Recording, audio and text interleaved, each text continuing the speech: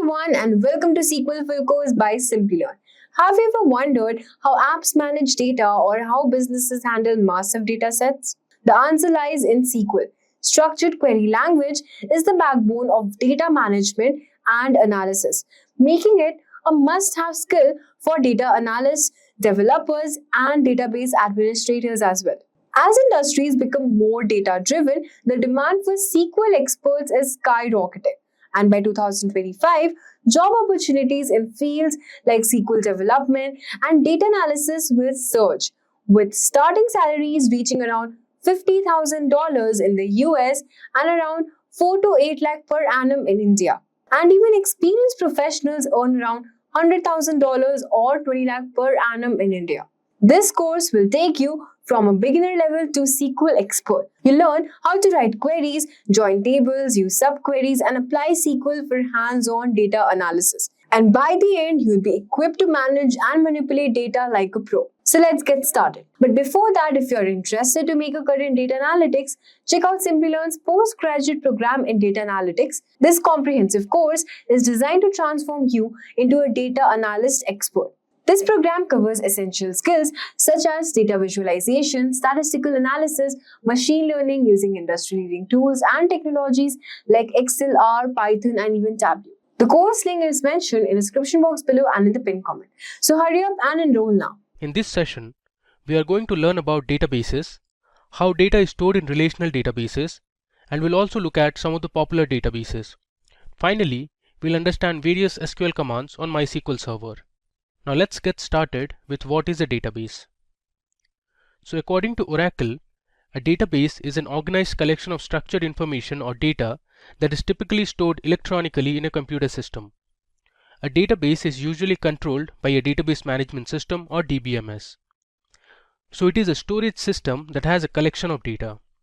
Relational databases store data in the form of tables that can be easily retrieved, managed, and updated. You can organize data into tables, rows, columns, and index it to make it easier to find relevant information. Now talking about some of the popular databases, we have MySQL database, we also have Oracle database, then we have MongoDB, which is a NoSQL database. Next, we have Microsoft SQL Server. Next, we have Apache Cassandra, which is a free and open source NoSQL database. And finally, we have PostgreSQL. Now, let's learn what is SQL. So SQL is a domain-specific language to communicate with databases. SQL was initially developed by IBM. Most databases use structured query language or SQL for writing and querying data. SQL commands help you to store, process, analyze, and manipulate databases. With this, let's look at what a table is. So this is how a table in a database looks like. So here you can see the name of the table is players. On the top, you can see the column names. So we have the player ID, the player name, the country to which the player belongs to, and we also have the goals scored by each of the players. So these are also known as fields in a database. Here, each row represents a record or a tuple. So you have the player ID, which is 103 here, the name of the player is Daniel, he is from England, and the number of goals he has scored is 7. So you can use SQL commands to query, update, insert records, and do a lot of other tasks. Now we'll see what the features of SQL are. SQL lets you access any information stored in a relational database. With SQL queries, data is extracted from the database in a very efficient way. The structured query language is compatible with all database systems from Oracle, IBM to Microsoft, and it doesn't require much coding to manage databases. Now we will see applications of SQL. SQL is used to create a database, define its structure, implement it, and lets you perform many functions. SQL is also used for maintaining an already existing database. SQL is a powerful language for entering data, modifying data, and extracting data in a database. SQL is extensively used as a client-server language to connect the front end with the back end, thus supporting the client-server architecture. SQL, when deployed as Data Control Language (DCL), helps protect your database from unauthorized access. If you categorize the steps to become a data analyst, these are the ones. Firstly, you need to focus on skills. Followed by that, you need to have a proper qualification. Then test your skills by creating a personal project, an individual project. Followed by that, you must focus on building your own portfolio to describe your caliber to your recruiters. And then target to the entry-level jobs or internships to get exposure to the real-world data problems. So these are the 5 important steps. Now let's begin with the step 1, that is skills. So skills are basically categorized into 6 steps: data cleaning, data analysis, data visualization, problem solving, soft skills, and domain knowledge. So these are the tools: Excel, MySQL, R programming language, Python programming language, some data visualization tools like Tableau, Power BI, and next comes the problem solving. So these are basically the soft skill parts. Problem solving skills, domain knowledge, the domain in which you're working, maybe a pharma domain, maybe a banking sector, maybe automobile domain, etc. And lastly, you need to be a good team player so that you can actively work along with the team and solve the problem collaboratively. Now, let's move ahead and discuss each and every one of these in a bit more detail. Starting with Microsoft Excel. While advanced tools are prevalent, proficiency in Excel remains vital for data analysts. Excel versatility in data manipulation, visualization, and modeling is unmatched. It serves as a foundational tool for initial data exploration and basic analysis. Data management. Database management skill is indispensable for data analysts. As data volumes soar, efficient management and retrieval from databases is critical. Proficiency in database systems and querying languages like SQL ensures analysts can access and manipulate data seamlessly. Followed by that, we have statistical analysis. Statistical analysis allows analysts to uncover hidden trends, patterns, and correlationships within data, facilitating evidence-based decision making.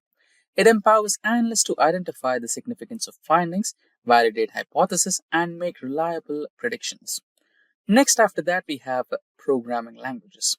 Proficiency in programming languages like Python is essential for data analysts.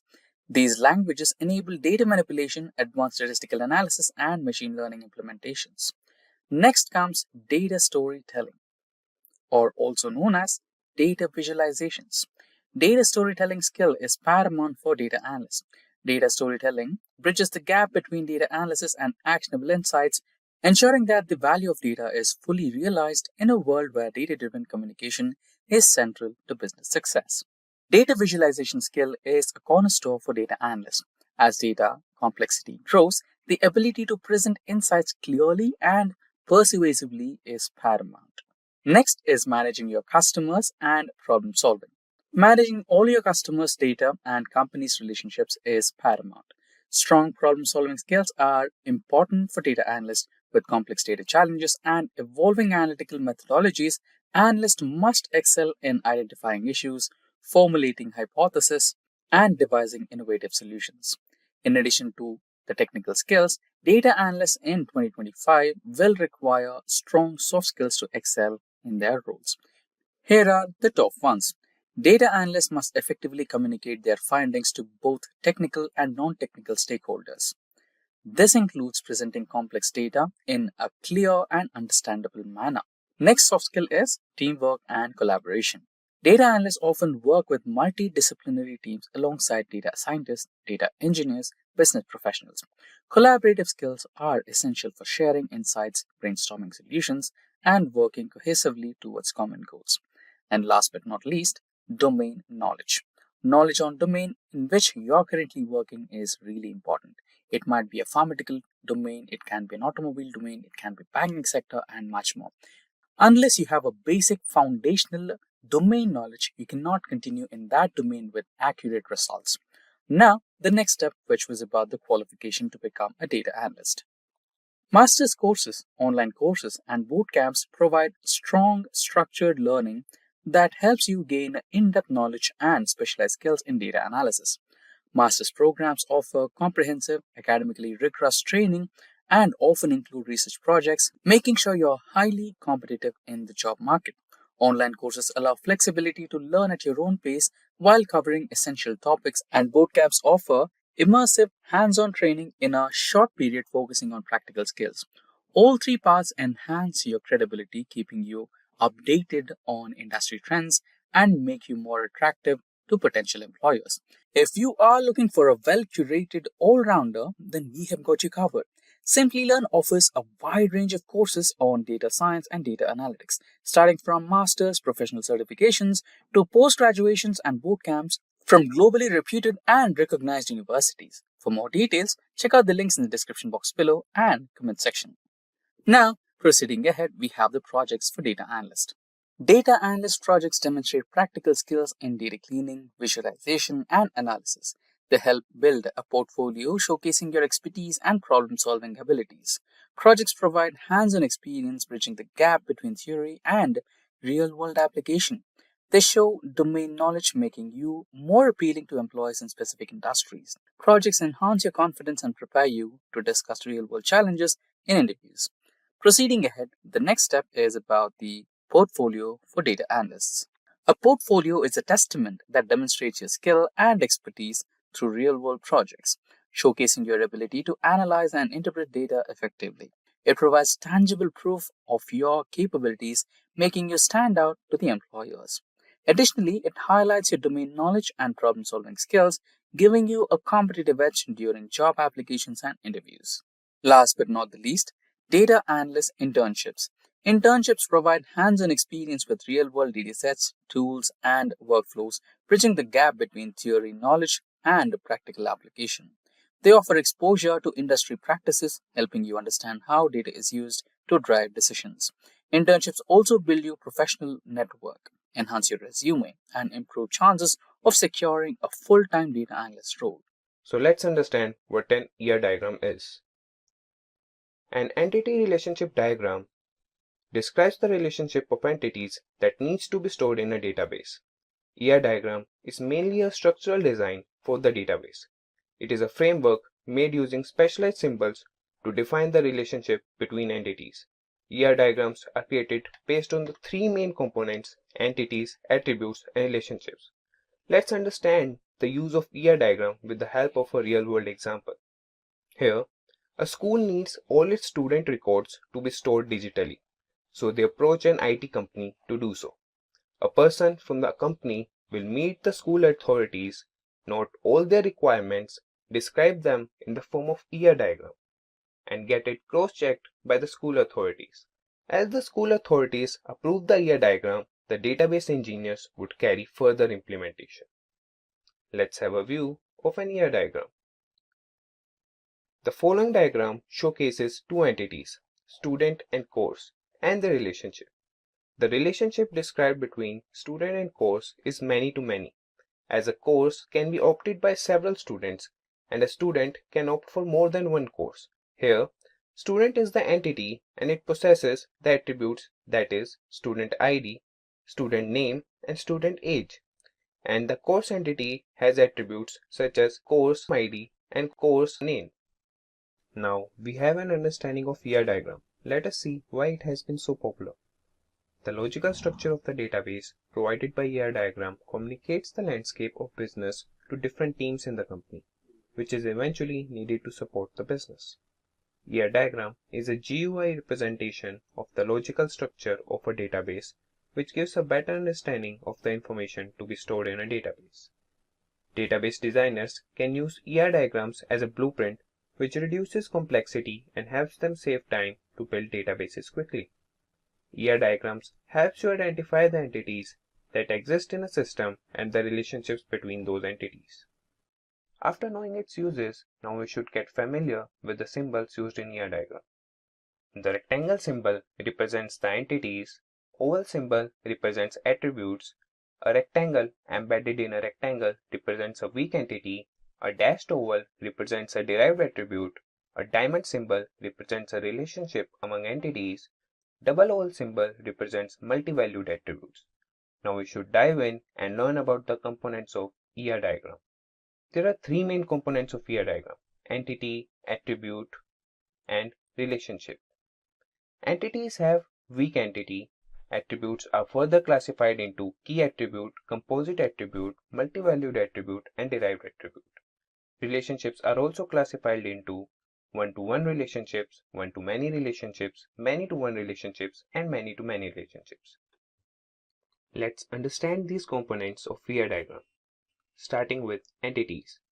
An entity can be either a living or a non-living component. An entity is showcased as a rectangle in an ER diagram. Let's understand this with the help of an ER diagram. Here, both student and course are in rectangular shape and are called entities, and they represent the relationship study in a diamond shape. Let's transition to weak entity. An entity that makes reliance over another entity is called a weak entity. The weak entity is showcased as a double rectangle in ER diagram. In the example below, the school is a strong entity because it has a primary key attribute school number. Unlike the school, the classroom is a weak entity because it does not have any primary key, and the room number attribute here acts only as a discriminator and not a primary key. Now, let us know about attributes. Attribute. An attribute exhibits the properties of an entity. An attribute is illustrated with an oval shape in an ER diagram. In the example below, student is an entity and the properties of student such as address, age, name, and roll number are called its attributes. Let's see our first classification under attribute, that is key attribute. The key attribute uniquely identifies an entity from an entity set. The text of a key attribute is underlined. In the example below, we have a student entity and it has attributes name, address, roll number, and age. But here, roll number can uniquely identify a student from a set of students. That's why it is termed as a key attribute. Now, we will see composite attribute. An attribute that is composed of several other attributes is known as a composite attribute. An oval showcases the composite attribute, and the composite attribute oval is further connected with other ovals. In the example below, we can see an attribute name, which can have further subparts such as first name, middle name, and last name. These attributes with further classification is known as composite attribute. Now, let's have a look at multi-valued attribute. An attribute that can possess more than one value are called multi-valued attributes. These are represented as double oval shape. In the example below, the student entity has attributes phone number, roll number, name, and age. Out of these attributes, phone number can have more than one entry, and the attribute with more than one value is called multi-valued attribute. Let's see derived attribute. An attribute that can be derived from other attributes of the entity is known as a derived attribute. In the ER diagram, the derived attribute is represented by dashed oval, and in the example below, student entity has both date of birth and age as attributes. Here, age is a derived attribute as it can be derived by subtracting current date from the student date of birth. Now, after knowing attributes, let's understand relationship in ER diagram. A relationship is showcased by the diamond shape in the ER diagram. It depicts the relationship between two entities. In the below example, student, study, course. Here, both student and course are entities and study is the relationship between them. Now, let's go through the type of relationship. First is one-to-one relationship. When a single element of an entity is associated with a single element of another entity, this is called one-to-one relationship. In the example below, we have student and identification card as entities. We can see a student has only one identification card and an identification card is given to one student. It represents a one-to-one relationship. Let's see the second one, one-to-many relationship. When a single element of an entity is associated with more than one element of another entity is called one-to-many relationship. In the below example, a customer can place many orders, but a particular order cannot be placed by many customers. Now, we will have a look at many-to-one relationship.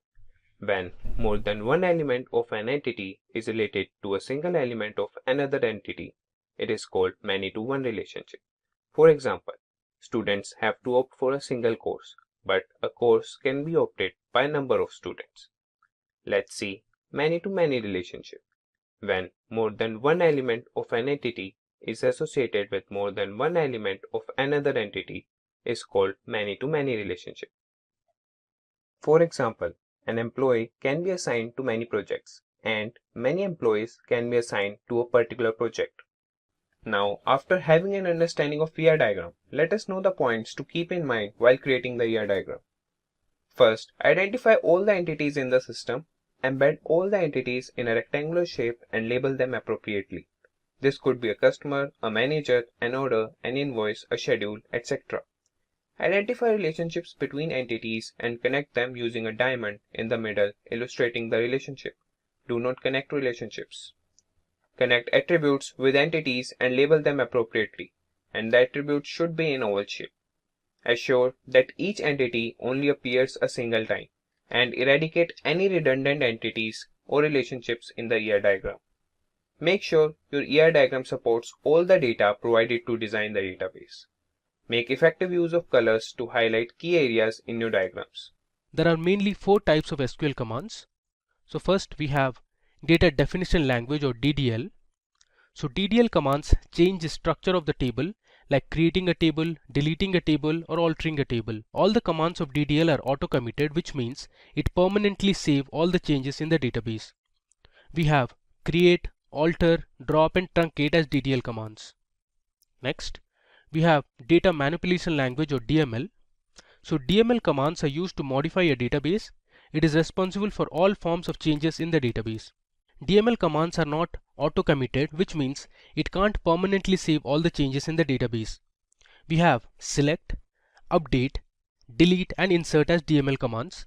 Now select command is also referred to as DQL or data query language. Third, we have data control language or DCL. So DCL commands allow you to control access to data within the database.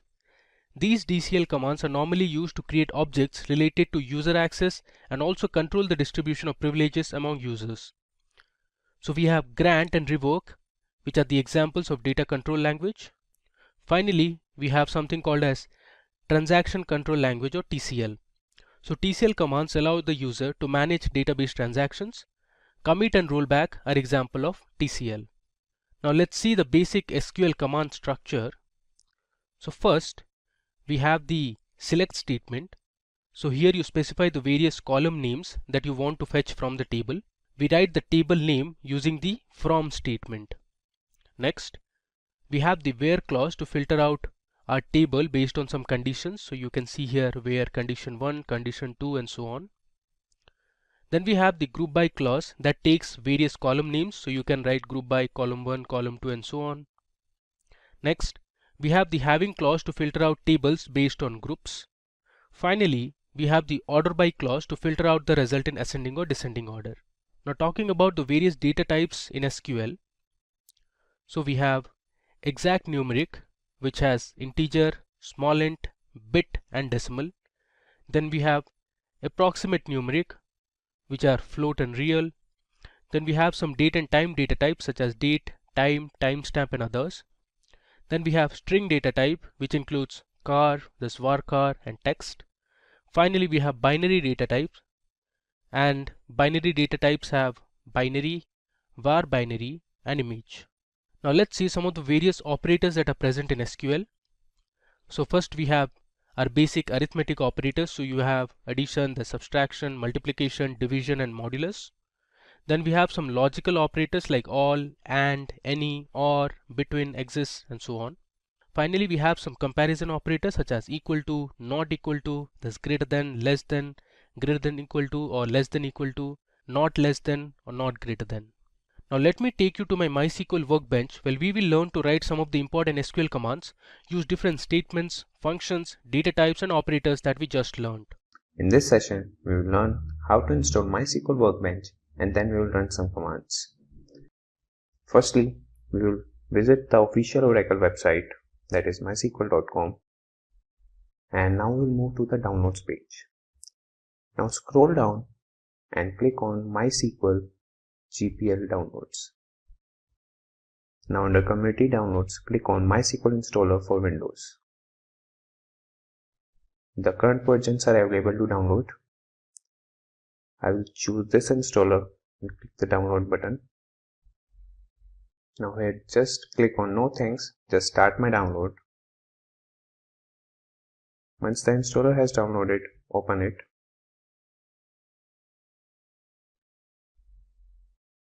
You may be prompted for permission. Click Yes. This opens the installer. You will be asked to choose the setup type. We will go with Custom. Click Next. Now you have to select the products you want to install. We will install only the MySQL Server, MySQL Shell and the MySQL Workbench. Expand MySQL Servers by double-clicking on it and choose the version you want to install and click on this arrow. Now you have to do the same thing for applications. Expand Applications and choose the MySQL Workbench version you want to install and click on the arrow. And we'll do the same thing for MySQL Shell. We'll choose the latest version, click on the arrow. So these are the products that have to be installed in a system. Now we'll click Next. I'll click Execute to download and install the server. This may take a while depending on your internet speed. As the download is completed, click Next. Now you see the product configuration. Click Next. Now we will configure our SQL Server instance. Here we will go with the default settings and click Next. And under Authentication, select Use Strong Password Encryption for authentication, which is recommended, and click on Next. Now here set the password for your root user. By the way, root is the default user. This user will have access to everything. I will set my password.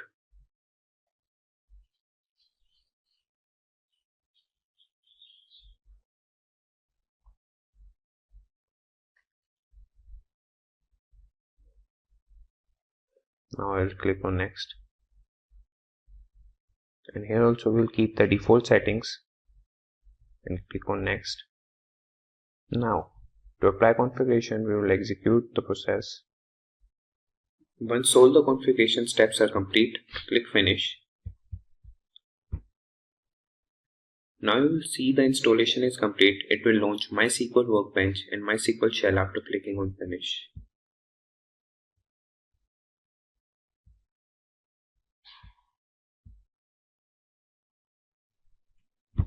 Now the Shell and Workbench has started.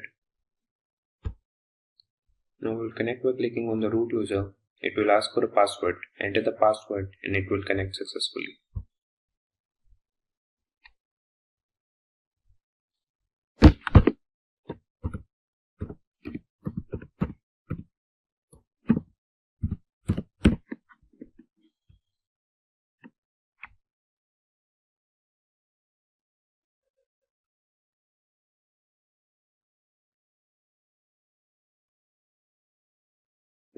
The workbench has started.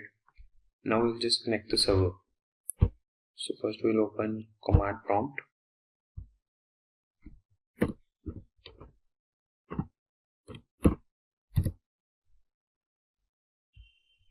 Now we'll reach the path where MySQL files are present.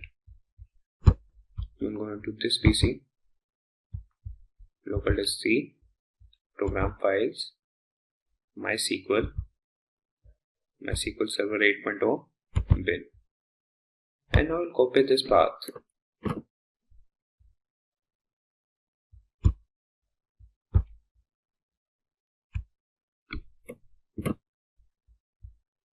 Now I'll open the command prompt and write a command cd space and paste the link and press enter. Now I'll write another command that will be MySQL -u space root -p and press enter. Now it will ask for your password. Just enter the password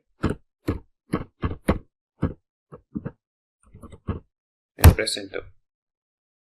Now the server has started and now we'll see some commands in MySQL Workbench. First we will open MySQL Workbench.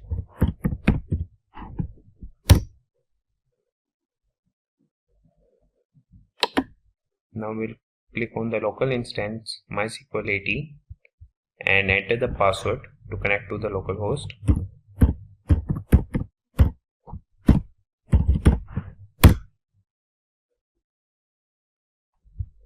The MySQL workbench has started. Now we will see some commands. The first command we will see is show databases. Show databases semicolon, and now we will select the whole command and click on this execute button, and here we will see the result in the result grid. These are the databases that are stored already in the database. Now there are 4 databases, that is Information Schema, MySQL, Performance Schema and SYS. Now we will select one of the database. We will use MySQL.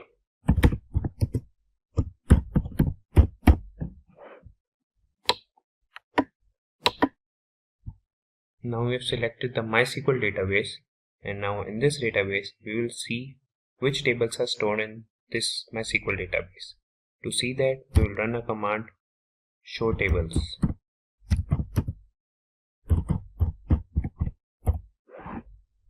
We'll select the command and click on the execute button. These are the tables that are stored in this MySQL database, that is columns, underscore prive, component, DB and much more. Now let me now go ahead and open my MySQL workbench. So in the search bar I'll search for MySQL workbench. You can see I'm using the 8.0 version. I'll click on it, and here it says welcome to MySQL workbench, and below under connections you can see I have already created a connection which says local instance.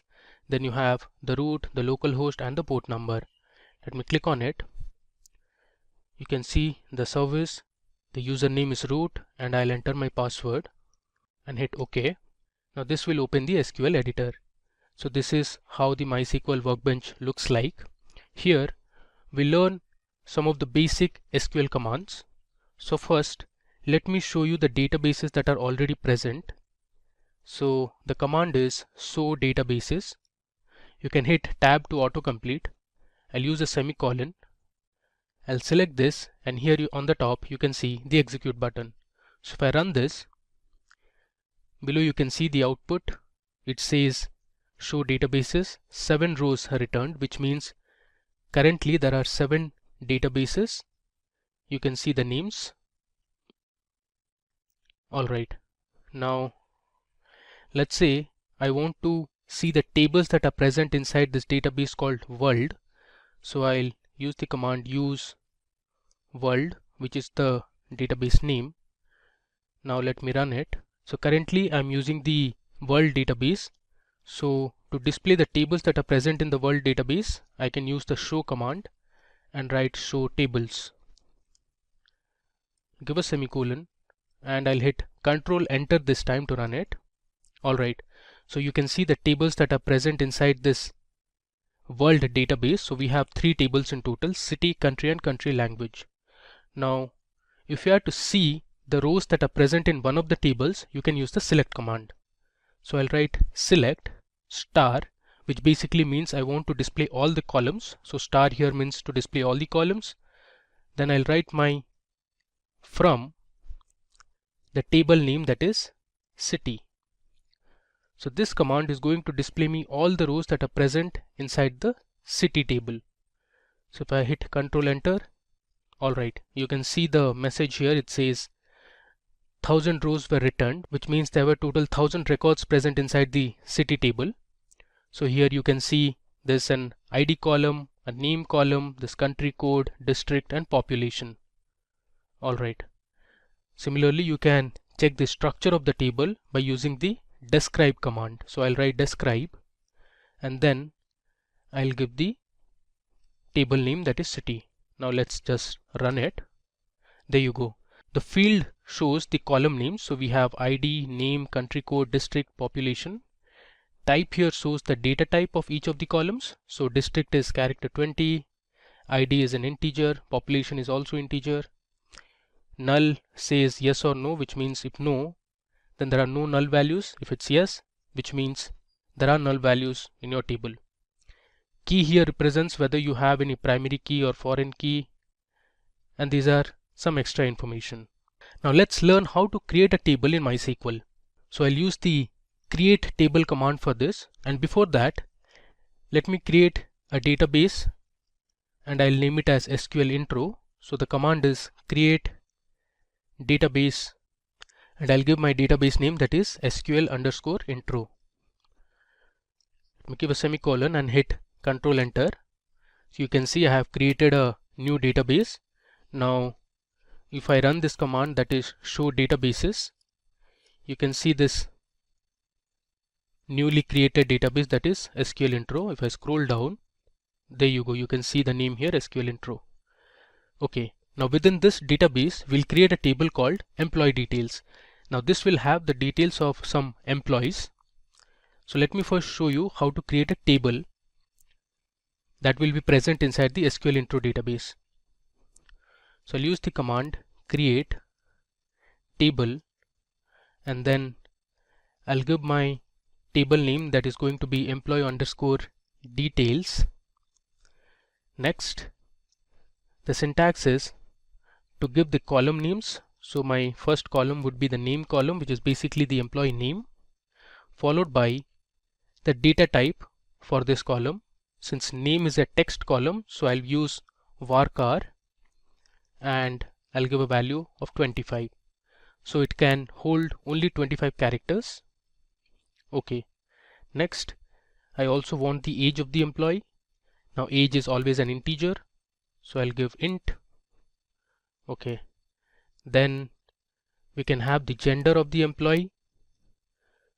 So gender can be represented as F or M, F for female and M for male.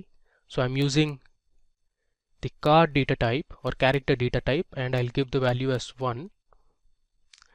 Then let's have the date of join or DOJ, and this is going to be of data type date.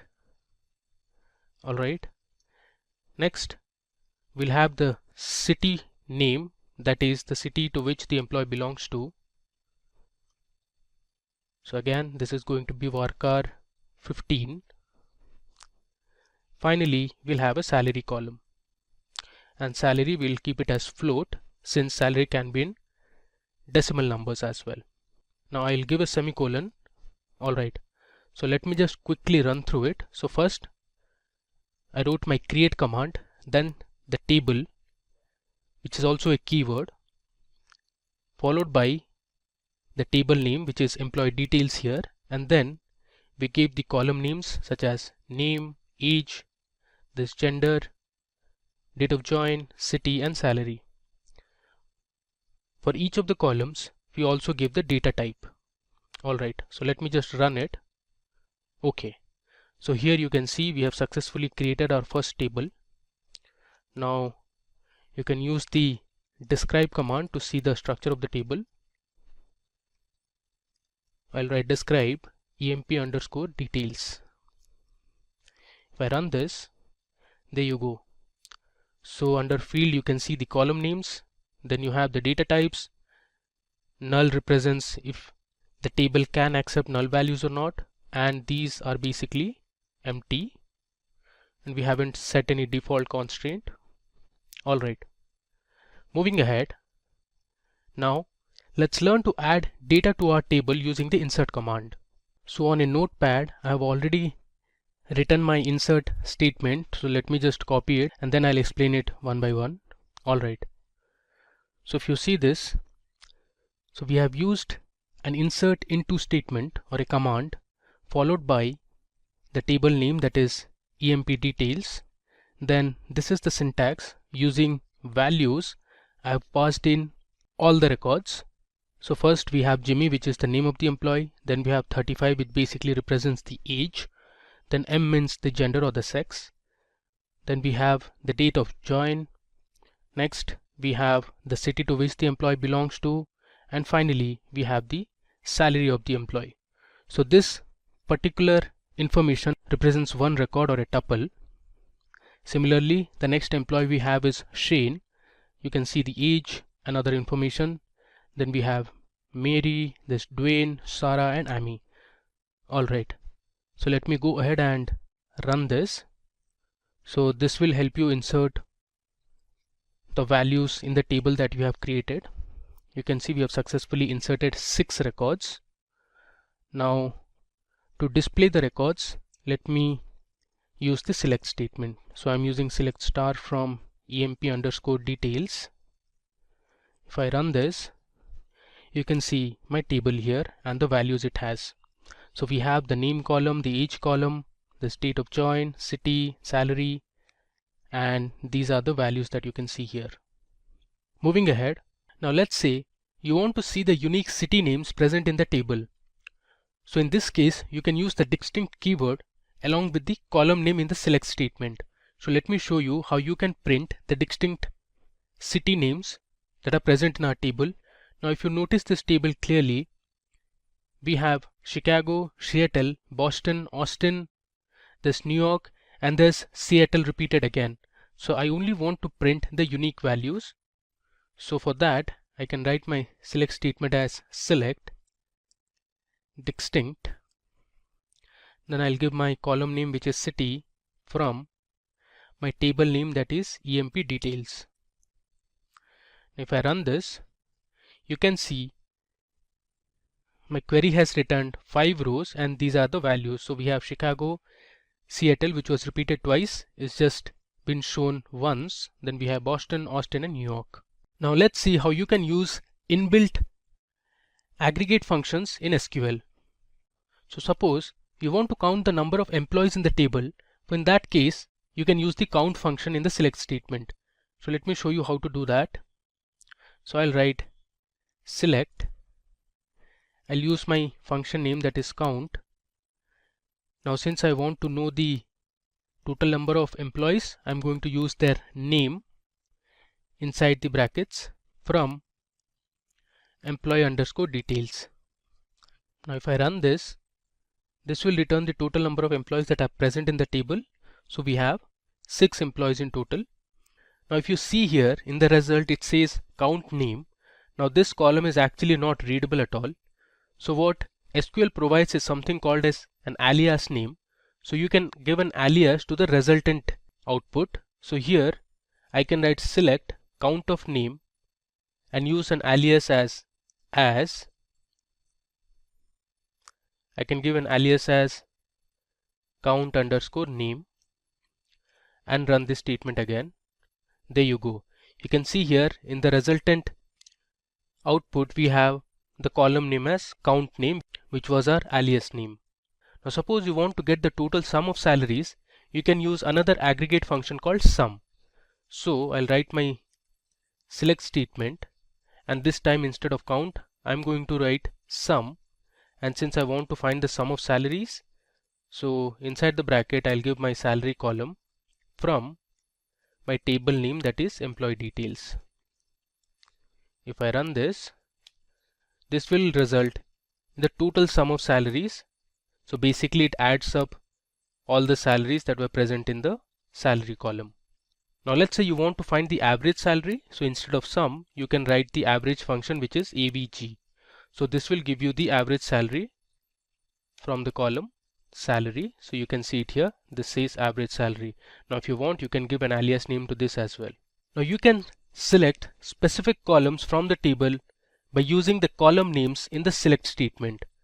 So initially we were selecting all the columns. For example, like you saw here, the star represents that we want to see all the columns from the employee details table.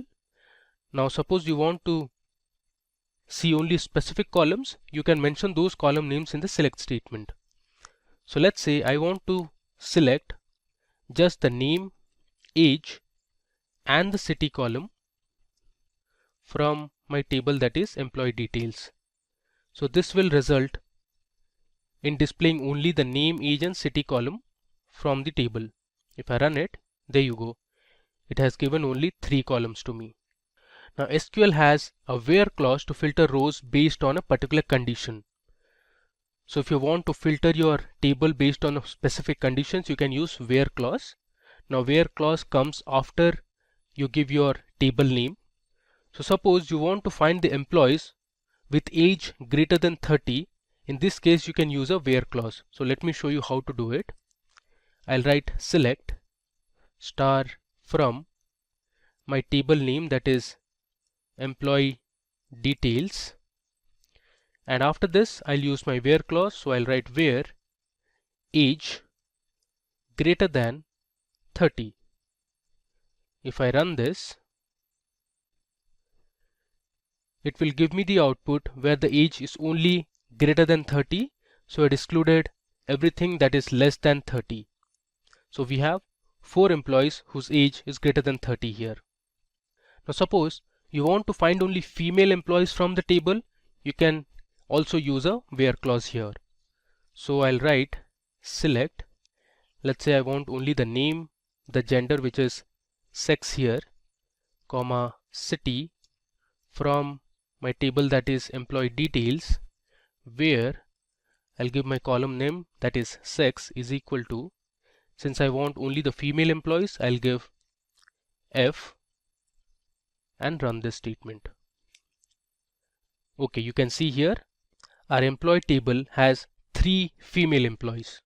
Now suppose you want to find the details of the employees who belong to Chicago or Austin. In this case you can use the OR operator.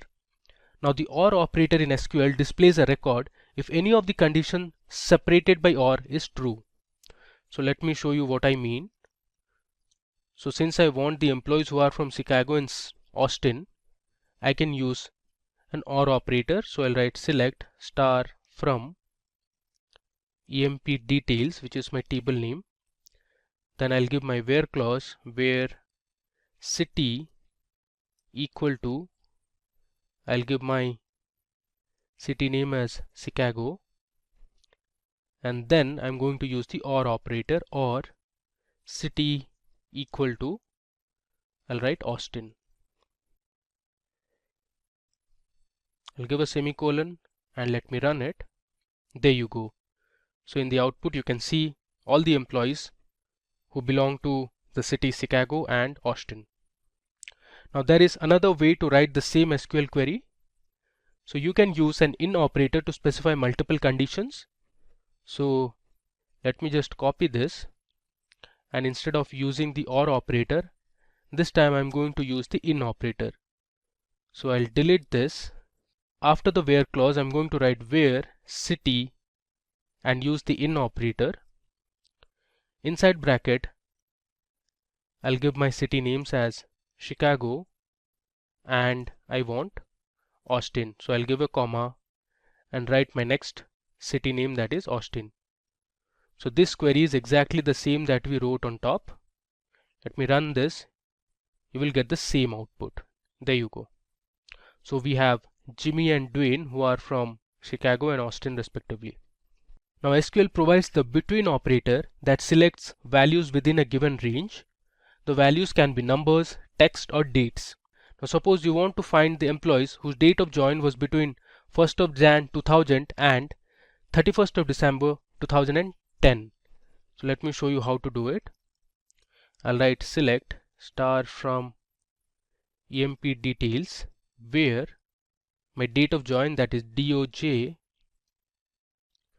between, I'll give my two date values, that is 1st of Jan 2000 and I'll give my second value, the date value, that is 31st of December 2010. So every employee who has joined between these two dates will be displayed in the output. If I run it, we have two employees who had joined between 2000 and 2010. So we have Jimmy and Mary here who had joined in 2005 and 2009 respectively. Alright. Now in where clause, you can use the AND operator to specify multiple conditions. Now the AND operator displays a record if all the conditions separated by AND are true. So let me show you an example. I'll write select star from employee details table where I want the age to be greater than 30 and I want sex to be male. Alright, so here you can see I have specified two conditions. So if both the conditions are true, only then it will result in an output. If I run it, you can see there are 2 employees who are male and their age is greater than 30. Now let's talk about the group by statement in SQL. So the group by statement groups rows that have the same values into summary rows. Like, for example, you want to find the average salary of customers in each department. Now the group by statement is often used with aggregate functions such as count, sum and average to group the result set into one or more columns. Let's say we want to find the total salary of employees based on their gender. So in this case you can use the group by clause. So I'll write select, let's say sex, comma, I want to find the total sum of salary, as I'll give an alias name, let's say total salary, from my table name, that is employee details. Next I'm going to group it by sex. Okay, let me run it. There you go. So we have 2 genders, male and female, and here you can see the total salary. So what this SQL statement did was, first it grouped all the employees based on the gender and then it found the total salary. Now SQL provides the order by keyword to sort the result set in ascending or descending order. Now the order by keyword sorts the records in ascending order by default. To sort the records in descending order, you can use the DESC keyword. So let's say I want to sort my employee details table in terms of salary. So I'll write select star from emp underscore details, and I'll use my order by clause on the salary column. So this will sort all the records in ascending order of their salary, which is by default. You can see the salary column is sorted in ascending order. Now suppose you want to sort the salary column and display it in descending order, you can use this keyword, that is DESC. Let me run it. You can see the output. Now this time the salary is sorted in descending order and you have the other values as well. Now let me show you some basic operations that you can do using the select statement. So suppose I write select and do an addition operation, let's say 10 plus 20, and I'll give an alias name as addition. If I run this, it will give me the sum of 10 and 20, that is 30. Similarly, you can use the subtraction operator and you can change the alias name as, let's say, subtract. Let's run it. You get minus 10. Now there are some basic inbuilt functions. There are a lot of inbuilt functions in SQL, but here I'll show you a few. Suppose you want to find the length of a text or a string, you can use the length function. So I'll write select and then use the length function. I'll hit tab to autocomplete. Let's say I want to find the length of country India, and I'll give an alias as total length. If I run it, you see here it returns 5 because there are 5 letters in India. There's another function called repeat. So let me show you how repeat works. So I'll write select repeat. Let's say I want to repeat the symbol that is at the rate. I'll put it in single quotes because it is a text character, and I want to repeat this character for 10 times. Close the bracket and let's run it. You can see here in the output it has printed at the rate 10 times. You can count it. Alright. Now let's say you want to convert a text or a string to uppercase or lowercase. You can do that as well. So I'll write select and use the function called upper. Let's say I want to convert my string, that is India, to uppercase. I'm not giving in any alias name. If I run this, see, my input was capital I and everything else was in small letter. In the output you can see it is converted my input to all caps. Similarly, you can change this. Let's say you want to print something in lowercase, you can use the lower function. Let's say This time everything is in uppercase. If I run it, it converts India to lowercase. Now let's explore a few date and time functions. Let's say you want to find the current date. There's a function called CUR, which stands for current, and this is the function I'm talking about, which is current date. If I run this, you will get the current date, that is 28th of Jan 2021. And let's say you want to extract the day from a date value, so you can use the day function. Let's say I'll use day, and I want to find the day from my current date. If I run this, you get 28, which is today's day. Now similarly, you can also display the current date and time. So for that, you can use a function that is called now. So this will return the current date and time. You can see this is the date value, and then we have the current time. Alright. And this brings us to the end of our demo session. So let me just scroll through whatever we have learned. So first, I showed you how you can see that databases present in MySQL. Then we used one of the databases and checked the tables in it. Then we created another database called SQL Intro for our demo purpose. We used that database, and then we created this table called employee details with column names like name, integer, the sex, date of join, city, and salary. I showed you the structure of the database. Let me run this again so you get an idea. You can see this was the structure of our table. Then we went ahead and inserted a few records. So we inserted records for 6 employees. So you have the employee name, the age, the gender, the date of join, the city to which the employee belongs to, and the salary of the employee.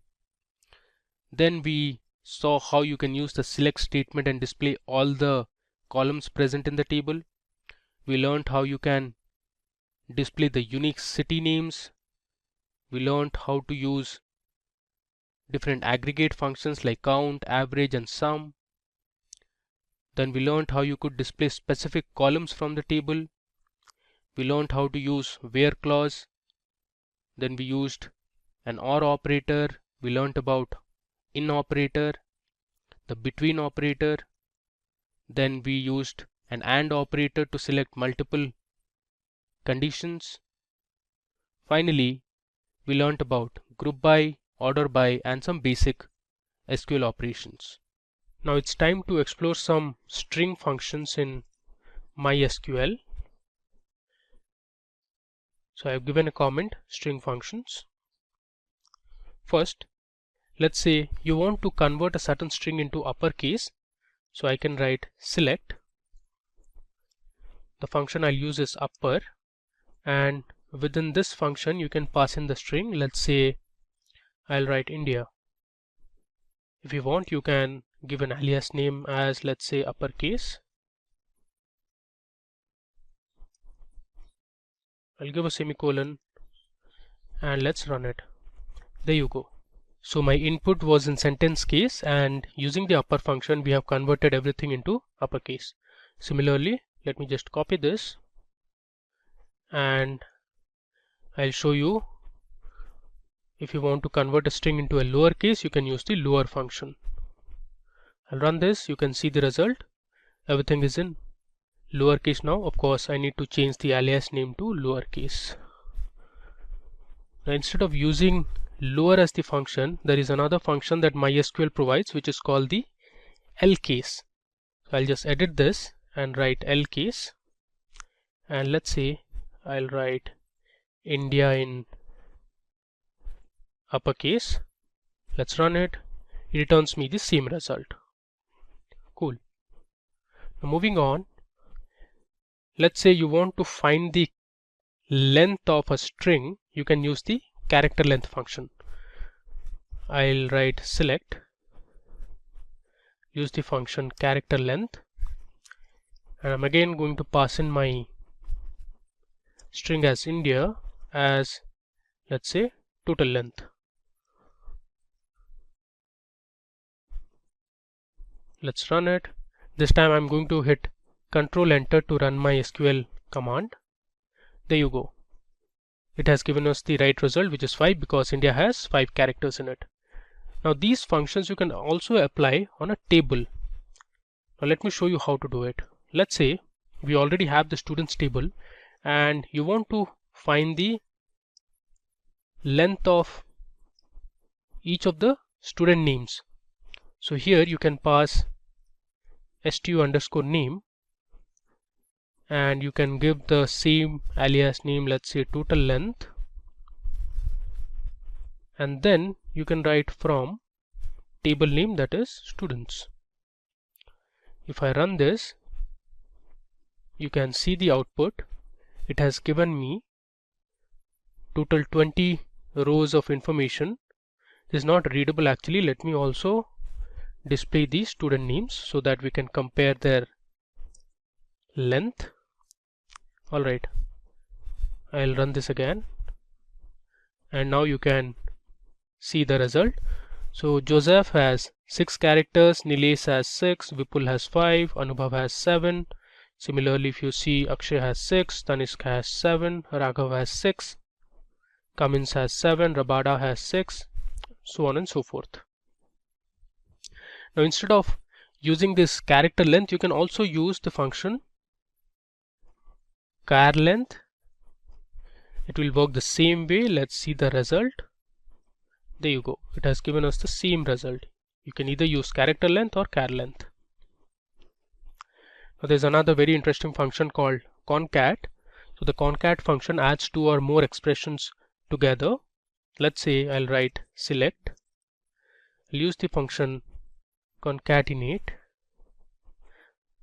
The function is actually concat, and I'm going to pass in my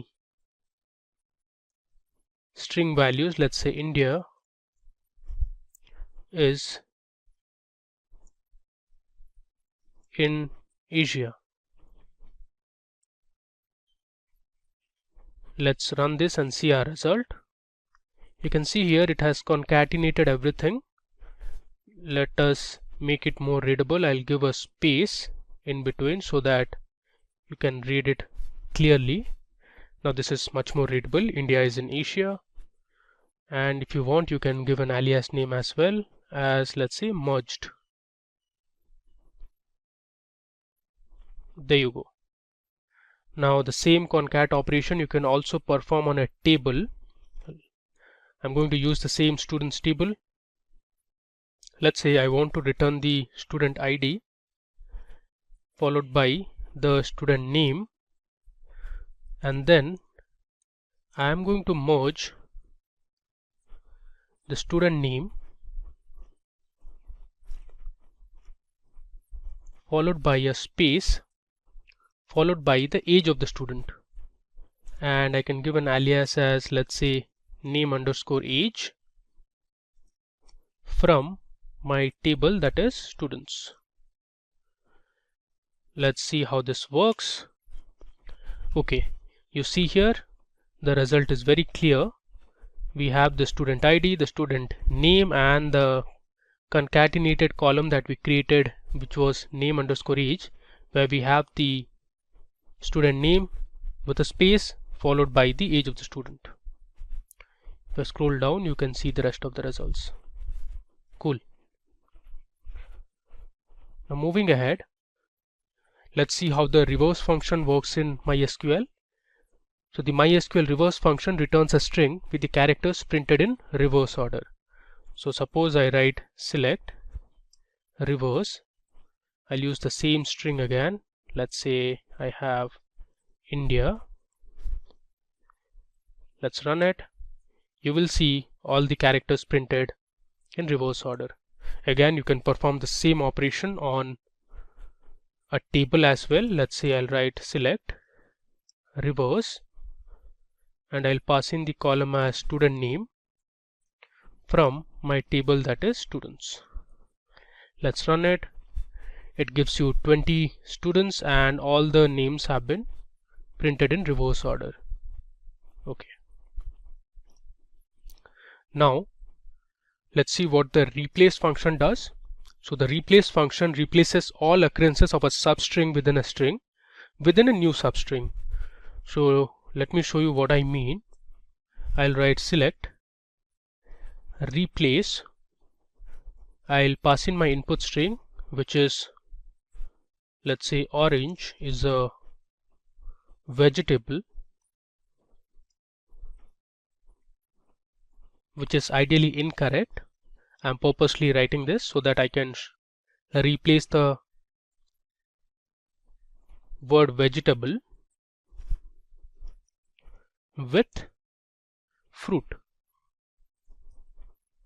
Okay, so what this replace function does is, it is going to find where my word vegetable is within the string, my input string, and it is going to replace my word vegetable with fruit. Let's run it and see the output. There you go. Now this is correct, which is orange is a fruit. Alright. Now MySQL also provides some trim functions. You can use the left trim, right trim, and just the trim function. So let me show you how this left trim works. Left trim or L trim removes the leading space characters from a string passed as an argument. So say I write select, I'll use the left trim function, which is L trim, and then I'm going to purposely give a few spaces in the beginning of the string. I'll give a word, let's say India, and then I'll give some space after the word India, and see how the L trim works. If I run this, it gives me India, which is fair enough. But before that, let's first find the length of my string. So I'll use my length function here, and within this function I am going to find the length of my string, which has India along with some leading and trailing spaces. I'll paste this here, give a semicolon, and I'll run it. Okay, so the entire string is 17 characters long, or the length of the string is 17. Now say I use ltrim on my same string, what it returns me is India, and if I run length over it, you can see the difference, as in you can see how many spaces were deleted from the left of the string. You can see here, now it says 17, and I'm going to use ltrim.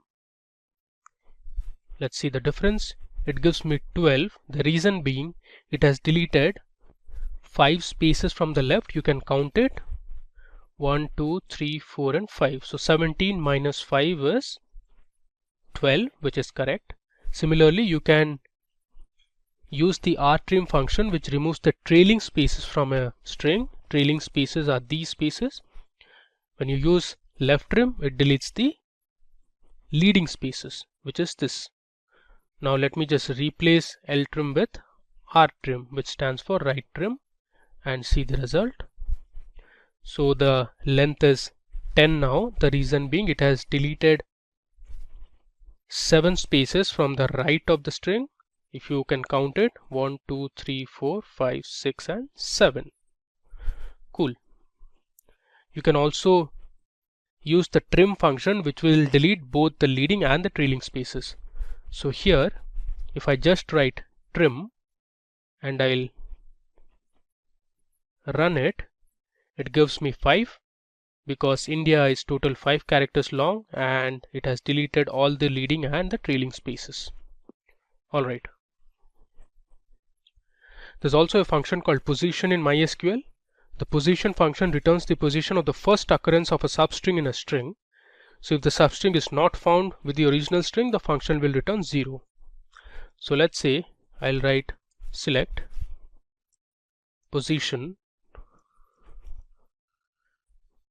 I want to find where fruit is in my string, that is orange is a fruit. I'll give an alias as name. There's some error here. This should be within double quotes. Now let's run it and see the result. Okay, it says at the 13th place or at the 13th position we have the word fruit in our string, which is orange is a fruit. Now the final function we are going to see is called ASCII. So the ASCII function returns the ASCII value for a specific character. Let's say I write select ASCII of the letter small a. If I run this, it will give me the ASCII value, which is 97. Let's say you want to find the ASCII value of 4. Let's see the result. It gives me 52. Alright. In this session, we are going to learn two important SQL statements or clauses that are widely used, that is group by and having. First, we'll understand the basics of group by and having, and then jump into MySQL Workbench to implement these statements. So let's begin. First, what is group by in SQL? So the group by statement or clause groups records into summary rows and returns one record for each group. It groups the rows with the same group by item expressions and computes aggregate functions for the resulting group. A group by clause is a part of select expression. In each group, no two rows have the same value for the grouping column or columns. Now below, you can see the syntax of group by. So first we have the select statement, and then followed by the column names that we want to select. From, we have the table name, followed by the where condition, and next we have the group by clause, and here we include the column names. Finally, we have the order by and the column names. Now here is an example of the group by clause. So we want to find the average salary of employees for each department. So here you can see we have the employees table. It has the employee ID, the employee name, the age of the employee, we have the gender, the date on which the employee had joined the company, then we have the department to which each of these employees belong to, we have the city to which the employees belong to, and then we have the salary in dollars. So actually we'll be using this employees table on MySQL Workbench as well. So if you were to find the average salary of employees in each department, so this is how your SQL query with group by clause would look like. So we have selected department, and then we are using an aggregate function, that is AVG, which is average, and we have chosen the salary column, and here we have given an alias name, which is average underscore salary, which appears in the output, you can see here, from employees, and we have grouped it by department. So here in the output you can see we have the department names and the average salary of the employees in each department. Now let me take you to my MySQL Workbench, where we will implement group by and solve specific problems. Okay, so I am on my MySQL Workbench. So let me make my connection first. I'll enter the password. So this will open my SQL editor. So first of all, let me check the databases that I have. So I'll use my query, that is show databases. Let's run it.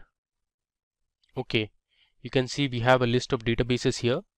I'm going to use my SQL underscore intro database. So I'll write use SQL underscore intro. So this will take us inside this database. I'll run it. Alright. Now you can check the tables that are present in SQL underscore intro database. If I write show tables, you can see the list of tables that are already present in this database. To do our demo and understand group by as well as having, let me first create an employee table. So I'll write create table employees. Next, I'll give my column name as employee underscore ID, which is the ID for each employee. I'll give my data type as integer, and I'll assign employee ID as my primary key. Next, I'll give employee underscore name, and my data type would be varchar. I'll give the size as 25. My third column would be the age column.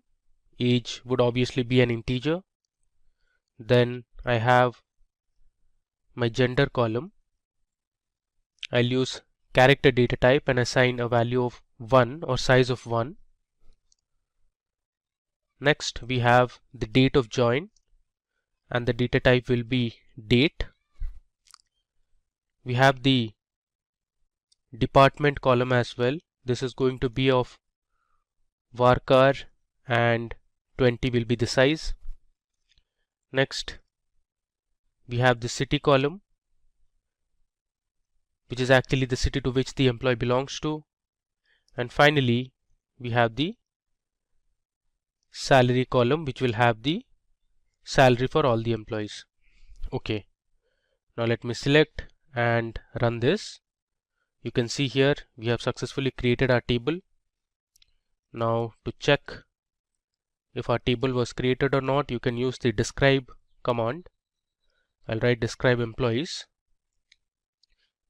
You can see the structure of the table so far. Alright, now it's time for us to insert a few records into this employees table. So I'll write insert into employees, and I'll copy paste the records which I have already written on a notepad. So let me show you. So this is my EMP notepad, and you can see I have already put the information for all the employees. So let me just copy this and we'll paste it here. Alright, let me go to the top and verify if all the records are fine. Alright, so let's run our insert query. Okay, so you can see here we have inserted 20 rows of information, and now let's check the table information or the records that are present in our employees table. I'll write select star from employees. If I run it, you can see here I have my employee ID, the employee name, age, gender, we have the city, salary, and in total we have inserted 20 records. Now let me run a few SQL commands to check how the structure of our table is. Let's say I want to see the distinct cities that are present in our table. So I'll write select distinct city from employees. If I run this, you see here there are total 8 different cities present in our employees table. So we have Chicago, there's Seattle, Boston, we have New York, Miami, and Detroit as well. Now let's say you want to know the total number of departments that are present. So you can use distinct department. If I run this, alright, you can see we have 7 rows returned, and here are the department names. So we have sales, marketing, product, tech, IT, finance, and HR. Alright, now let me show you another SQL command. Now this is to use an aggregate function. So I want to find the average age of all the employees from the table. So I can write select AVG, which is the aggregate function for average. Inside that I have passed my age column from employees. If I run this, so the average age of all the employees in our table is 33.35. Now say you want to find the average age of employees in each department. So for this you need to use the group by clause. I'll give a comment here. I want to find the average age in each department. So I'll write select department, comma, I'll write average of age from employees group by department. Now if I run this, you can see here we have our 7 departments on the left, and on the right you can see the average age of employees in each of these departments. Now you can see here in the output it says AVG of age, which is not readable, so I can give an alias name as average age. Alright, I can bring this down, and if you want you can round the values also. So you can round the decimal places, so I'll use a round function before the average function, and the round function takes two parameters. One is the variable and the decimal place you want to round it to. So if I run this, there you go. You can see here we have the average age of all the employees in each of these departments. Alright.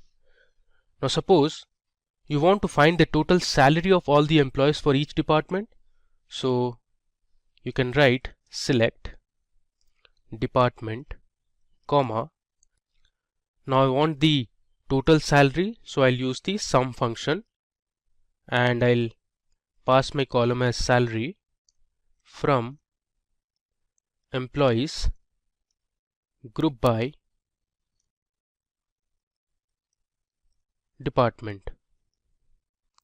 Let's run this query. You can see here in the output we have the different departments, and on the right you can see the total salary of all the employees in each of these departments. Now here also you can give an alias name as total underscore salary.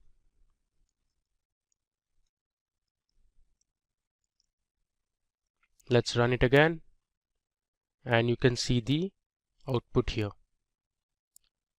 Alright, now moving ahead, you can also use the order by clause along with the group by clause.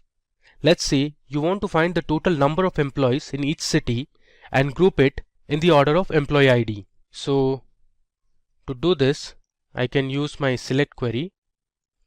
I'll write select count of, let's say, employee ID, and I want to know the city as well, from employees group by city, and next you can use the order by clause.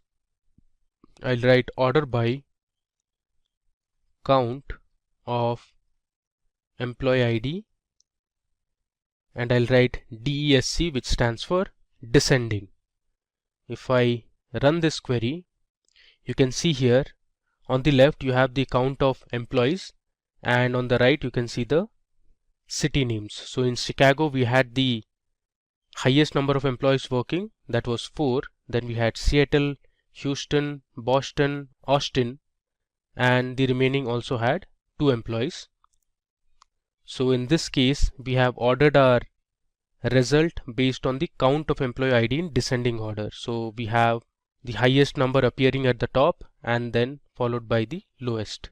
Okay, now let's explore another example.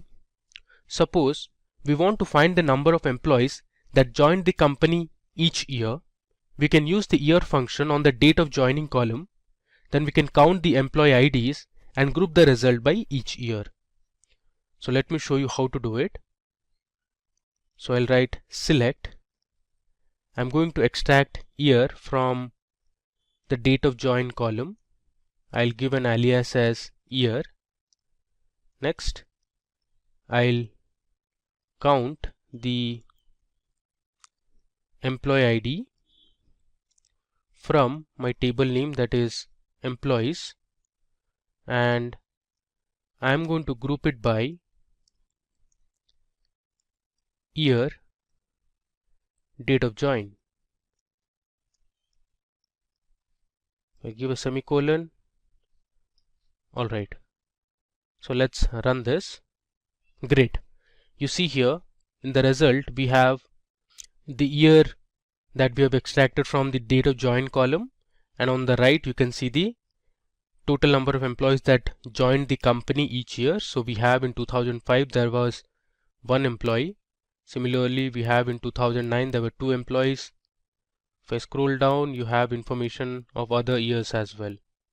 Now if you want, you can order this as well based on year or count. Okay. Now you can also use the group by to join 2 or more tables together. So To show you this operation, let me first create a sales table.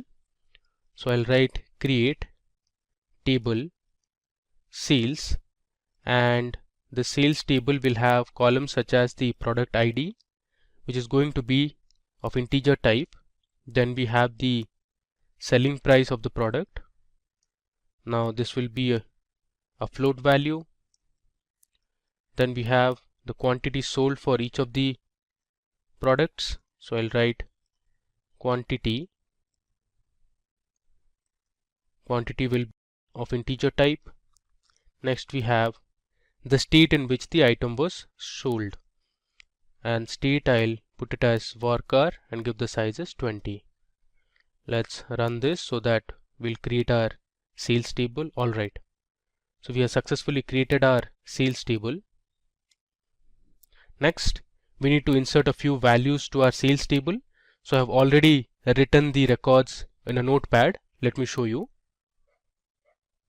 Okay, so here you can see I have my sales text file. Let me just copy these information. I'll just paste it on the query editor. Okay, now let me go ahead and run this insert command.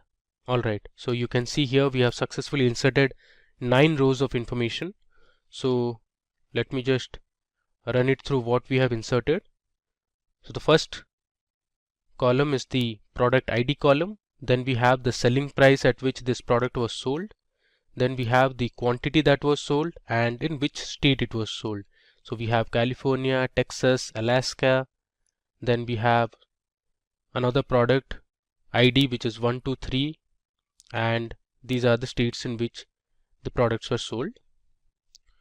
So let me just confirm with the select statement. I'll write select star from sales. If I run this, you can see we have successfully created our table. Okay, now suppose you want to find the revenue for both the product IDs 121 and let's say 123, since we have just 2 product IDs here. So for that you can use the select query. So I'll write select product ID. Next, I want to calculate the revenue. So revenue is nothing but selling price multiplied by the quantity. So I'll use the sum function to find the total revenue, and inside the sum function I'll use my selling price column multiplied by my quantity column. I'll give this an alias name as revenue from my table name, that is sales. Finally, I'll group it by product ID. Let's run it. There you go. So here you can see we have the 2 product IDs 121 and 123, and here you can see the revenue that was generated from these 2 products. Alright, now let's say we have to find the total profit that was made from both the products 121 and 123. So for that I'll create another table. Now this table will have the cost price of both the products. So let me create the table first. I'll write create table. Let's say the table name is C product, which stands for the cost price of the products. I'll give my first column as product ID. This will be an integer, and I'll have my second column as cost price. Cost price will have floating type values. Let's run this. So we have successfully created our product cost table. Now let me insert a few values into the C product table. So I'll write insert into C underscore product. I'll give my values for 121.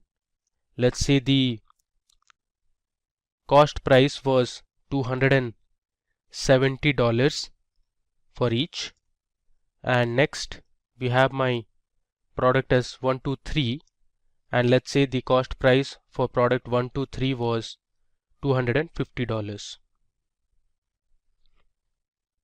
Let's insert these two values. Okay. Next, we'll join our sales table and the product cost table. So this will give us the profit that was generated for each of the products. So I'll write select C dot product underscore ID, comma, I'll write sum S dot sell underscore price. Now here C and S are alias names. So if I subtract my cost price from the selling price, that will return the profit that was generated. I'll multiply this with S dot quantity, close the bracket.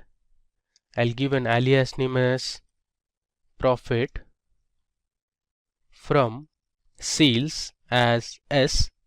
So here S stands for the sales table.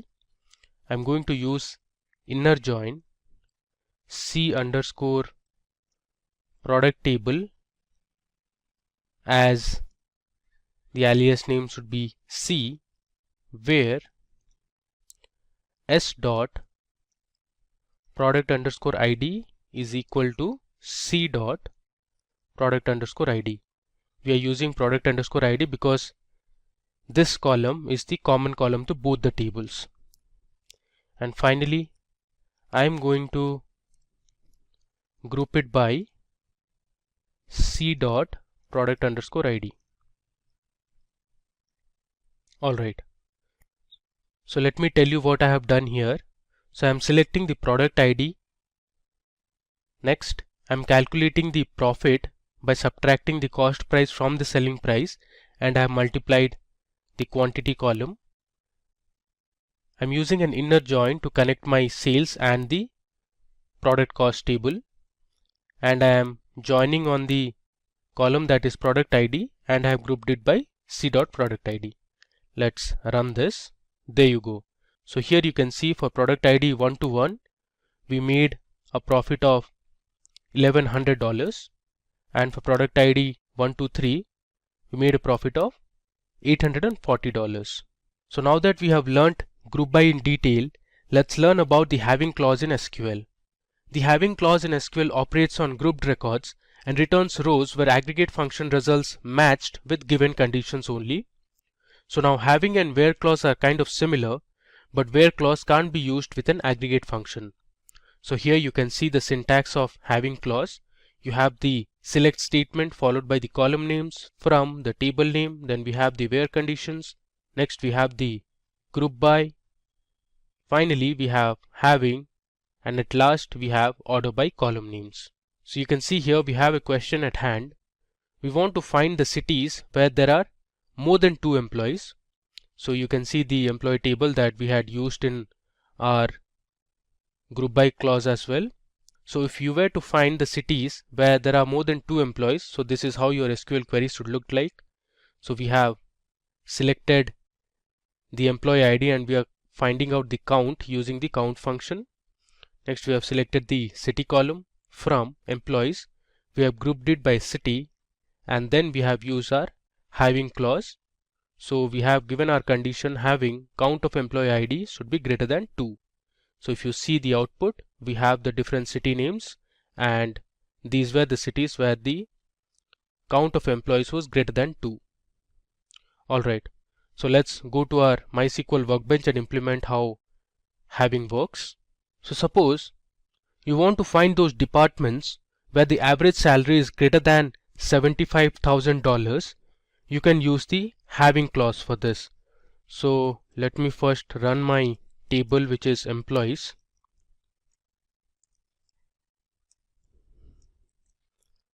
If I run this, you can see we had inserted 20 rows of information, and the last column we had was salary. So the question we have is, we want to find those departments where the average salary is greater than $75,000. So let me show you how to do it. So I'll write select department, comma, I'll use the aggregate function that is average salary. I'll give an alias name as avg underscore salary from employees. Next, we'll use the group by clause, and I want to group it by each department. And then I'm going to write my having clause. So in having clause, I'll use my condition that is having average of salary greater than $75,000. Let's run it and see the output. There you go. So here you can see there were total 3 departments in the company, that is sales, finance and HR, where the average salary is greater than $75,000. Okay. Next, let's say you want to find the cities where the total salary is greater than $200,000. So this will again be a simple SQL query. So I'll write select city, comma, I want to find the total salary, so I'll use the sum function and I'll pass my column as salary, as I'll give a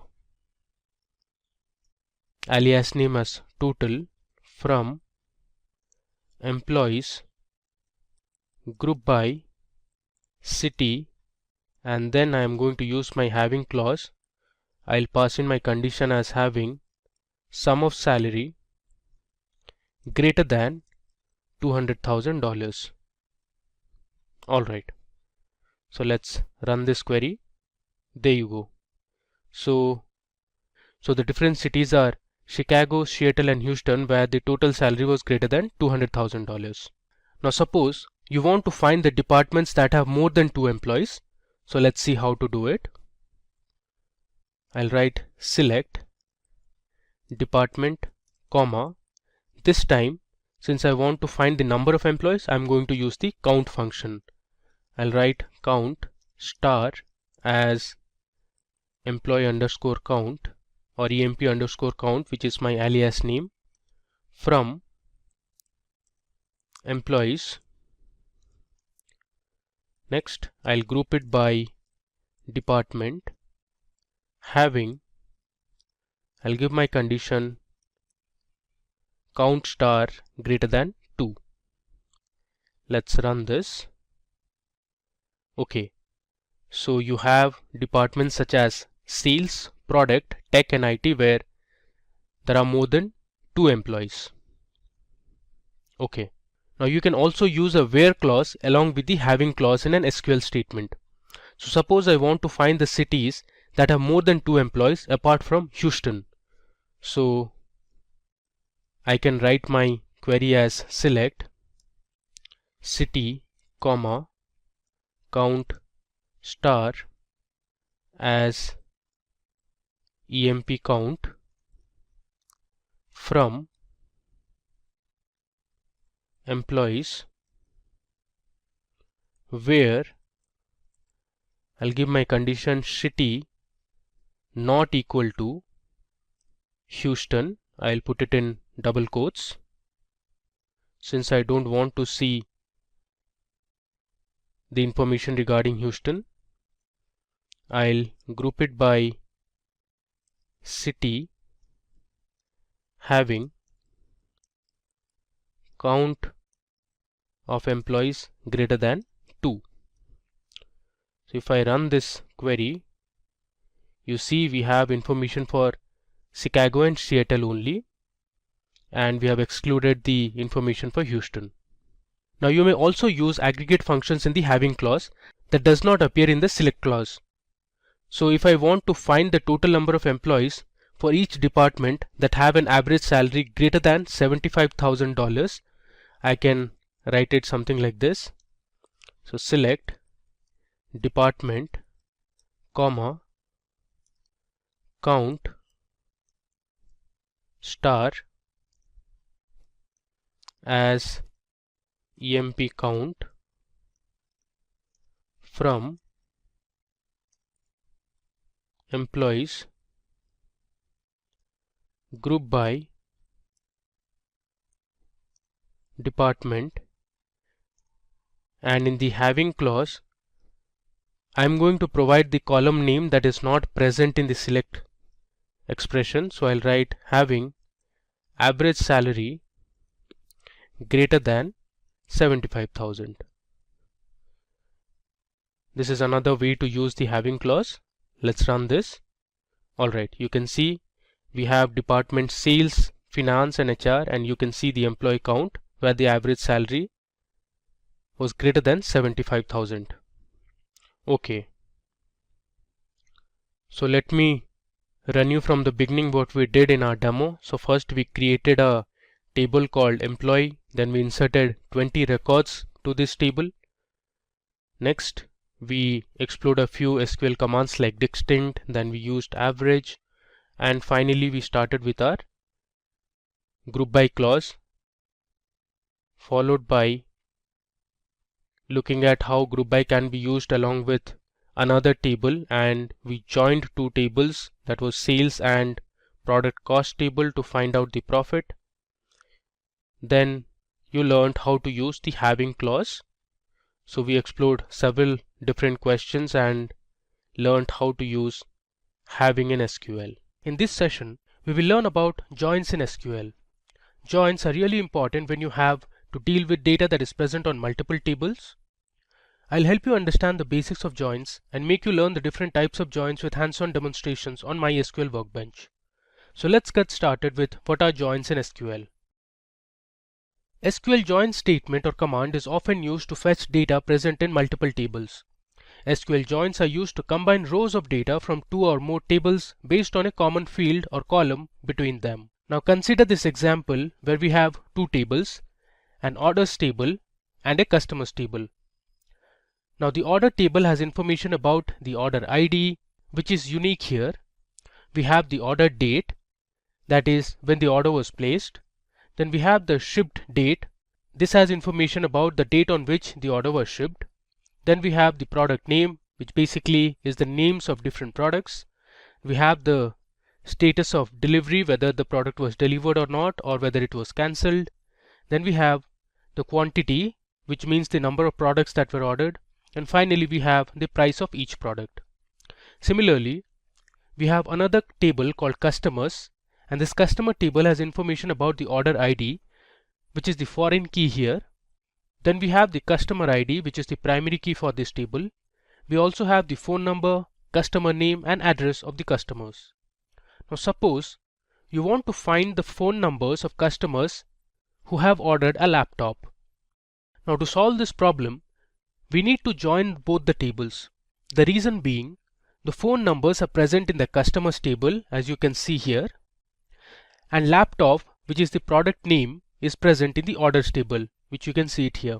So using a join statement, you can find the phone numbers of customers who have ordered a laptop. Now let's see another problem where you need to find the customer names who have ordered a product in the last 30 days. In this case, we want the customer name present in the customers table and the last 30 days order information, which you can get from the order date column that is present in the orders table. Okay, now let's discuss the different types of joins one by one. So first we have an inner join. So the SQL inner join statement returns all the rows from multiple tables as long as the conditions are met. From the diagram above, you can see that there are two tables, A and B. A is the left table and B is the right table. The orange portion represents the output of an inner join, which means an inner join returns the common records from both the tables. Now you can see the syntax here.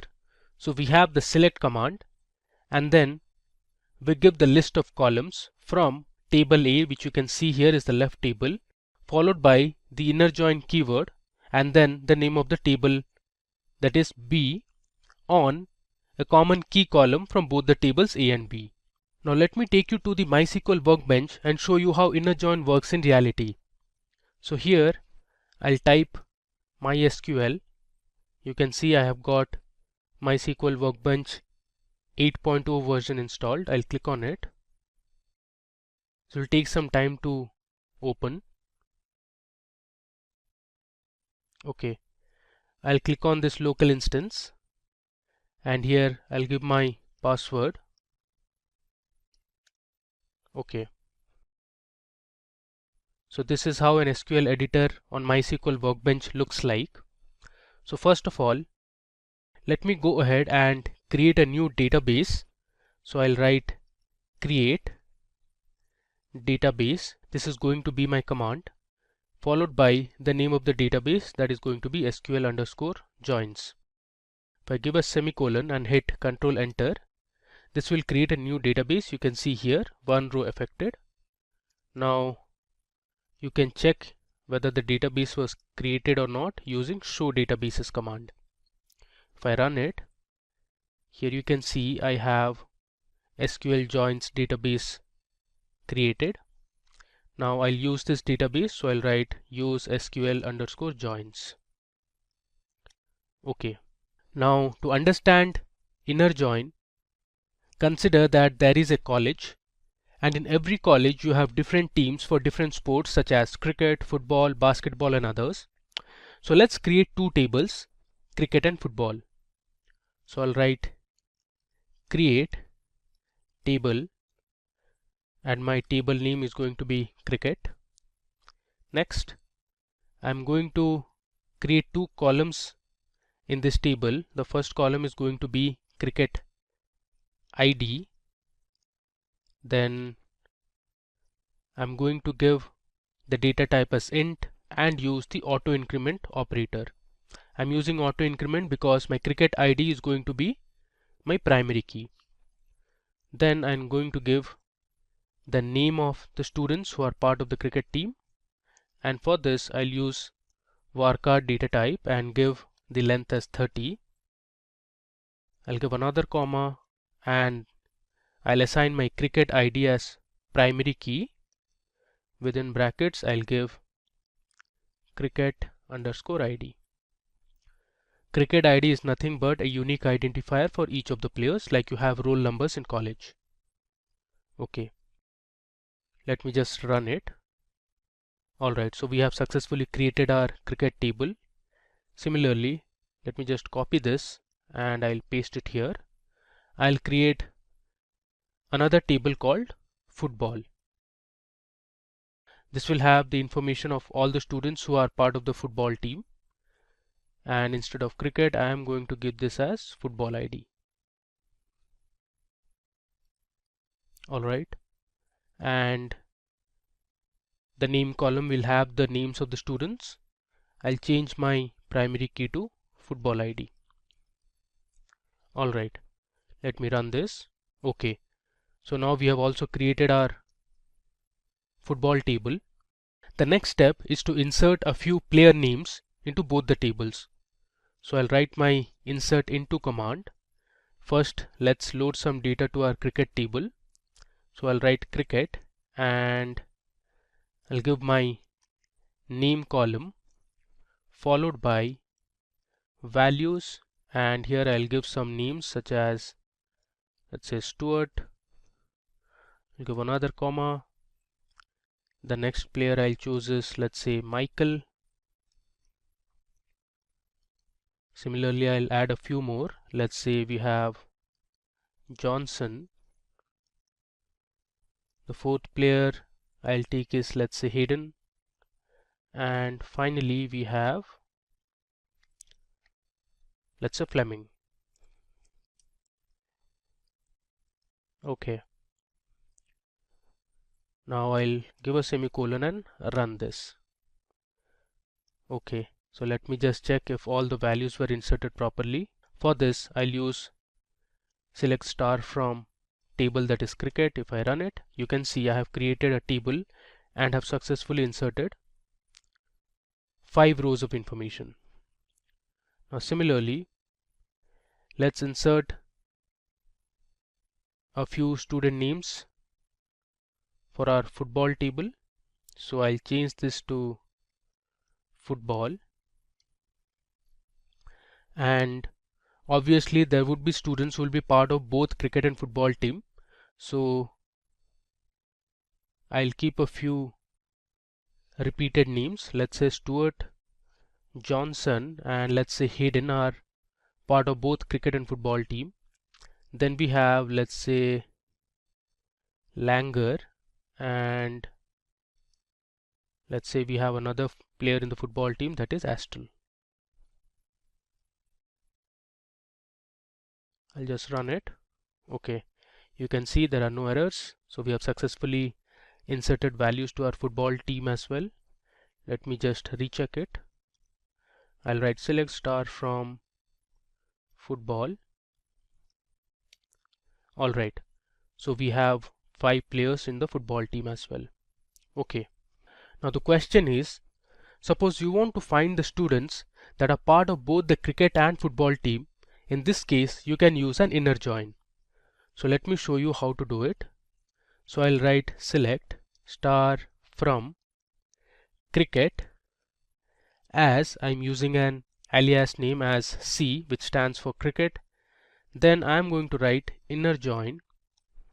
My next table is going to be football as F, which is an alias name for the football table.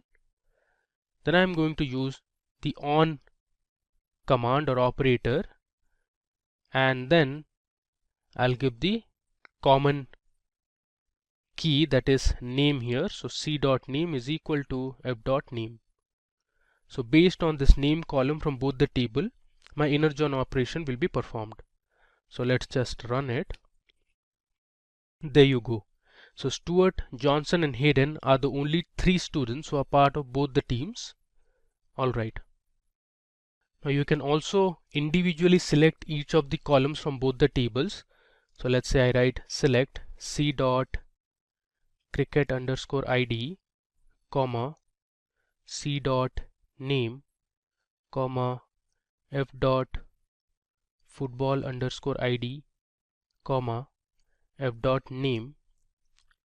From, I'll write cricket as C, inner join football as F on C dot name is equal to F dot name. Now if I run this, you see we get the same output here as well. Alright.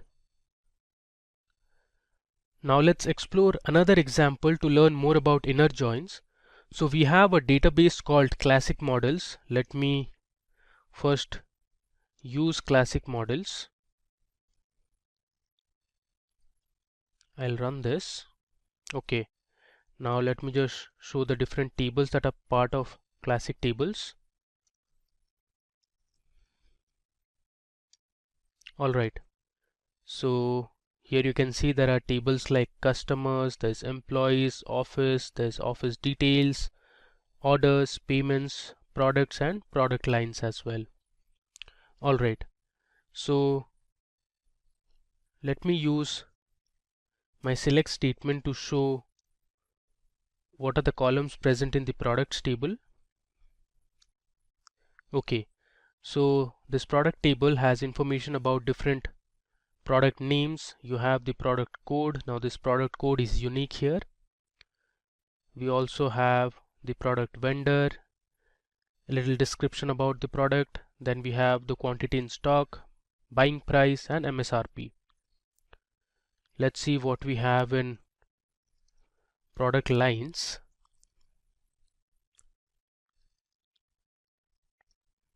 If I run it, you see here we have the product line, which is the primary key for this table. Then we have the textual description for each of the products. This is basically some sort of an advertisement. Alright, now suppose you want to find the product code, the product name and the text description for each of the products. You can join the products and product lines table. So let me show you how to do it.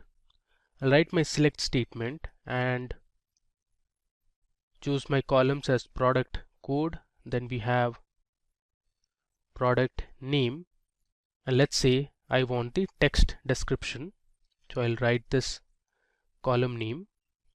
Okay, then I'll use from my first table, that is products, inner join product lines,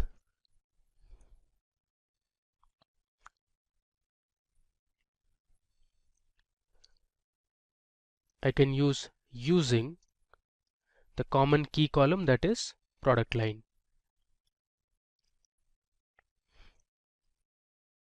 Close the bracket, I'll give a semicolon, and if I run it, there you go. So you can see the different product codes, then we have the different product names and the textual description for each of the products. So this we did by joining the products table and the product lines table. Alright. Now suppose you want to find the revenue generated from each product order and the status of the product. To do this task, we need to join three tables, that is orders, order details and products. So first let me show you what are the columns we have in these three tables. We have obviously seen for the products table. Now let me show you for orders and order details table. So I'll write select star from orders. If I run it, you can see it has information about the order number, the date on which the order was placed. We also have the shipment date. We also have the status column, which has information regarding whether the order was shipped or cancelled. Then we have some comments column. We also have the customer number who ordered this particular product. Similarly, let's check what we have under order details. So I'll write select star from order details. If I run it, you can see it has the order number, the product code, quantity of each product, we have the price of each product, then we have the order line number. Okay, so using the product orders and order details, let's perform an inner join. So I'll write select o dot order number comma o dot status comma I need the product name, which I'll take from the products table. So I'll write p dot product name. Now here O, P are all alias name for the tables, orders, products, and I'll use OD for order details, comma. Since we want to find the revenue, we actually need to find the product of quantity ordered into price of each product. So I'll use a sum function, and inside the sum function I'll give quantity ordered multiplied by the price of each item. I'll use an alias as revenue. Then I'll use my from clause, from orders as O, inner join order details as I'll use an alias name as OD, on I'll write O dot order number is equal to OD dot order number.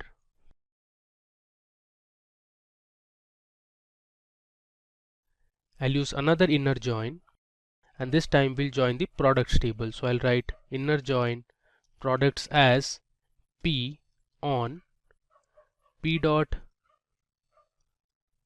product code is equal to OD dot product code.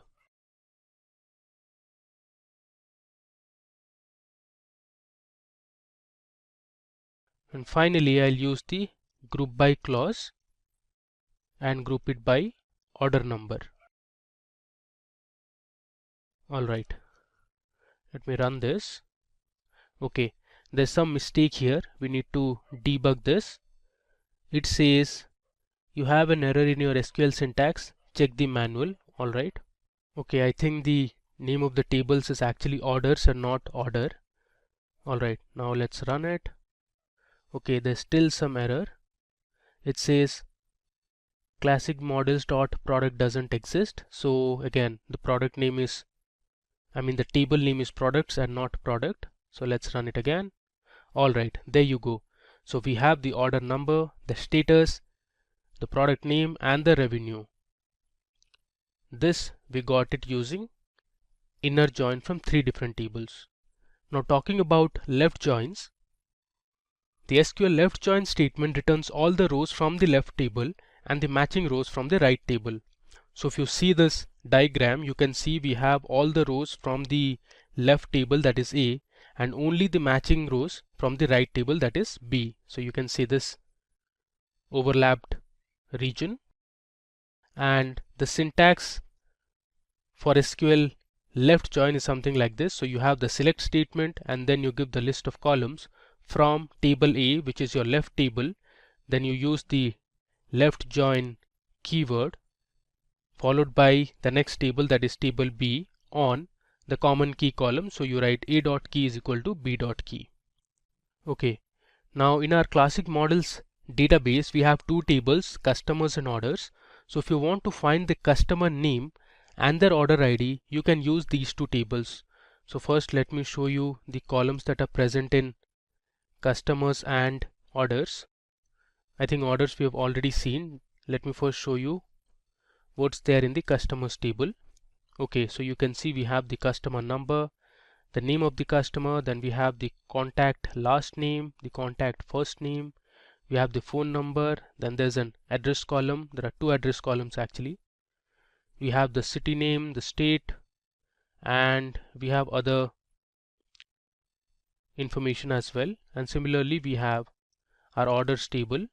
So I'll write select start from orders. So I'll write select star from orders. If I run this, you can see these are the information available in the orders table. Okay, so let's perform a left join where we want to find the customer name and their order IDs. So I'll write select c dot customer name, or let's say first we'll choose the customer number, comma, then I want the customer name, so I'll write c dot customer name. Then we have the order number column which is present in the orders table, and let's say I also want to see the status. Then I'll give my left table, that is customers as C, left join, orders as O, on C dot customer number equal to O dot customer number. Let's run it. Okay, again there is some problem. Alright, so the table name is customers. Let's run it. So there's another mistake here. This is customer number, so B is missing. Cool. Let me run it. Alright, so here you can see we have the information regarding the customer number, then the respective customer names, we have the order number and the status of the shipment. So if I scroll down, you'll notice one thing, there are a few rows you can see which have null values. This means for customer number 125 and for this particular customer name there were no orders. And similarly if I scroll down, you will find a few more null values. You can see here there are two null values here. For customer number 168 and 169 there were no orders available. Alright, now to check those customers who haven't placed any orders, you can use the null operator. So what I'll do is here I'll just continue with this. I'll use a where clause and write where order number is null. Now let me run this. Okay, so here you can see there are 24 customers from the table that don't have any orders in their names. Okay, now talking about right joins. So SQL right join statement returns all the rows from the right table and only matching rows from the left table. So here you can see we have our left table as A and the right table as B. So the right join will return all the rows from the right table and only the matching rows from the left table. Now talking about the syntax. So here you can see we have the select statement. Followed by the select statement, you will have the list of columns that you want to choose. From table A, right join table B on the common key column from both the tables. Alright. Now to show how right join works, I'll be using two tables, that is customers and employees. So let's see the rows of data that are present in the customer table first. So I'll write select star from customers. Let's run it. So here you have the customer number, the customer name, then we have the phone number, the address of the customers. You also have the country to which the customer belongs to, the postal code, and the credit limit as well. Similarly, let's see for the employees table. Here I'll change customers to employees. Let's run it. Okay, so we have the employee number, the last name, the first name, we have the extension, the email ID, the job title, and also reports to here means the manager. Okay, so based on these two tables, we'll find the customer name, the phone number of the customer, and the email address of the employee, and join both the tables, that is customers and employees. So let me show you the command. So I'll write select c dot customer name, comma, then we have c dot phone. I'll give a space here. Next, I want the employee number from the employee table, so I'll write e dot employee number, comma, e dot email from customers as C, right join employees as E on E dot, my common key column is employee number here, so I'll write E dot employee number is equal to C dot, we have sales representatives employee number,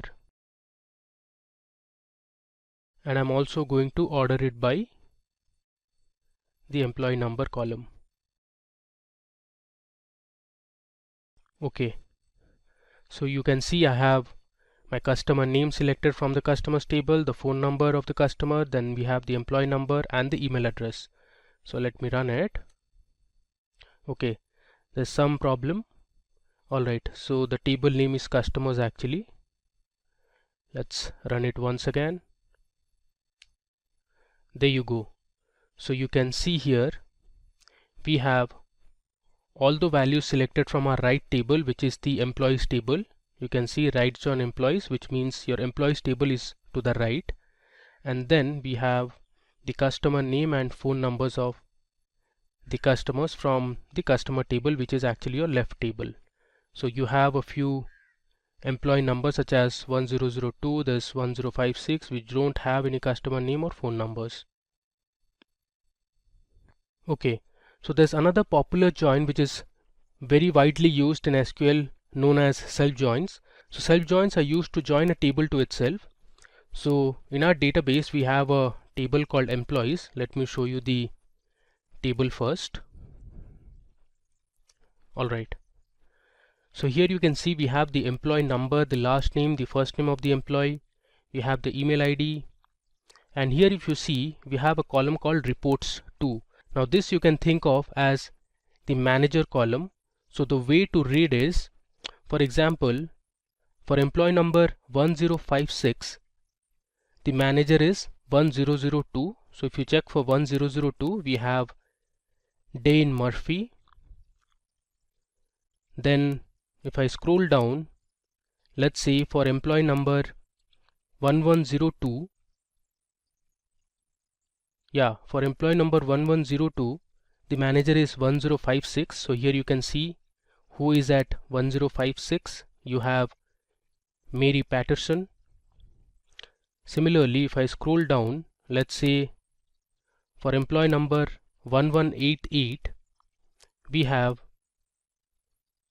the manager as 1143. Now if I check the table at 1143, we have Anthony Bow. So the employee Julie Firelli reports to Anthony Bow. Alright, now suppose you want to know who is the reporting manager for each employee. So for that you can use a self join. So let me show you how to join this employees table. I'll write select, and then I'm going to use a function called concat. Within brackets I'll start with my alias name, that is m dot, then I'll write last name. I'm going to concat last name followed by a comma, then I'll have my first name.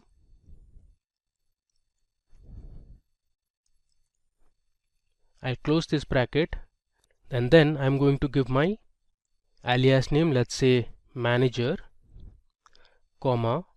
Next I'm going to concat the same last name and first name, and this time I'm going to use a separate alias, let's say E, which stands for employee. So I'll write E dot last name, comma, and within single quotes I'll give my comma, and then I'll write E dot first name. I'll close this bracket. I'll give an alias as, let's say, employee. From, I'll write employees as E, inner join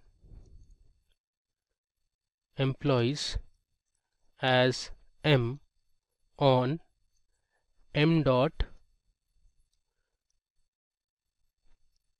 I'll use my common key column as employee number, so I'll write M dot employee number is equal to E dot, here I'm going to use the reports to column, and then I'll order it by, let's say, manager. Okay, now let's run this. There you go. So you have your two columns as manager and employee. So for employee Louis Bonder, the manager is Gerard Bonder. Similarly, if I scroll down, you have there are multiple employees reporting to this particular manager. Similarly, we have our manager as Anthony Bow, and we have different employees who are reporting to this particular manager, and so on. Alright, now moving ahead. Now let's see what a full join is. So SQL full outer join statement returns all the rows when there is a match in either left or right table. Now you must remember that MySQL Workbench does not support full outer join by default, but there's a way to do it. So by default, this is how the syntax of full outer join looks like. Now this statement will work on other SQL databases like Microsoft SQL Server, but it won't work on MySQL Workbench. I'll show you the right way of using full outer join on MySQL Workbench. So to show full outer join, I'm going to first use a left join, and then we'll also use a right join, and finally we'll use a union operator. So the union operator is used to combine the result set of two or more select statements. So first of all, let me write C dot customer name. So for this example, I'm using the customer table and the order table, comma O dot order number. So I just want to know the customer name and the order number related to the customer. From, I have customers as C, left join, I'll write orders as O on C dot customer number is equal to O dot customer number. Let me just copy this, and after this I am going to use my union operator. So union operator is used to merge results from two or more tables. So basically this performs a vertical join. And next I am going to use my right join operation. So here instead of left join, I'll write right. Rest all looks fine. Let me just run it. There you go. So we have successfully run our full outer join operation. You can see we have the different customer names and the order that each customer had placed. Alright, so that brings us to the end of our demo session. So let me just run through whatever we did in this session. So first we created a database called SQL joins. Then we created two tables like cricket and football. Then we had inserted a few rows to each of these tables. Then we used this table to learn about inner join. Next, we used a database called classic models. It had multiple tables, so we explored all of these tables like products, there was product lines, orders, customers and employees, and learned how to use inner join, left join, self join, right join, as well as full outer join. In this video we will learn what is a subquery and look at the different types of subqueries. Then we'll learn subqueries with select statement followed by subqueries with insert statement. Moving further, we will learn subqueries with the update statement, and finally we look at subqueries with delete statement. All this we will be doing on our MySQL workbench. So before I begin, make sure to subscribe to the Simplilearn channel and hit the bell icon to never miss an update. So let's start with what is a subquery. So a subquery is a select query that is enclosed inside another query. So if I show you, this is how the basic structure of a subquery looks like. So here, whatever is present inside the brackets is called as the inner query, and whatever is present outside is called the outer query. So first, the inner query gets executed and the result is returned to the outer query, and then the outer query operation is performed. Alright, now let's see an example. So we have a question at hand, which is to write a SQL query to display department with maximum salary from employees table.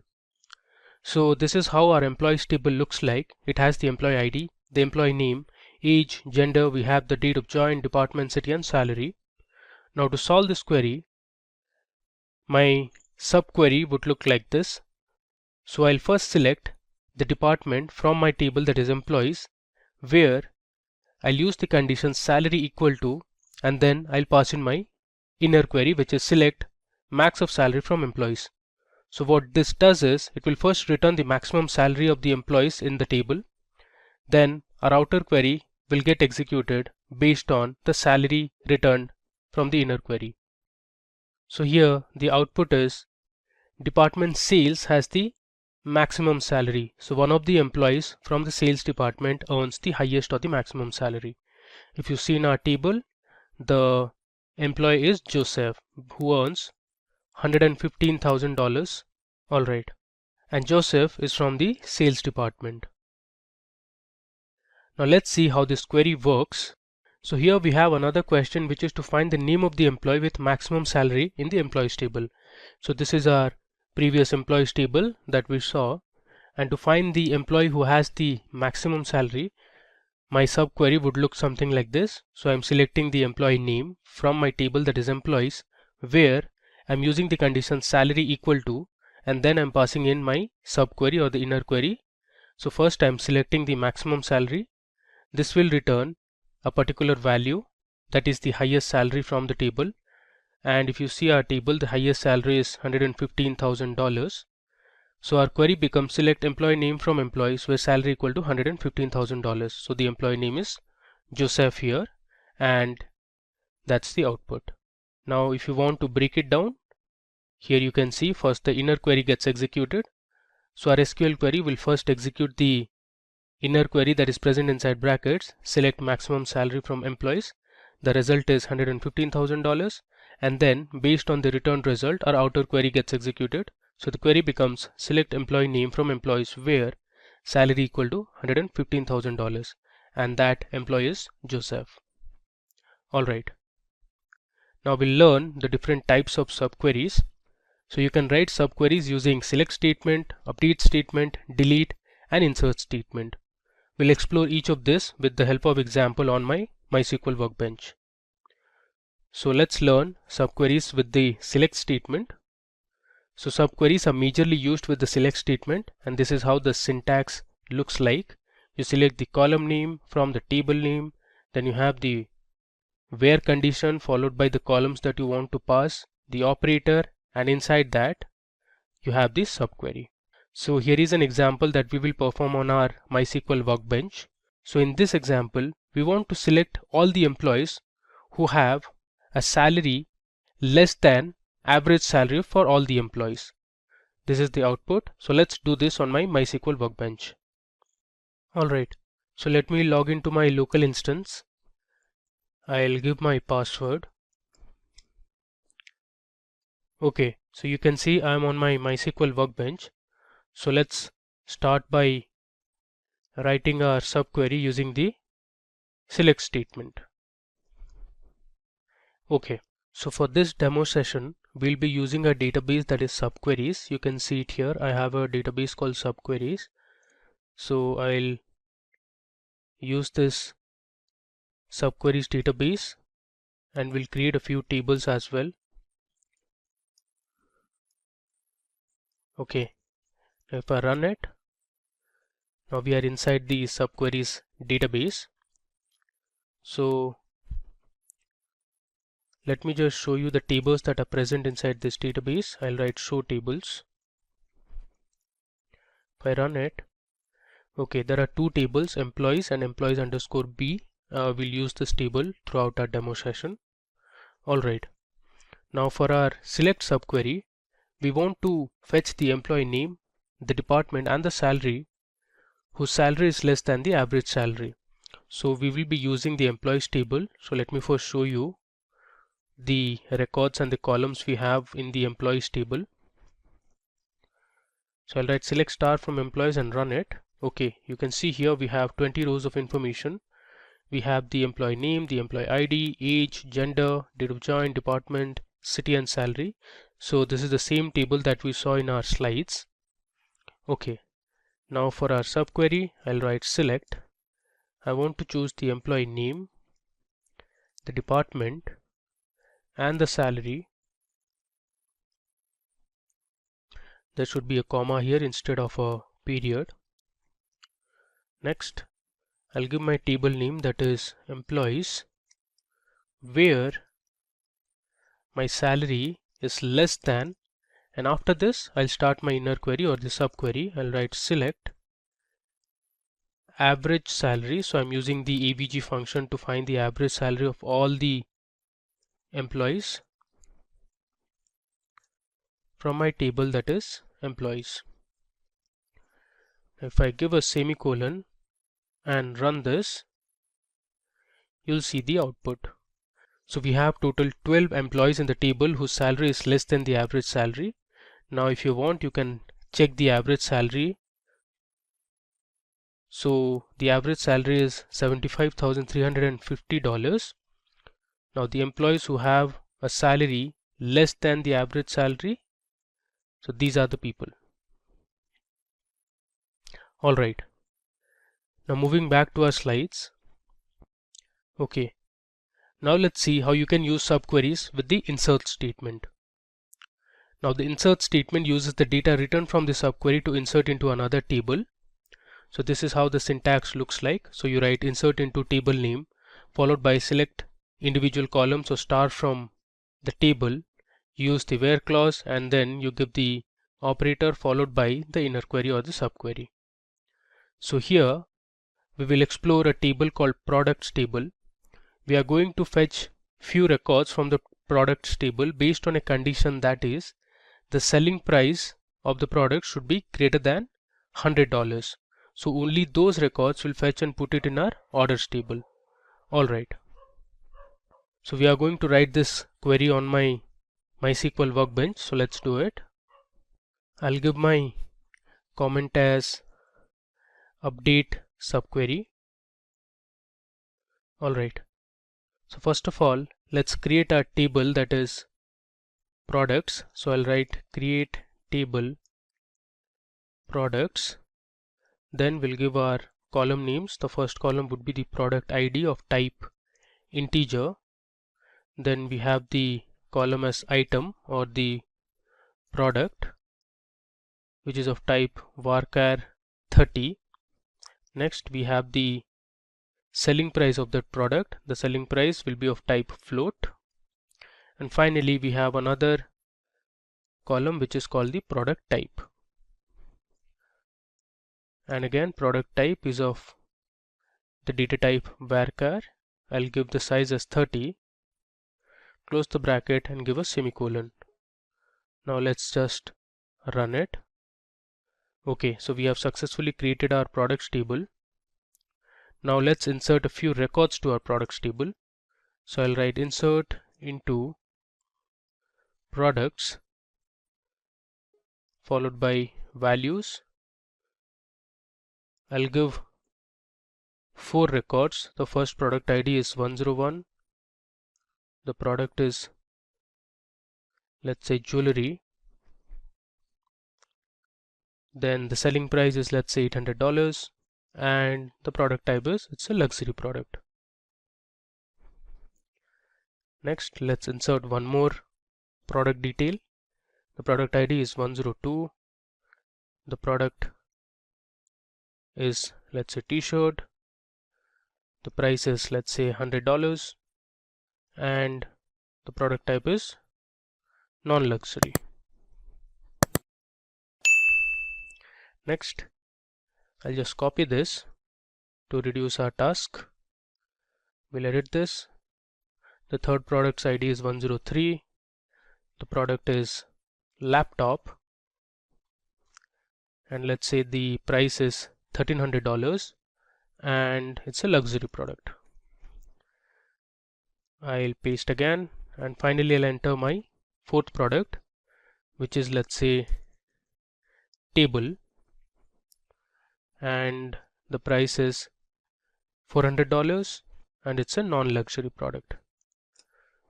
I'll give a semicolon and we'll insert these 4 records to our products table. You can see we have inserted 4 records. Let's just print it now. So I'll write select star from products.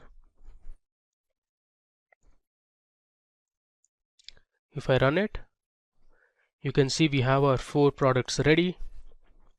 Now we need to create another table where we are going to put some records from our products table. So that new table is going to be the orders table. So I'll write create table orders.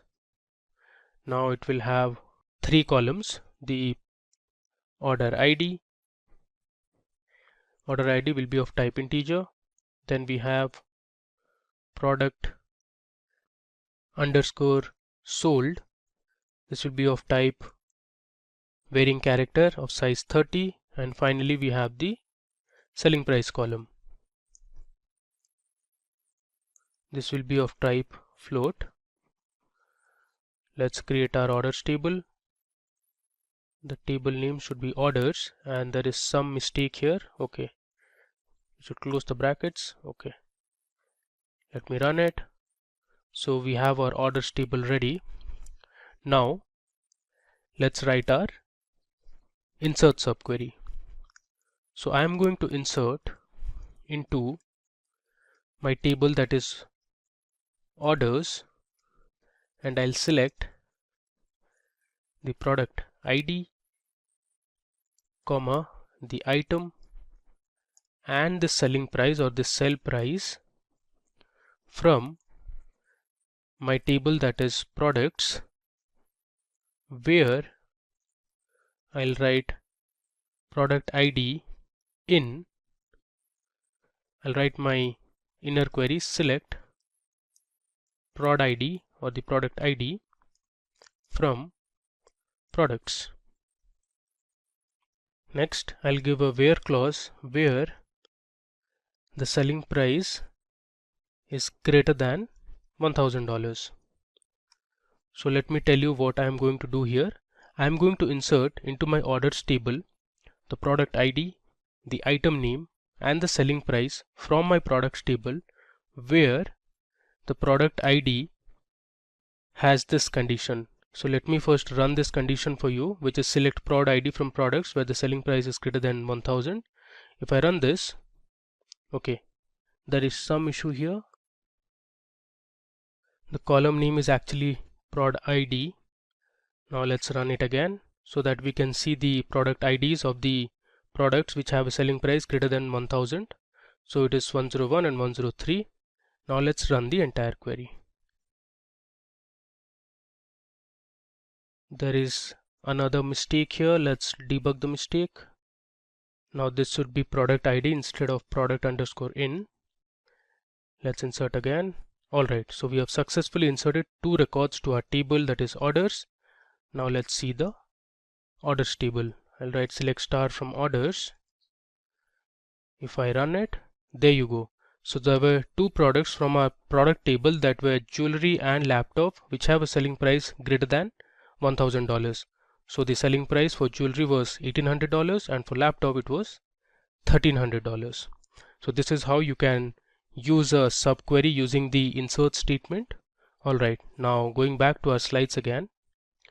Alright, now let's see how you can use subqueries with the update statement. Now the subqueries can be used in conjunction with the update statement. So either single or multiple columns in a table can be updated when using a subquery with the update statement. So this is how the basic syntax of an update subquery looks like. So you write update table followed by the table name, you set the column name, you give the where operator, and then you write your inner subquery. So we are going to see an example where we will use this employees table, and using this employees table we will update the records of the salaries of the employees by multiplying it with a factor of 0.35 only for those employees which have age greater than 27. So we are going to use a new table called employees underscore b for this as well. So let's see how to do it. So I'll give my comment as update subquery. Before we see the subquery, let's see what we have in the table employees underscore b. This is basically a replica of the employees table. There you go.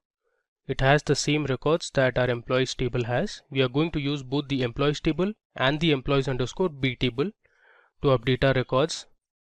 So I'll write update employees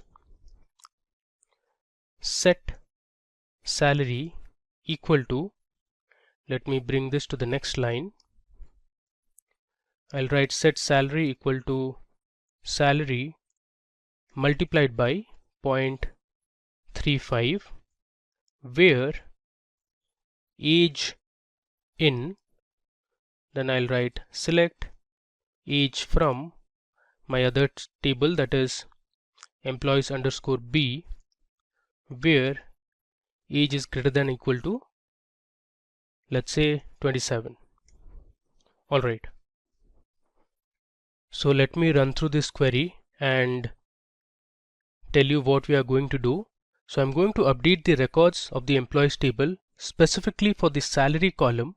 So I'm checking if the age is greater than 27, then we'll multiply the salaries of the employees with a factor of 0.35 in the employees table.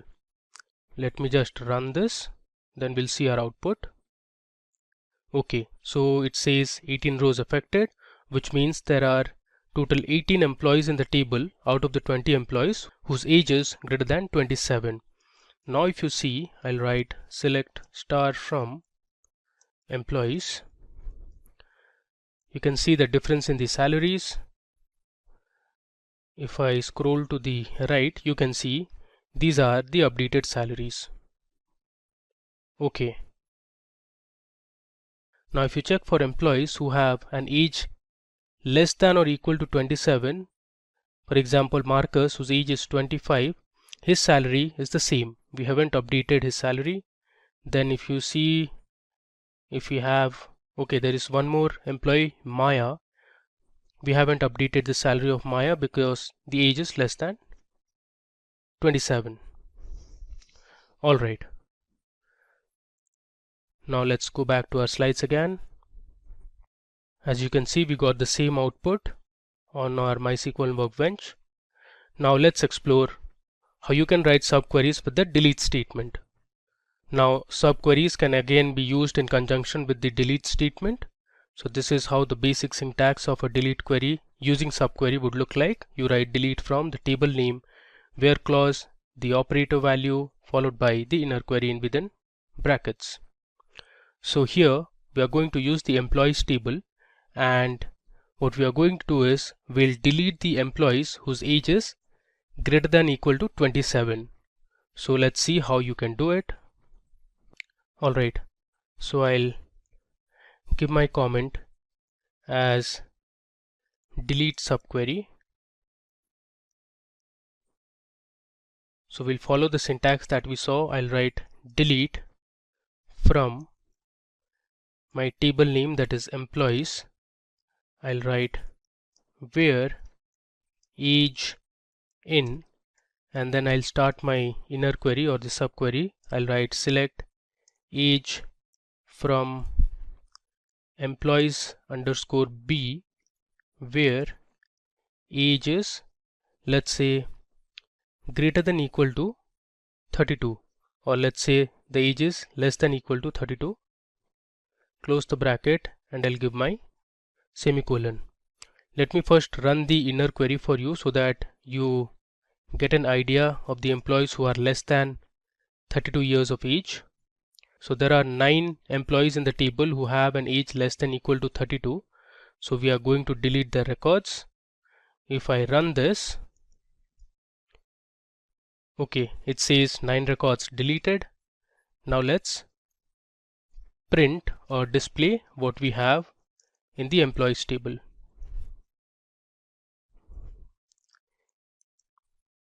If I run this, there you go. So if you see the age table, we have total 11 employees now, and all their ages are greater than 32 because we have deleted all those employees who had an age less than equal to 32. Okay, so let me show you from the beginning what we did. So first we used our subqueries database, then we used our employees table. So we started by looking at how you can use the subquery with a select statement. This should be insert instead of update. So we learned how to write an insert subquery. We use 2 tables, products and our orders table. Moving ahead, we saw how to write subqueries using the update command.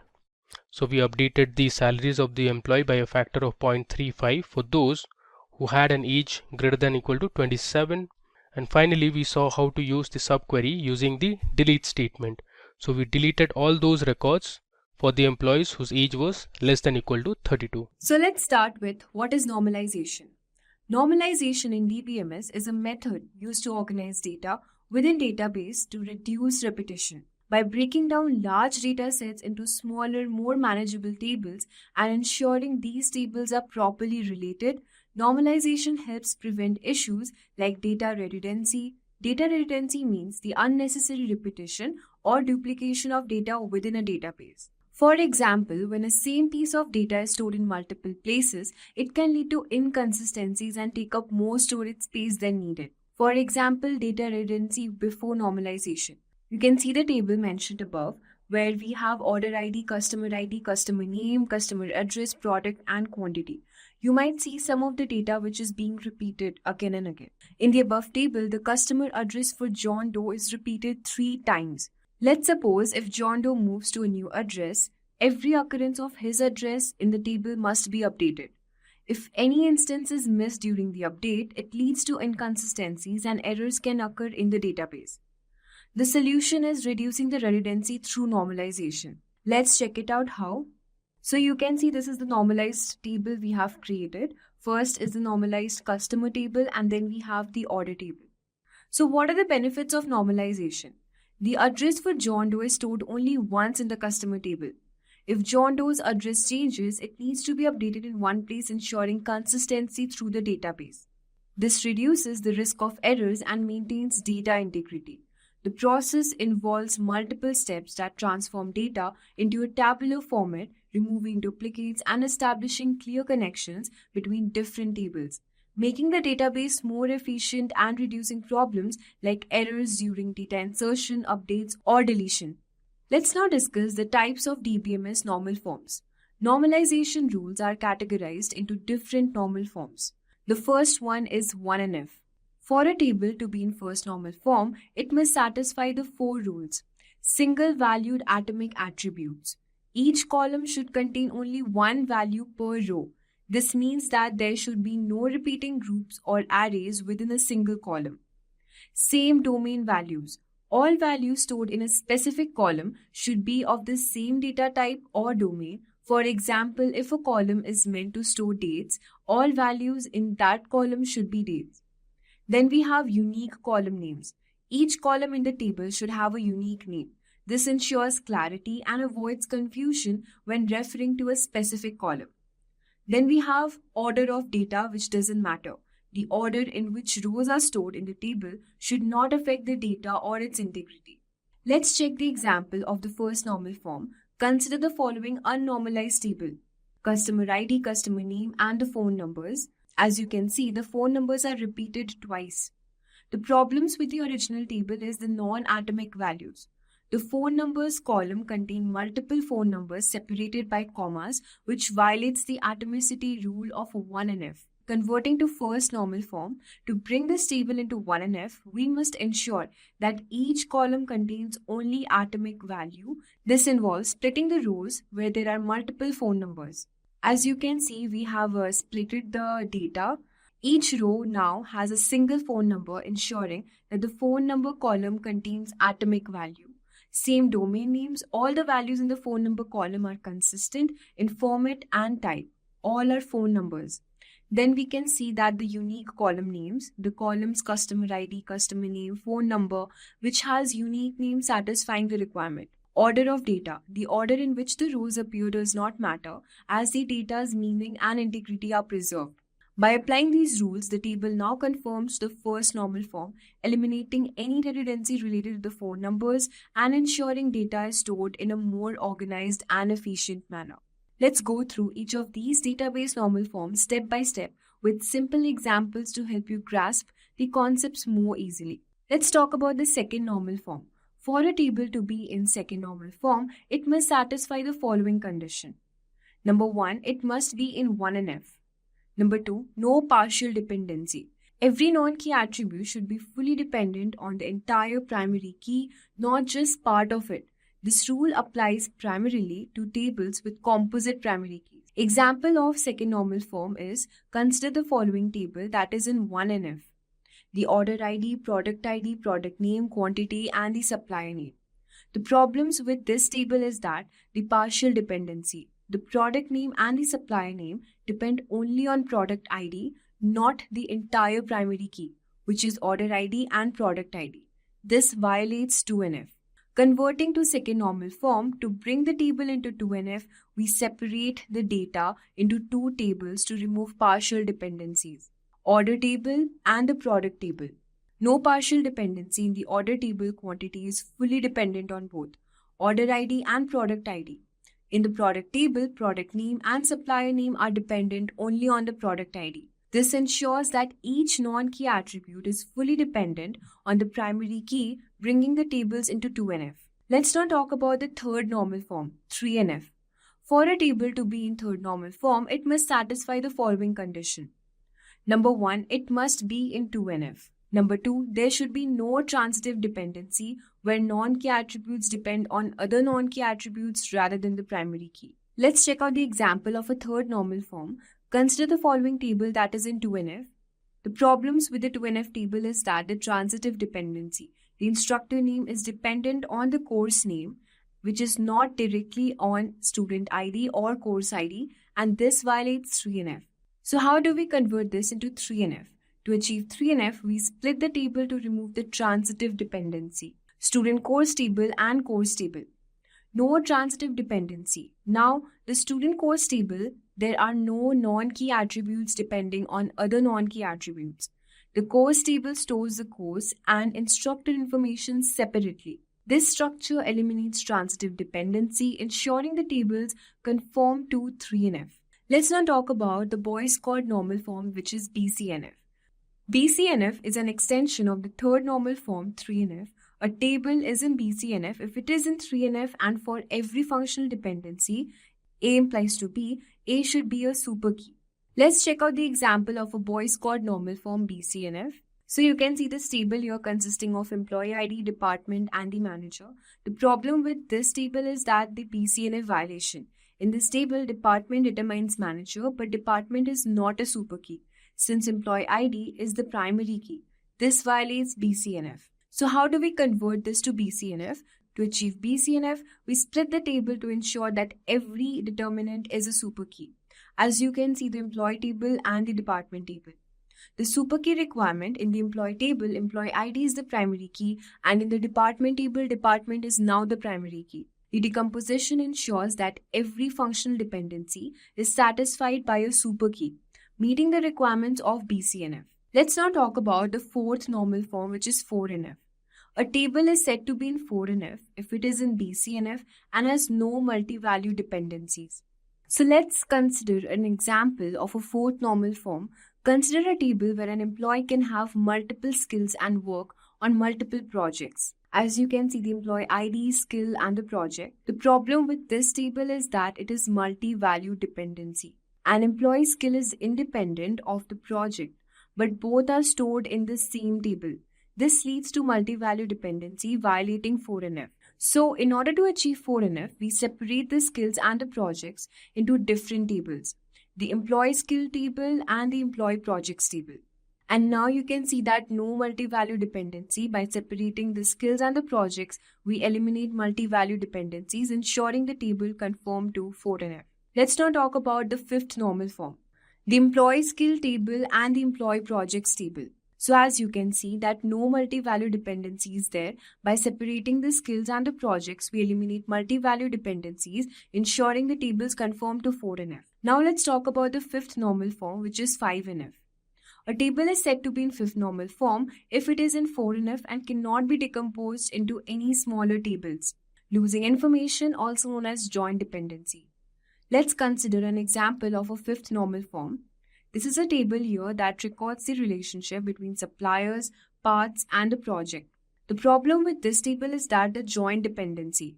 The table has a complex relationship between suppliers, parts, and projects that can be decomposed further. So how do we convert this into fifth normal form?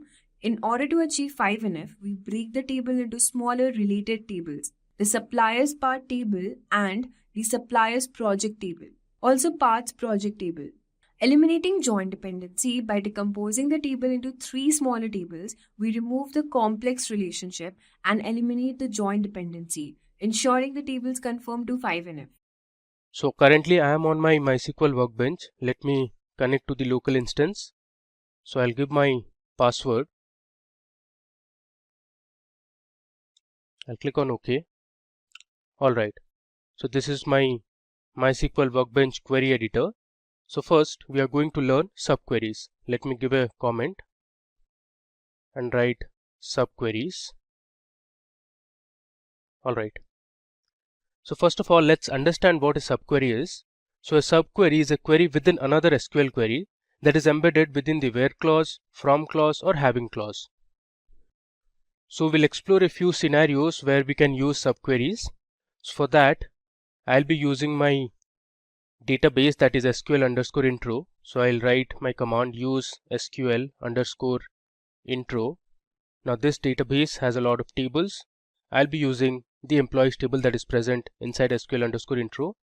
Let me just expand this, and you can see here we have an employees table.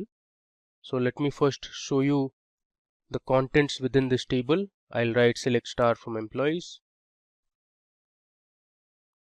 Let me execute it. Okay, you can see here we have the employee ID, employee name, age, gender, there's date of join, department, city and salary, and we have information for 20 employees. If I scroll down, you can see there are 20 employees present in our table. So let's say you want to find the employees whose salary is greater than the average salary. In such a scenario, you can use a subquery. So let me show you how to write a subquery. I'll write the select statement. in the select statement, I'll pass my column names that I want to display. So the column names I want are the employee name. Then I want the department of the employee and the salary of the employee from my table name, that is employees. Next, I'll use a where condition where my salary should be greater than the average salary of all the employees. So I'll write salary greater than. After this, I'm going to write my subquery. So I'll give select average of salary from my table name, that is employees, and I'll close the bracket and give a semicolon. So what it does is, first it is going to find the average salary of all the employees that are present in our table. Once we get the average salary number, we'll use this where condition where salary is greater than the average salary number. So the inside subquery, let me run it first. If I run this gives you the average salary of all the employees, which is $75,350. Now I want to display all the employees who have salary greater than $75,350. So let's run our subquery. There you go. So there are 8 employees in our table who have a salary greater than the average salary of all the employees. Alright. Next, let's see another example. Suppose this time you want to find the employees whose salary is greater than John's salary. So we have one employee whose name is John. Let me run the table once again. Okay, if I scroll down, you see we have an employee as John. You see this? Our employee ID 116 is John and his salary is $67,000. I want to display all the employees whose salary is greater than John's salary. So basically all the employees who are earning more than $65,000, I want to print them. So let's see how to do it. I'll write select, I want the employee name, comma, the gender of the employee. I also want the department and salary from my table name, that is employees. I'll write where salary is greater than. I'll start my opening bracket. Inside the bracket, I'm going to give my inner query, that is select salary from employees where the employee name is John. So within single quotations, I'll give John as my employee. I'll end with a semicolon. So let me first run my inner query. So this will give us the salary that John has, which is $67,000. Now I want the employees who are earning more than $67,000. So let's run our subquery. Okay, so you can see 12 rows returned, which means there are 12 employees in our table who are earning more than $67,000. You see here, all these employees have a salary greater than $67,000. Okay. Now, you can also use subqueries with 2 different tables. So suppose you want to display some information that are present in 2 different tables, you can use subqueries to do that. So for this example, we'll use a database that is called classic models. You can see the first database. So let me use this database called classic models. I'll write use classic models. Now this database was actually downloaded from the internet. There's a very nice website. I'll just show you the website name. So this is the website, that is mysqltutorial.org. You can see here they have very nice articles, blogs from where you can learn MySQL in detail. So we have downloaded the database, that is classic models, from this website. You see here they have a MySQL sample database. If you click on this, it will take you to the link where you can download the database. So they have this download link which says download MySQL sample database, and the name of the database is Classic Models. Alright, so we are going to use this Classic Models database throughout our demo session. If I expand the tables section, you can see there are a lot of tables that are present inside this Classic Models database. We have cricket, customers, there's employees, office, there's orders, order lines, and many more. So for our subquery, we'll be using two tables, that is order details and products table. First, let me show you the content that is present inside the products table first. If I run this, you see here it says 110 rows returned, which means there are 110 different products that are present in our table, which has the product code, the product name, product line. We have the product vendor, description, quantity in stock, buy price, MSRP. The other table we are going to use is order details, which has the details of all the orders. Let me show you the records order details tables has.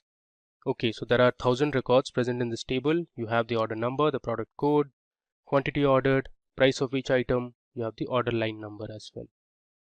Okay, now we want to know the product code, the product name, and the MSRP of the products whose price of each product is less than $100. For this scenario, we are going to use two different tables and we are going to write a subquery. Okay, so if you see here in the order details table, we have a column called price each. I want to display the product code, the product name, and the MSRP of the products which have a price of each product less than $100. So the way I'm going to do is, I'll write select product code, comma, product name. Now one thing to remember, that this product name is actually present inside our products table, and product code is present in both the tables, that is products and order details. Here you can see this is the product code column, comma, MSRP, which is present inside the products table again, from my table, that is products, where I'll write product code. I'm going to use the in operator. Next, I'll write my inner query, that is select product code from my table order details,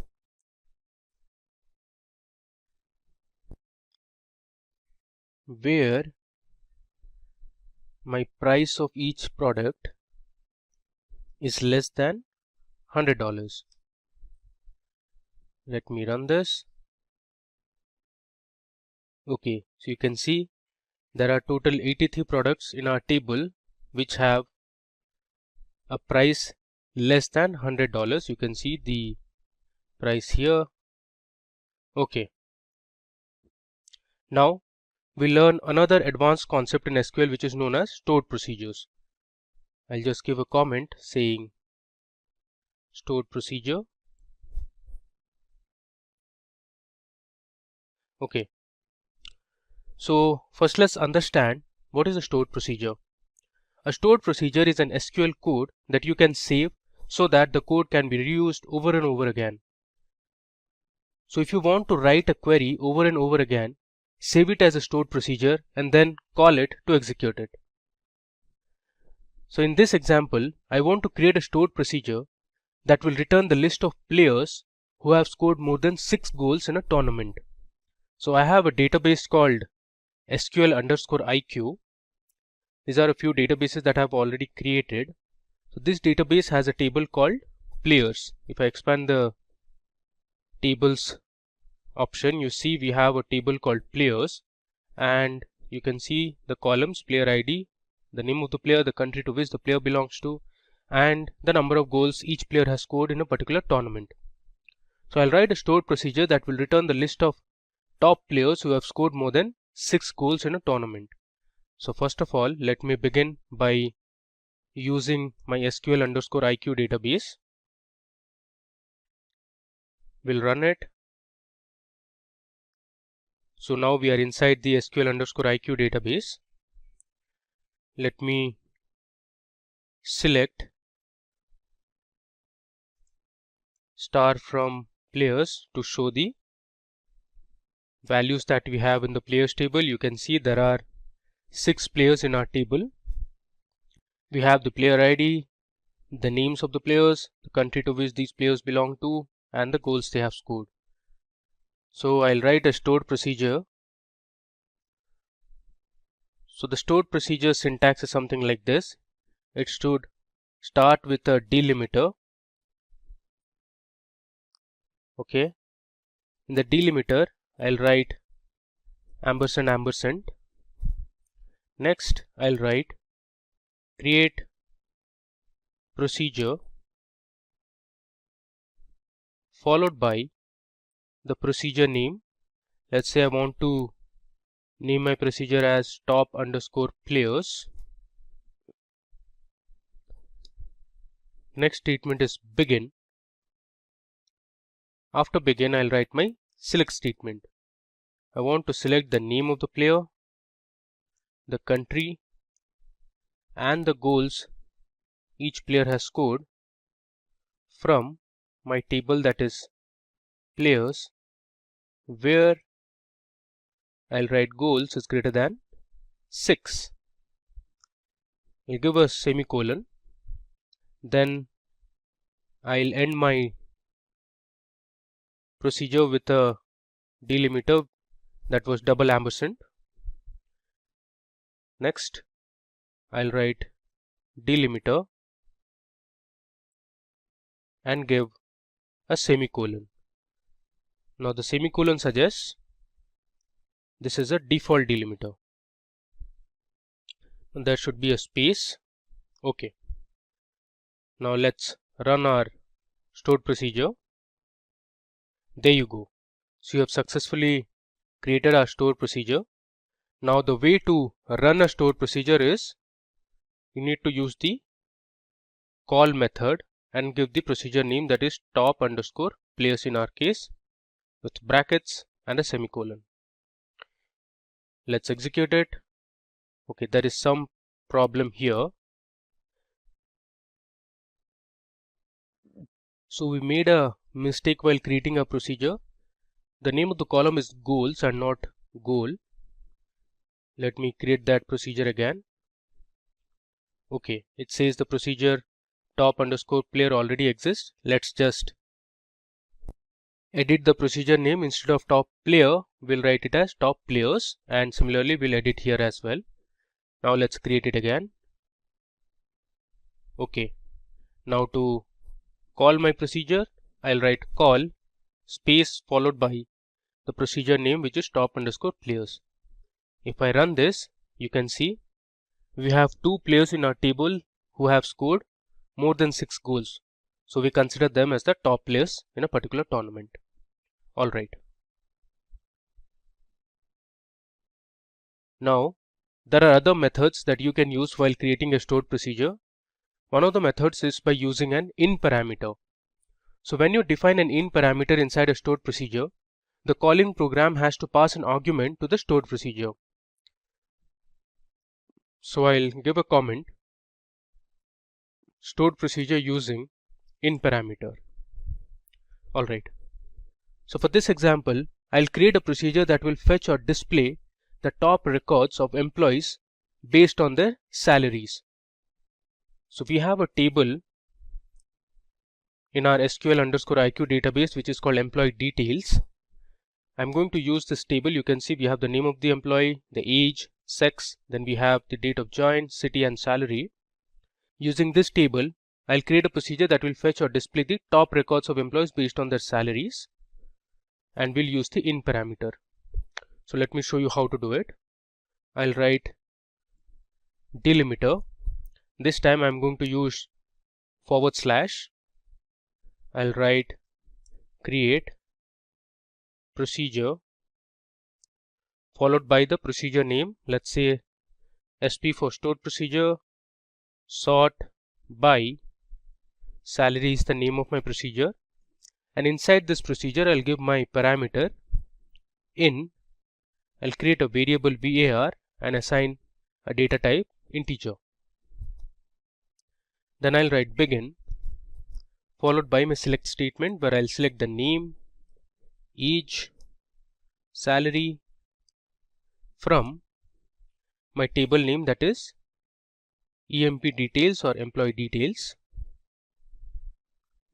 I'm going to order this by salary descending, and I want to display limited number of records, so I'm using this limit keyword and my variable var, which I created here. I'll end my select statement. I'll end my stored procedure with / and I'll go back to my default delimiter, that is semicolon.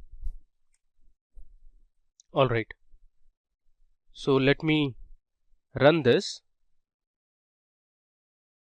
There should be a space here. Alright, so let's run this. Okay, you can see we have successfully created our second stored procedure, which is sp_sort by salary. Now you can also check whether the stored procedure was created or not. Here you have an option to see the stored procedures. Let me just refresh this, and you can see we have 3 stored procedures that we have created so far. One is sp_sort by salary, the other two were top_player and top_players.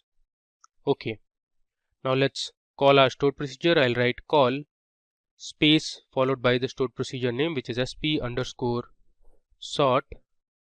by salary, and inside this I'll give my parameter, which was actually var, and this var we have used in limit. Let's say I want to display only the top 3 records of the employees who have the top 3 highest salaries. Okay, so let me run it. There you go. So Amy, Sarah and Jimmy were the top 3 employees who have the highest salary. So you saw how you could use the in parameter in a stored procedure. We created a variable, and that variable we used in our select statement, and we called our stored procedure and passed in that variable. Okay. Now instead of a select statement inside a stored procedure, you can also use other statements. Let's say update. So I'll create a stored procedure to update the salary of a particular employee. So in this procedure, instead of select statement, we'll use the update command. In this example, we'll use the in operator twice. So let me show you how to do it. I'll write my delimiter first, which is going to be /, then I'll write create procedure. My name of the procedure is going to be update salary, and inside the update salary name I'll write in, and then temp underscore name, which will be a temporary name variable, and the type I'll assign is varchar 20. I'll again use my in parameter. I'll write in. Next, my other variable would be new underscore salary, and the data type would be float. I'll write begin and write my update command or update statement. I'll write update table name, that is employee details, set salary equal to new underscore salary, where name is equal to my temporary variable, that is temp underscore name. So this is my update command, and I'll end the delimiter. Alright, so let's run this. Okay, we have successfully created our stored procedure. If I refresh this, you can see I have my stored procedure update underscore salary. Okay, now let's say, first of all, I'll display my records that are present inside employee underscore details table. Okay, so we have 6 rows of information. Let's say you want to update the salary of employee Jimmy, or let's say Mary, from 70,000 to, let's say, 72,000, or let's say 80,000. So I'll call my stored procedure, that is update underscore salary, and this time I'm going to pass in 2 parameters. The first parameter will be the employee name, and next with a comma I'll give my new salary that I want to. So my employee name, let's say, is Mary, and the salary I want to be updated is, let's say, $80,000. I'll give a semicolon and I'll run it. You can see it says 1 row affected. Now let's check our table once again. There you go. If you see this record, for Mary we have successfully updated the salary to $80,000. Now moving ahead, we learn to create a stored procedure using the out parameter. So I'll give a comment, stored procedure using out parameter. Okay, so suppose we want to get the count of total female employees. We will create total employees as an output parameter, and the data type would be an integer. The count of the female employees is assigned to the output variable, which is total underscore EMPs, using the into keyword. Let me show you how to write a stored procedure using the out parameter. So first I'll declare my delimiter, 2/. I'll write create procedure followed by the procedure name. It is going to be sp underscore count employees, and inside this I am going to give my out parameter and the variable name, that is total underscore EMPs, which is total employees, and the data type will be integer. Next I am going to write begin followed by my select statement, that is select. I want the count of total employees, and the output I am going to put into my new variable, that is total underscore EMPs. From my table, that is EMP underscore details, where sex is equal to F, which means female, I'll give a semicolon.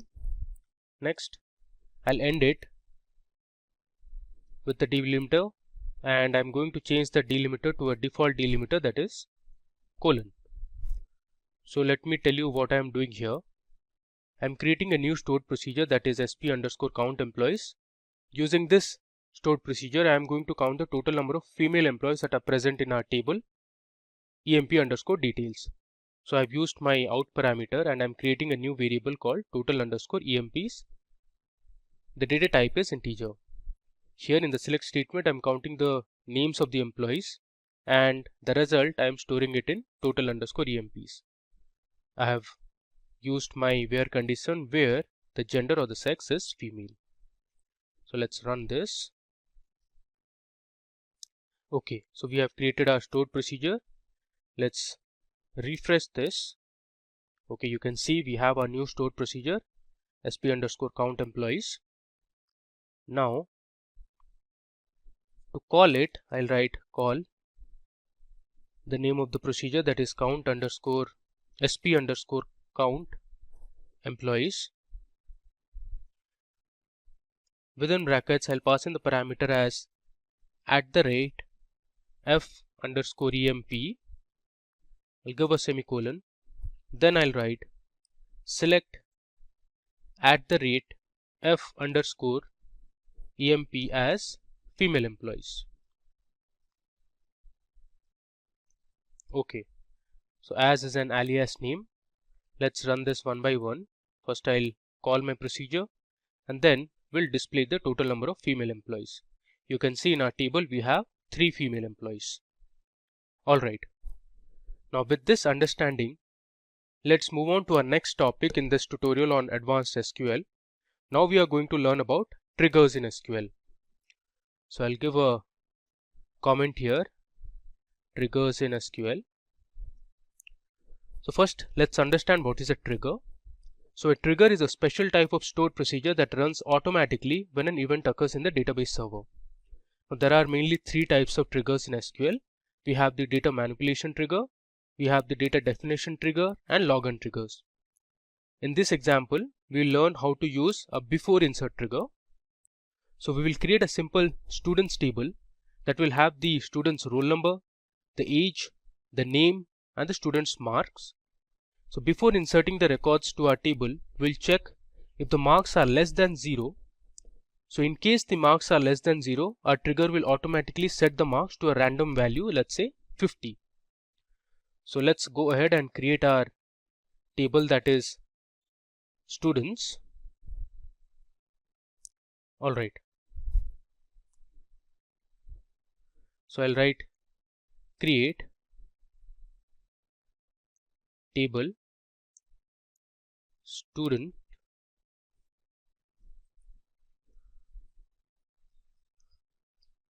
Now this table will have the student roll number, the data type is integer, it will have the age of the students, again the data type is integer, we have the names of the students, so the third column would be name, the data type would be variable or varying character, size I am giving it as 30, finally we have the marks as floating type.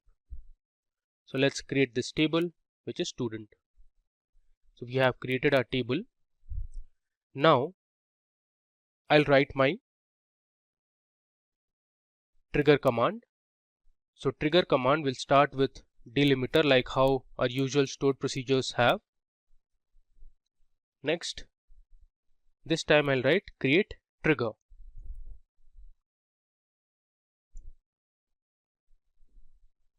Then you need to give the name of the trigger, that is mark underscore, let's say verify.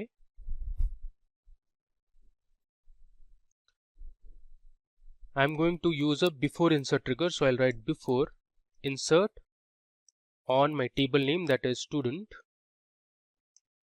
Next I'll write for each row if new dot marks is less than 0, then we'll set new dot marks equal to 50. So this is my condition. First we'll check before inserting, if any student has marks less than 0, we'll assign a value 50 to that student, because usually the marks are not less than 0 in any exam. I'll write end if semicolon and I'll close the delimiter. So this is my trigger command. I'll run it. It says trigger already exists.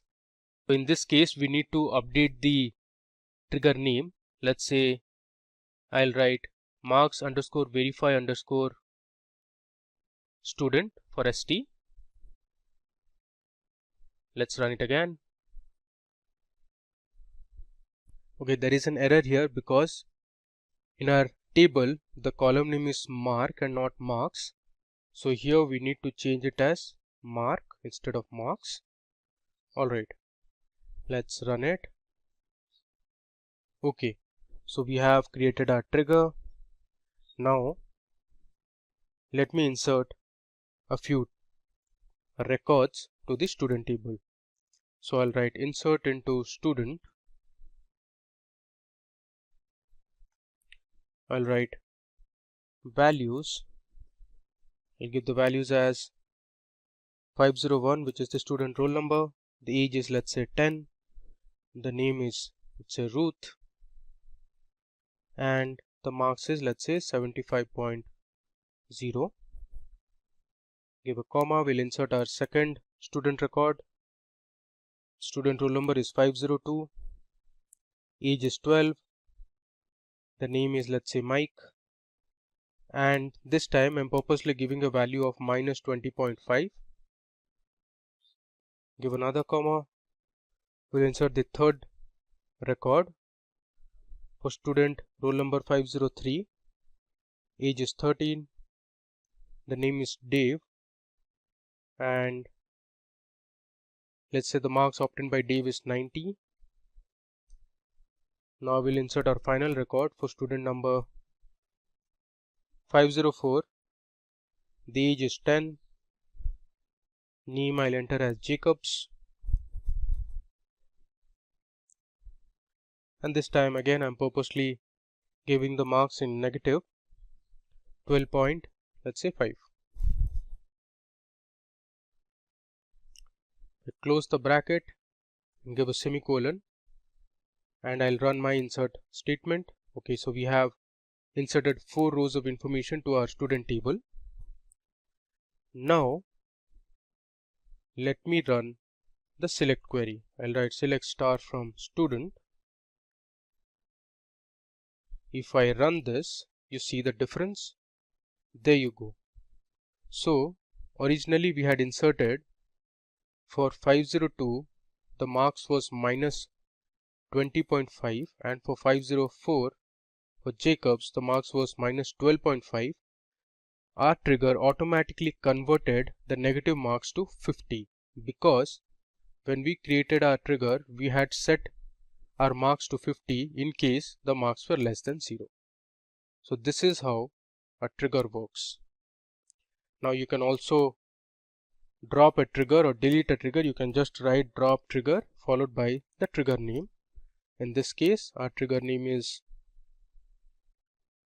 marks underscore verify underscore st. I'll just paste this here, and if you run this it will automatically delete your trigger. You give this as a comment. Okay, now moving on. Now we are going to learn about another crucial concept in SQL which is very widely used. This is known as views. So views are actually virtual tables that do not store any data of their own but display data stored in other tables. Views are created by joining one or more tables. I'll give a comment as views in SQL. Okay. Now to learn views, I am going to use my table which is present inside Classic Models database. Now this database, as I mentioned, we had downloaded it from the internet. So first of all, let me write use Classic Models. So I'll switch my database first. Alright, now we are inside Classic Models. So here let me show you one of the tables which is called customers. So I'll write select star from customers.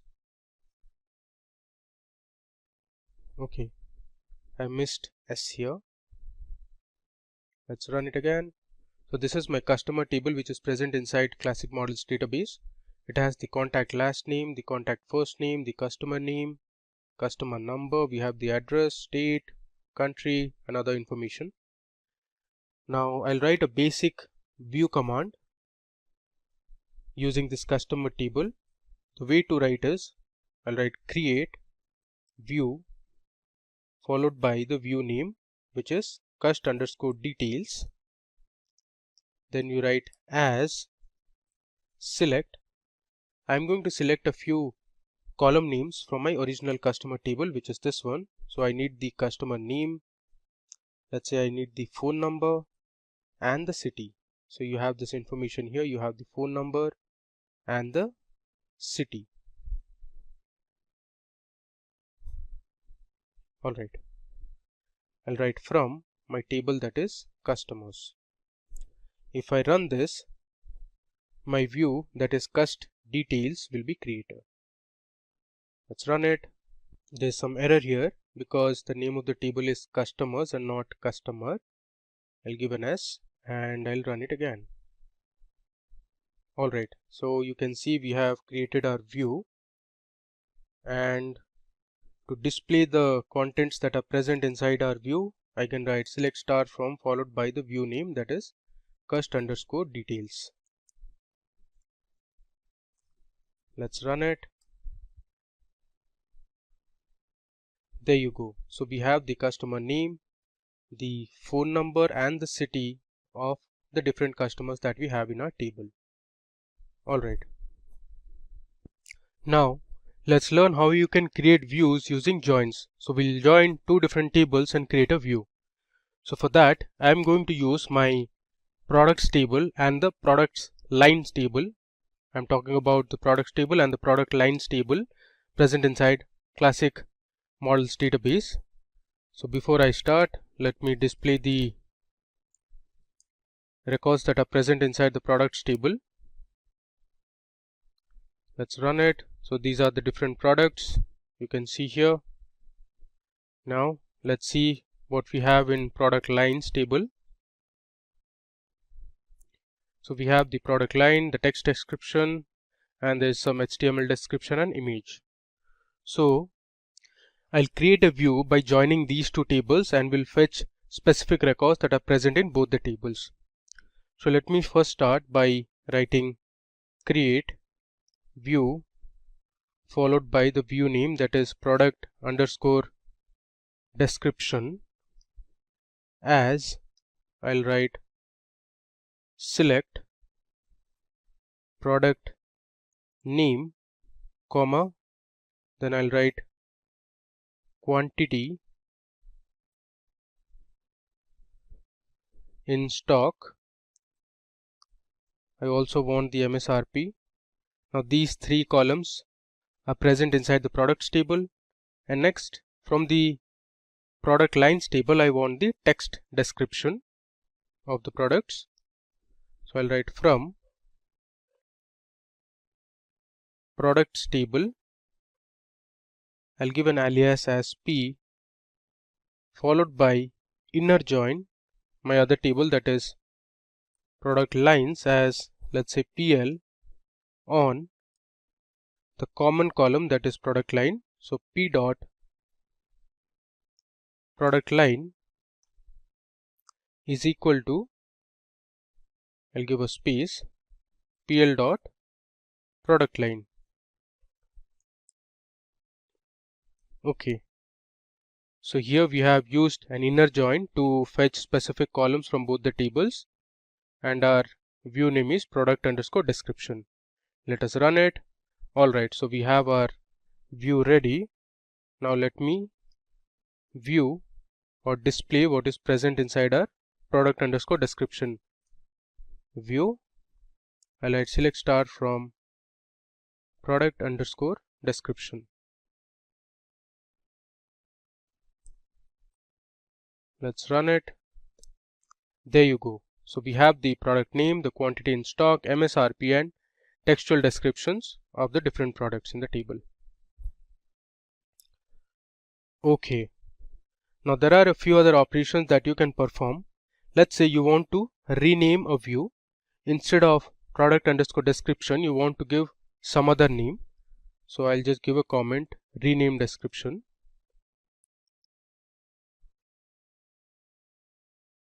So to rename a description, you can use the rename statement. I'll write rename table product_description, which is my old name. I want to change this name to, let's say, I'll give vehicle description, since all our products are related to some of the other vehicle. So I'll write vehicle description. Okay, let us run it. Alright, so here you can see I have renamed my view. So here if I just refresh it and I'll expand this, you can see we have the cust details view and we have the vehicle_description view. Okay, now Either you can view all the views from this panel, or you can use a command. Let's say I'll write display views is the comment. Now to show all the views, you can use show full tables, where table underscore type is equal to, within single quote I'll write view.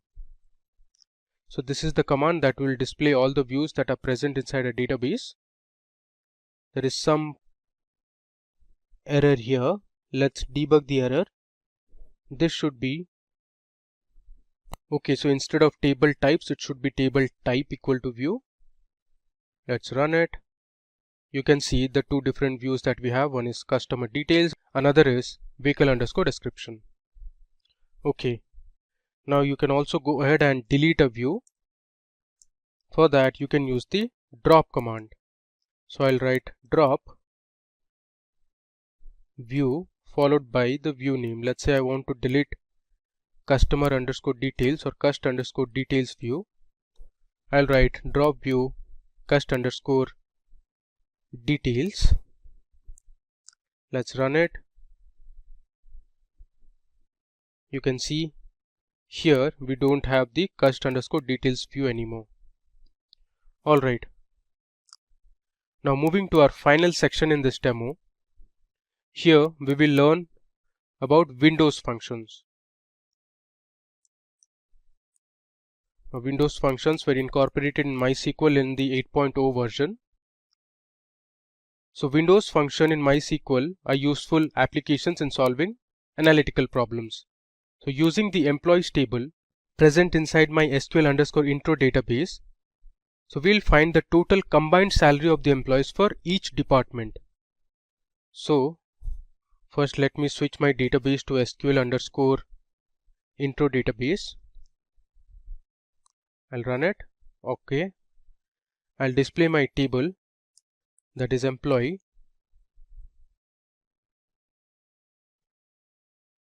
So here we have 20 employees in our table. Using this table, we are going to find the combined salary of the employees for each department.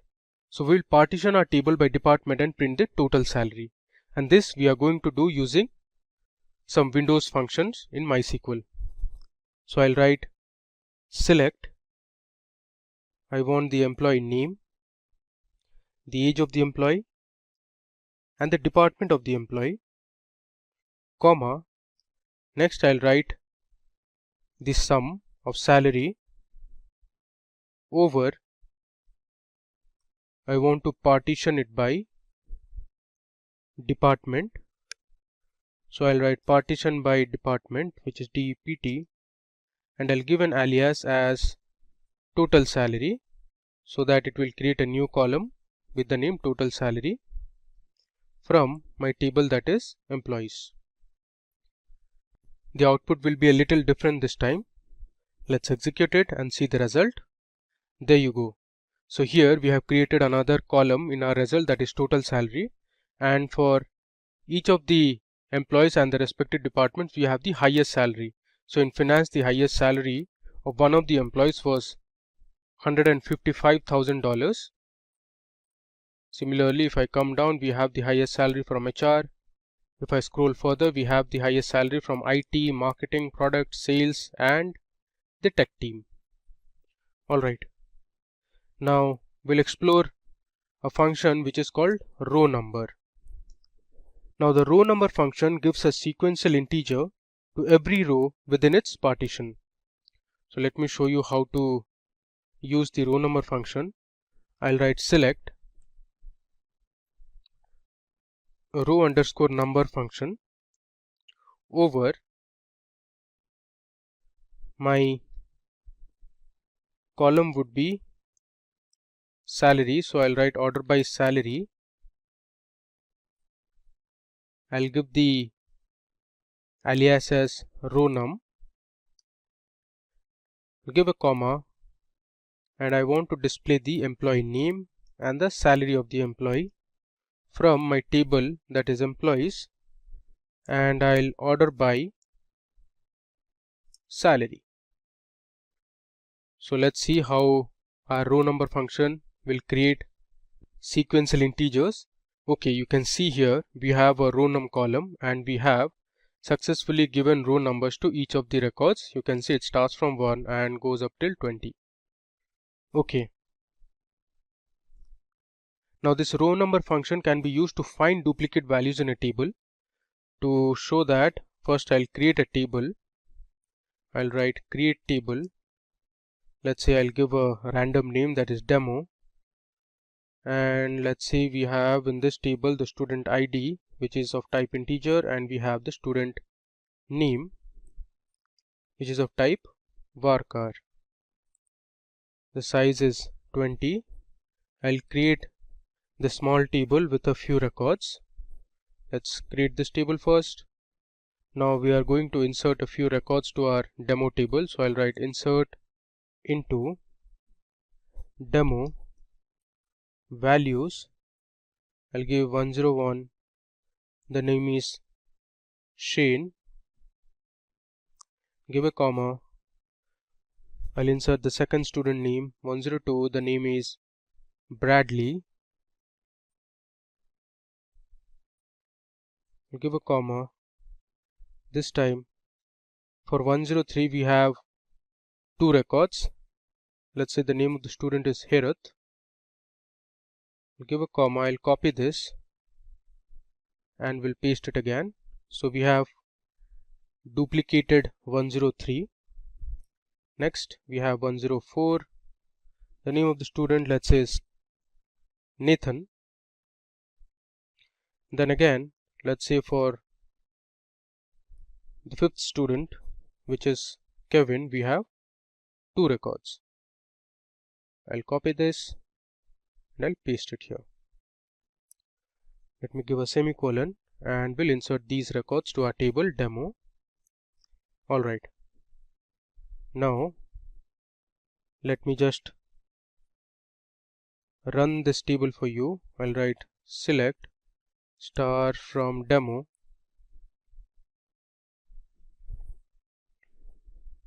If you see this, we have a few information that are duplicated in our table, that is for student ID 103 and student ID 105. Now I am going to use my row number function to find the duplicate records present in my table. I'll write select student underscore ID comma student underscore name. I'll give another comma and write row underscore number over within brackets. I'll write partition by st underscore id comma st underscore name. Okay, then I'll write order by st underscore id, close the bracket. I'll give an alias as row num from my table, that is demo. Let's just run it. You can see here, okay, let me just delete n from here and do it again. Alright, now if you see here, there is just one student in the name Shane. We have one student in the name Bradley, but here if you see for Herath, the second record it says 2, which means there are two records for Herath, and if I scroll down there is one record for Nathan and there are two records for Kevin, which means Kevin is also repeated. Okay, now we are going to see another Windows function that is called rank function in MySQL. So the rank function assigns a rank to a particular column. Now there are gaps in the sequence of ranked values when two or more rows have the same rank. So first of all, let me create a table, and the name of the table would be a random name. We'll give it as, let's say, demo1, and it will have only one column, let's say variable a of type integer. We'll create this table first. Okay, now let's go ahead and insert a few records to our table, which is demo1. So I'll write value 101,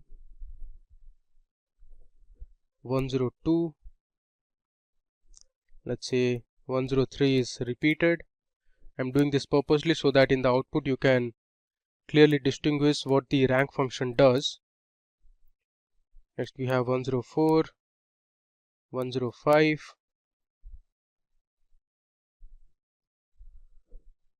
we have 106, and let's say 106 is also repeated. Finally we have 107. Okay, let me insert these values to my table, that is demo1. Okay, this is done. Now if I write select var underscore a and use my rank function, I'll write rank over, then I'll order by my variable, that is var underscore a, as an alias name, let's say test rank, from my table, that is demo1. Let me execute this and show you how the rank function works. Now if I run this, there you go. So here if you mark, so for variable a101 the test rank is 1, for 102 the test rank is 2, but for this value which is 103 the test rank is repeated because there was a repetition for 103. So we have skipped the rank 4 here. For 104 the rank is 5 now, for 105 the rank is 6 now. For 106 again, since the record was repeated twice, we have skipped the 8th rank and our rank function has assigned the same value which is 7 for 106, and for the last value 107 the rank is 9. Alright. Now moving ahead, we'll see our final Windows function which is called first value. So first value is another important function in MySQL. So this function returns the value of the specified expression with respect to the first row in the window frame. Alright. So what I'm going to do is, I'm going to select the employee name, the age and salary, and I'll write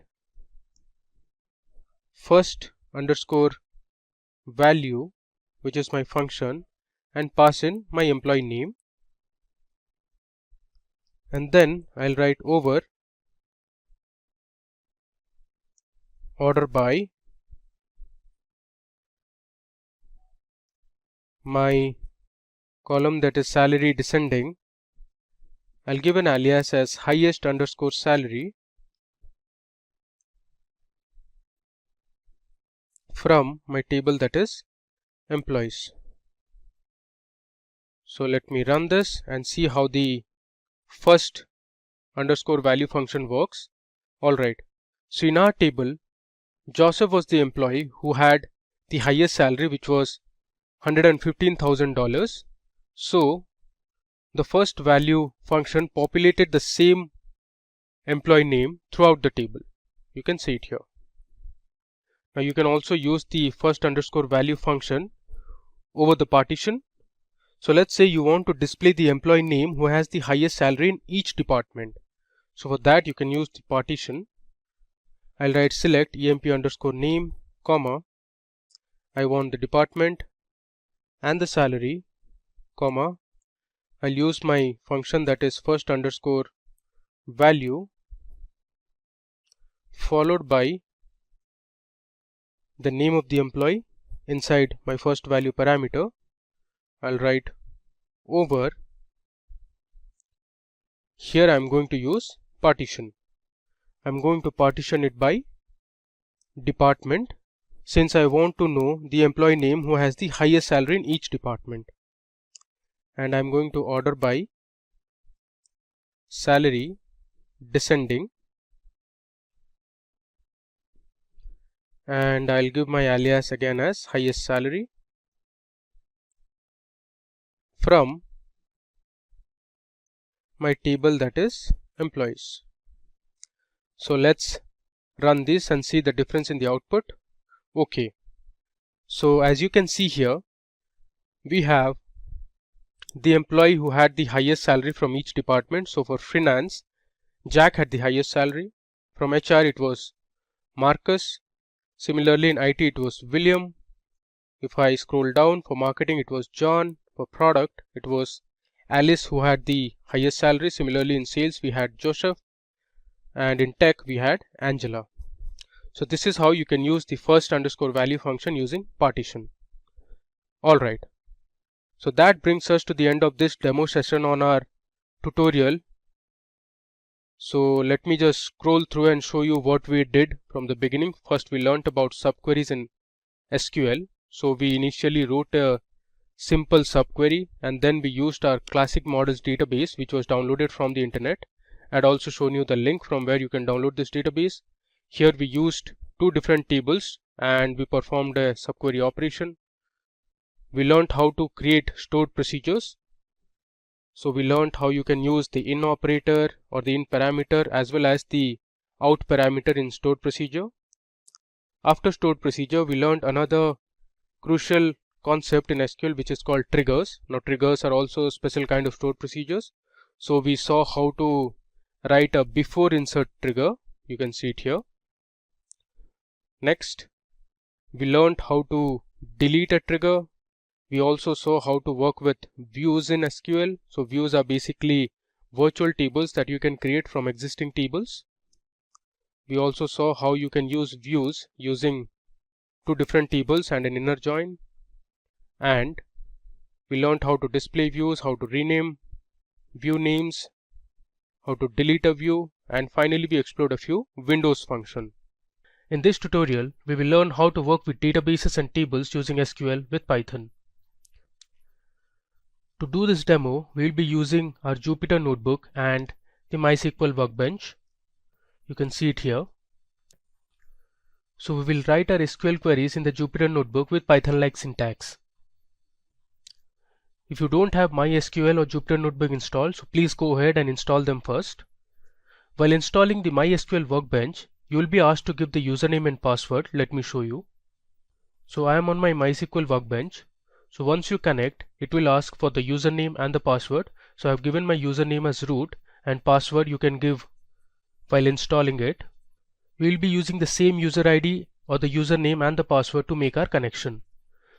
So let's get started with our hands-on demonstration part. First and foremost, let me go ahead and import the necessary libraries. I'll give a comment as import libraries.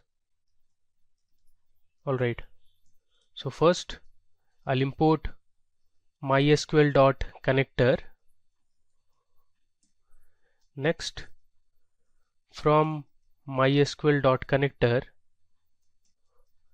I am going to import my error method or the error module. Next, I want to import pandas as PD. So let's run this. Okay, there is some error here. This should be capital E and not small e. Alright, you can see I have imported my important libraries. Now I'm going to create a function that will help us create a server connection. So I'll write my user defined function by using the def keyword. I'll write create underscore server underscore connection. This is going to be my function name, and it will take in three parameters. First is the host name, next is the username, and then we have the user password.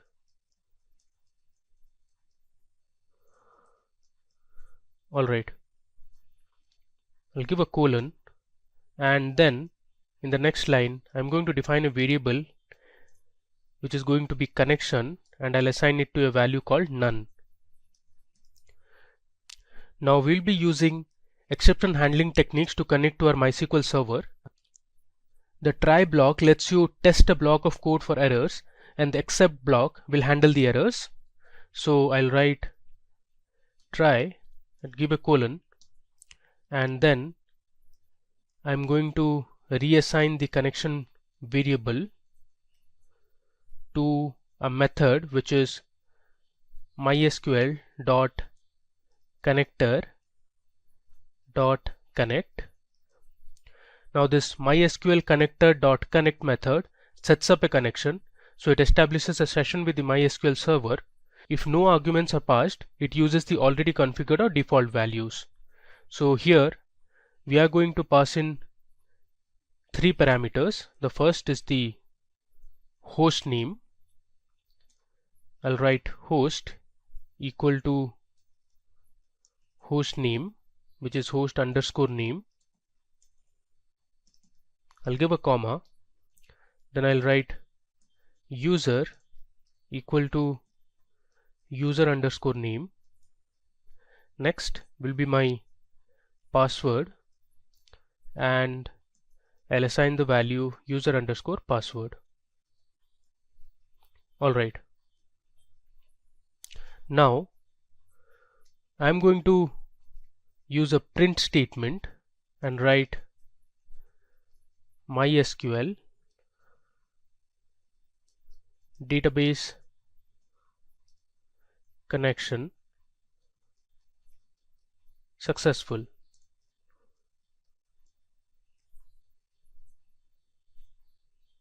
After this, I'll give my except block, so I'll use the keyword except. Here I'll write error as ERR, give a colon, and then I'm going to use the print statement.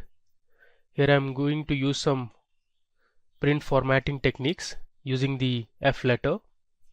I'll write error colon, and I'll use curly braces, give ERR, and then I'll close the double quotes. After this, I'm going to return my connection. Alright, let me give a comment here. We are going to assign our password, so we need to put our MySQL terminal password. So this password you assign it while installing MySQL Workbench. I'll write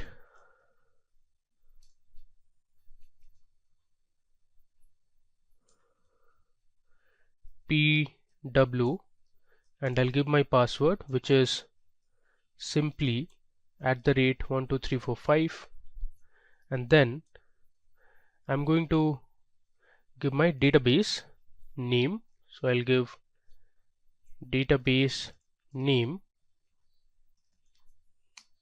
Here I'm going to write db equal to, this is the database I want to create, which is going to be mysql underscore python. Let me just scroll this down. Okay, now I'll say connection equal to, I'll pass in my user defined function name, which is create server connection, and the parameters, which are going to be localhost, that is my host name, my username, which is root, and then I'll give pw, which is my password, that is exactly simply @12345. Let's just run it now. Okay, there is an error here. We need to remove this double quotation. Alright, made another mistake here. This should be root. Okay, you can see here MySQL database connection successful. Alright, next we are now going to create a database, that is MySQL underscore Python. So I'll give a comment, create MySQL underscore Python database. Again, to create this database, I'm going to create another user defined function, using the def keyword. I'll write the function name as create database, pass in the parameters as connection, comma, query. Give a semicolon, and in the next line I'll write cursor equal to, I'm going to make the connection, so I'll write connection dot cursor, and I'll give the parenthesis. So this MySQL's cursor of MySQL connector Python is used to execute statements to communicate with the MySQL database. The MySQL cursor class initiates objects that can execute operations such as the MySQL statements. Okay. Next, I'm going to again use my try and except block. So I'll write try, give a colon, and here I'm going to use cursor dot execute. Within that I'm going to pass in my query. Next, I'll use a print statement, and the message I'm going to display is database created successfully.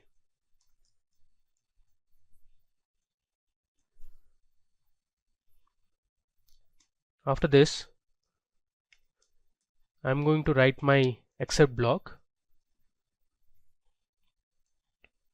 I'll write except error as ERR, give a colon, and then I'll use a print statement. I'll write print.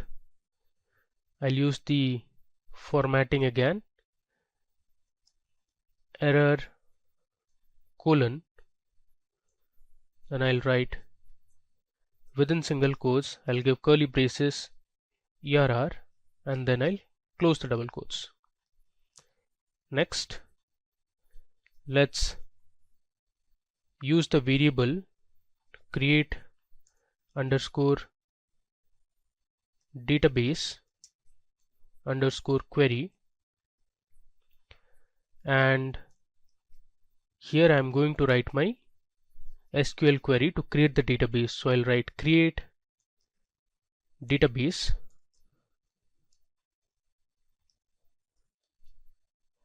and followed by that I'll give my database name, which is going to be MySQL underscore Python.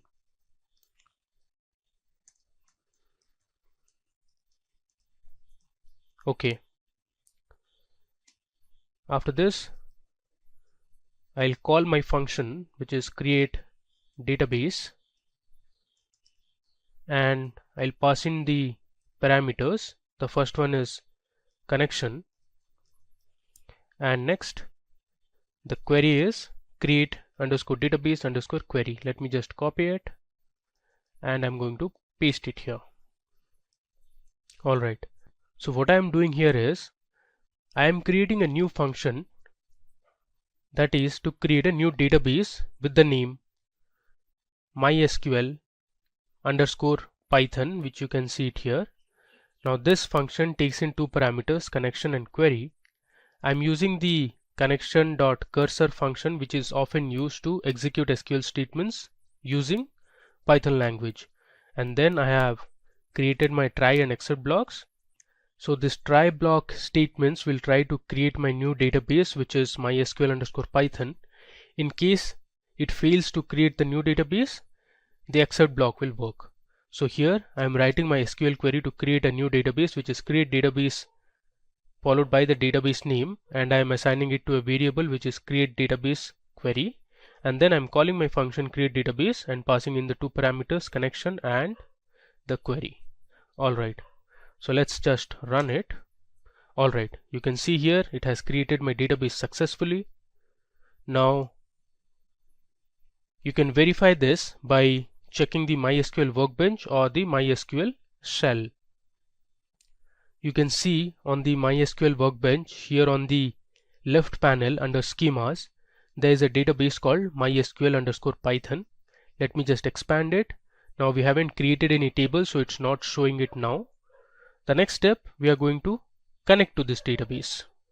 So let's go ahead and connect to our database that we have just created. I'll write the comment as connect to database. Now to connect to our database, I'm again going to create a user defined function using the def keyword. I'll write create underscore db, which is for database underscore connection, and the parameters it will take is the host name followed by the username, then we have the user password, and finally we have the database name. I'll give a colon. In the next line, I'm going to create my variable which is connection, and then I'll assign it to a value none. After this, I'm going to use my exception handling techniques. So I'll write my try block first. I'm going to reassign my connection variable using the MySQL connector method. So I'll write MySQL dot connector dot connect. So this method will take in the parameters. So first it will take the host name. I'll write host equal to host underscore name.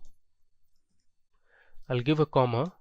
Next it will take the username, so user equal to user underscore name, give another comma. Next it will take the user password. I'll use passwd equal to user underscore password. I'll give another comma, and this time it is going to be the database name. So I'll write database equal to db underscore name. Now let's use the print statement, and the message we are going to print is MySQL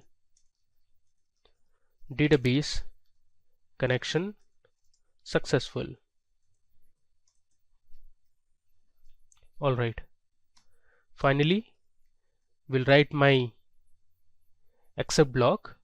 I'll write except error as ERR, give a colon, and then I'll use the print statement f within double quotes. I'll write error colon, within single quotes curly braces I'll write ERR, and will close the double quotes.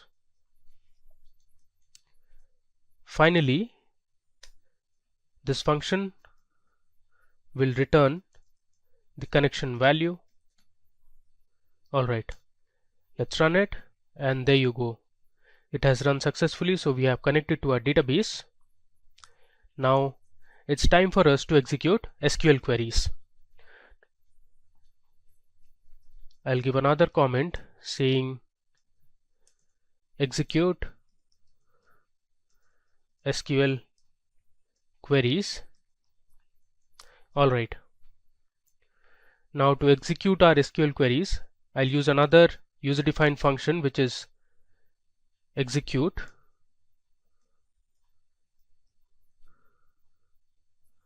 underscore query, and I'll pass in the parameters as connection and query. I'll give a colon.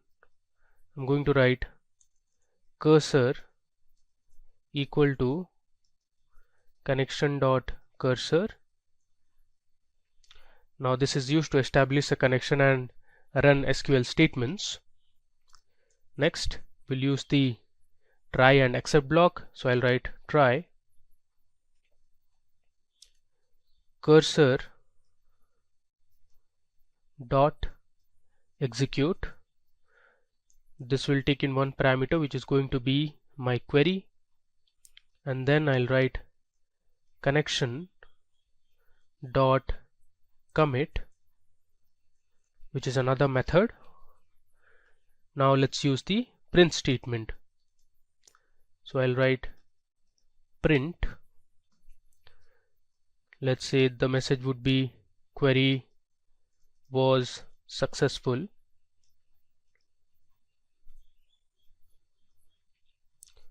and then we'll write our except block, which is except. If the try block doesn't work, throw an error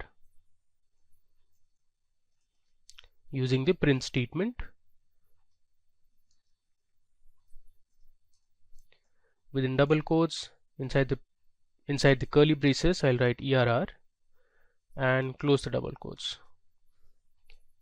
Alright, so let's run it. Okay, so we have successfully created our various functions that were needed to create a database, establish a connection, and to execute our queries. Alright, now it's time for us to create our first table inside the MySQL_Python database.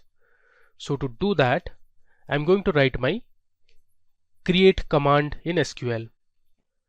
So first we are going to assign our SQL command to a Python variable using triple quotes to create a multi-line string. So let me show you how to do that. I'll write my variable name, which is going to be create orders table. It is always recommended to use relevant variable names to make it more readable. And now I'm going to use triple quotes. So the triple quote will ensure I can create my multi-line string. Inside the triple quote, I am going to write my create command, which is create table. Here I am going to create an orders table first, and inside the orders table I am going to create my column names. The first column would be the order ID. It is going to be of type integer, and I'll assign this order ID as my primary key column. We'll give a comma. Next, the second column would be customer underscore name. The customer name column would be of type varying character, so I'll write varchar and I'll give a size of 30, and this is also going to be not null. Moving ahead, my fourth column would be the product name column, so I'll write product underscore name. Product name will be of type varying character. The size is, let's say, 20, and it is also not null. Next, I'm going to create my fourth column, which is the date on which the item was ordered or the product was ordered. So I'll write date ordered. The data type will be date. Next, I'll create a quantity column to keep track of the number of quantities that were ordered. This is of type integer. My next column would be unit price, which will basically have information about the price of each unit of product. Unit price can be of type float. And finally, I'll have the phone number of the customer. I'll write phone number. Phone number can be kept as of type varying character. I've assigned a size of 20. Now let's give a semicolon and we'll close the triple quotes. Alright, so this is how the syntax would look like. Next, to run this, we are first going to call our createDB function. So let me give a comment as connect to the database. I'll write connection equal to create underscore db underscore connection. My parameters would be my host name, which is localhost, my username, which is root, comma, my password, and then my database name, which is MySQL_Python. So I'll write just db. Alright. Finally, let's execute this query using the execute underscore query function that we had created earlier. This takes in two parameters. The first one is connection, followed by the variable name, which is create orders underscore table. Let us run it. Okay, there is some error here. Let's see what's the error. Okay, so here we have put 4 double quotes. This should be triple quotes. Now let's run it. Okay, there is another here. Let's debug it. It says name cursor not defined.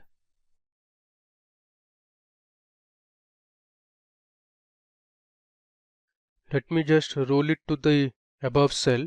If you see here in our execute underscore query function, instead of cursor I have written cursor, so R is missing. Let's rerun this, and now let's run this again. There you go. You can see here MySQL database connection successful. Even our query was also successful. Now if you want to recheck if the table, that is orders, was created or not, you can check it on the MySQL workbench. So let me show you how to do it. So I am on my MySQL workbench, and under MySQL underscore Python database you have something called as tables. Let me just right click and I'll select refresh all. There you go. You can see this arrow. Just click on this arrow, and here you can see we have a table called orders. So we have created a table called orders. Now you can check the columns as well. You have the order ID, the customer name, product name, ordered date, quantity, unit price, and phone number. Now it's time for us to insert a few records to this table, which is orders. Now to insert records, I'll give a comment as insert data. I'll start with the variable name. Let's say the variable name is data underscore orders. I'll give triple quotes.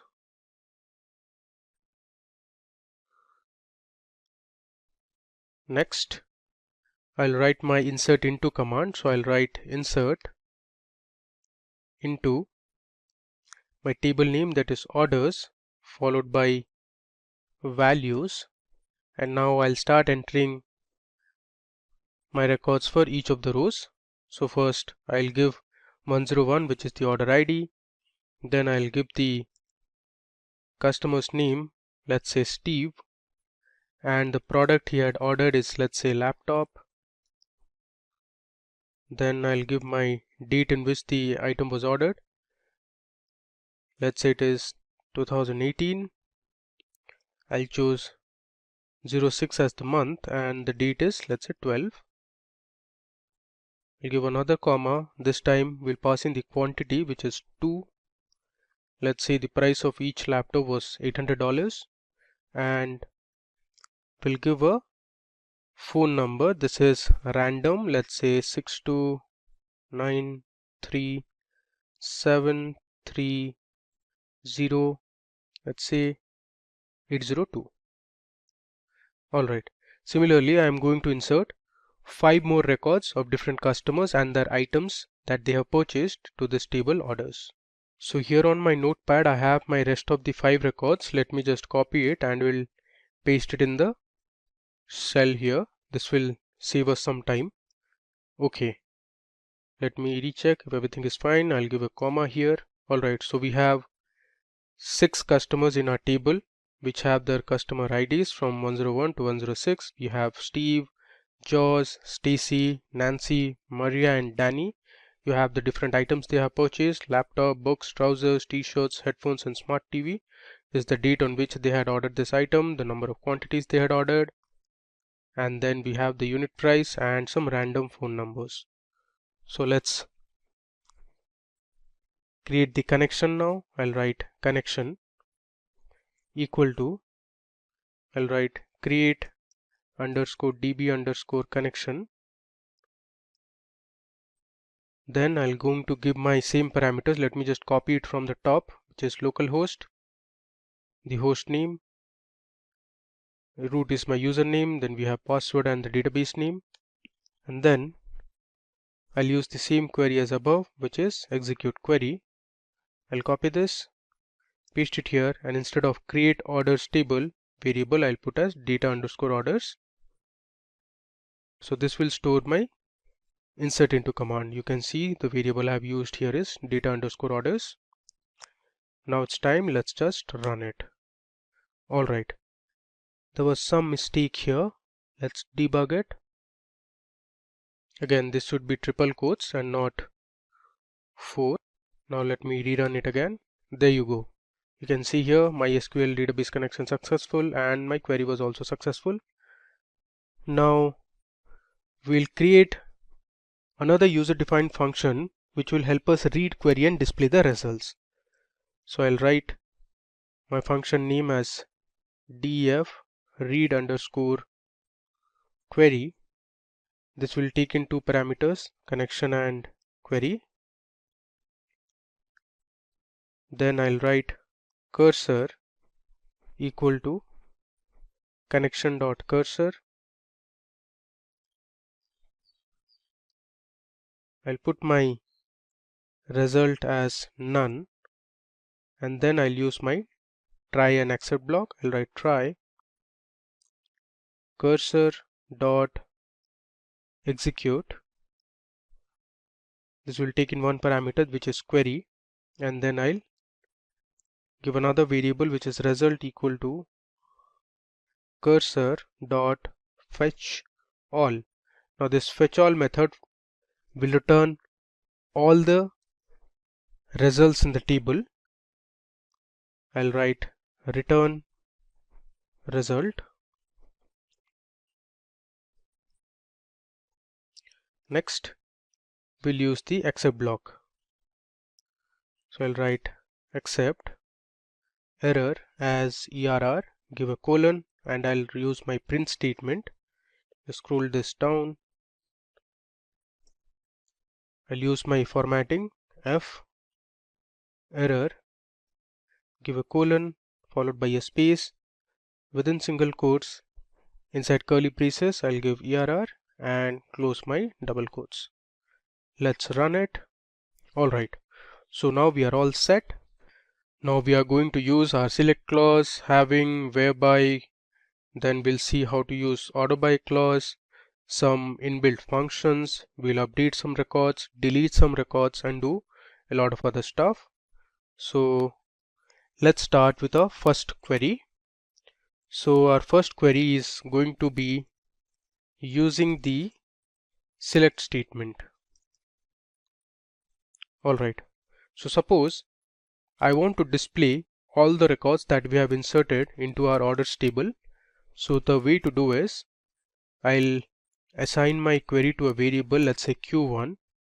I'll give triple quotes.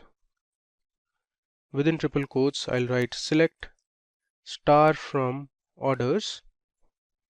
I'll give a semicolon followed by the triple quotes. Now we'll establish the connection. So let me just go to the top and I'll copy this line which is to connect to our database. I'll paste it here. Now we'll create a variable called results that will store the result of this query, and we are going to assign this variable to our function, that is read query, and this read query will have two parameters, the connection and the variable name which is Q1 for the query. Next, to display I'm going to use a for loop. I'll write for results for result in results print, I'll say result. Now we are done. Let's just run this query. There you go. You can see here we have successfully printed all the rows in our table which is orders. You can see we have 6 records in total. Now we are going to explore a few more queries. So let me just copy this and we are going to edit in the same query. I'll paste it here. Next, let's say you want to display individual columns from the table and not all the columns. So let me create the variable Q2. Now instead of star, I'm going to display only the customer name and let's say the phone numbers of the customer. So I'll write phone underscore number.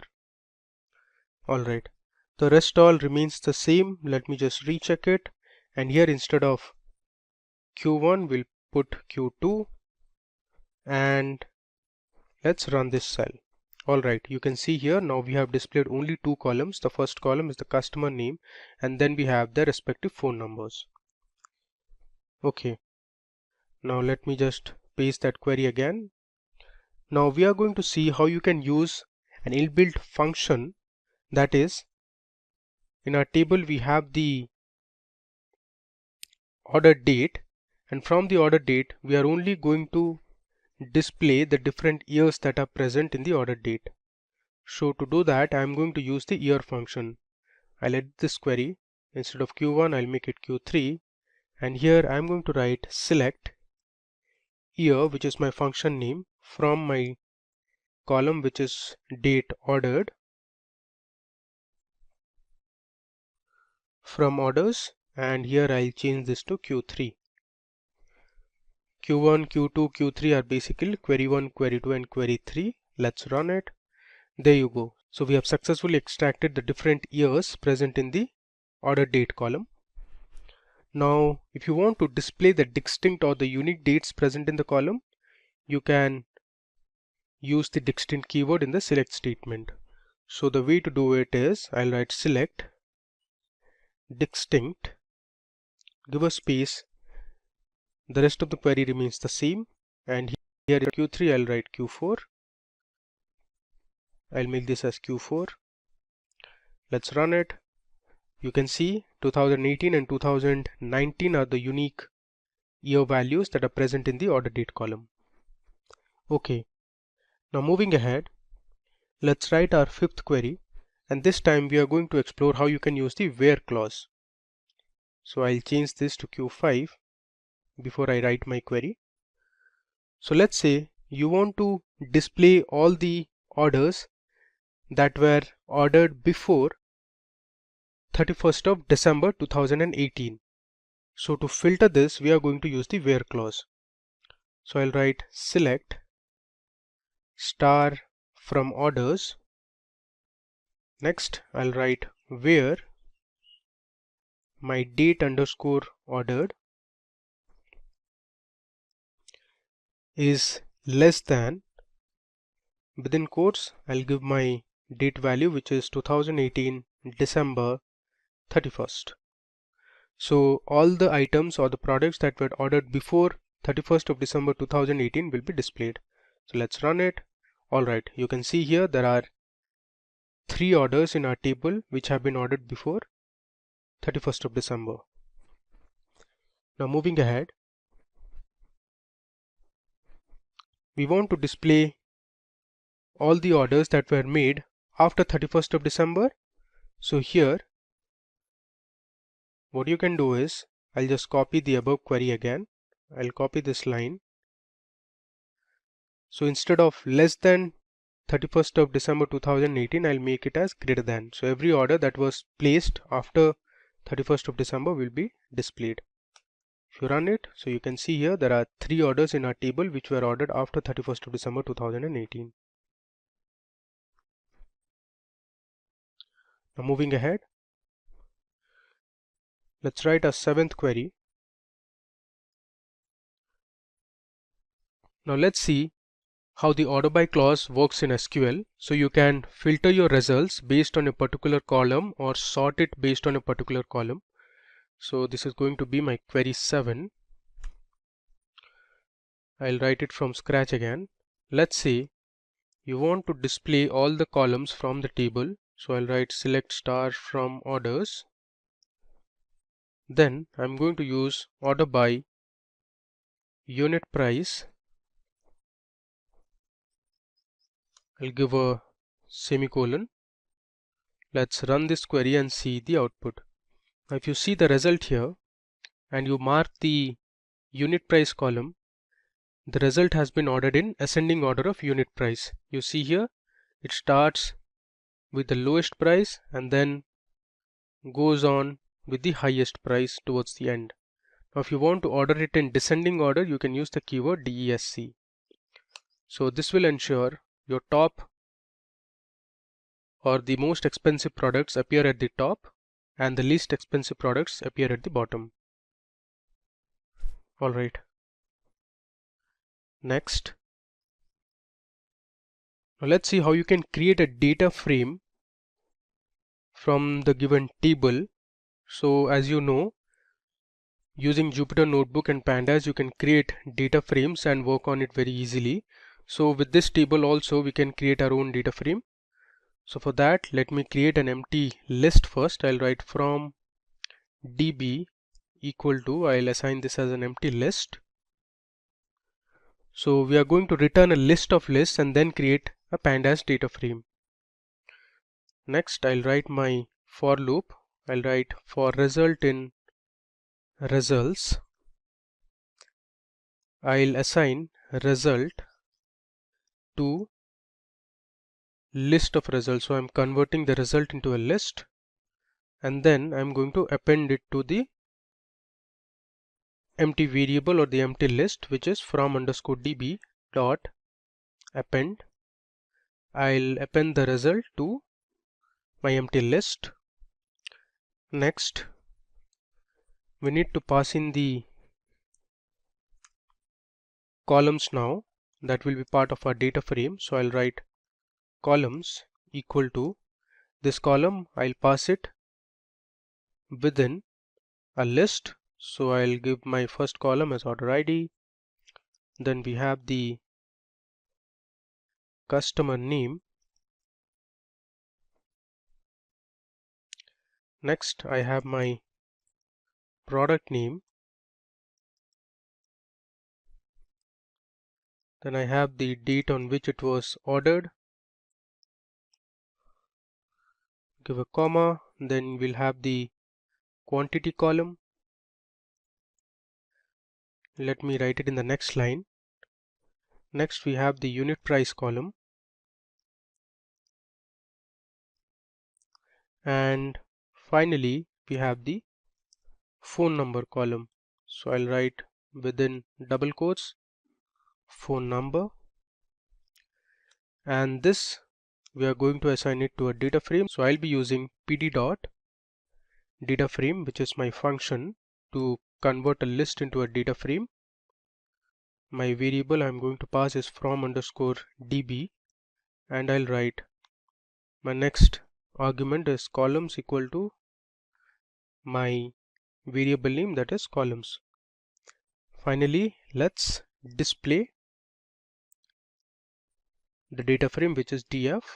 Alright, so here I'm creating a empty list first, and then I'm creating a for loop, and I'm appending the results to my empty list.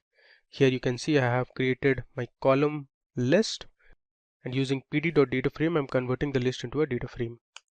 If I run this is append and not appends. Alright, you can see we have our data frame ready. This is the index column. It starts from 0 onwards, and then we have the different column names. Okay, now let's see how to use the update command. Now suppose you want to change the unit price of one of the orders, you can use the update command. So the way to do it, I'll first create my variable, let's say update, and I'll give 3 quotes or triple quotes. Then I'll use my update command, which is update followed by the table name, that is orders. Next I'll write set, let's say unit underscore price. If you see this, let's say I want to set the unit price of trousers from $50 to, let's say $45. I want to update this particular record. So I'm going to write set unit price column equal to $45, where the order ID equal to 103. So this query will update the third row in our table, which is order ID 103. So it will update from $50 to $45. I'll close the triple quotes, and now I'll use the connection queries again. Let me just paste it here. Alright, I'll delete these 3 lines of code, and instead of that I'll put execute underscore query, and this will take into parameters as always, which is going to be connection followed by the variable name, that is update. Let's run it. You see here it says MySQL database connection successful, query was successful. Now you can recheck that. To do it, let me just go to the top and we'll just copy our first query, which is Q1. I'll copy this and I'll paste it here. Let me just rename this now. This will be Q8, and I'll change this as well. I'll write select star from orders where my order ID equal to 103. Let's see the unit price of 103 now. You can see here instead of 50, now we have updated it to $45. Alright, now the last command we are going to say is how you can delete a record from the table. I'll write delete command as my comment. Now to delete a query, I'll first give my variable name, which is delete underscore order, and I'll pass in within triple quotes. Next I'll write my delete query, which is delete from my table name, that is orders. Then I'll give my where clause where, let's say I want to delete my order ID 105. Let me just go to the top and explain you again. So if you say this, we want to delete the order ID 105, which was for customer name Maria and she had ordered headphones. We want to completely remove this particular record. So I have my delete query ready. Now let me just create my connection and display the results. So I'll go to the top and I'll copy this connection command, which also has the execute query command, and I'll paste it here. And I'm going to make a change here. Instead of update, we'll write delete underscore order. Everything looks good. Let's just run it. You can see our query was successful. And now if you want to print it, let me just show you. I'll just copy this. We'll paste it here. I'll make this as Q9. I want to verify if my order ID 105 was deleted or not. Instead of this statement, I'll write select star from orders, and here I'll change this to Q9. If I run this, you can see it here. You can mark order ID 105 was deleted and it no more appears in this table. Alright, so this brings us to the end of the demo session on SQL with Python.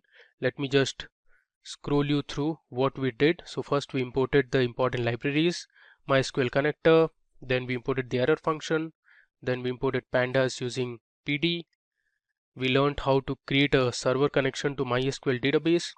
We created a new database, that is MySQL underscore Python, and now we connected to that database. We created a function to execute our queries. We saw how you can write a create table command. Then we inserted a few records to our orders table. We created a read underscore query command to read the queries and display the results.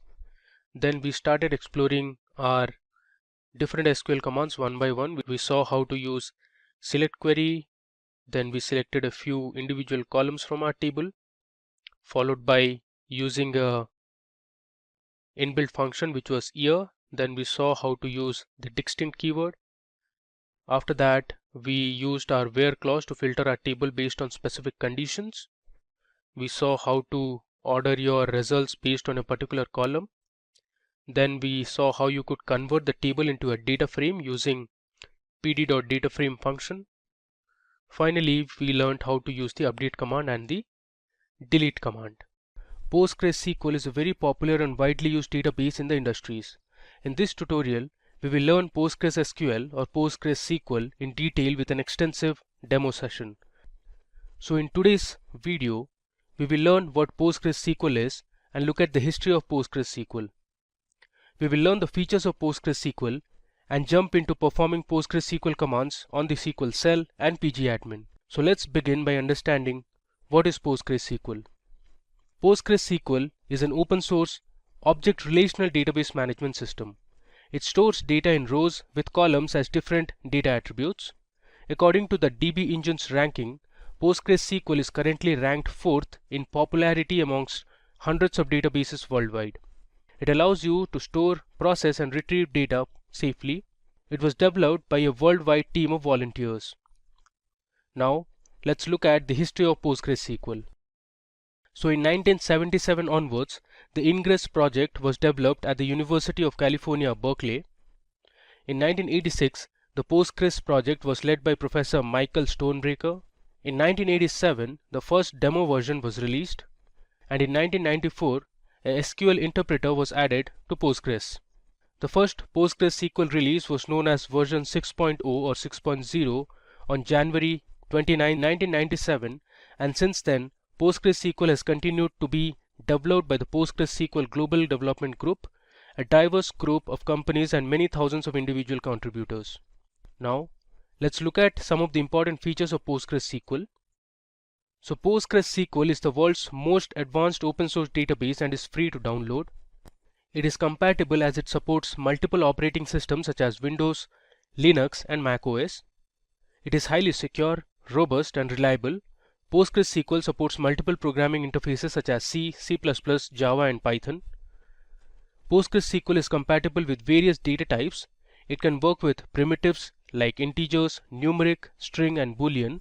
It supports structured data types such as date and time, array and range.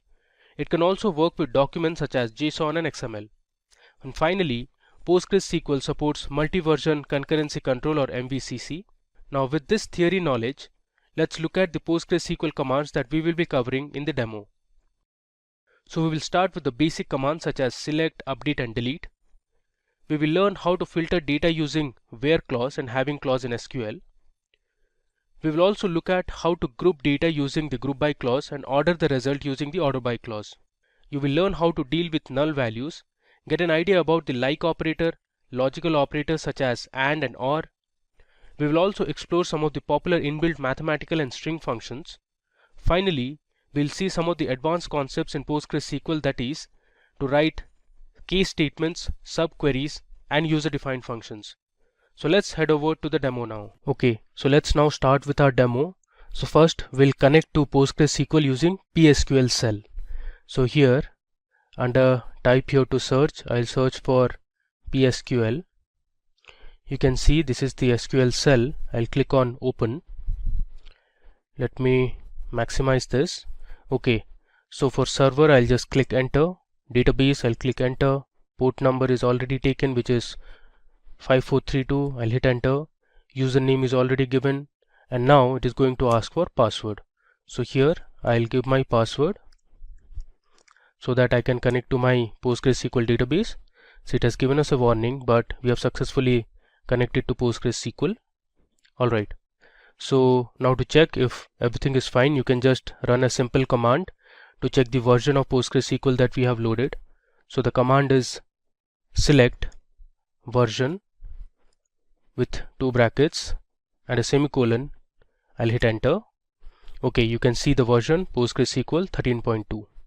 Okay, now let me show you the command that will help you display all the databases that are already there. So if I hit /L and hit enter, it will give me the list of databases that are already there.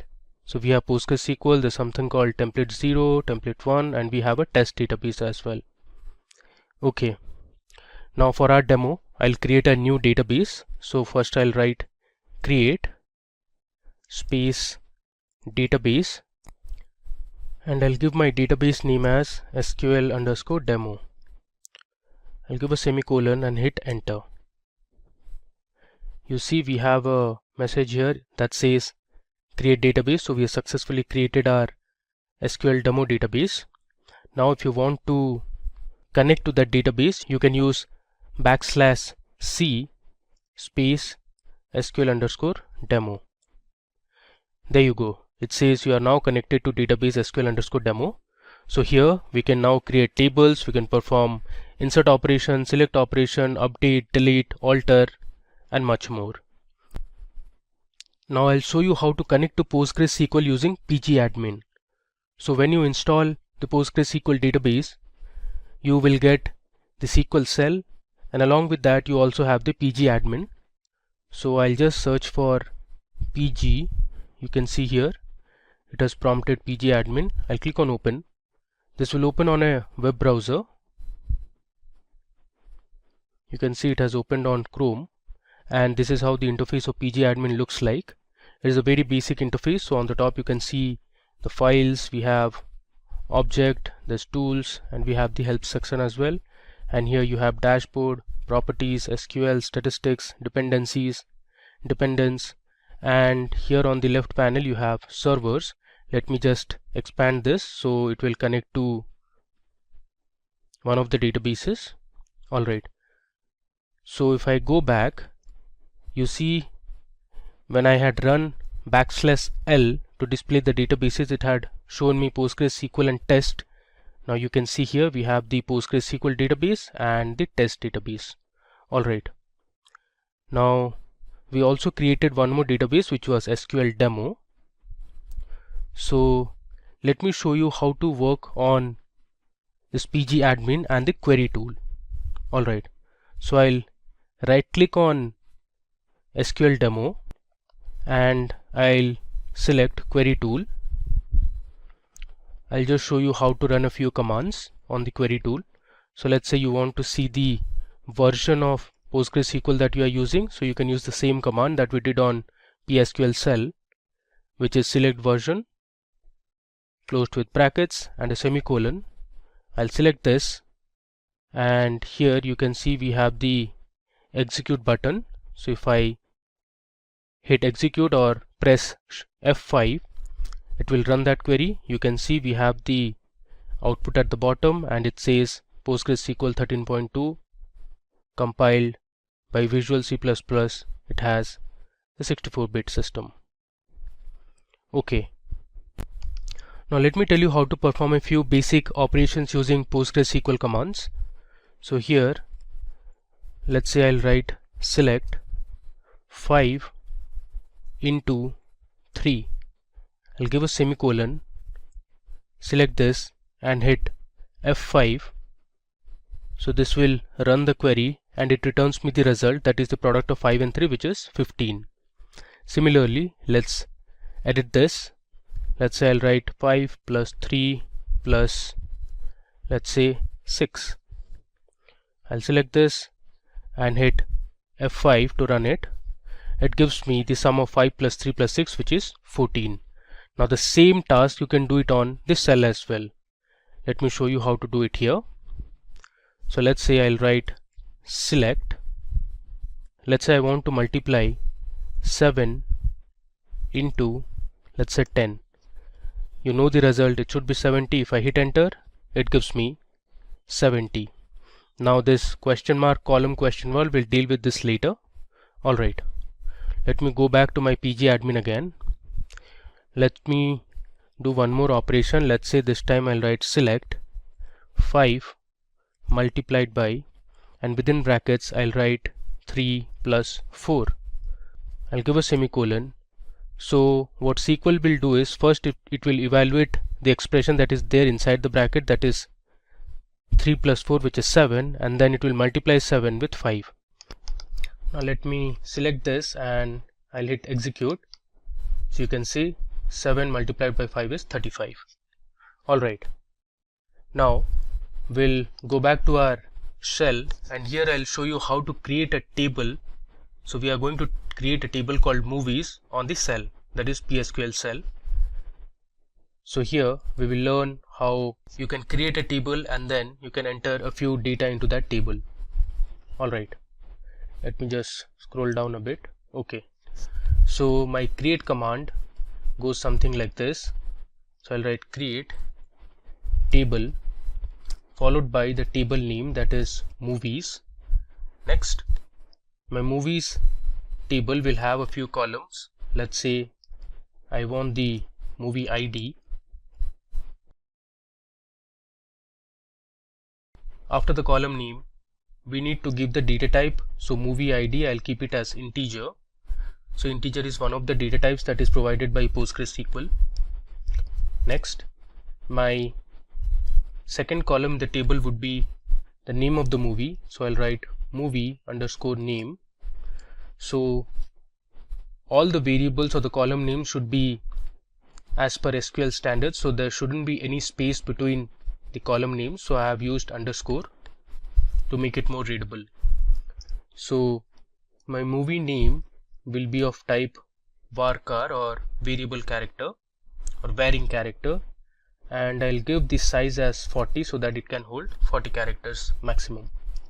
Next, my third column will have the genre of the movie. So I'll write movie underscore genre. Again, genre is of type varchar.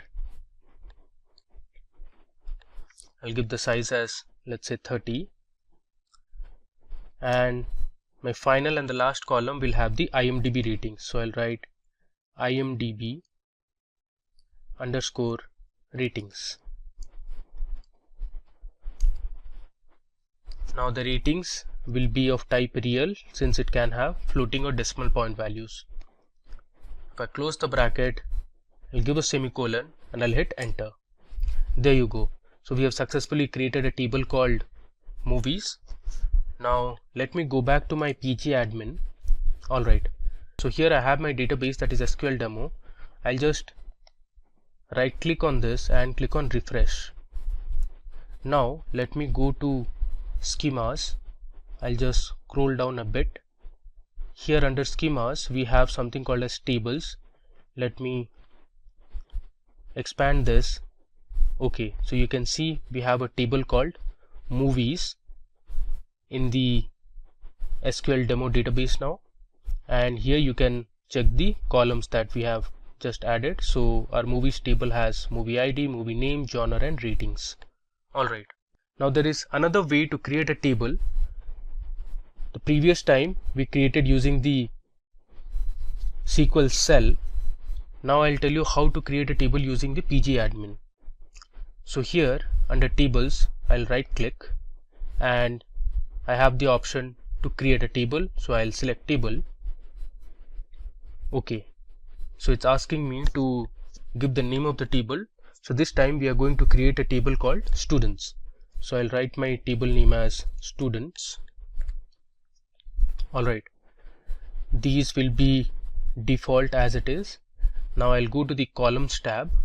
So here you can create the number of columns that you want. So you can see on the right I have a plus sign. I'll just select this so that I can add a new row. So my first column would be, let's say, the student roll number. I'll write student underscore roll number. Again, the column name should be as per SQL standards. The data type I'm going to select is integer.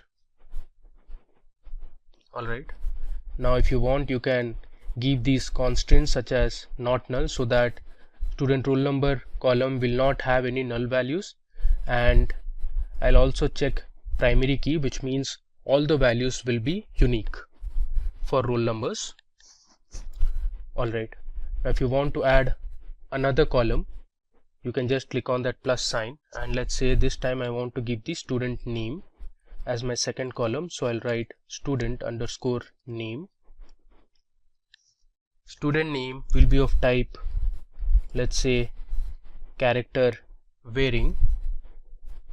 If you want to give the length, you can specify the length as well, let's say 40. I'll click on the plus sign again to add my final column. The final column would be gender.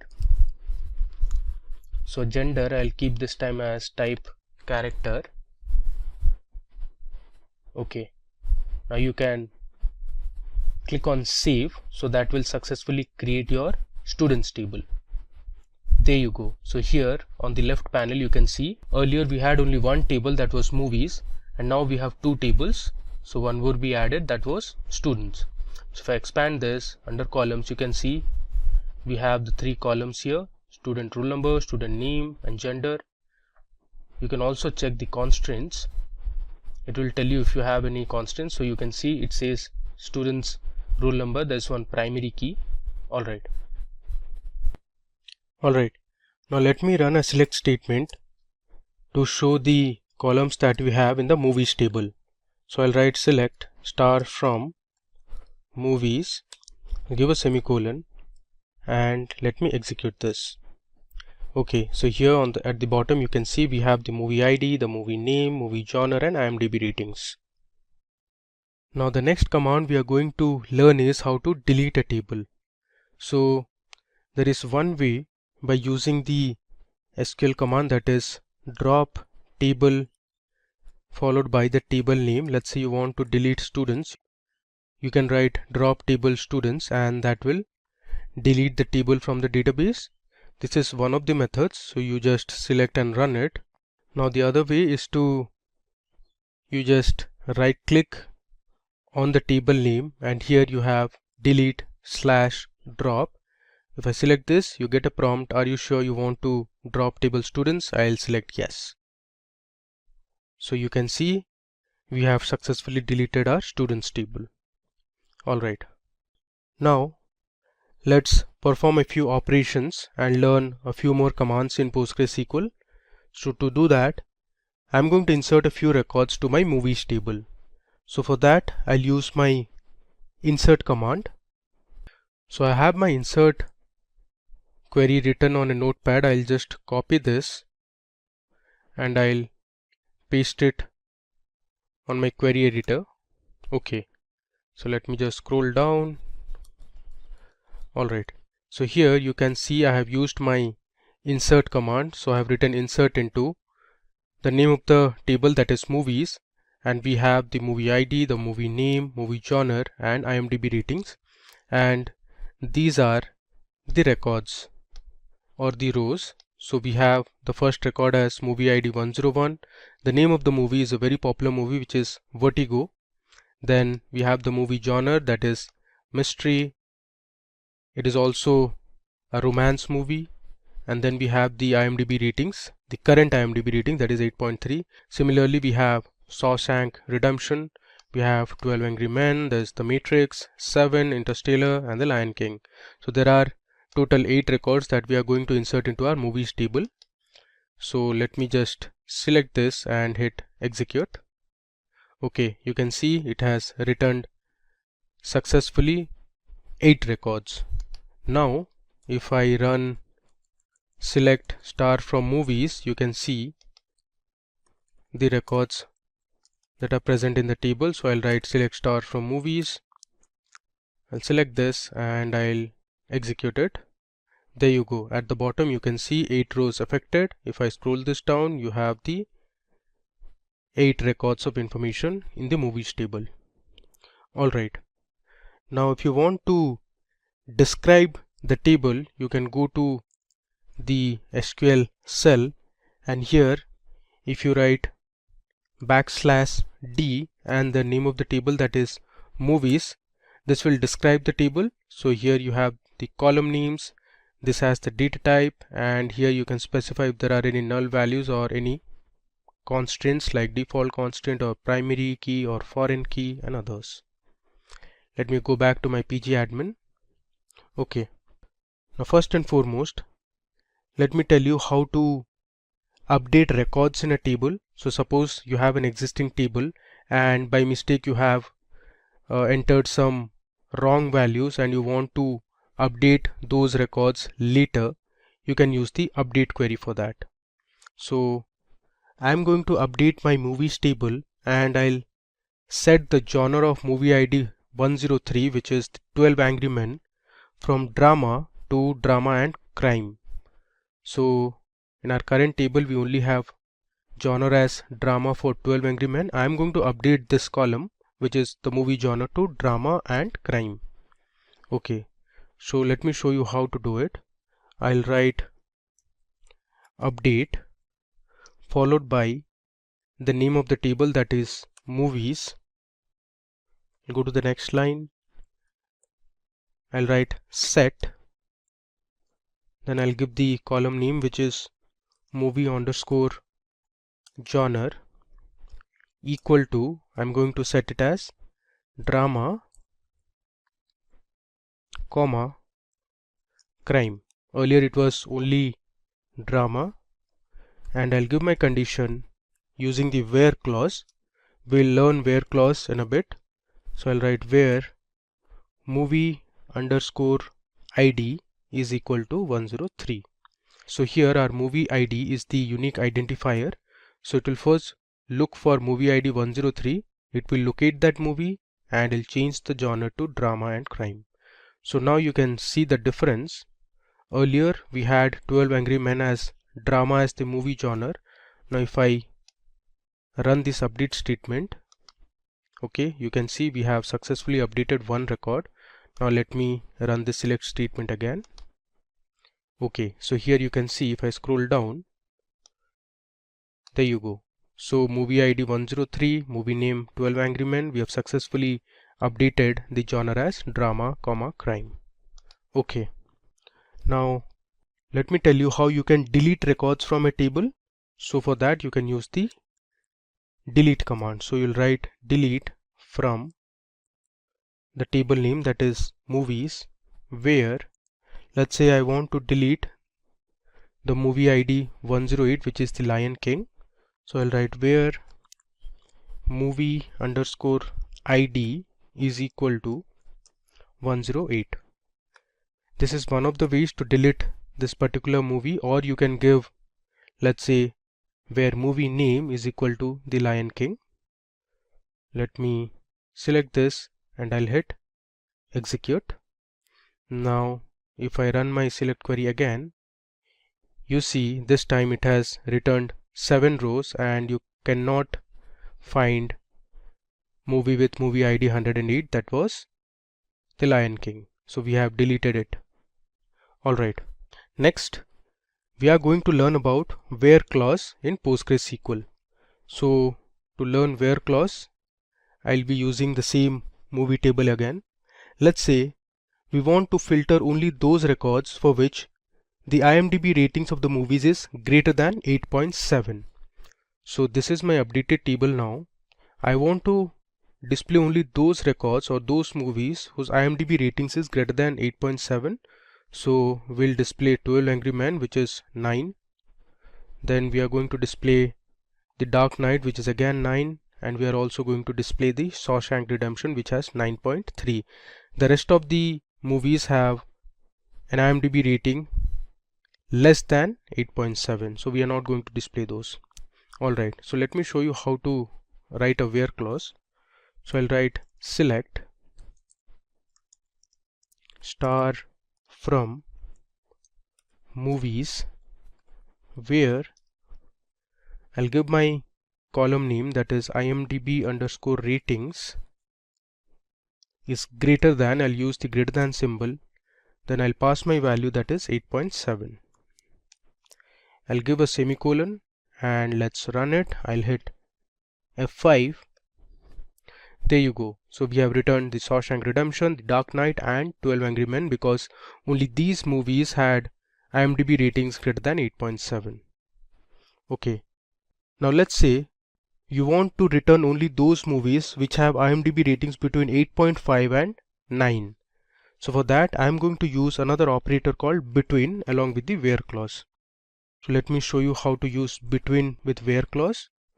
I'll write select star from movies where my IMDb underscore ratings is between, I'll write 8.5, I'll give an AND operator and 9.0. So all the movies that are between 8.5 and 9.0 ratings will be displayed. So let's select this and I'll run it.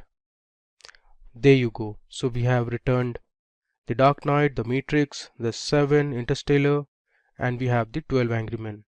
So a few of the records that we missed out were, I think, Vertigo, which has 8.3, and there's one more. Alright. Now moving ahead, let's say you want to display the movies whose movie genre is action. So you can see in our table we have a few movies whose genre is action movie. So you can do that as well. I'll write select star from movies where the movie genre, I'm writing this time in one line. You can break it into two lines as well.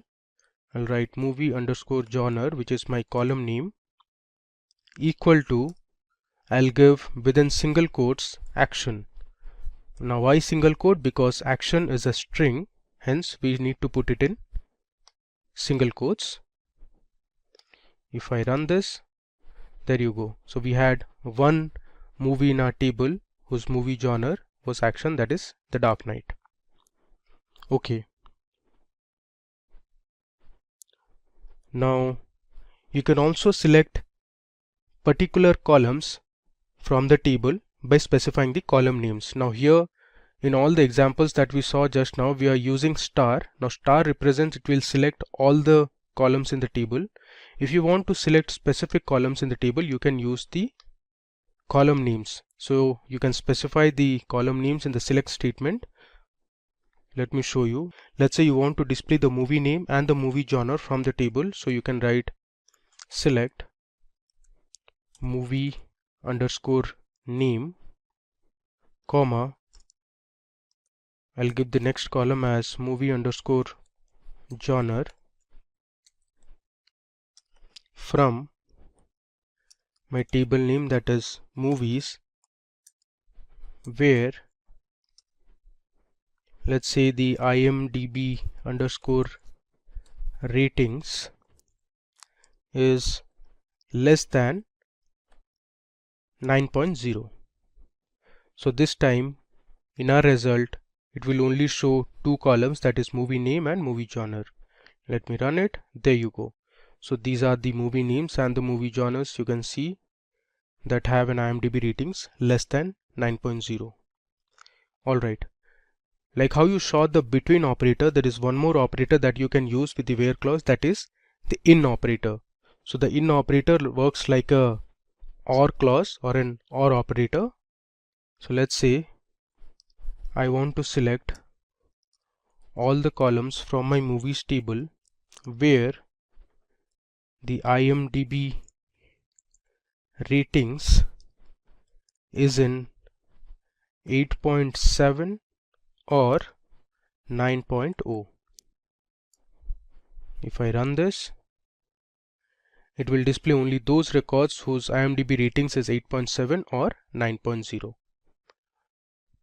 Alright. So up to now we have looked at how you can work on basic operations in SQL, like your mathematical operations. You saw how a select statement works. We created a few tables, then we inserted a few records to our tables. We saw how you can delete a table from your database, and we have performed a few operations like update, delete, and we saw how a where clause works. Now it's time to load a employee CSV file or a CSV dataset to PostgreSQL. So I'll tell you how you can do that. But first of all, before loading or inserting the records, we need to create an employee table.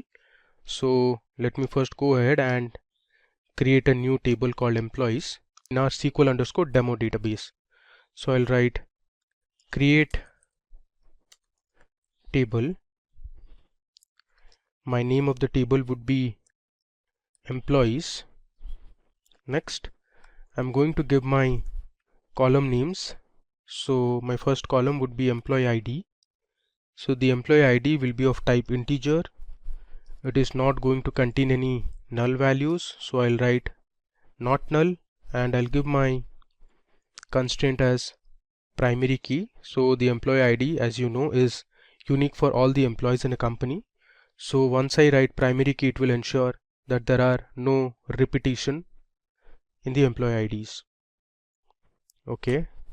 Next, I'll have my employee name. So my employee name is going to be of type varchar, and I'll give my size as 40. Okay. Next, we'll have the email address of the employee. Again, email address would be of type varchar and the size is 40 again. I'll give another comma. This time we'll have the gender of the employee. Gender is again varchar of size, let's say 10. Okay, now let's include a few more columns. We'll have the department column, so I'll write department varchar, let's say the size is 40. Then let's say we'll have another column that is called address. So the address column will have the country names of the employees. Address is also varchar. And finally we have the salary of the employee. Salary, I'm going to keep it as type real. So real will ensure it will have decimal or floating point values. Okay, so now let me select this create table statement and execute it. Alright, so we have successfully created our table. If you want, you can check by using select star from employees. Let me select this and I'll hit execute. Alright, you can see we have our employee ID as primary key. There's employee name, email, gender, there's department, address and salary. But we don't have any records for each of these columns. Now it's time for us to insert a few records to our employees table. Now to do that, I'm going to use a CSV file. So let me show you how the CSV file looks like. Okay, so now I am on my Microsoft Excel sheet, and on the top you can see this is my employee data.csv file. Here we have the employee ID, the employee name, email, gender, there's department, address and salary. Now this data was generated using a simulator, so this is not validated, and you can see it has a few missing values. So under email column we have a few employees who don't have an email ID. Then you can see under department also there are some missing values here as well. Alright, so we'll be importing this table or the records present in this CSV file onto PostgreSQL. Alright, so here in the left panel under tables, let me right click and first refresh this. There you go. So initially we had only movies table and now we also have the employees table. Now what we need to do is I'll right click again, and here you see we have the option to import or export. Let me click on this, and I don't want to export, I need to import, so I'll switch on import. Alright, now it is asking me to give the file location. So let me show you how to get the file location. So this is my file location actually. So my Excel file, which was this, is present in my E drive under the data analytics folder. I have another folder called PostgreSQL, and within the PostgreSQL folder I have my CSV file, that is employee data.csv. So I'll just select this. You can either do it like this or you can browse and do. Okay, now my format is CSV. Next, I'm going to select my headers as yes, and then let me go to columns and check if everything is fine. Alright, so I have all my columns here. Let's click on OK.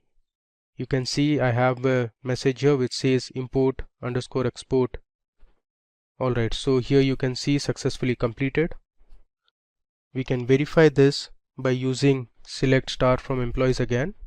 If I run this, alright, let me close this. There you go, it says 150 rows affected, which means we have inserted 150 rows of information to our employees table. You can see we have the employee ID, these are all unique. We have the employee name, the email, we have the address and the salary. Let me scroll down so that, okay, you can see we have 150 rows of information. That means we have 150 employees in our table. Okay, now we are going to use this employees table and explore some advanced SQL commands. Now there is an operator called distinct. So say if I write select address from employees, this is going to give me 150 address of all the employees. There's some problem here, I did a spelling mistake. There should be another D. If I run this again, our query will return 150 rows. You can see we have the different country names under address, that is Russia, we have France, there's United States, we have Germany, okay, and I think we have Israel as well. Yeah. Now suppose you want to display only the unique address or the country names, you can use the distinct keyword before the column name. So if I write select distinct address from employee, it will only display the unique country names present in the address column. If I run this, see, it has returned us 6 rows of information. So we have Israel, Russia, Australia, United States, France and Germany. Alright. Now, as I said, there are a few null values which don't have any information. So you can use the isNull operator in SQL to display all the null values that are there. Suppose I want to display all the employee names where the email ID has a null value. So I'll write select star from employees where email is null. So this is another way to use your where clause. If I select and run this, there you go. So you see here, for all these employee names, there was no email ID present in the table. So it has returned us 16 rows of information. So around 10% of employees do not have an email ID, and if you see, a few of them do not have an email ID and also they don't have a department. So if you want to know for those employees which do not have a department, you can just replace where department is null instead of where email is null. Now if I select this, okay, it has returned us 9 rows of information, which means around 5% of employees do not have a department. Moving ahead, now let me show you how the order by clause works in SQL. Now the order by is used to order your result in a particular format, let's say in ascending or descending order. So the way to use is, let's say I want to select all the employees from my table, so I'll write select star from employees order by. I want to order the employees based on their salary, so I'll write order by salary. Let me select and run it. Okay, there is some problem. I made a spelling mistake. This should be employees. Let me run it again. Okay, now if you mark the output, our result has been ordered in ascending order. So all the employees which have salary greater than $45,000 appear at the top, and the employees with the highest salaries appear at the bottom. So this has been ordered in ascending order, which means your SQL or PostgreSQL orders it in ascending order by default. Now let's say you want to display the salaries in descending order so that all the top ranking employees in terms of salary appear at the top. So you can use the DESC keyword, which means descending. If I run this, you can see the difference now. So all the employees with the highest salary appear at the top, while those with the lowest salaries appear at the bottom. So this is how you can use an order by clause. Okay, so now I want to make a change in my existing table. So here if you see, under the address column we only have the country names, so it would be better if we change the name of the address column to country. So I want to rename a column. You can do this using the alter command in PostgreSQL. So let me show you how to rename this column, that is address. So I'll write alter table followed by the table name, which is employees. Then I'm going to use rename column address. I'll write 2 I want to change it to country. If I give a semicolon and hit execute, it will change my column name to country. Now you can verify this. If I run the select statement again, there you go. Earlier it was address column and now we have successfully changed it to country column. Okay, let me come down. Now it's time for us to explore a few more commands. So this time I'm going to tell you how an AND and an OR operator works in SQL. So you can use the AND and OR operator along with the where clause. So let's say I want to select the employees who are from France and their salary is less than $80,000. So let me show you how to do it. I'll write select star from employees where I'm going to give two conditions. So I'll use the AND clause or the AND operator here. I'll write where country is equal to France. Now mark here I'm not using address because we just updated our table and changed the column name from address to country. So I'll write country equal to France, and my next condition would be my salary needs to be less than $80,000. I'll give a semicolon. Let me run this. Alright, so it has returned 19 rows of information. You can see all my country names are France and the salary is less than $80,000. So this is how you can use or give multiple conditions in a where clause using the AND operator. Now let's say you want to use the OR operator and let's say you want to know the employees who are from country Germany, or the department should be sales. So I'll write select star from employees where country is equal to Germany, and instead of and I'm going to use or, their department should be sales. Okay, now let's see the output. I'll hit F5 this time to run it. Alright, so we have 23 rows of information now. Let me scroll to the right. You can see either the country is Germany or the department is sales. You see one of them in the table. So here for the first record the country was Germany, the second record the department was sales, again for the fourth record the country is Germany. So this is how the OR condition works.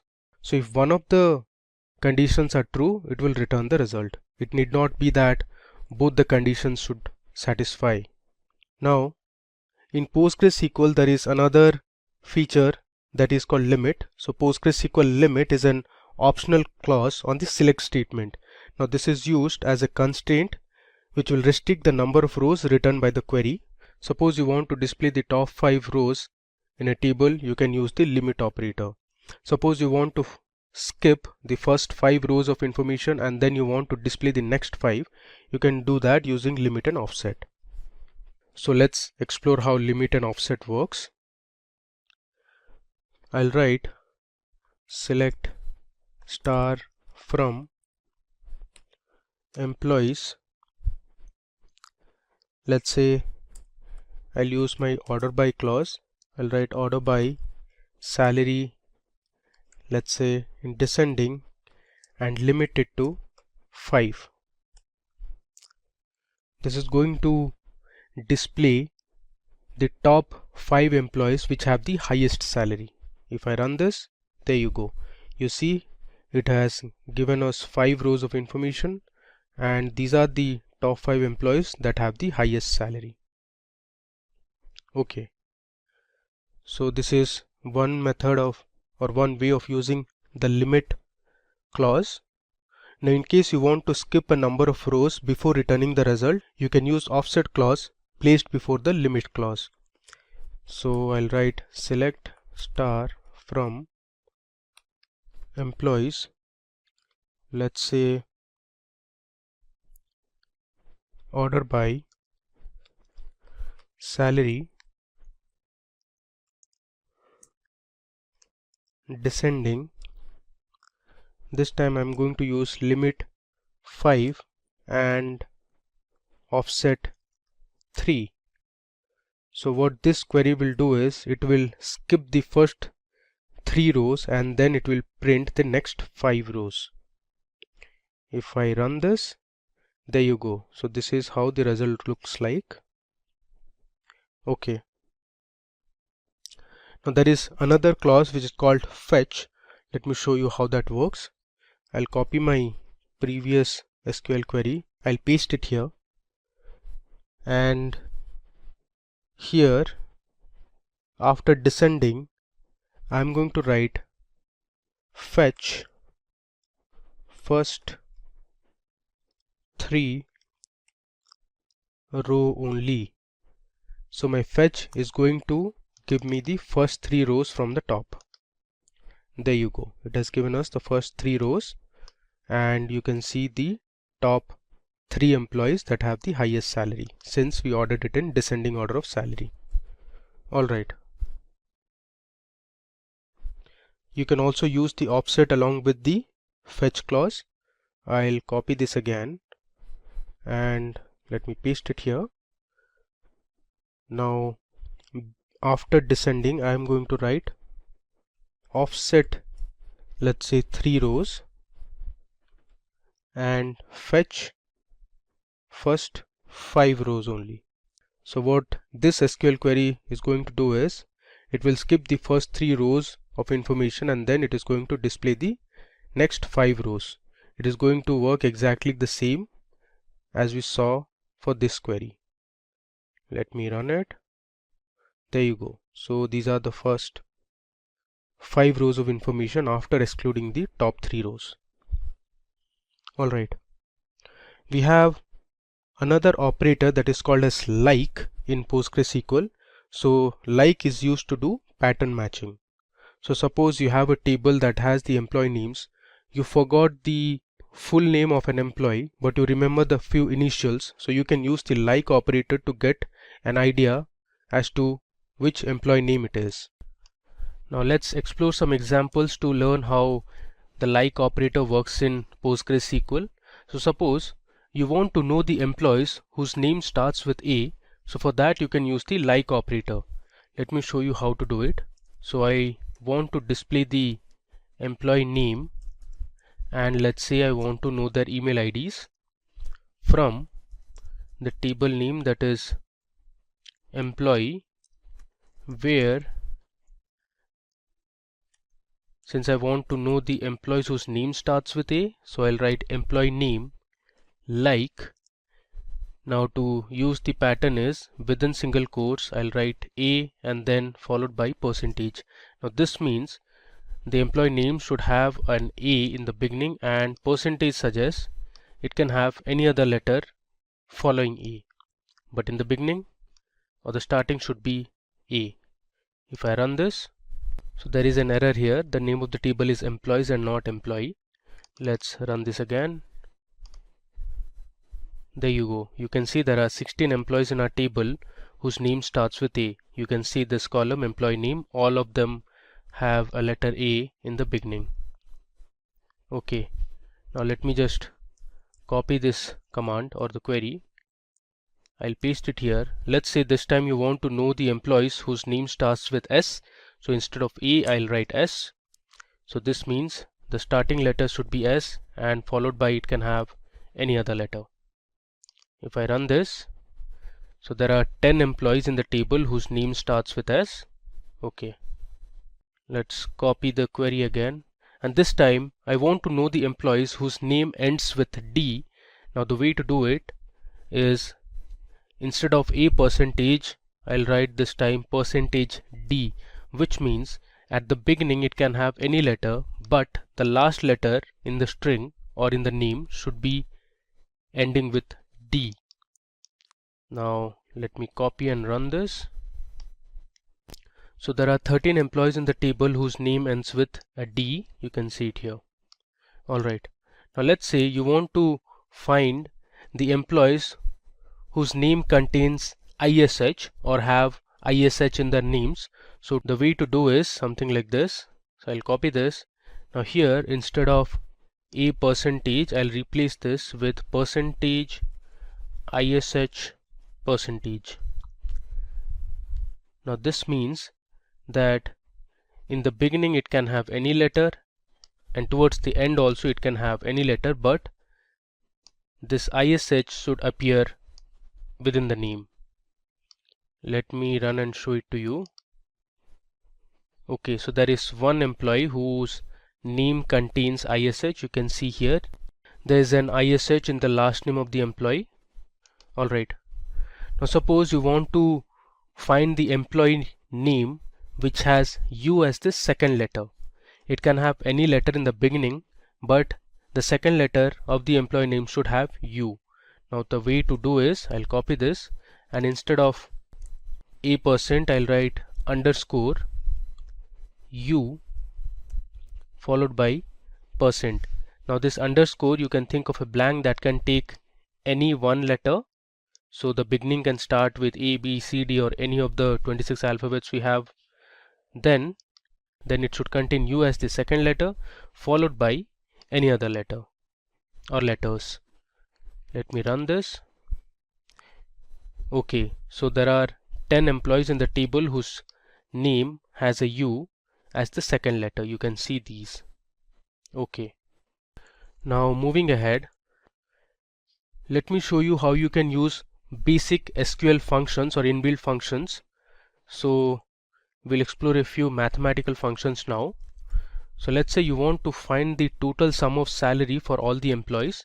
So for that you can use the sum function that is available in SQL. So I'll write sum, and inside the sum function I'll give my column name that is salary from my table name that is employees. Let's see the result. This will return one unique value. There you go. Now this is the total salary. Since the value is very large, it has given in terms of E. Now one thing to note here is, if you see the output, the column says sum real. So this output column is not really readable. So SQL has a method which can fix this, that is called an alias. So since we are doing an operation of summing the salary column, we can give an alias to this operation by using the as keyword. So if I write sum of salary as, let's say, total salary, then this becomes my output column. You can see the difference if I run this. Okay, you can see now in the output we have the total salary. Now this is much more readable than the previous one. So this is a feature in Excel where you can use or give alias names to your columns or your results. Now similarly, let's say you want to find the average of salary for all the employees. Now SQL has a function called AVG which calculates the mean or the average salary. If I write AVG, and I can edit my alias name as well. Let's see, I'll write mean salary. Let's run it. You can see the average salary for all the employees. It's around $81,000. Okay, now there are two more important functions that SQL provides us, which is max and minimum.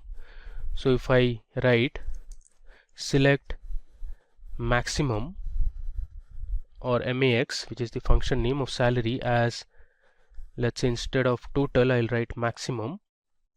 So this will return me the maximum salary of the employee. Let's run it and see what is the maximum salary that is present in the salary column. Alright, so we have $1,19,616 as highest salary of one of the employees.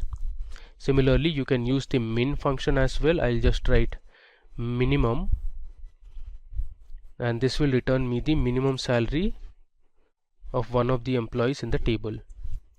I'll replace the alias name as minimum. Okay, now run it. This will give me the minimum salary that is present in our table. So it is $45,685. Okay. Now let's say you want to find the count of department in the employees table. You can use the count function. So if I write select count, let's say I want to know the distinct department names, I can write inside the count function distinct department as total departments from employees. Let's run this. This will return me the total number of departments that are there. So it gives me there are 12 departments. Okay, now let me show you one more thing here. If I write select department from employees, let's run this. Okay, so it has returned me 150 rows of information, but what I'm going to do is I'll place my distinct keyword here just before the column name so that I can verify how many departments are there in total. There you go. So there are 13 departments and one of them is null. So moving ahead, we'll replace this null with a department name by updating our table. Okay. So now let's update our department column. So what we are going to do is wherever the department has a null value, we are going to assign a new department called analytics. So earlier we have also learned how to use the update command. So I'm going to show it again. So we'll write update followed by the table name, that is employees. I'm going to set my column, that is department, equal to, within single quotes, my name of the department would be analytics, where department is, I'll say null. So wherever the department has a null value, we'll replace those information with department, that is analytics. Let's run this. You can see query returned successfully. Now let's say I'll run this command again, and this time you can see the difference. There you go. So we have 13 rows of information and there is no null department now. We have added a new department, that is analytics. Okay, now we are going to explore two more crucial commands or clauses in SQL, that is group by and having. So let's learn how group by clause works in PostgreSQL. So the group by statement groups rows that have the same values into summary rows. For example, you can find the average salary of employees in each country or city or department. So the group by clause is used in collaboration with the select statement to arrange identical data into groups. So suppose you want to find the average salary of the employees based on countries, you can use the group by clause. So let me show you how to do it. I'll write select. I want the countries and the average salary for each country. So I'll use the average function, that is avg, and inside the function I'll pass my column, that is salary. I'll give an alias name as, let's say, average underscore salary from my table name, that is employees. Next I'm going to use my group by clause. So I'll write group by. Since I want to find the average salary for each country, so I'll write group by country name. Let's give a semicolon and let me run it. I'll use F5. There you go. So here on the left you can see the country names. We have Israel, Russia, Australia, United States, France and Germany, and on the right, the second column, you can see the average salary for each of these countries. Now you can also order the result in whichever way you want. Suppose you want to arrange the results based on the average salary, so you can use the order by clause after the group by clause. So I'll write order by. Here you can use the alias name, that is average salary. This is actually average underscore salary, and let's say I want to arrange it in descending order, so I'll write DESC. Now let's run this. You can mark the difference in the average salary column. There you go. So as per our result, in United States the average salary is the highest, and if I scroll down, the average salary is the lowest in Germany. Now let's see one more example using group by. Suppose this time you want to find the maximum salary of male and female employees. You can do that too. So let me show you how to do it. So I'll write select. This time we want to find the maximum salary based on gender. So I'll select my gender column, comma, and this time I'll use my max function since I want to find the maximum salary for male and female employees. I'll give an alias name as maximum underscore salary from my table, that is employees, group by, I'll write gender. Okay, so let's run this. There you go. You can see, so one of the female employees had a highest salary of $1,19,616, while of that of a male was $1,17,654. Alright, now suppose you want to find the count of employees based on each country. You can use the count function along with the group by clause.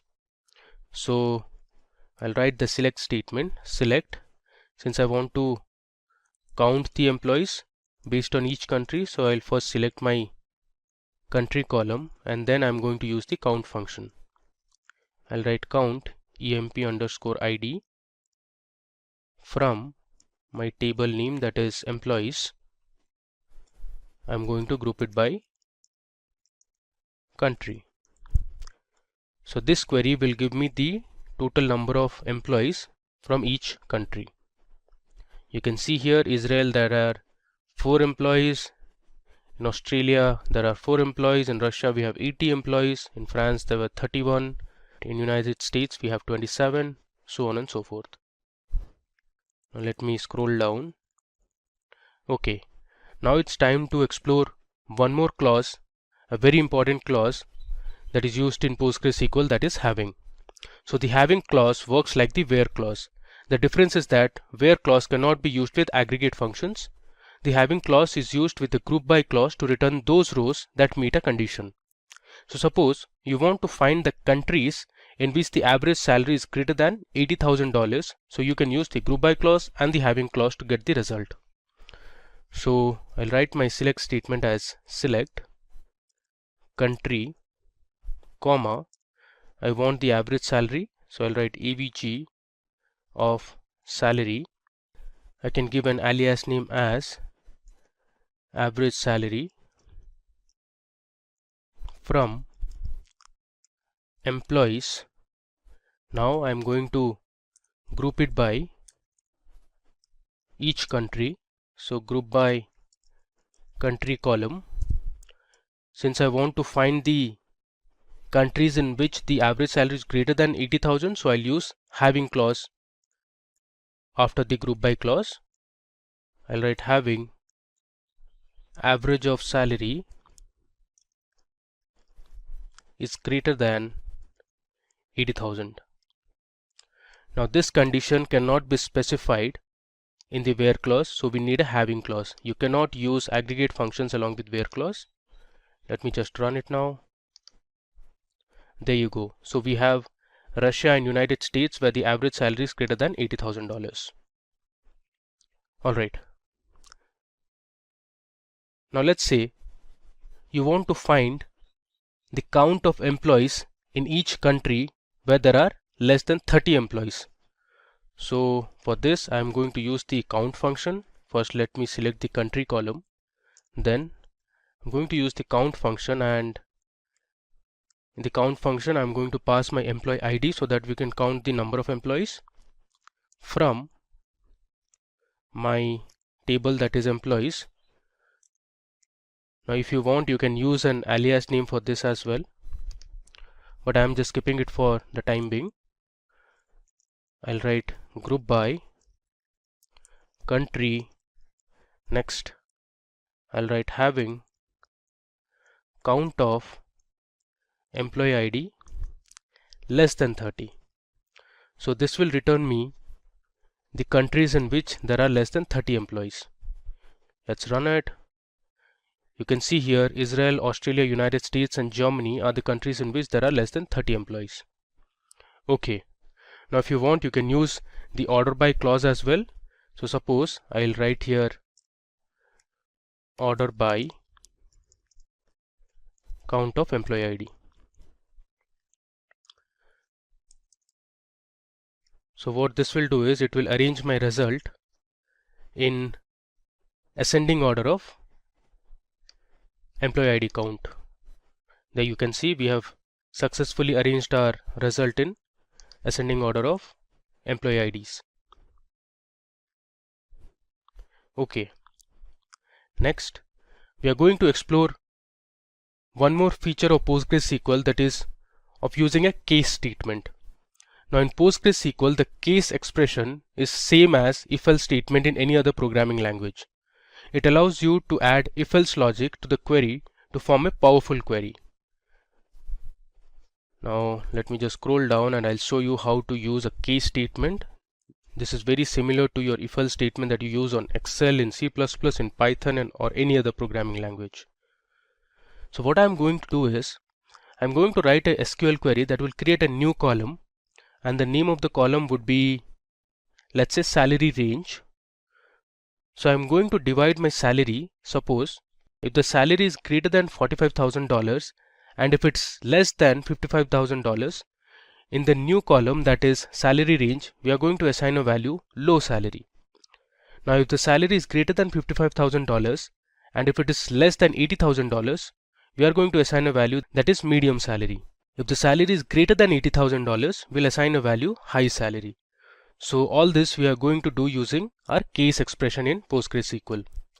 So I'll start with my select statement, but before that let me show you how to write a comment in PostgreSQL. So you can write a comment by giving a double dash. Comments are very helpful because they make your codes or the scripts readable. I'll write case expression in PostgreSQL. Similarly, if you want, you can go to the top and let's say here you can write with double dash having clause. Okay, let's come down. So I'll write my select statement as select. I want the department,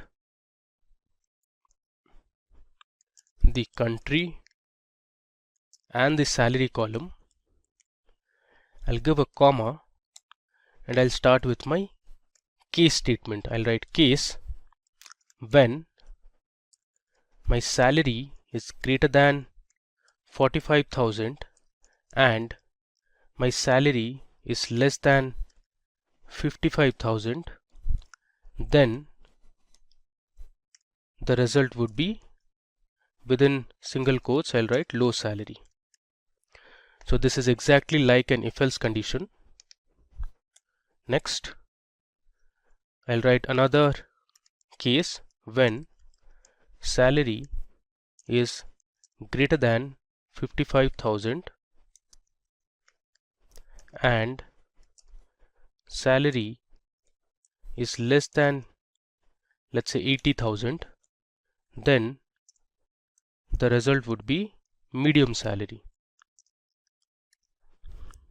And finally, I'll give my last condition, that is when salary is greater than 80,000, then the result will be high salary. Let me write this in a single line, then high salary. Now one thing to remember, in PostgreSQL the codes are insensitive, so you can write your select statement in capital, in lowercase, or in sentence case.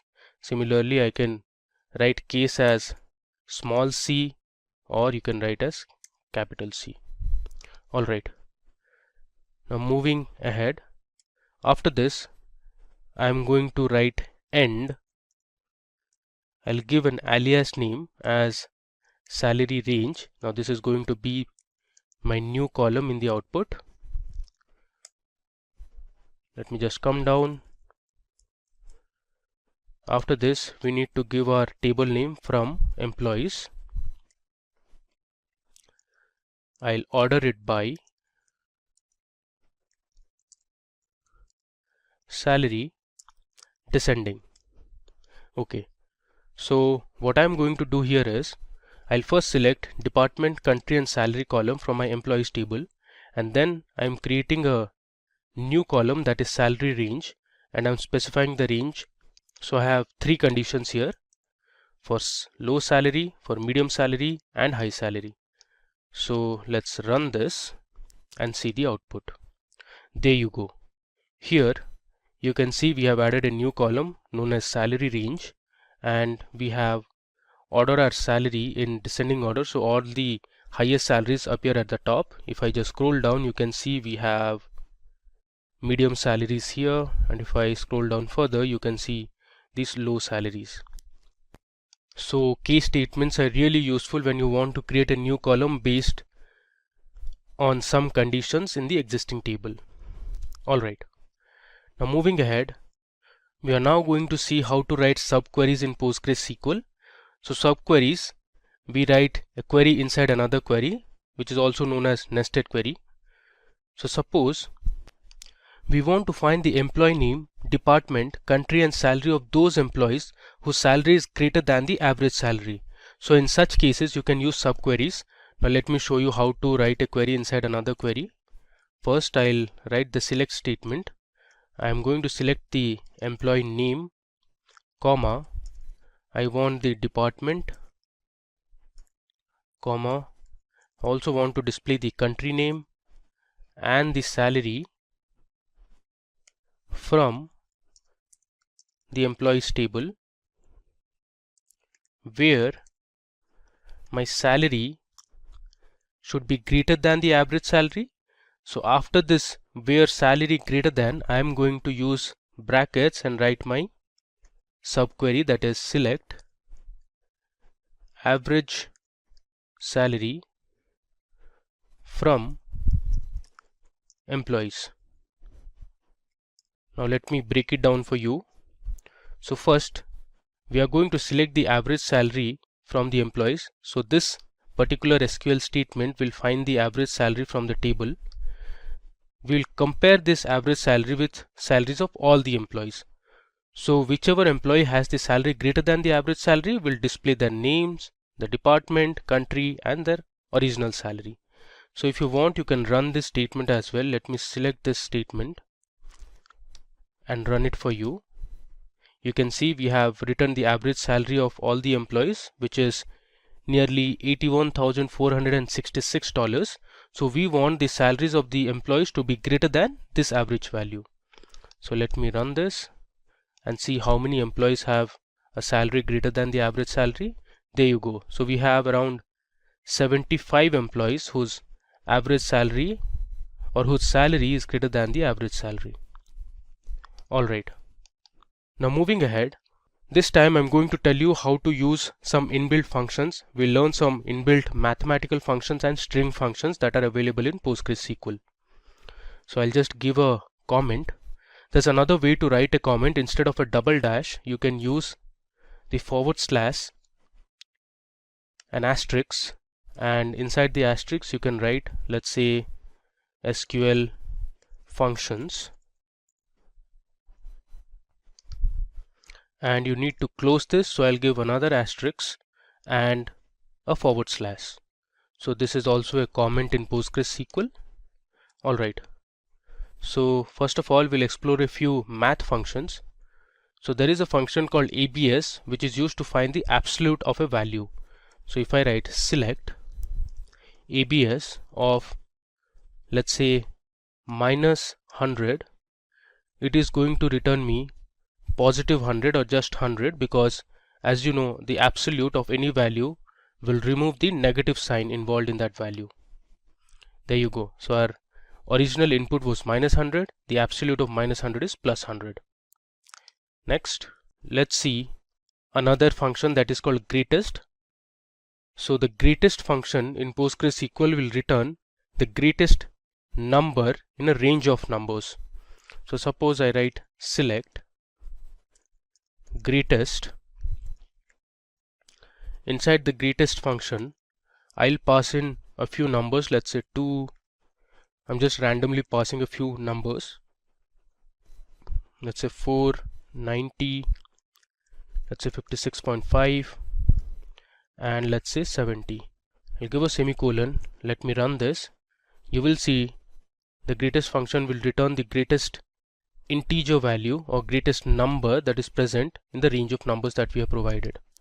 So in this case, 90 was the largest number or the greatest number, so we got the result as 90. Again, you can use an alias for each of these statements. Now, like greatest, we also have a function called least, which is going to return the least number present in a range of numbers. If I run this, so the result is 2, because 2 is the least number that is present in this selection. Alright, now there's a function called mod, which is going to return the remainder of a division. So suppose I write select mod, and this takes two parameters, let's say 54 divided by 10. As you can guess, the remainder is 4, and so is our result. You can see it has returned the remainder. 54 divided by 10, the remainder is 4. Alright, if I scroll down, now let's see how to use the power function. So I'll write select power. Let's say I want to know power 2, 3, which is 2 cube, that is 8. Let me just run this. There you go. So the result is 8. You can also check, let's say power of 5, 3, it should be 125. Alright. Next, you can use the sqrt function that is available in PostgreSQL to find the square root of a number. I'll write sqrt, and let's say I want to find the square root of 100. You can guess the result. The output should be 10. If I run this, you can see the output here 10. Let's say I want to find the square root of, let's say 144. You can again guess the result. It should be 12. Let's verify it. Okay, there is some error. Let me verify it again. There you go. It is 12. Now, there are a few trigonometric functions as well. You can use the sine function, the cos function, and the tan function. Let's say I want to know the sine of 0. If you have studied high school mathematics, you would know the sine of 0 is 0. You can see the result, it is 0. Let's say you want to know sine 90. If I run it, you can see the output here 0.89. Alright. Now there are other functions like ceiling and floor that you can use. So let me show you what the ceiling and floor function does. I'll write ceiling. Let's say I'll pass my floating value as 6.45 and let me run it. You can see the ceiling function returns the next highest integer, that is 7 in this case, since the next highest integer after 6.45 is 7. Let's see what the floor function does, and let me run it. As you can see, the floor function returns the next lowest integer, that is 6 in this case, or the nearest lowest integer to any provided decimal value. Okay. Now that we saw how to use mathematical functions, there are a few string functions available in PostgreSQL. So let's explore them as well. I'll write string functions. Okay. We'll scroll down. Cool. There's a function called character length that gives you the length of a text string. Suppose I write select, give the function as character length, and inside this function I'm going to pass in a text. Let's say India is a democracy. This is my text. Let me run this. Okay, you can see the result here, which is 20, since there are 20 characters in my string that I have provided. Alright, now there's another function called concat in PostgreSQL. So concat is basically used to merge or combine multiple strings. So I'll write select concat, within brackets I'll give the text string. Now let's say I want to combine PostgreSQL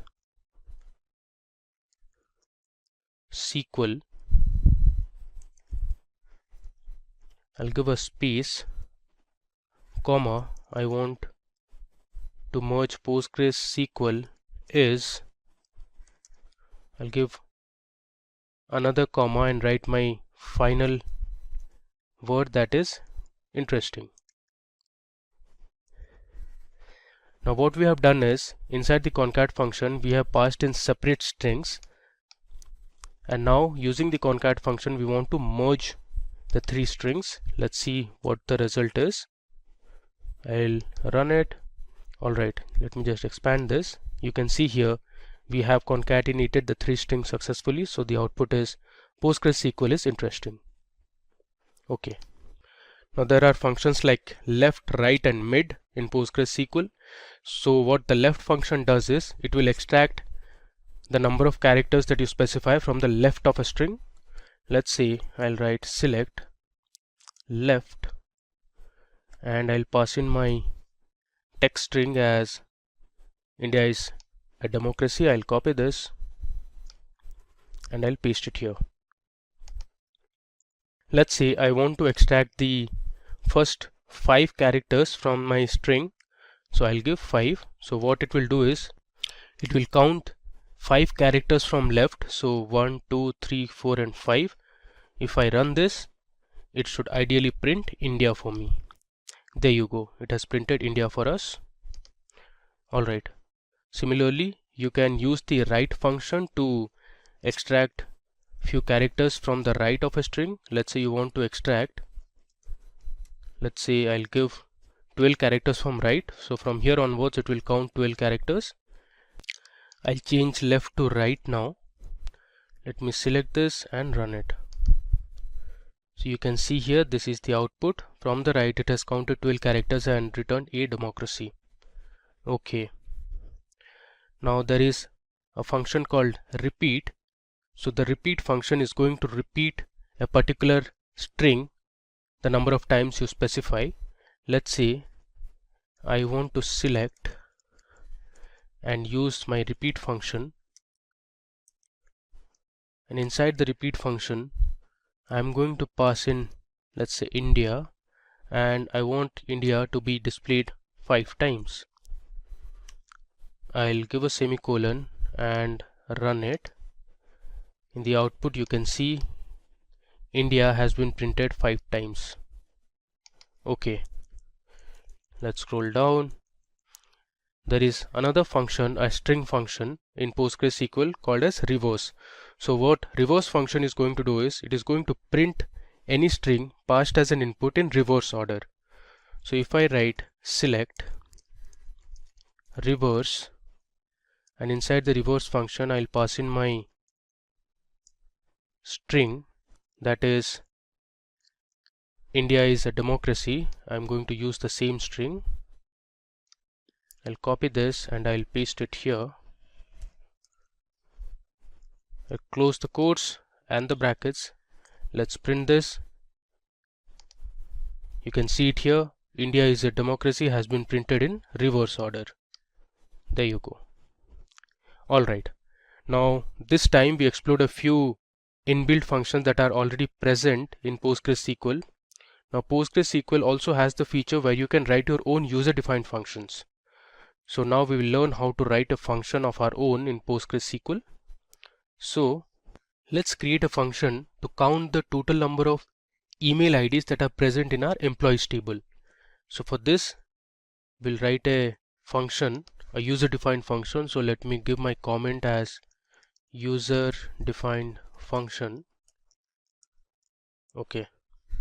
So let me start by first writing create. So this is the syntax to write a function in PostgreSQL. So I'll write create or replace function.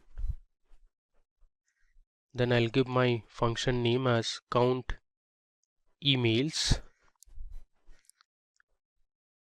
And as you know, functions have brackets. Then I'll write returns, the return type, as integer.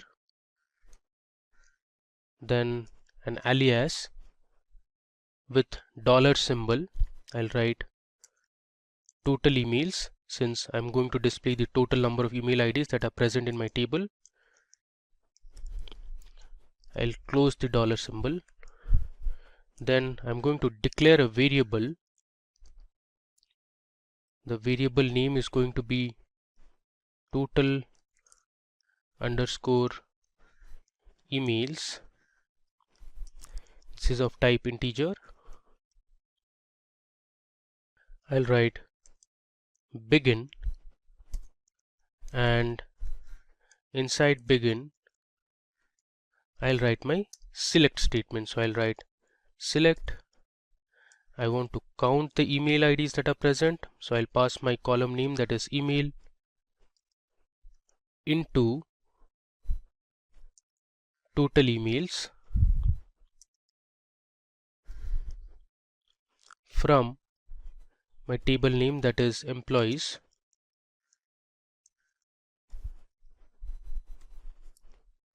I'll give a semicolon, and then we'll write return total emails.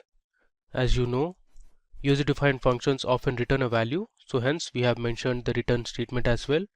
And now I'm going to end my function.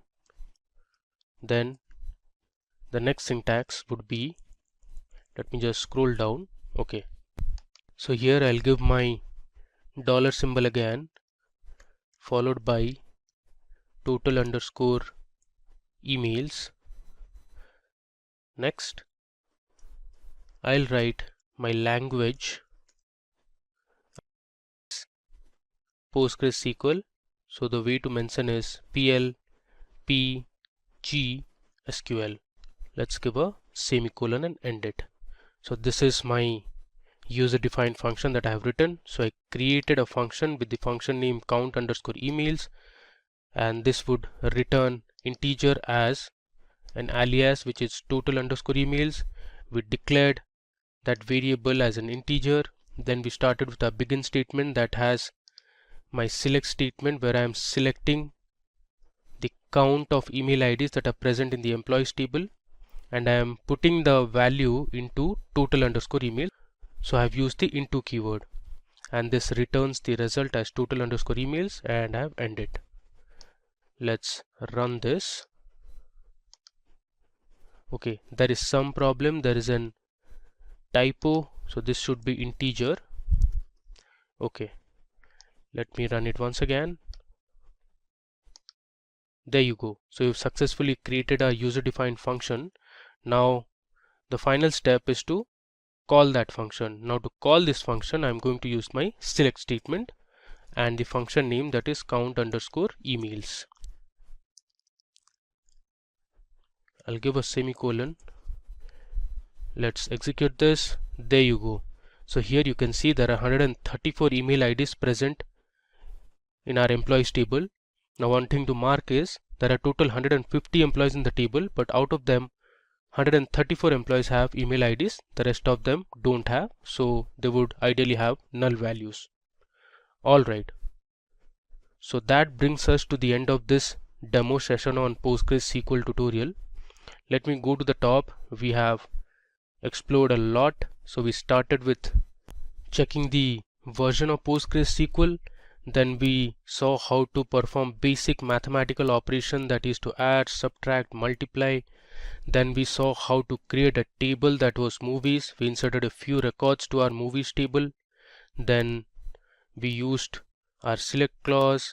We updated a few values. Then we deleted one row of information. Then we learned how to use the where clause. We learned how to use the between operator. We also learned how to use the in operator. Let me scroll down. We created a table called employees, and then we learned how the distinct keyword works. We also learned how to use isNull with where clause. We learned about the order by clause. We saw how to alter or rename a column. Then we explored a few more examples on where clause, where we learned about and OR operator. Then we learned how to use limit and offset, as well as the fetch operator or the fetch keyword in PostgreSQL. Moving further, we learned about the like operator in SQL, which was used to perform pattern recognition or pattern matching, you can say.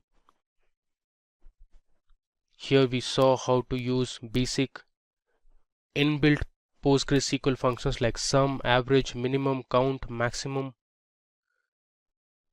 Next, we saw how to update a value in a column using PostgreSQL update command.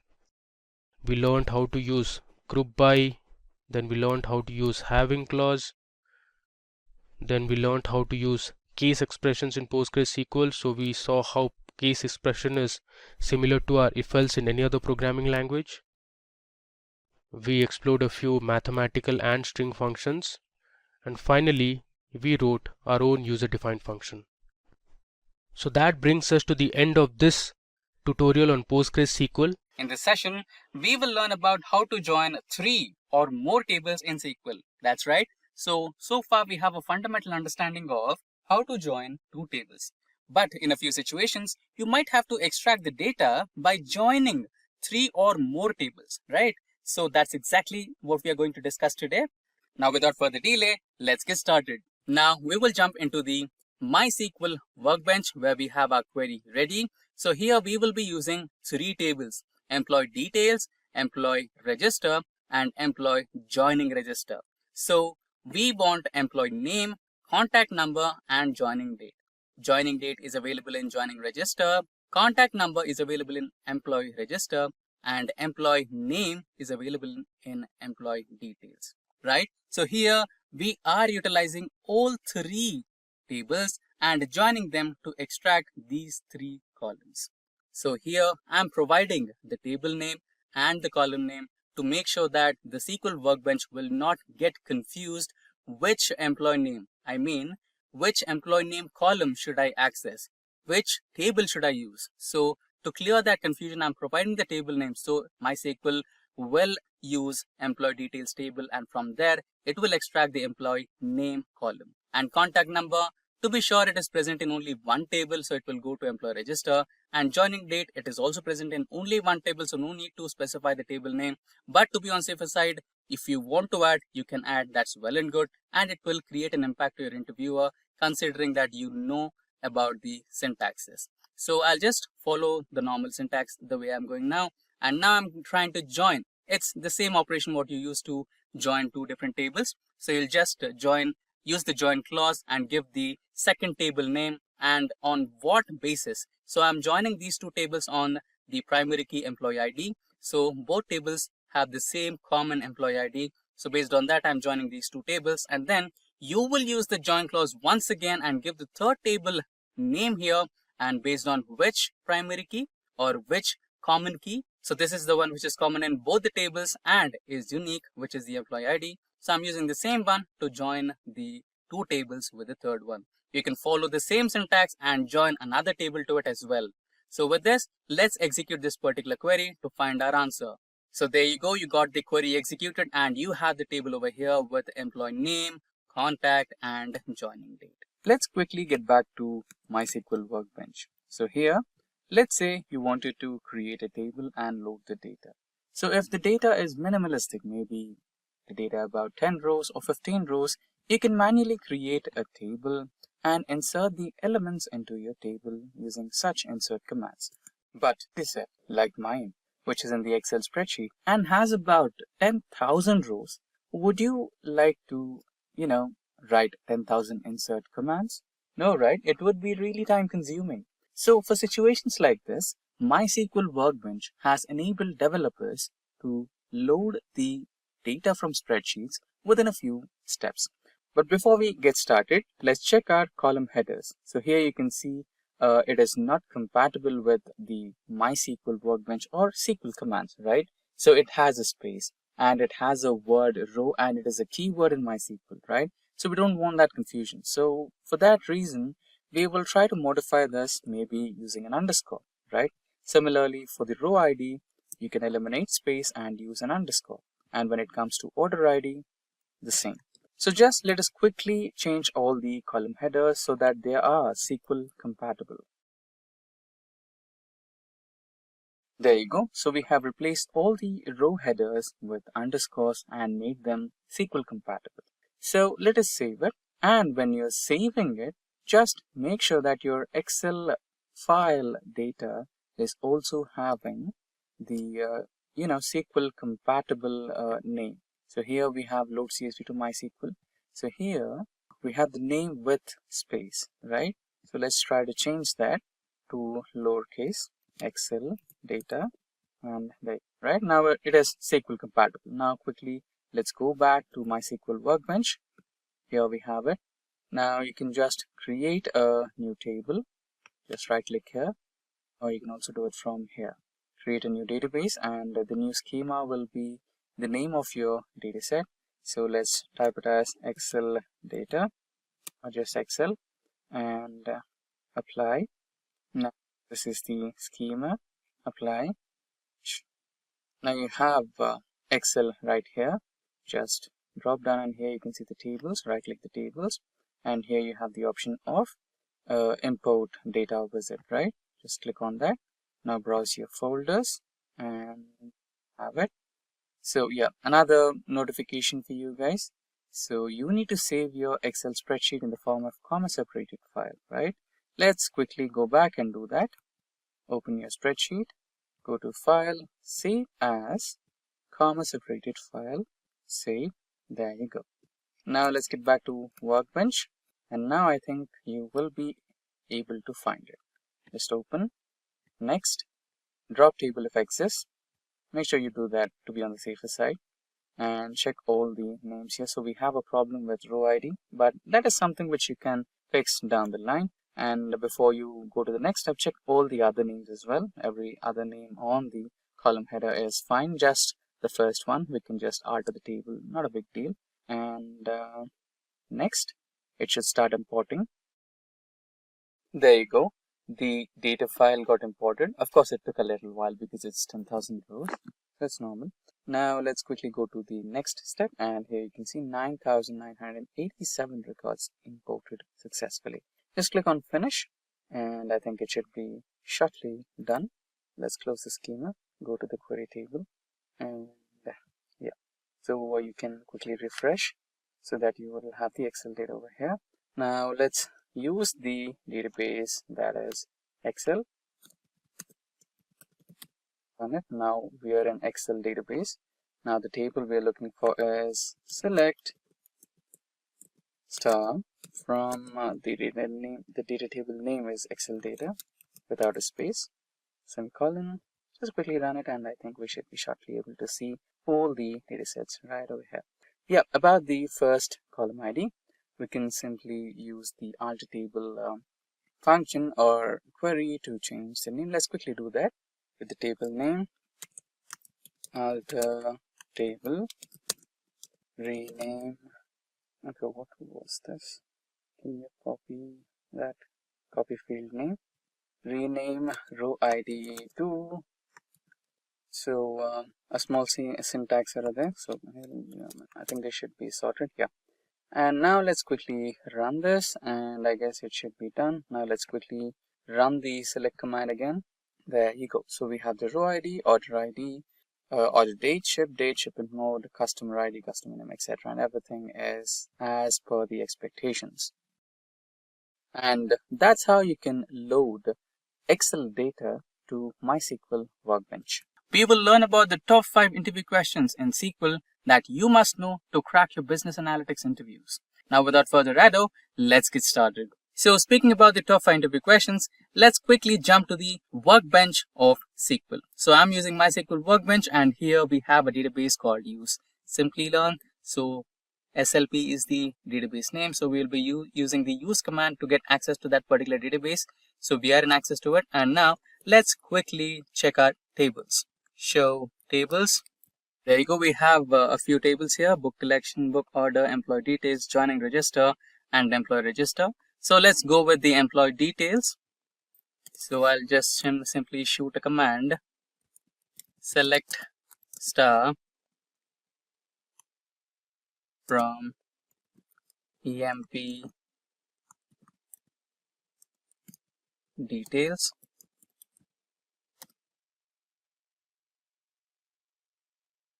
So now we have our employee table. So we will be using this particular data set to run few queries from our interview questions. So getting back to the interview questions. So most commonly you will be asked the following interview questions. So the first question is, you will be asked to find out the names of the employees that start with the vowels. So A, E, I, O, U. So they will ask a question, give me the list of names that start with these 5 letters. It can be either A or E or I, O, U, right? So what's the question? So here you will be using like operators and not like operators. Let's say they want the names with vowels. So you can just use the like operator and use this particular command. Select employee name, that's the name of the column, from employee register or employee details, and then where employee name is like A modulus, which means it should start with A and it can have any number of alphabets after that, right? So let's quickly also check what do we have in employee register. So I think it's a similar table to employee details that we used before. We have the same details here, so no problem. Now let's try to extract the names of the employees. Those names start with vowels, right? So we will be using the where clause and like operators. Run the command and there you go. So we have 3 names. So if you're able to answer this question, they might ask a similar question with a little modification. So this time they might ask you, give me the list of names that will not start with vowels. So you'll just replace the like operator with not like. So either they'll ask the questions which might start with vowels, or they might ask a question which does not start with vowels. This is one of the common questions. Now going to the second question. So here also they will give it a simple start. They will ask to give the details of the employee who has the highest salary, or they will ask you to give the highest salary. You can simply use the max aggregation and you can get the maximum salary. So we have $87,000. And sometimes if you are able to answer this question, they will make it a little tricky to you and they will ask, give the second highest salary. Here you can use offset, or there are multiple possibilities, but let me give you the simplest one where you can have the same query. Only difference is where salary is less than max of salary. First, the subquery will be executed which will extract the maximum salary, and the next one is less than. So it will give you only one row which has a little salary which is less than the maximum one, right? So simply let's execute the query. So we will have the answer. So the next highest salary is $78,000. Now moving on to the third question. So sometimes they will ask you to use the update commands as well. So here we have some salary details of our employees in the employee register. What I'm going to do here is, let's say this is the appraisal period and they're giving you 15% hike to all the employees. So you need to update the salary column. So what you do is simply update table name salary plus salary into the percentage of hike, which is 15%. So here we are adding that particular percentage in the form of decimal numbers, which is 0.15, and simply run the command and you have it. Now you can just simply query the same detail, which is select star from employee details. So you will have the updated salary list here. There you go. Now let's proceed with the next question that we have in our list, which is about select the employee name and salary from a given range, right? If they ask you, give me only the range of employees whose salary lies between 50,000 to 70,000. So you can use the between operator here and range of numbers, that is 50,000 and 70,000. Just run this particular code and there you go. You have the details. So there are 2 employees whose salary lies between 50,000 and 70,000. Now the last question is, they might ask you to extract the details from a certain department. So basically, this might also turn up to find a difference between having and group by clause. Sorry, having and where clause. Yeah. So this is one of the common interview questions where they will ask the difference between having and where clause. So when you are implementing group by in your query and you're also implementing some aggregate functions like count, sum, etc., minimum, maximum, in those situations when a group by clause is involved, then you can use having. When there is no group by function, then you can simply go with the where clause. So here I'm trying to extract the number of people present in finance department. So I'm not grouping by department, so I can just use where clause and run this. And now in situations where I have to group by, when I have to implement group by, in those scenarios, you can include having clause in place of where. So that is the fundamental difference between having and group by. And also you got the understanding of group by command here. Imagine walking into a giant library. This isn't just any library, it's huge. There are rows and rows of shelves, each packed with thousands of books. But wait, you don't need to read every book here. You're just looking for specific ones like books about space or stories about superheroes. But finding what you need is such a huge library.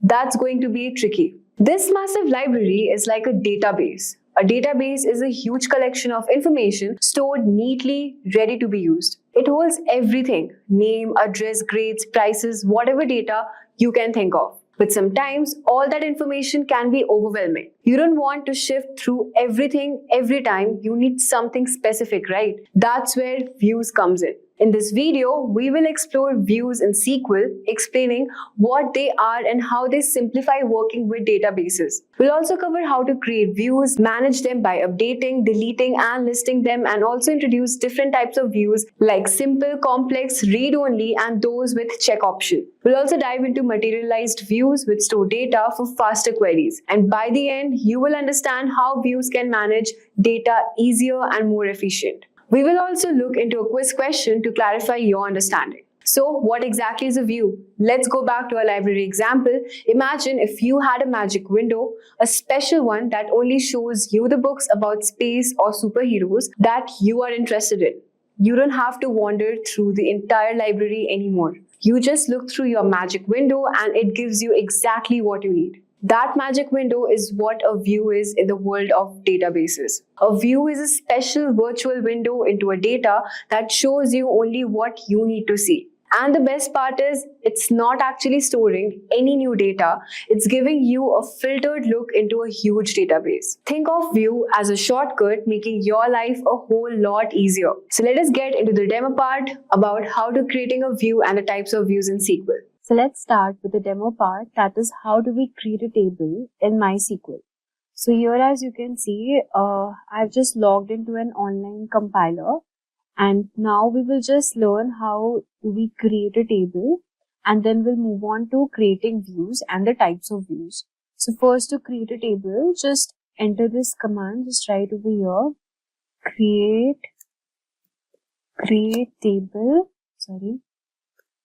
and then just enter the table name. It could be something like student details, and here you can give the student ID name. We want a student ID name in the first row, so we'll just keep SID, and the type of the variable is integer, so we'll just mention int over here.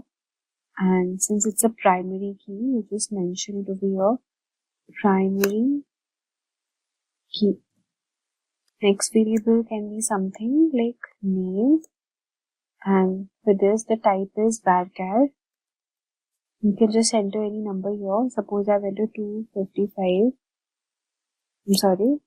Comma. Next, mention the address. Again, it's varchar address. So as you can see, we have created this table. with student ID name. So we have to give your underscore. Student ID name with primary key integer type and the name and the address over here.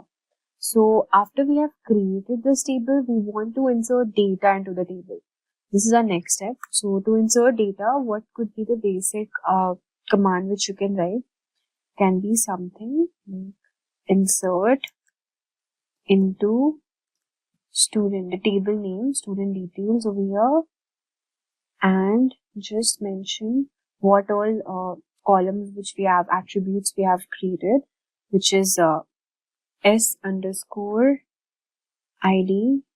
Next is name, and then we have address over here, and then we mention the values.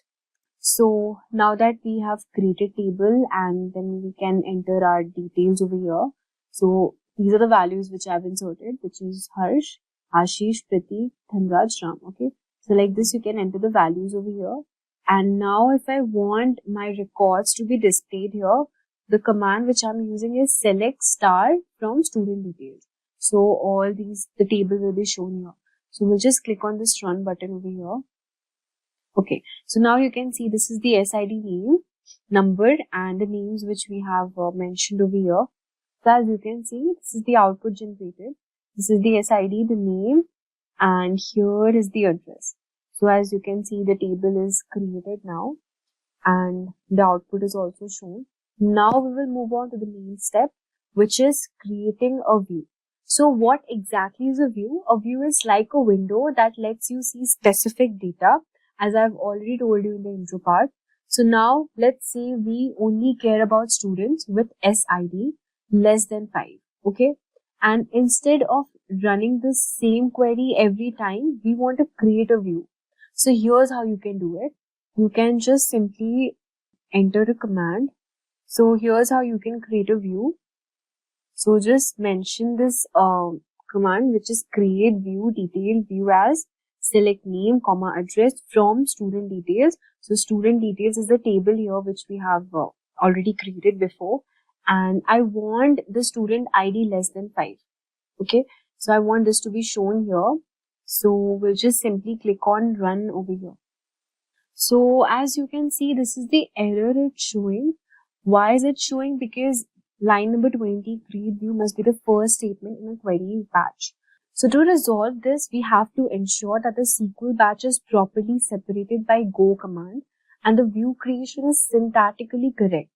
Alright, so we haven't used the go command here to do that. We just simply, after we have inserted our records in the table, here you just type go, okay, and so this is the end of the first batch.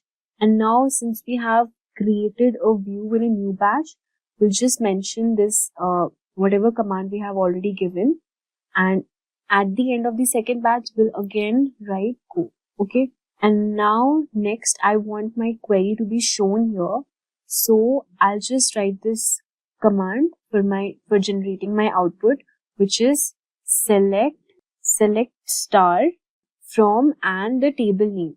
Okay, not that student details table name. I want the view table name to be shown, which is detail view, right? This is the table name. So here, just copy it from here. Just paste it. Just give this semicolon. So now you can see our view is created. So why have we used go? Because go ensures that to create view command is executed in a new batch, and this will help the SQL Server properly separate commands and avoid conflict. Alright, and we have also used the select star from details view, which will fetch the data from the view and includes only student with student ID less than 5, which is Dhanraj, Pratik, Ashish and Harsh. Okay, name and the address is displayed over here. So this is our output generated. Now let's talk about managing views and updating the view. Let's say later on you want to update the view to also include the student's age. Instead of deleting or recreating the view, you can use create or replace view to update it. So let's add the age column to the table now. So we have to just insert the data for the students here. So to add a new column age to the student's detail table, we need to use this command, which is alter table, and then provide the name of the table, which is student details, add age, and the type is integer, and give the semicolon over here. Alright, and now we have to insert the age data for the student. So to do this, we will use the update command, and here we will just write this update, okay, name of the table, which is student, and here we use set age is equal to 19, where SID is equal to 2. No, sorry, with SID is equal to 1. So in a similar way, you have to just update all the table over here. So after updating it, you can just simply search run here. So like this, you will just update the student details and set the age accordingly. And now the next step is, after updating it, we have, as you can see, we have just entered all the age number which we want to be displayed here. And we have used the insert to command to insert records into the table with the age values. And now, in order to select it, we will give the command, which is select star from, and the name of the table, which is student details. And now if we want to end this batch, we have to use this go command, enter.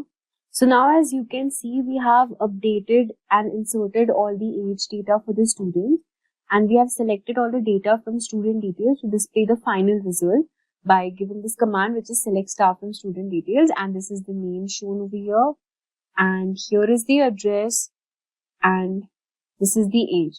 So we have inserted all the age data, and we have also corrected the update statement. Set age is equals to 19, where SID is equals to 1, and do not forget to add this go. Okay. Now, the next thing which we will be talking about is deleting a view. In order to delete a view, you just simply have to give this command, which is drop view if exists, and then give the name and the table name, which is detail view, right? And just simply you can go to this, just run, and you can see that our table has been dropped. Okay, so now we have deleted our table just by giving this command now. So, and do not forget that this command will delete the view, but don't worry, the data in the original student details table will not be affected. Only the view table which we have created is deleted. And now next we will be talking about listing all the views. Okay, so now in order to list all the views, just you have to simply write this command, which is show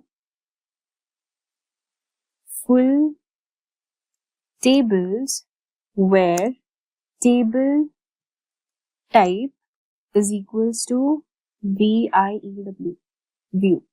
So by doing this thing, this output will give you all the views which we have created in this table, the name, student ID, okay, and the addresses, and also the age. Okay. So it will give you all the view table which we have created.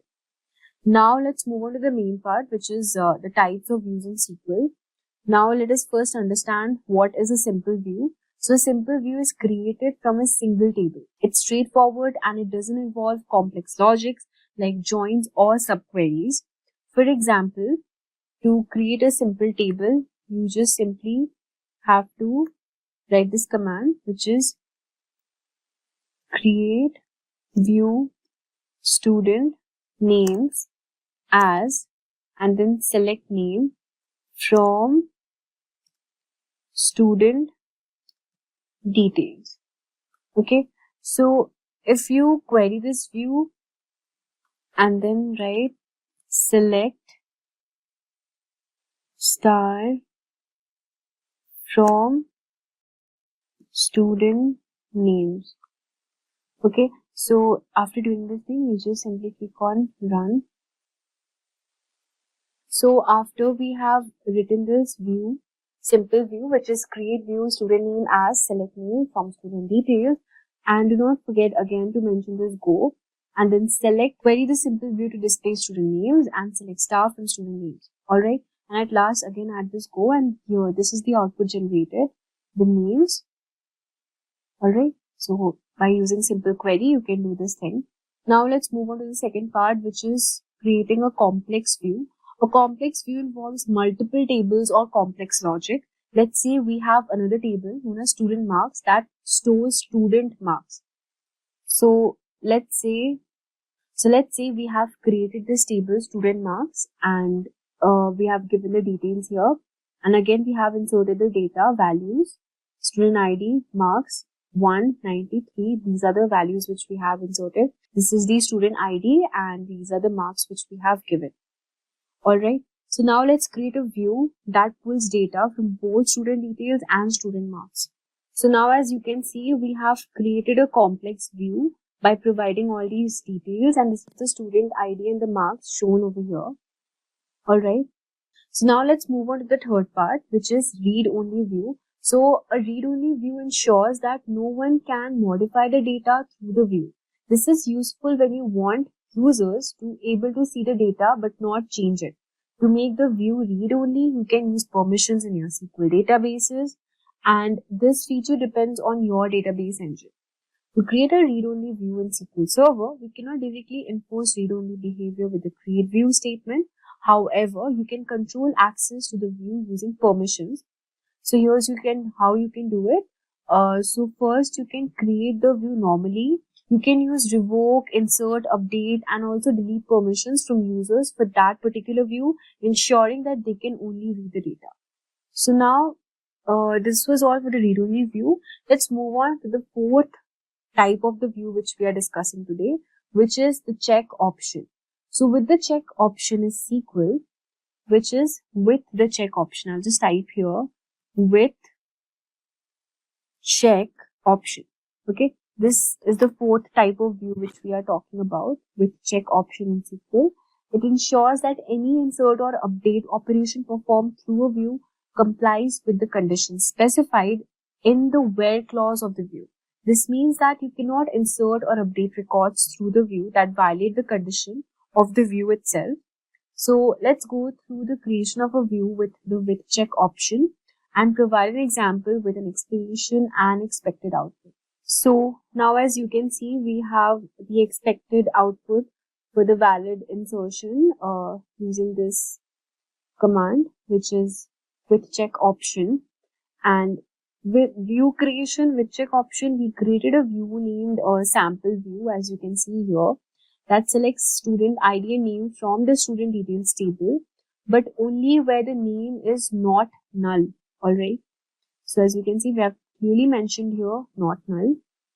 And the with check option ensures that any insert or update through the view must comply with the condition where name is not null. And the first insert into sample view inserts a student where student ID 6 name, which also has a valid name. And here is the output generated here. Alright, this is the student ID, the name over here, and that's it. So now we have learned about this with check option as well. Now I'll be talking about a materialized view. So what exactly is a materialized view? Well, a materialized view is different from a regular view because it stores the actual data in a database, meaning the data is pre-computed and doesn't need to be fetched from tables every time you query it. This makes accessing data from a materialized view much faster, especially for complex queries. Alright, so as you can see, we have created the table and we create three tables, the order details table and the product details and also the customer details table over here. And then we have provide the necessary data also. The second step was the sample data is inserted into all the three tables. The materialized view fast order summary is created to summarize orders, joining data, from the 3 tables and computing the total cost. And the next step is the materialized view is queried, and because the data is pre-computed, it returns results very quickly. With new data, when added to the order details table, the materialized view is refreshed using refreshed materialized view to include the new data. Alright, I hope you get it. Why are we using the refreshed option? And the next step is the materialized view is deleted using the drop materialized table over here. We have used this drop materialized view, fast order summary, and in this way you can, create a materialized view.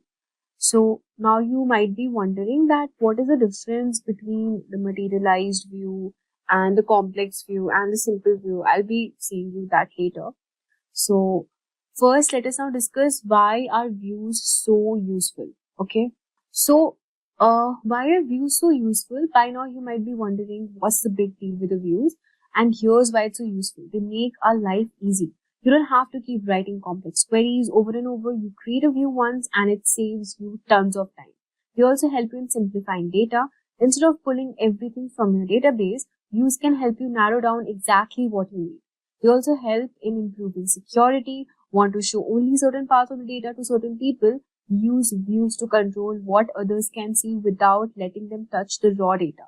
You can also rename columns for clarity. You can rename confusing columns in the view without changing the original table, making it easier for users to understand the data. So let us now discuss the differences between the simple, complex and the materialized view. So here's a quick summary of the differences. So simple view pulls data from a single table, no complex logic or joins involved, and it doesn't store data. It also, the performance is it executes every query every time. Whereas the complex view, it combines data from multiple tables using joins, aggregates, or other complex logic, and it doesn't store data, executes query every time. And talking about the materialized view, it stores the result of a query, making it faster to retrieve data without running the query again. It also stores data and it is much faster as it uses pre-computed data. So now it's time for the quiz. Here's a quiz question for you. What is the key difference between a regular view and a materialized view in SQL? The first option is regular views store data, but materialized views don't. Second option is materialized view stores data, but regular views don't. C, both regular and materialized view stores data. And number D is neither of them store data. So if you want to answer them, you can just write them in the comment section below. And that's it.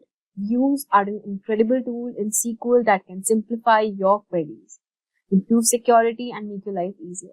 So, SQL Server is a powerful relational database management system developed by the Microsoft, which is widely used for managing and storing the data. Its benefits include high scalability, robust security features, and seamless integration with other Microsoft tools and technologies. SQL Server provides efficient data management through advanced features like indexing, full text search, and in-memory processing. It also offers excellent support for large datasets, making it ideal for enterprise applications. The built-in business intelligence tools help organizations gain valuable insights from their data. SQL Server's high availability and disaster recovery features ensure continuous operations with minimal downtime. With strong data integrity and transactional support, it ensures reliable and consistent data management across all applications. That's it. If these are the type of videos you'd like to watch, then hit that like and subscribe buttons and the bell icon to get notified.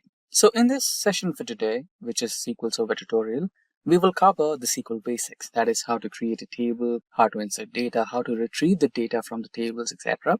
And apart from that, we will also go through some of the other fundamentals of SQL basics, which include sorting in SQL Server. And followed by that, we will also go through the group by and order by sequences in SQL Server. Next ahead, we will also learn another important part, which is conditional statements, which includes case statements in SQL. Proceeding ahead, we will get into another segment of today's session, which is about joins in SQL, where we will be combining 2 or more tables in SQL Server. Followed by that, we have the next part of today's session, which is all about the having clause in SQL Server. Next, we will proceed with learning the next part, which is about the between operator in SQL Server. And followed by that, we will get ahead with pattern matching in SQL Server. Next, we will cover the time and date functions available in SQL Server. And after that, we will proceed with temp, which is temporary tables in SQL Server. And proceeding ahead, we have the most important part, which is about the common table expressions in SQL Server.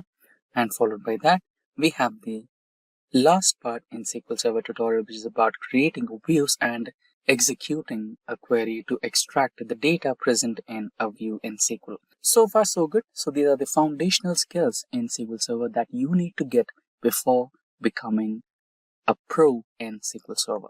So this particular tutorial will discuss the major foundation skills, the fundamental skills, the basics of SQL Server and its operations.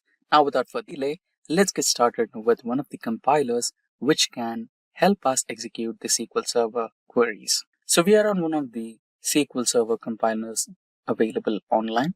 In case if you are facing any difficulties setting up the SQL Server Management Studio in your PC, then you can come up with this one. And we've also set a particular tutorial where you can learn how to download and install SQL Server Management Studio and how to configure your SQL Server Management Studio. And the link to that particular tutorial will be dropped in the description box below. Make sure to refer that in case if you wanted to execute these same codes in SQL Server Management Studio, right? So first, we will be dealing with two different data tables. We will be dealing with customer data and dealership data. So the first table will be about the customer data, where we will be having about the order ID, order date, delivery date, dealership pin code, product category, and car fuel type, etc. Followed by that, we will insert some rows into that particular customer table, about 15 to 20 tables.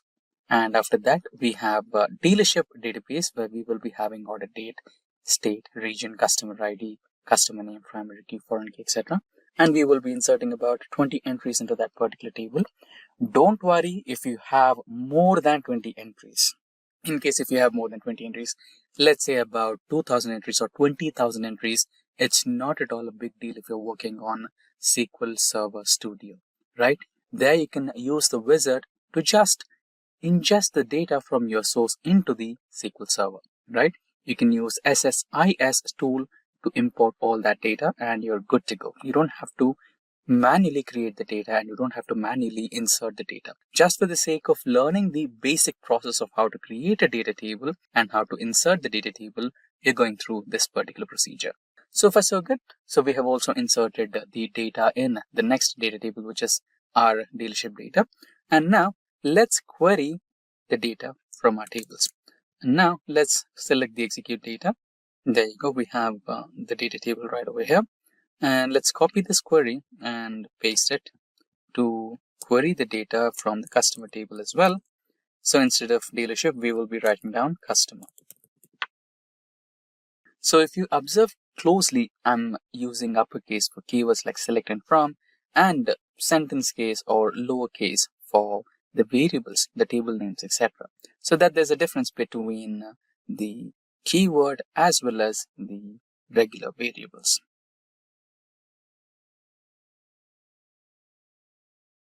There you go. We have executed the customer data and here we have it. The order ID, order date, delivery date, days to deliver, category, and etc. Now, let's mention the use cases, correct? So let's use double quotes, or maybe we can also use hashtag along with the pipe symbol here or the slash symbol here and write the use cases and then proceed with executing the codes or queries. So the first use case is let's try to filter customers from specific regions. And now let's close this particular comment, proceed with writing the query.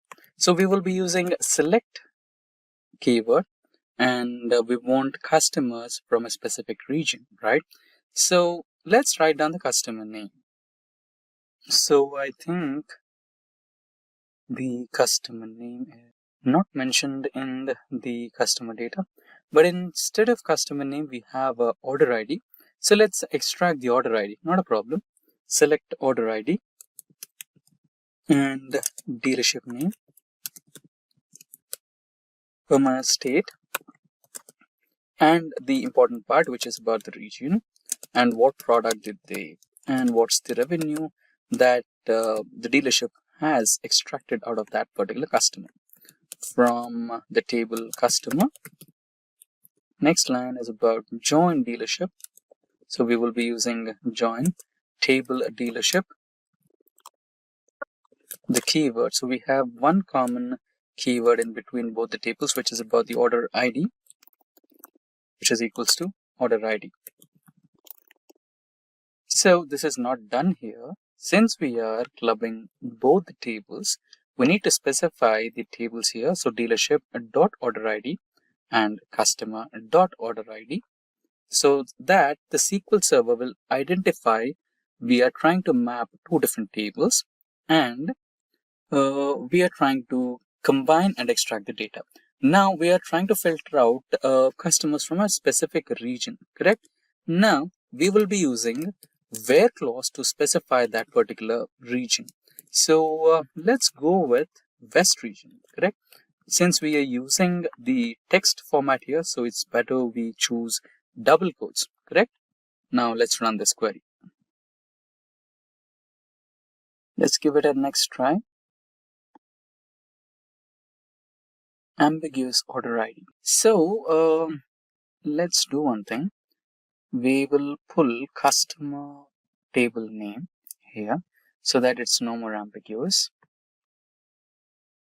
There you go. So the thing is, we have order ID in both the tables, customer table and dealership table. So SQL Server got confused here, which particular table you want me to extract order ID from. So if you mention customer table or dealership table, it will choose a specific table and extract that particular column. Now we have the order ID, dealership, and all the members that we selected are from the West region, if you check here. Now let's proceed with the second use case of today's session. Okay, let's continue with the same here so that it is clearly visible for us. Now, let's sort, we're using the sort command here, products based on the revenue. So it's like maybe highest revenue should be in the top or lowest revenue should be in the top. Let's go with the highest revenue, okay? Sort products based on or based by revenue. We will write the command here itself. We will go with some columns. I would like to have product here, so I'll eliminate everything else, and the product will be here, and I want the revenue as well. Now I don't want the revenue, I want the total revenue. So if you're looking for total, then you will be going with the function or aggregate function, which is sum, right? I want the sum of all the revenues that particular product has earned throughout the years or that particular financial year. From which table?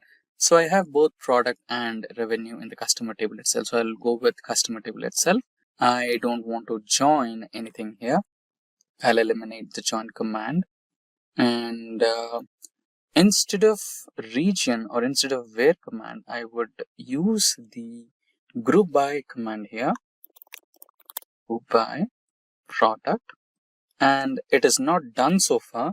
We want to order it. So we want to keep it in descending order so that the highest grossing product is on the top and the lowest grossing product is on the bottom, right? So that we can also make sure that our inventory is filled with those products which are giving us high revenue.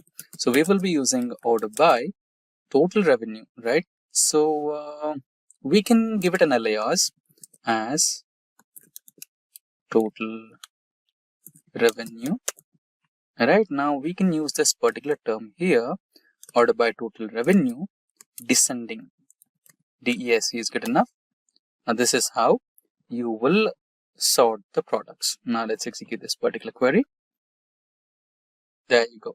So the car model T, okay, yeah. So the car model J is giving us the highest revenue. Next is followed by T, M, and S and G. So we are not mentioning specific, if you go back to the table, here we are not mentioning the actual car brands and actual car names, so that we don't want any copyrights to be faced. So we are just mentioning some random names, not to be too specific there.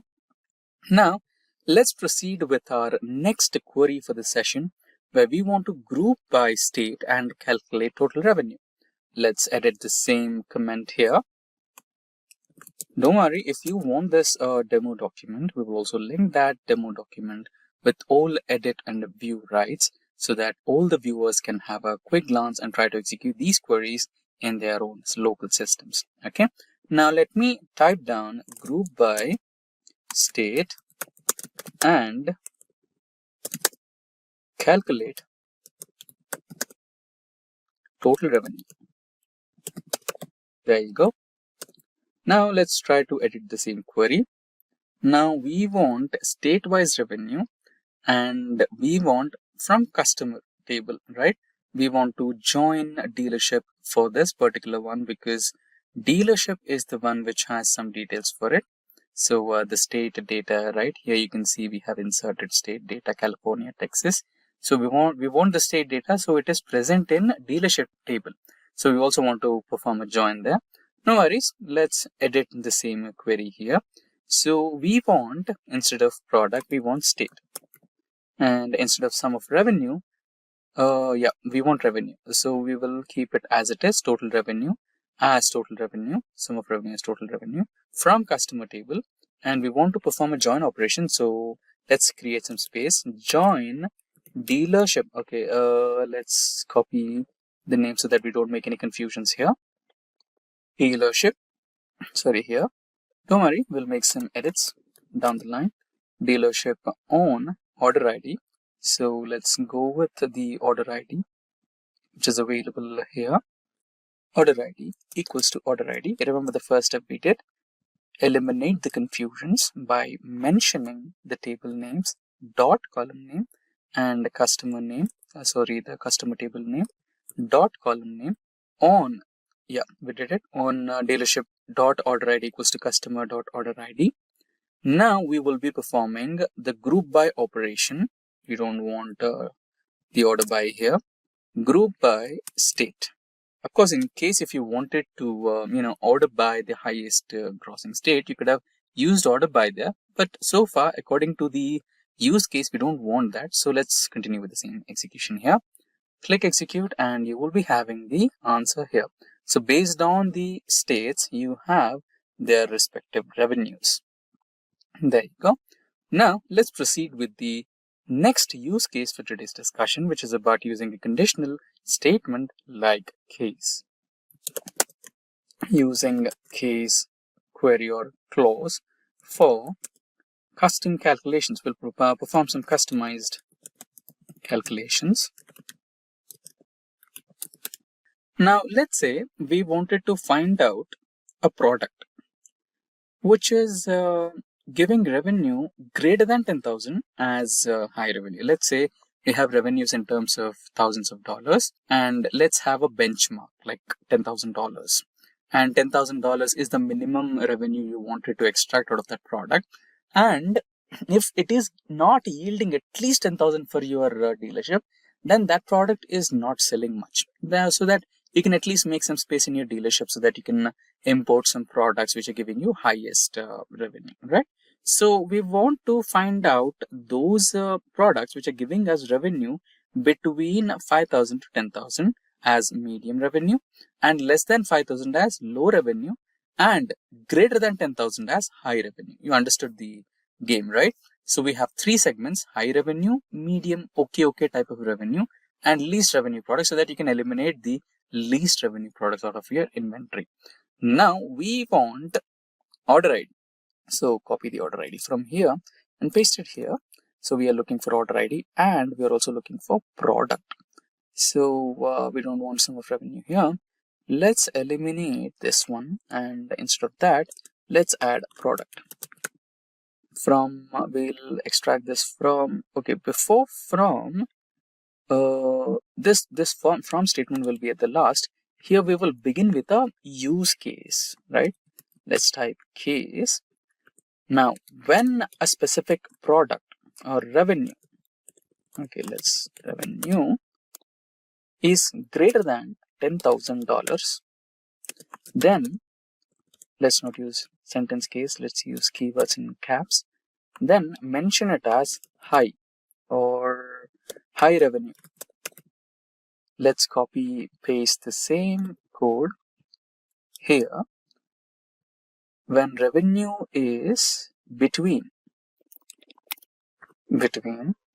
5,000, and we will be using an AND operator here, then term it as, okay, we don't want alter, average revenue or medium revenue, and copy paste the same here. We'll remove the alter. And revenue is less than, okay, I think we don't want to use this. Instead of this, we can just place else, right? So we will place else. It should be termed as low revenue or least revenue. Let's go with low revenue. There you go. And now from which table you want to extract that? I want to extract all this data from customer table. So everything will go off apart from that. Now let's execute this particular code. Let's see if we get any errors. Incorrect syntax for case. I think we made some mistake here. Okay, we forgot the comma here. Should have mentioned a comma. And yeah, so the thing is, we by mistake chose the alter from suggestions, alter keyword from suggestions. So far we missed a comma and alter from suggestions. I think it's everything good to go. Let's try to execute, and if it faces some issues, no problem, we'll try to resolve it in a different way. So incorrect, we missed to write the end. Okay, we did not end the case. Okay, fine, not a problem. End as, okay, let's term it as the entire table as revenue category. Since we are splitting into 3 categories, revenue categories. There you go. So this is the way to learn. Make some mistakes so that you can learn in a better way. For the next time, you'll never make a mistake. So far, so good. So we have all the car models have categorized into the revenue categories: high revenue, low revenue. So far, we have all the cars in high revenue. Not a bad deal. I think all the cars are performing really well. Maybe if we change the numbers a little bit, maybe if we take up 1 lakh in place of 10,000, then maybe we can get a couple of cars. But so far, so good. This is how the query works. Now, let's switch to our next query, next use case, where we will be combining data from multiple tables using a join. We already did that, but still, for the sake of learning experience, we will also perform that particular operation. So we will be naming this particular use case as combine data from multiple tables using a join. So far you have already have a good experience on how joins work, but still we will try to do that. Now we will use customer table here, customer table dot order ID, and we want customer table dot product and customer dot revenue.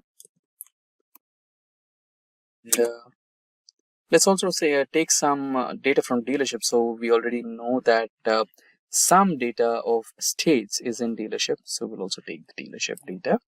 So dealership dot state. We'll also take the region, dealership dot region from customer table. Let's eliminate the case statement from customer, and we want to join. Let's push this to the first line so that we don't have confusion how and where the query is going on. So here I want to join. So the second line is all about join dealership. So let's copy this.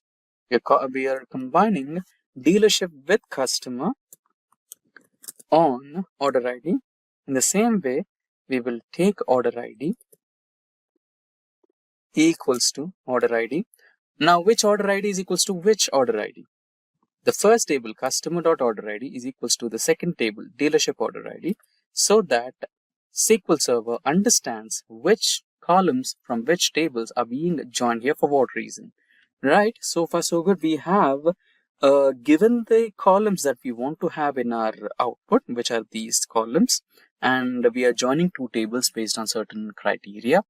But now, maybe we can specifically mention some more data. Let's say we already mentioned some query where we wanted the data for a specific region. Let's try to continue that, where region is equals to West. There you go. Let's close the single quote or double quote. Now what happens is it is trying to give us the details of customer order ID, product, revenue, state, region from customer table, and we are going to also execute or extract the details of state and region from the dealership table, and we are trying to join to extract those data with dealership data, and we are specifically extracting the data where the region is West. Let's execute the data. Don't worry if we find any errors in this particular code. There you go, we have the result. So we have all the details from the West region. There you go. Let me expand this so that we have a better view. Anyways, it's okay. Now let's go with the sixth query for today's session, where we will be executing a query based on having clause in SQL Server, and we will try to filter out some states. Only show the states where total revenue is greater than 50,000, just like we discussed before. We initially used a case statement with $10,000 at least revenue, but now let's increase the number to 50,000, and we want those states which are giving us minimum 50,000 revenue. So let's rename the use case here. We will try to name it as filter data or groups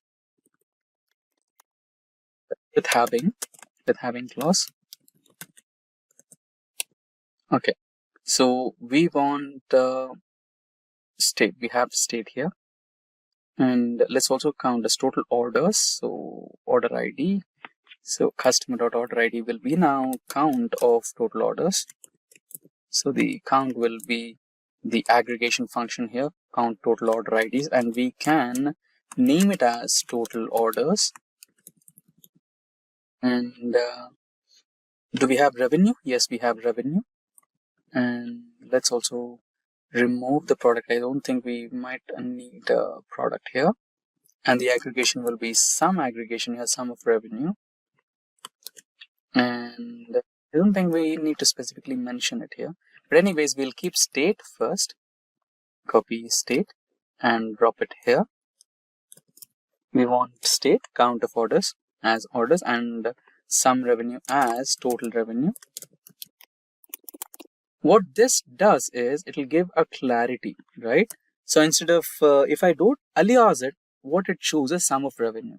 And for a generic person, it might not be as helpful as a data engineer can, right? For a data engineer or data analyst, he can totally understand by just reading the aggregation function. So we are counting the orders here, we are getting the sum of revenue here. But for a mere person who just wants to see the report, the business guy who just wants to see the report, for him, total orders or total revenue is a simplest language that he can understand, correct? Now we are extracting this data from customer, and we will join dealership again, okay? Because we also want to extract the state, right? So we did not mention the state here. We can mention the state anyway. Okay, we did mention the state. So since we have the state column, for extracting state details, we'll anyway go for the dealership. So we are already joined with dealership data with customer data. And let's do a group by function here.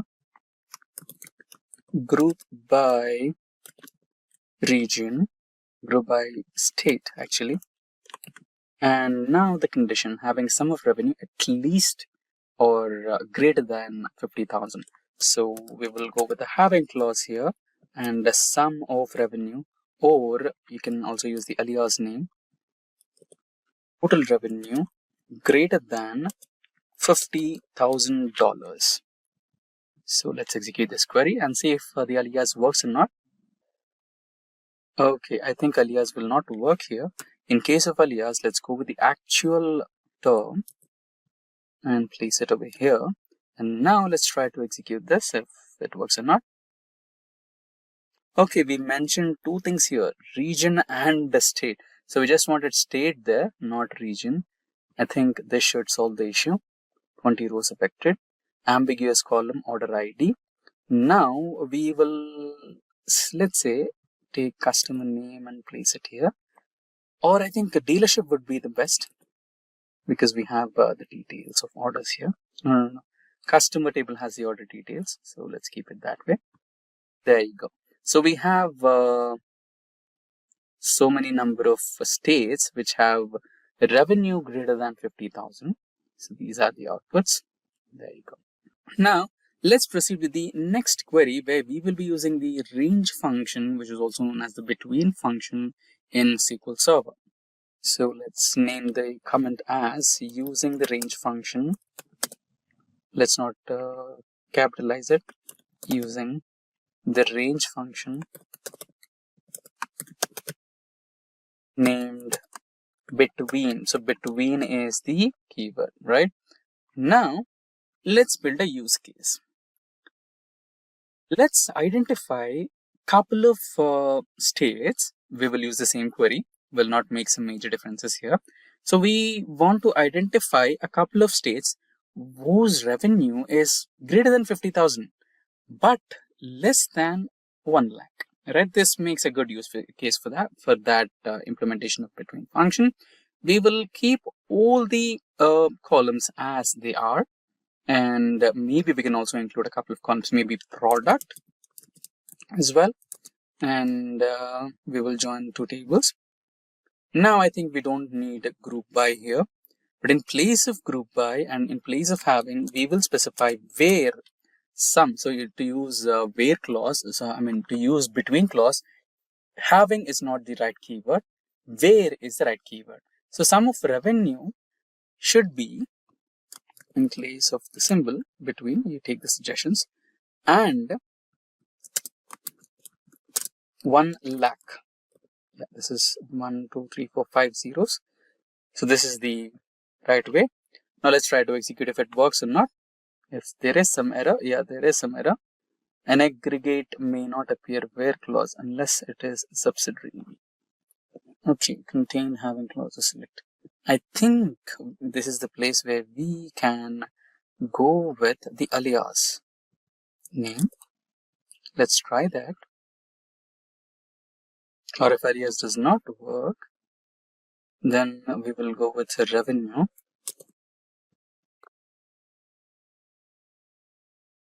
Okay, let's simplify this. Let's not go with the join statement here. Let's eliminate the join. We shall just simplify. We don't want state. We want, okay, let's not count this. There was no need for counting. I think that was one error. We will go with order ID as total order. We don't want this. And anyways, we want to take a look at the product and dealership name as well.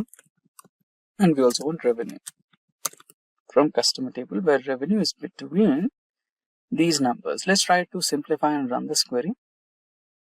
I think it should work. Yeah, it worked. So these are the dealerships and products which yield in revenue between 50,000 to 1 lakh, right? So this is the best way to use it. So we had some extra aggregate functions which complicated the query. No problem. Now let's go with some pattern matching. Sometimes, let's say we are looking for sales from California or something like that, or we are looking for some car model, correct? And we don't know the full name, or we might have a spelling mistake, right? We have California here, but let's say we don't know the spelling of California, but we know the first 3 or 4 letters of California, right? So in those instances, what you can do is try to match the pattern that we have in our hand with the pattern which is available in the data table, and wherever it finds a match, it extracts those rows. So this is how the pattern matching works. Now let's execute a query for a better understanding. Let's keep the same query. Let's change the use case here using the pattern matching in SQL Server.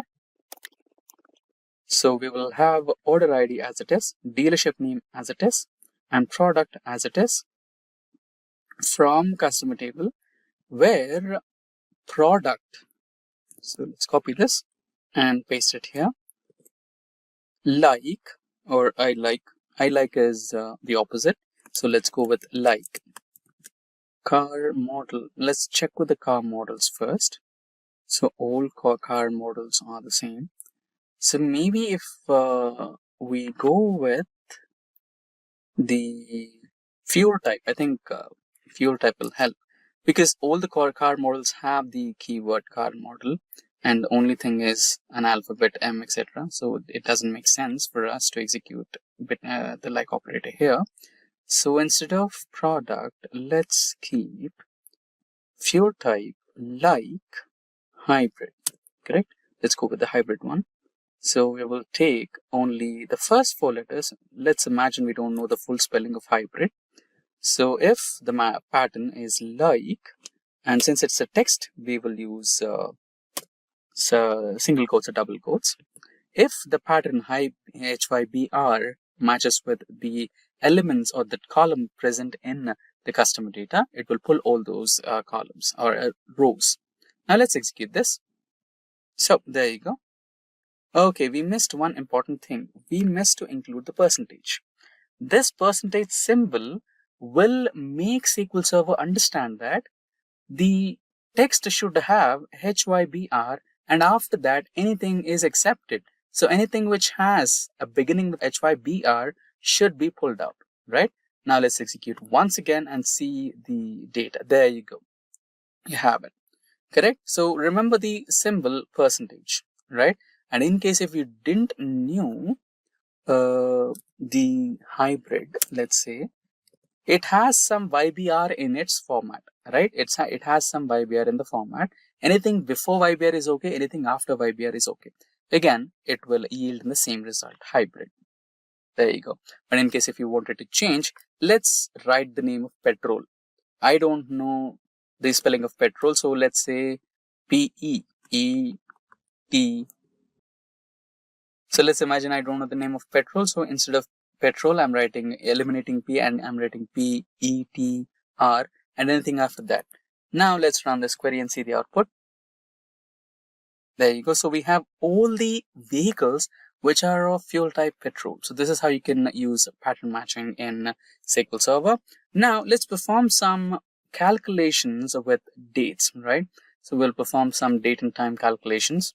Let's rename the comment as date and time functions. Date and time and some math calcs. Now, let's say you are the owner of dealership, and let's say for a specific car you are losing customers. Initially it used to perform very good, like many customers used to come for that specific car, and right now that specific car is receiving less orders, and you wanted to find out what is the reason behind it. And after a general survey, you come to know that the number of days you took to deliver that car is growing. Let's say earlier you used to deliver that car in 2 days, but right now you're taking like 2 months to deliver that car, right? So that might be the reason. But you wanted to make sure that you have a solid proof that you have the number of days that you're looking at to show your sales team why is so many number of days is being taken to deliver a car. Now for that, let's go with select order ID, order date. You want order date for it. Now you can simply copy the order date here and paste it there. And you also want the delivery date and copy that and paste it there. Remember, these date and order date and delivery date are of date data type. And now you want to calculate the difference. So for that, you use a function called dateDiff or datedDiff. So there's 2 ways of calling it. So if you prefer calling it as date, right, diff, or a few call it as dated diff. Okay, so there's 2 ways of calling that function. So I prefer to call date diff because date difference. So date diff, comma, open bracket.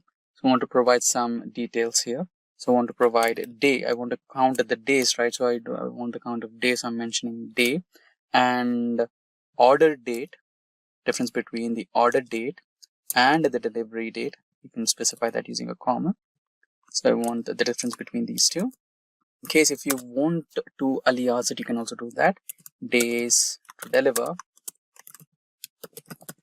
from customer, and we don't want this. Simply place a semicolon there. And now just copy this and execute. There you go. Now you have the number of days that you or your sales team is taking to deliver the vehicles. So, and on an average, you're taking about 10 days to deliver.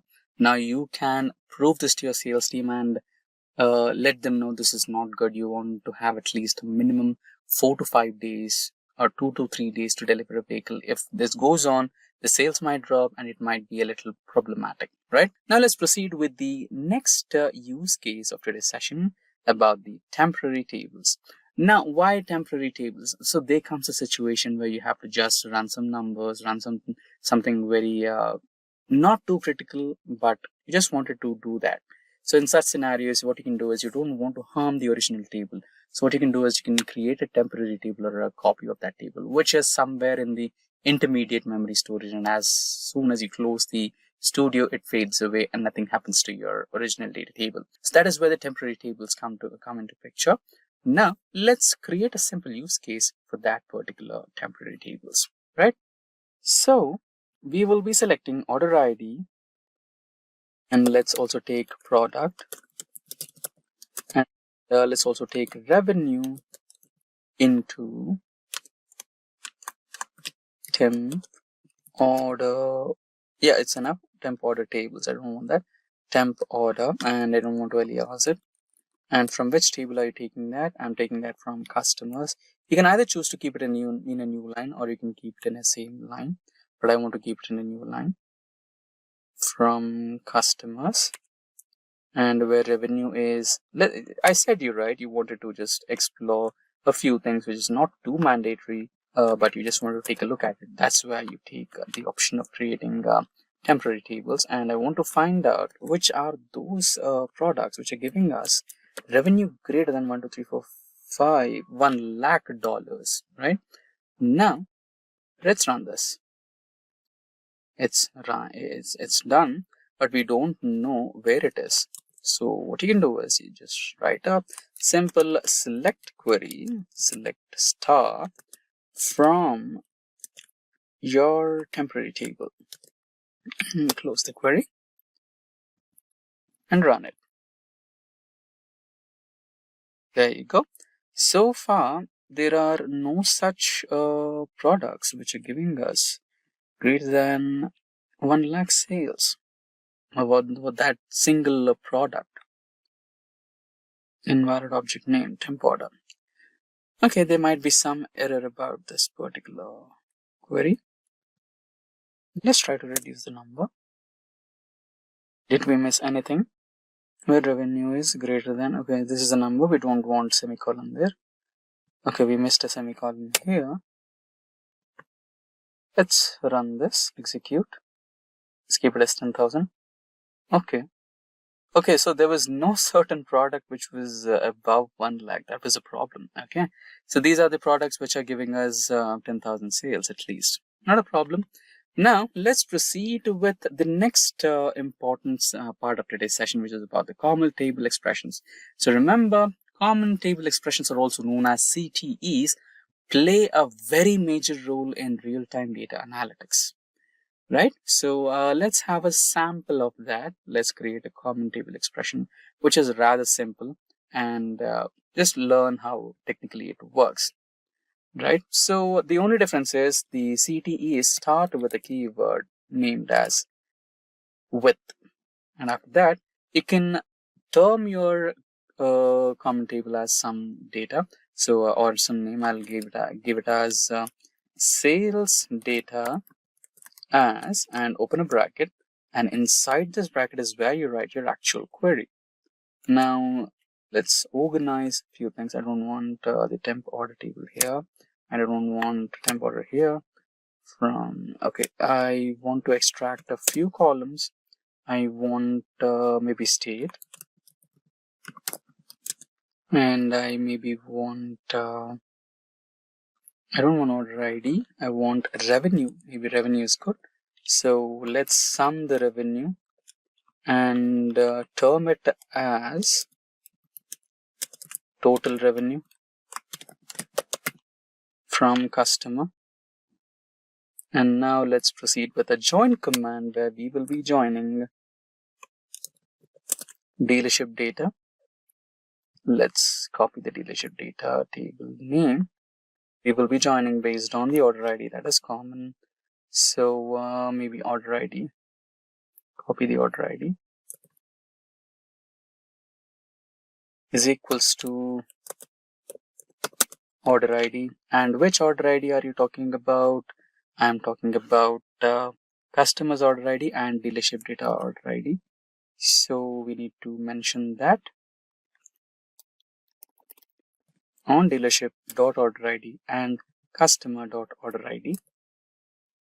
Group by state. So since we took state as well, we can use a group by function here.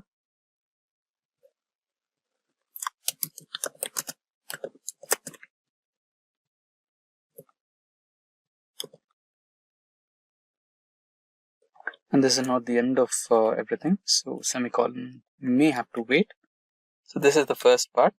Now, using this particular CTE, this entire term is CTE. So the output of this particular query will be stored in sales data. Now, we will make use of this CTE or sales data term to extract a few more queries. So we will be writing another select statement. Select state from, okay, let's also take the total revenue which we created here. Let's take that same term here so that we don't make a mistake. From the CTE which we created very recently, which happens to be the sales data, where total revenue is crossing something about $50,000. And now is the semicolon. Let's try to execute this. There you go. So a few regions or a few states and total revenue which are exceeding $50,000 are, there you go. What is PostgreSQL? PostgreSQL is an open source object relational database management system. It stores data in rows with columns as different data attributes. According to the DB Engine's ranking, PostgreSQL is currently ranked 4th in popularity amongst hundreds of databases worldwide. It allows you to store, process and retrieve data safely. It was developed by a worldwide team of volunteers. Now, let's look at the history of PostgreSQL. So in 1977 onwards, the Ingress project was developed at the University of California, Berkeley. In 1986, the Postgres project was led by Professor Michael Stonebreaker. In 1987, the first demo version was released. And in 1994, a SQL interpreter was added to Postgres. The first PostgreSQL release was known as version 6.0 or 6.0 on January 29, 1997, and since then, PostgreSQL has continued to be developed by the PostgreSQL Global Development Group, a diverse group of companies and many thousands of individual contributors. Now, let's look at some of the important features of PostgreSQL. So PostgreSQL is the world's most advanced open source database and is free to download. It is compatible as it supports multiple operating systems such as Windows, Linux and Mac OS. It is highly secure, robust and reliable. PostgreSQL supports multiple programming interfaces such as C, C++, Java and Python. PostgreSQL is compatible with various data types. It can work with primitives like integers, numeric, string and boolean. It supports structured data types such as date and time, array and range. It can also work with documents such as JSON and XML. And finally, PostgreSQL supports multi-version concurrency control or MVCC. Now with this theory knowledge, let's look at the PostgreSQL commands that we will be covering in the demo. So we will start with the basic commands such as select, update and delete. We will learn how to filter data using where clause and having clause in SQL. We will also look at how to group data using the group by clause and order the result using the order by clause. You will learn how to deal with null values, get an idea about the like operator, logical operators such as AND and OR. We will also explore some of the popular inbuilt mathematical and string functions. Finally, we will see some of the advanced concepts in PostgreSQL, that is, to write case statements, subqueries and user-defined functions. So let's head over to the demo now. Okay, so let's now start with our demo. So first we'll connect to PostgreSQL using PSQL cell. So here under type here to search, I'll search for PSQL. You can see this is the SQL cell. I'll click on open. Let me maximize this. Okay, so for server I'll just click enter, database I'll click enter, port number is already taken, which is 5432. I'll hit enter, username is already given, and now it is going to ask for password. So here I'll give my password so that I can connect to my PostgreSQL database. So it has given us a warning, but we have successfully connected to PostgreSQL. Alright, so now to check if everything is fine, you can just run a simple command to check the version of PostgreSQL that we have loaded. So the command is select version with 2 brackets and a semicolon. I'll hit enter. Okay, you can see the version PostgreSQL 13.2. Okay, now let me show you the command that will help you display all the databases that are already there.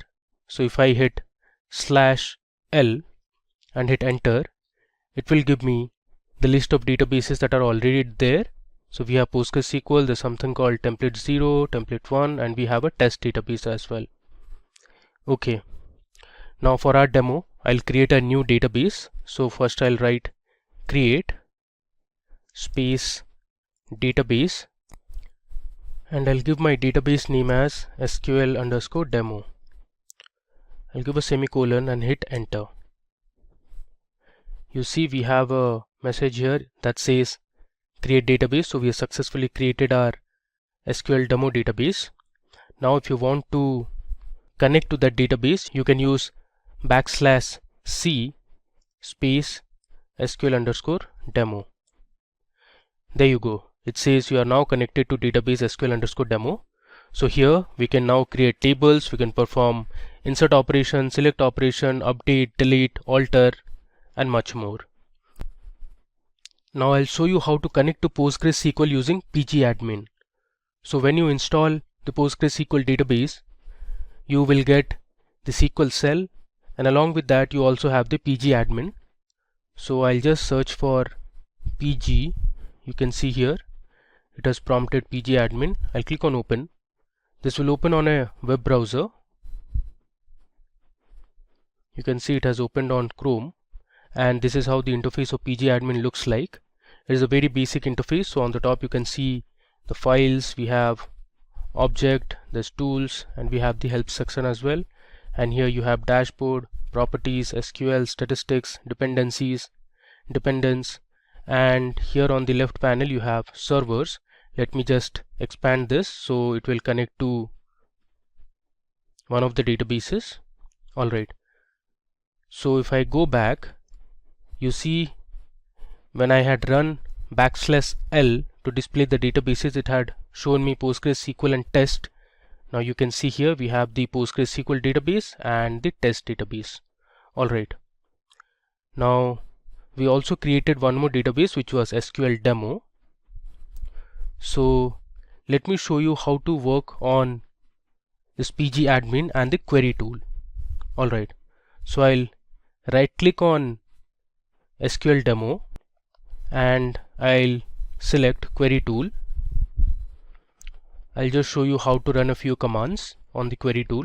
So let's say you want to see the version of PostgreSQL that you are using, so you can use the same command that we did on PSQL cell, which is select version closed with brackets and a semicolon. I'll select this, and here you can see we have the execute button. So if I hit execute or press F5, it will run that query. You can see we have the output at the bottom, and it says PostgreSQL 13.2 compiled by Visual C++. It has a 64-bit system. Okay, now let me tell you how to perform a few basic operations using PostgreSQL commands. So here let's say I'll write select 5 into 3. I'll give a semicolon, select this and hit F5. So this will run the query and it returns me the result, that is the product of 5 and 3, which is 15. Similarly, let's edit this. Let's say I'll write 5 plus 3 plus, let's say, 6. I'll select this and hit F5 to run it, it gives me the sum of 5 plus 3 plus 6, which is 14. Now the same task you can do it on this cell as well. Let me show you how to do it here. So let's say I'll write select. Let's say I want to multiply 7 into, let's say, 10. You know the result, it should be 70. If I hit enter, it gives me 70. Now this question mark column question mark will deal with this later. Alright, let me go back to my PG admin again. Let me do one more operation. Let's say this time I'll write select 5 multiplied by, and within brackets I'll write 3 plus 4. I'll give a semicolon. So what SQL will do is, first it will evaluate the expression that is there inside the bracket, that is 3 plus 4, which is 7, and then it will multiply 7 with 5. Now let me select this and I'll hit execute. So you can see 7 multiplied by 5 is 35. Alright, now we'll go back to our shell, and here I'll show you how to create a table. So we are going to create a table called movies on the cell, that is PSQL cell. So here we will learn how you can create a table and then you can enter a few data into that table. Alright, let me just scroll down a bit. Okay, so my create command goes something like this. So I'll write create table followed by the table name, that is movies. Next, my movies table will have a few columns. Let's say I want the movie ID. After the column name, we need to give the data type. So movie ID, I'll keep it as integer. So integer is one of the data types that is provided by PostgreSQL. Next, my second column in the table would be the name of the movie. So I'll write movie underscore name.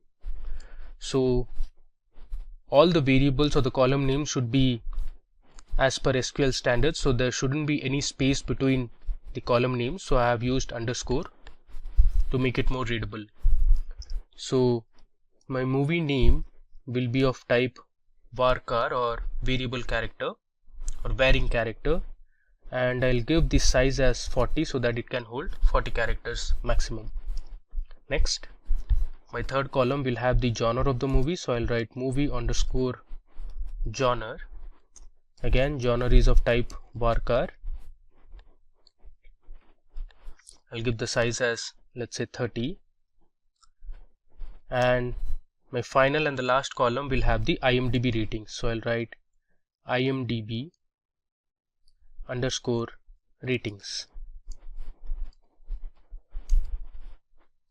Now the ratings will be of type real, since it can have floating or decimal point values. If I close the bracket, I'll give a semicolon and I'll hit enter. There you go. So we have successfully created a table called movies. Now let me go back to my PG admin. Alright, so here I have my database, that is SQL demo. I'll just right click on this and click on refresh. Now let me go to schemas. I'll just scroll down a bit. Here under schemas we have something called as tables. Let me expand this. Okay, so you can see we have a table called movies in the SQL demo database now, and here you can check the columns that we have just added. So our movies table has movie ID, movie name, genre and ratings. Alright, now there is another way to create a table. The previous time we created using the SQL cell. Now I'll tell you how to create a table using the PG admin. So here under tables, I'll right click and I have the option to create a table. So I'll select table. Okay, so it's asking me to give the name of the table. So this time we are going to create a table called students. So I'll write my table name as students. Alright, these will be default as it is. Now I'll go to the columns tab. So here you can create the number of columns that you want. So you can see on the right I have a plus sign. I'll just select this so that I can add a new row. So my first column would be, let's say, the student roll number. I'll write student underscore roll number. Again, the column name should be as per SQL standards. The data type I'm going to select is integer. Alright, now if you want, you can give these constraints such as not null, so that student roll number column will not have any null values. And I'll also check primary key, which means all the values will be unique for roll numbers. Alright, now if you want to add another column, you can just click on that plus sign, and let's say this time I want to give the student name as my second column. So I'll write student underscore name. Student name will be of type, let's say, character varying. If you want to give the length, you can specify the length as well, let's say 40. I'll click on the plus sign again to add my final column. The final column would be gender. So gender, I'll keep this time as type character. Okay, now you can click on save, so that will successfully create your students table. There you go. So here on the left panel you can see earlier we had only one table, that was movies, and now we have two tables. So one would be added, that was students. So if I expand this under columns, you can see we have the three columns here: student roll number, student name, and gender. You can also check the constraints. It will tell you if you have any constraints. So you can see it says students roll number, there's one primary key. Alright, now let me run a select statement to show the columns that we have in the movies table. So I'll write select star from movies, give a semicolon, and let me execute this. Okay, so here on at the bottom you can see we have the movie ID, the movie name, movie genre, and IMDb ratings. Now the next command we are going to learn is how to delete a table. So there is one way by using the SQL command, that is drop table followed by the table name. Let's say you want to delete students, you can write drop table students, and that will delete the table from the database. This is one of the methods, so you just select and run it. Now the other way is to, you just right click on the table name, and here you have delete / drop. If I select this, you get a prompt, are you sure you want to drop table students? I'll select yes. So you can see we have successfully deleted our students table.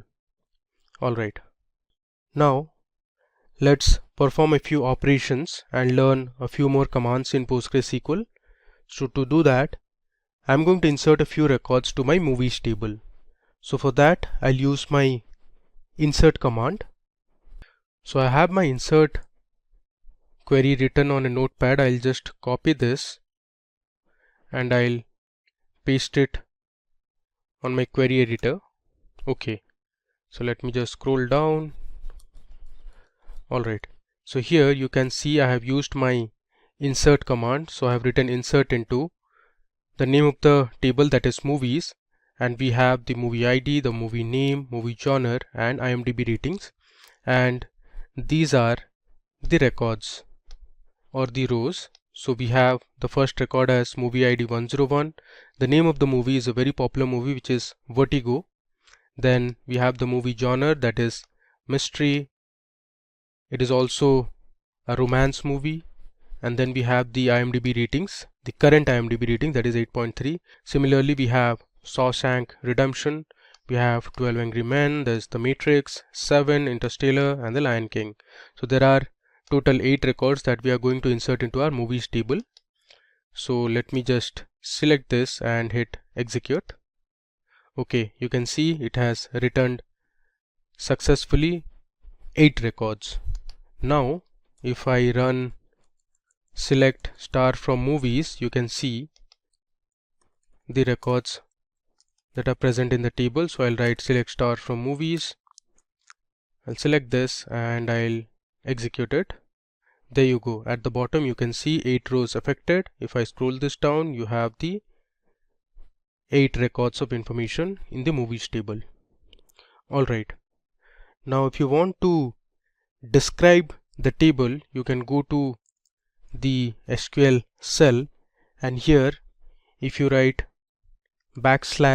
\D and the name of the table, that is movies, this will describe the table. So here you have the column names, this has the data type, and here you can specify if there are any null values or any constraints like default constant or primary key or foreign key and others.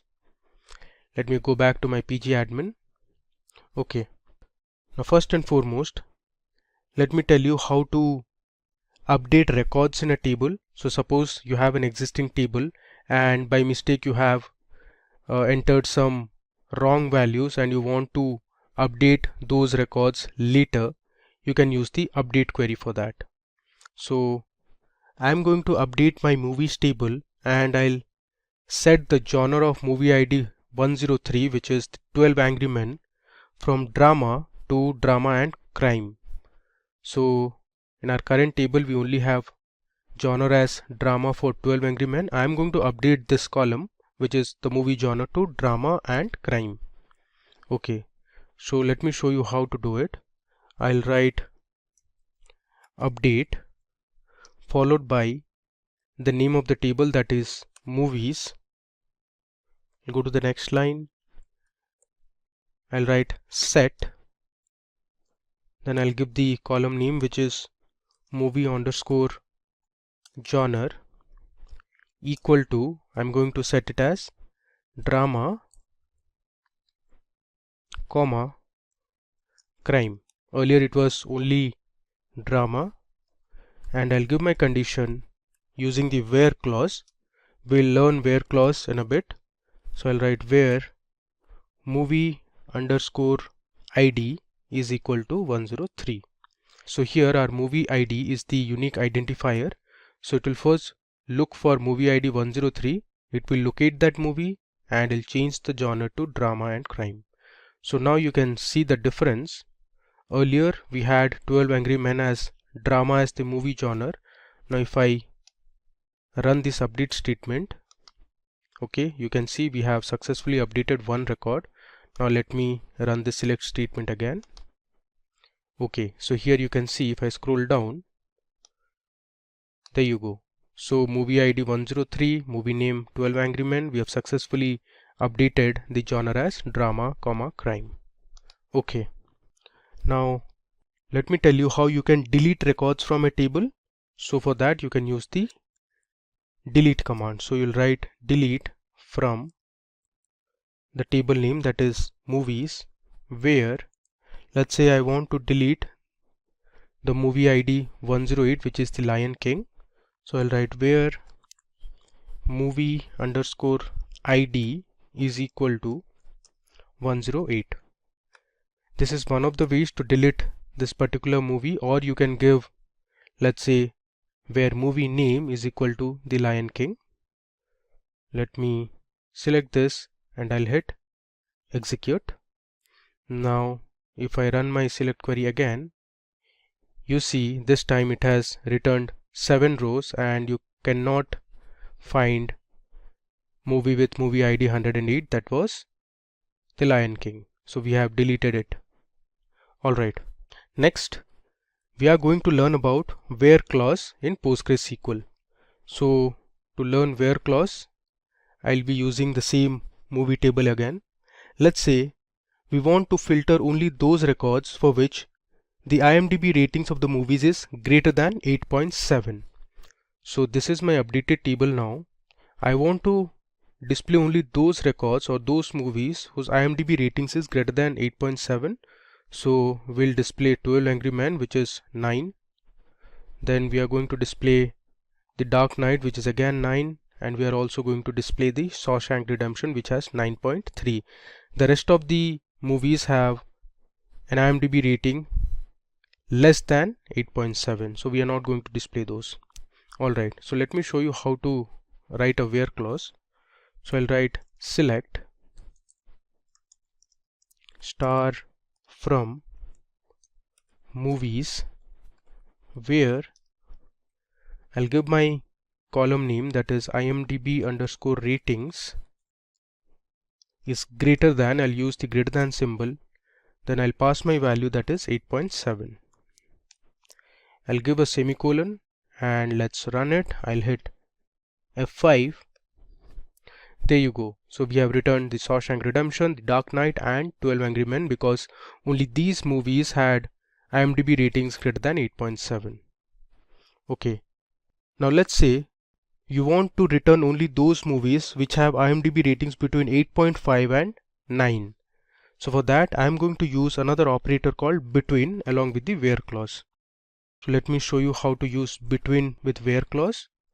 I'll write select star from movies where my IMDb underscore ratings is between, I'll write 8.5, I'll give an AND operator and 9.0.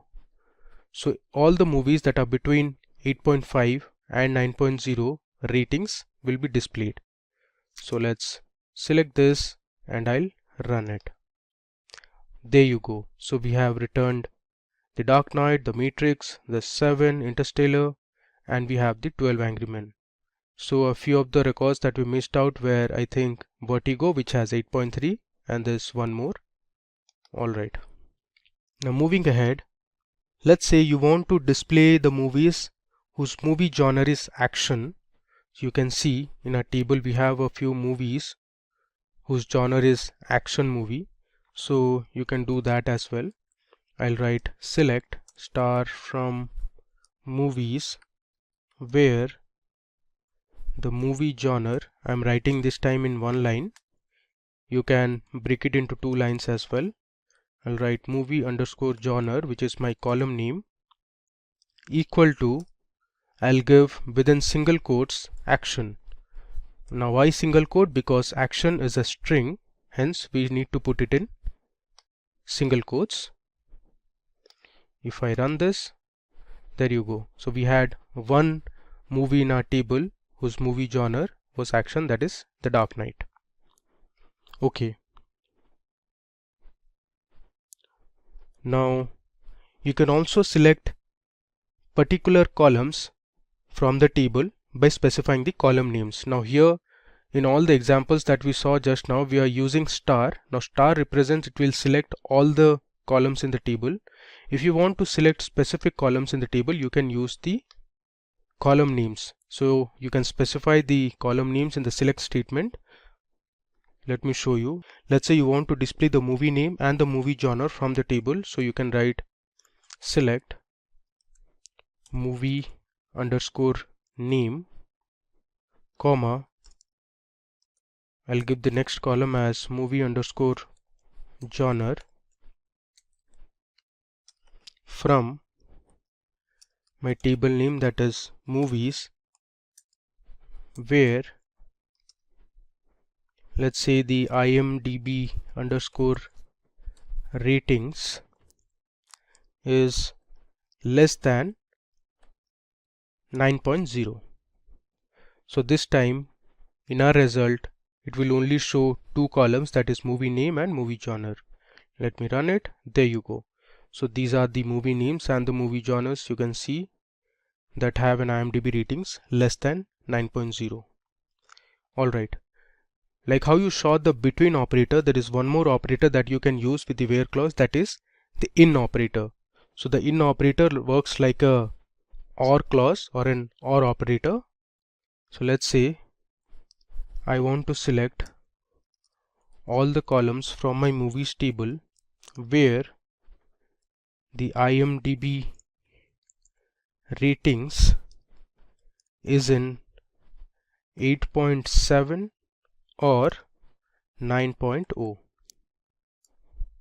If I run this, it will display only those records whose IMDb ratings is 8.7 or 9.0.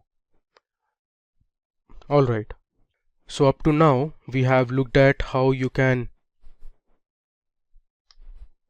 work on basic operations in SQL like your mathematical operations. You saw how a select statement works. We created a few tables, then we inserted a few records to our tables. We saw how you can delete a table from your database, and we have performed a few operations like update, delete, and we saw how a where clause works.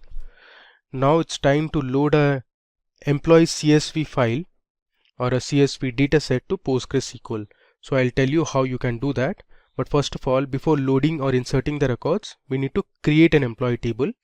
So let me first go ahead and create a new table called employees in our SQL_demo database. So I'll write create table. My name of the table would be employees. Next, I'm going to give my column names. So my first column would be employee ID. So the employee ID will be of type integer. It is not going to contain any null values, so I'll write not null, and I'll give my constraint as primary key. So the employee ID, as you know, is unique for all the employees in a company. So once I write primary key, it will ensure that there are no repetition in the employee IDs. Okay. Next, I'll have my employee name. So my employee name is going to be of type varchar, and I'll give my size as 40. Okay.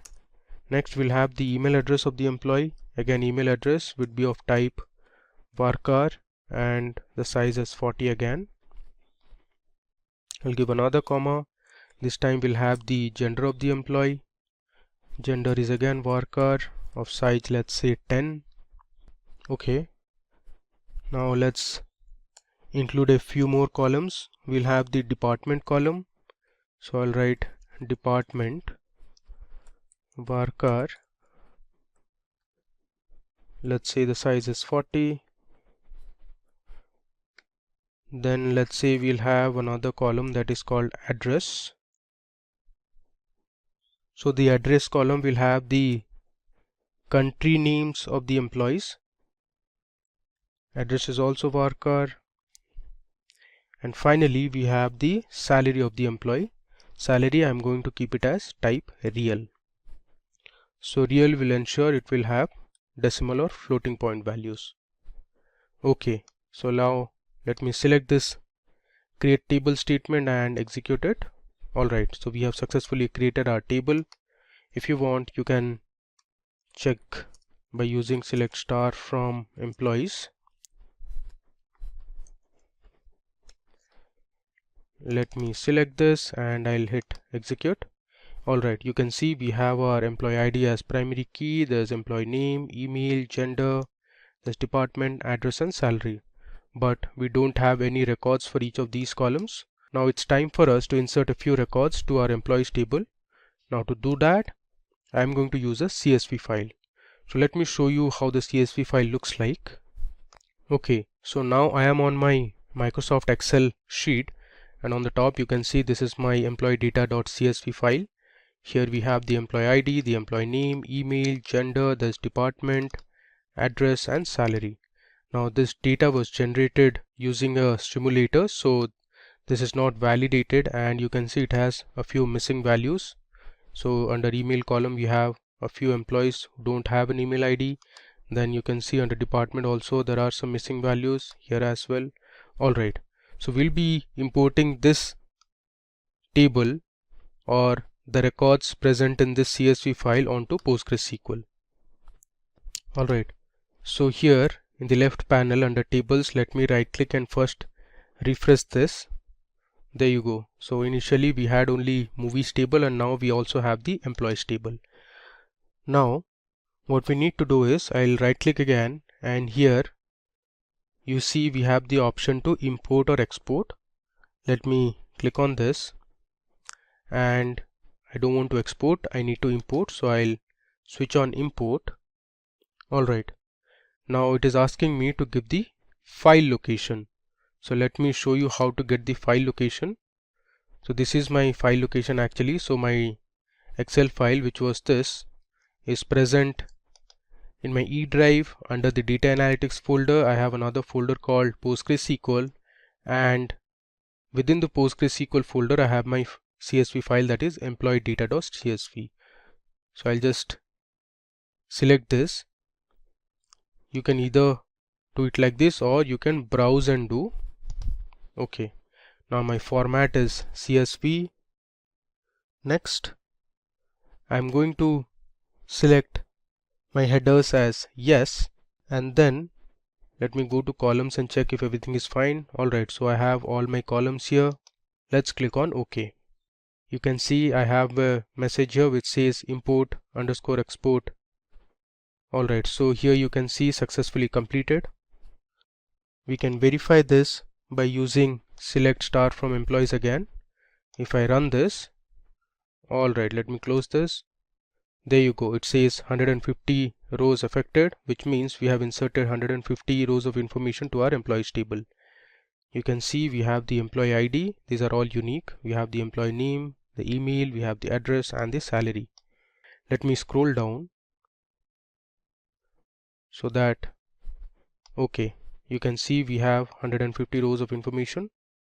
That means we have 150 employees in our table.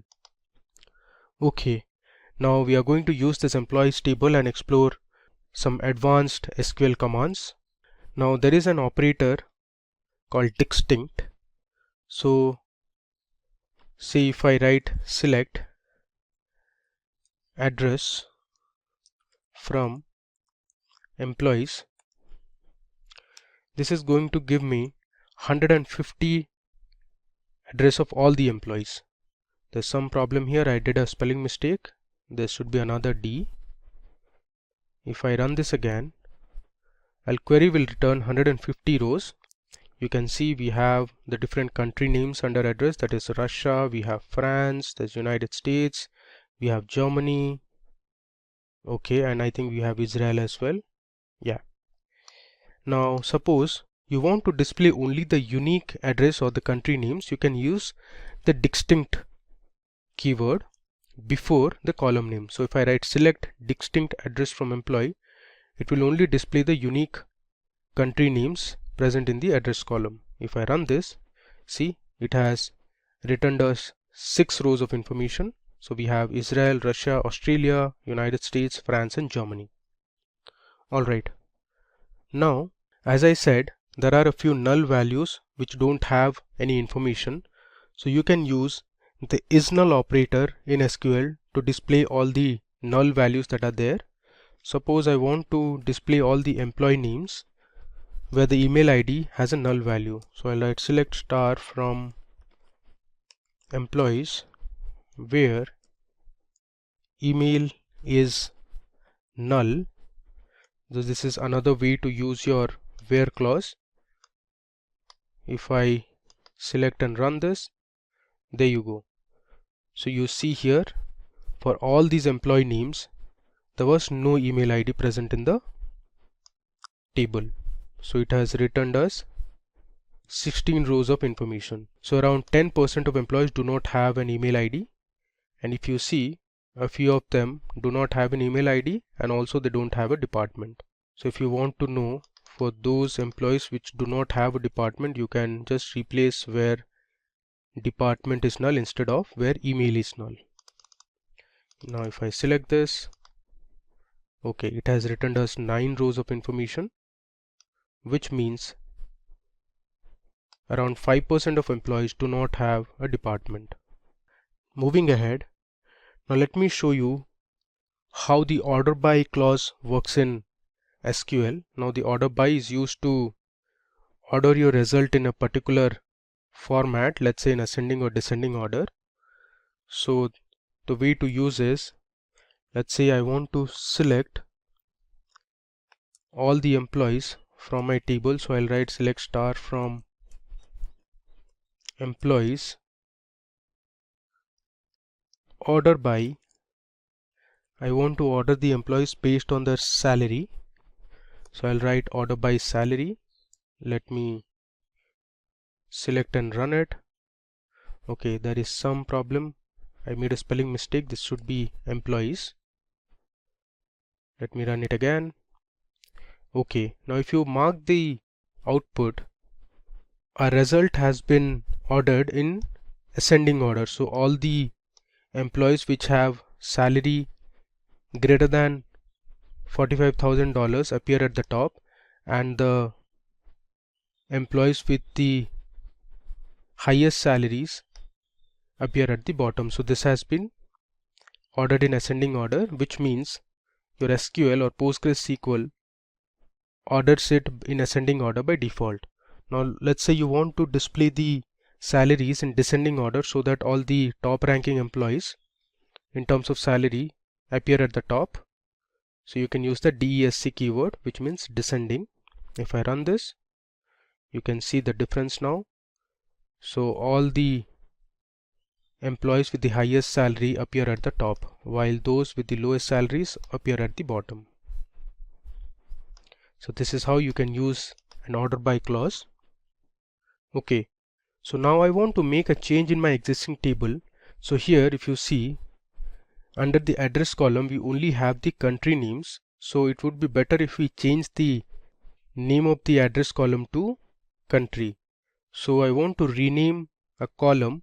You can do this using the alter command in PostgreSQL. So let me show you how to rename this column, that is address. So I'll write alter table followed by the table name, which is employees. Then I'm going to use rename column address. I'll write to, I want to change it to country. If I give a semicolon and hit execute, it will change my column name to country. Now you can verify this. If I run the select statement again, there you go. Earlier it was address column and now we have successfully changed it to country column. Okay, let me come down. Now it's time for us to explore a few more commands. So this time I'm going to tell you how an AND and an OR operator works in SQL. So you can use the AND and OR operator along with the where clause. So let's say I want to select the employees who are from France and their salary is less than $80,000. So let me show you how to do it. I'll write select star from employees where I'm going to give two conditions. So I'll use the AND clause or the AND operator here. I'll write where country is equal to France.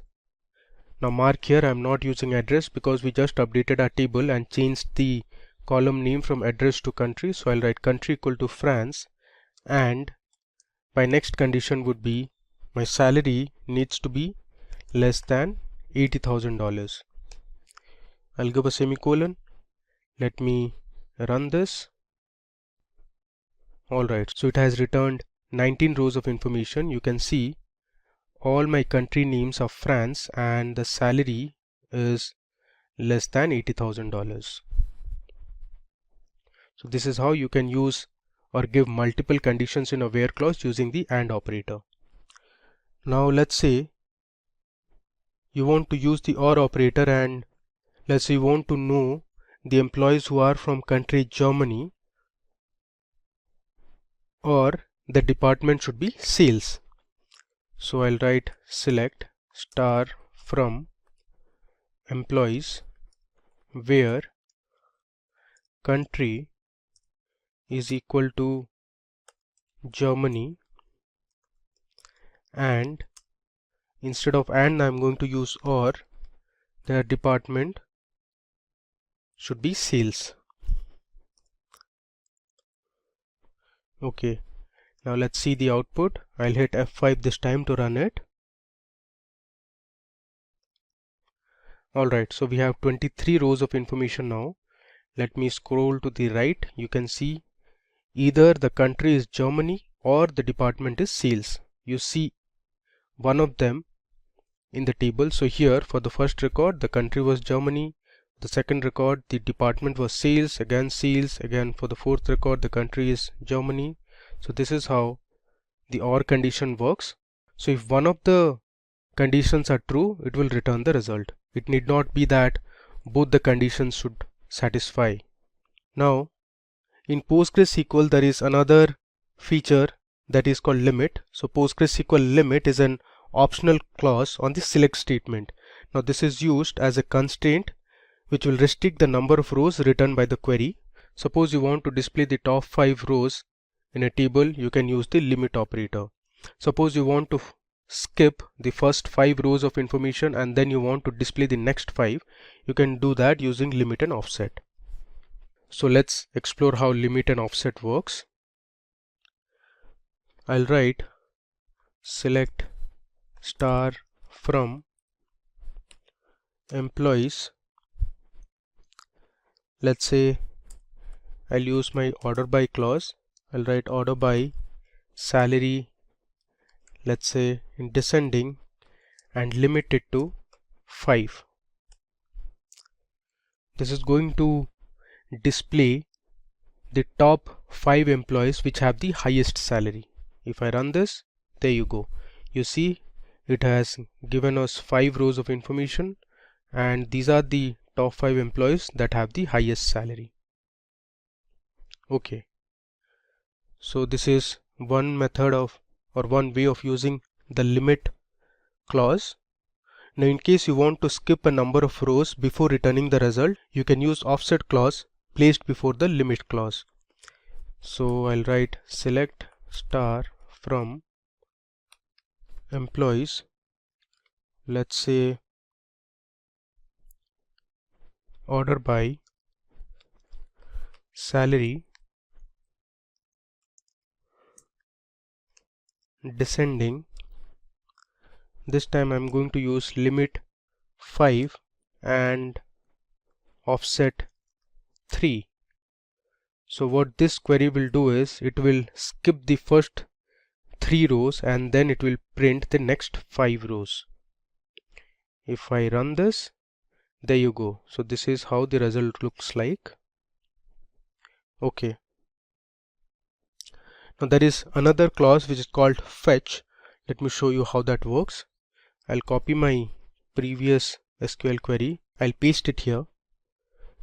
And here, after descending, I'm going to write fetch first 3 row only. So my fetch is going to give me the first 3 rows from the top. There you go. It has given us the first 3 rows and you can see the top 3 employees that have the highest salary since we ordered it in descending order of salary. Alright.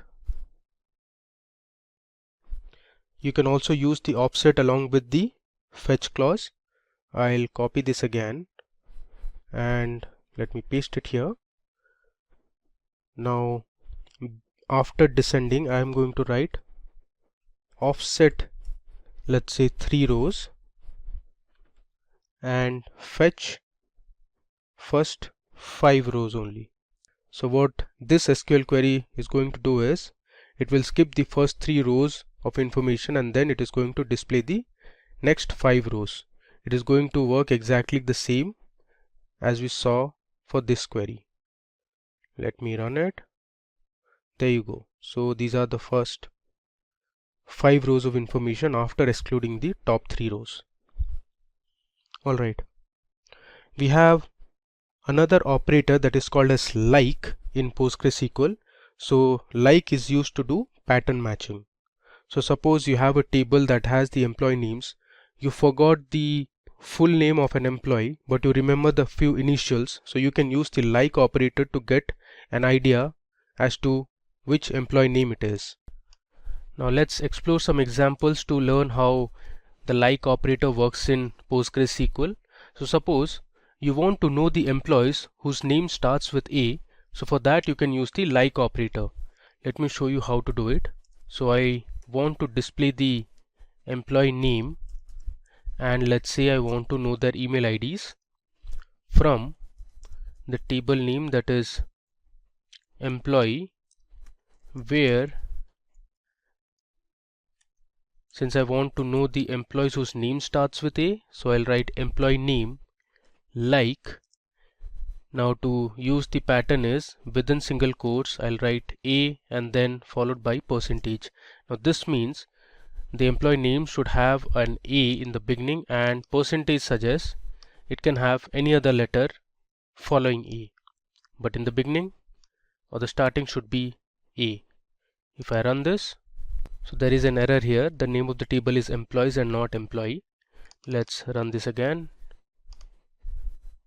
There you go. You can see there are 16 employees in our table whose name starts with A. You can see this column employee name, all of them have a letter A in the beginning.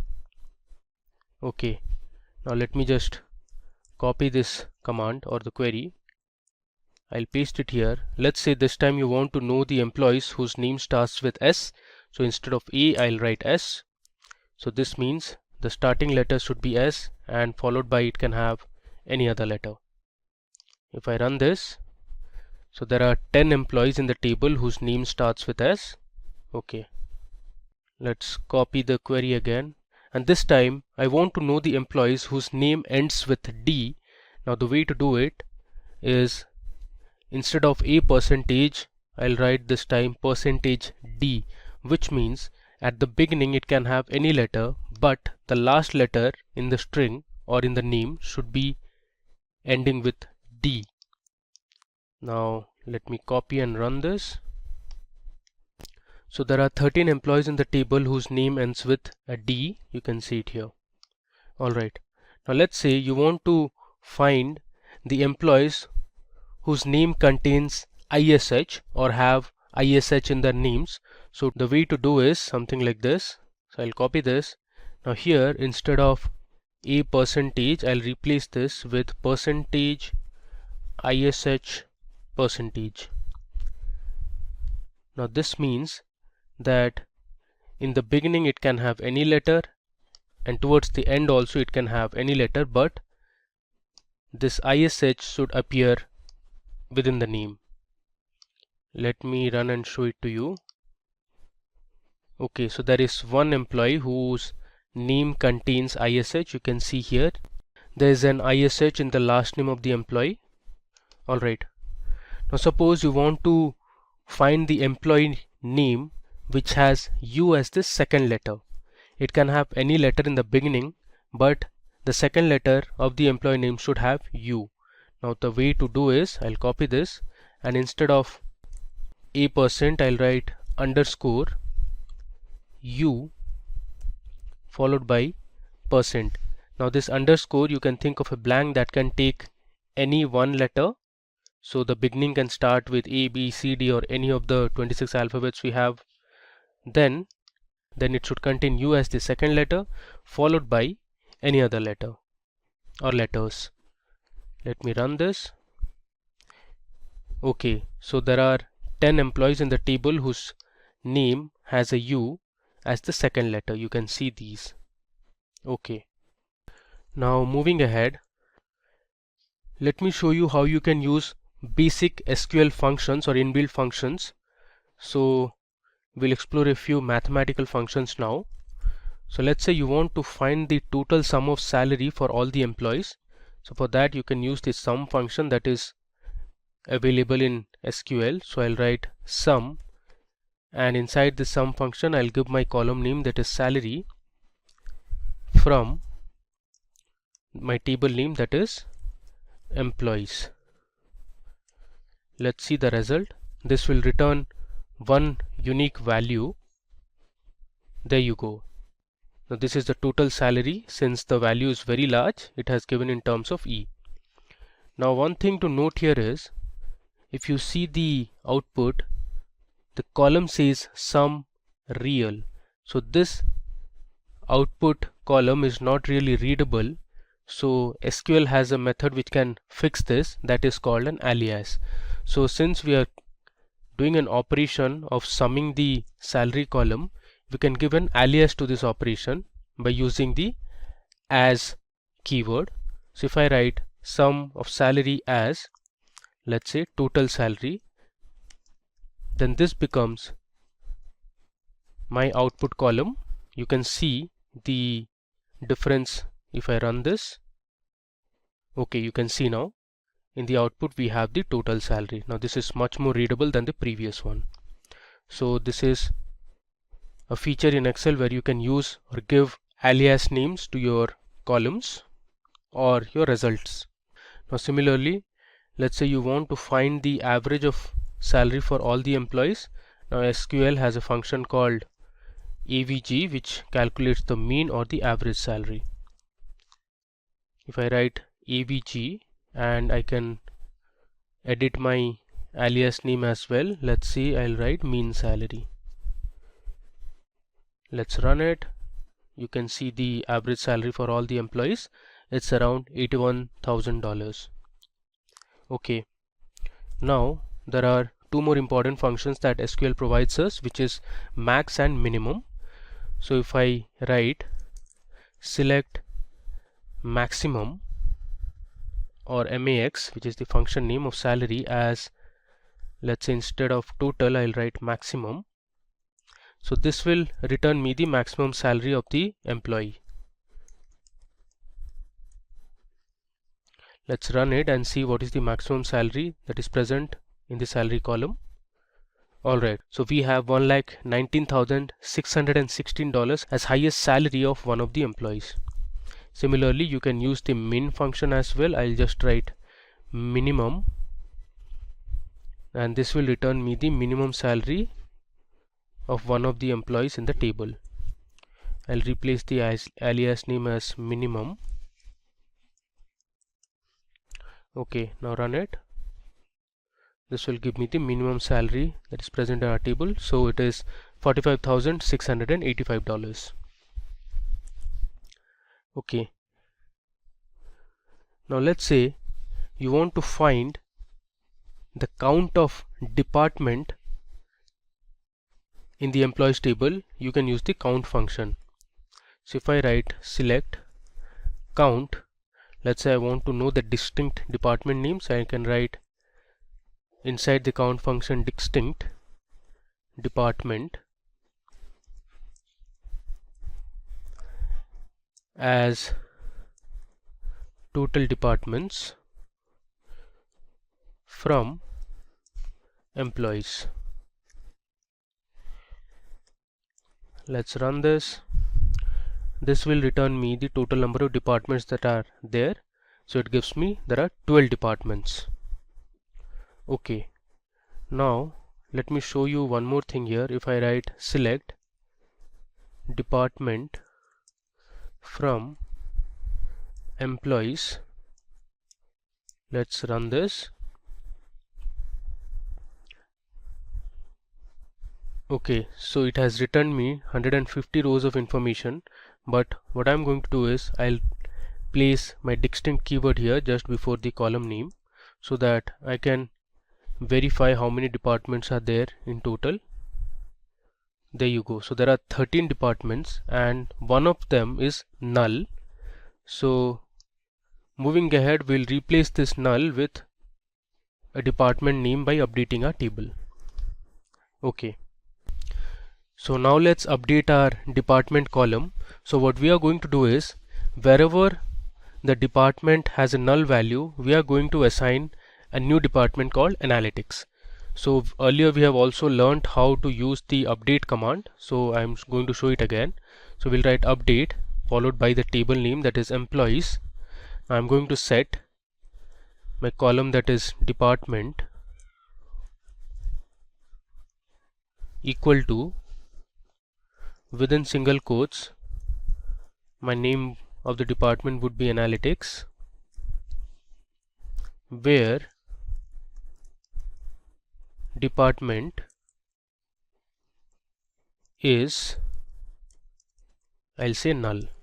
So wherever the department has a null value, we'll replace those information with department, that is analytics. Let's run this. You can see query returned successfully. Now let's say I'll run this command again, and this time you can see the difference. There you go. So we have 13 rows of information and there is no null department now. We have added and new department, that is analytics. Okay, now we are going to explore two more crucial commands or clauses in SQL, that is group by and having. So let's learn how group by clause works in PostgreSQL. So the group by statement groups rows that have the same values into summary rows. For example, you can find the average salary of employees in each country or city or department. So the group by clause is used in collaboration with the select statement to arrange identical data into groups. So suppose you want to find the average salary of the employees based on countries, you can use the group by clause. So let me show you how to do it. I'll write select.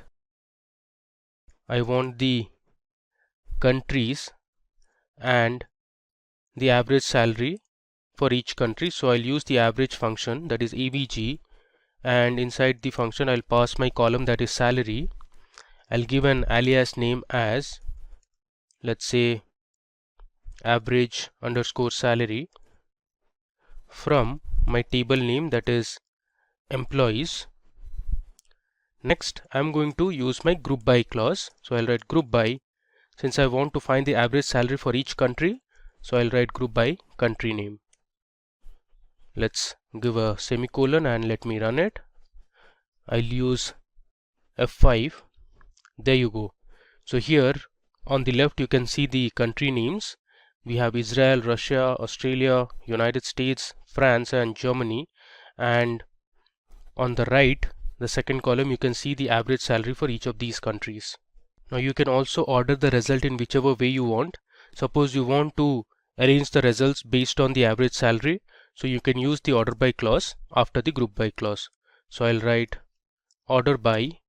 Here you can use the alias name, that is average salary. This is actually average underscore salary, and let's say I want to arrange it in descending order, so I'll write DESC. Now let's run this. You can mark the difference in the average salary column. There you go.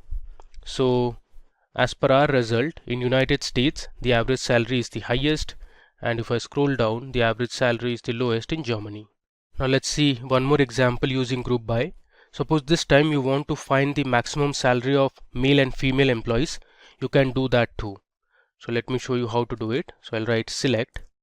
This time we want to find the maximum salary based on gender. So I'll select my gender column, comma, and this time I'll use my max function. Since I want to find the maximum salary for male and female employees, I'll give an alias name as maximum underscore salary from my table, that is employees, group by, I'll write gender. Okay, so let's run this. There you go. You can see, so one of the female employees had a highest salary of $1,19,616, while of that of a male was $1,17,654. Alright, now suppose you want to find the count of employees based on each country. You can use the count function along with the group by clause. So I'll write the select statement, select. Since I want to count the employees based on each country, so I'll first select my country column and then I'm going to use the count function. I'll write count emp underscore id from my table name, that is employees. I'm going to group it by country. So this query will give me the total number of employees from each country. You can see here Israel there are 4 employees, in Australia there are 4 employees, in Russia we have 80 employees, in France there were 31, in United States we have 27, so on and so forth. Now let me scroll down. Okay, now it's time to explore one more clause, a very important clause that is used in PostgreSQL, that is having. So the having clause works like the where clause. The difference is that where clause cannot be used with aggregate functions. the having clause is used with the group by clause to return those rows that meet a condition. So suppose you want to find the countries in which the average salary is greater than $80,000. So you can use the group by clause and the having clause to get the result.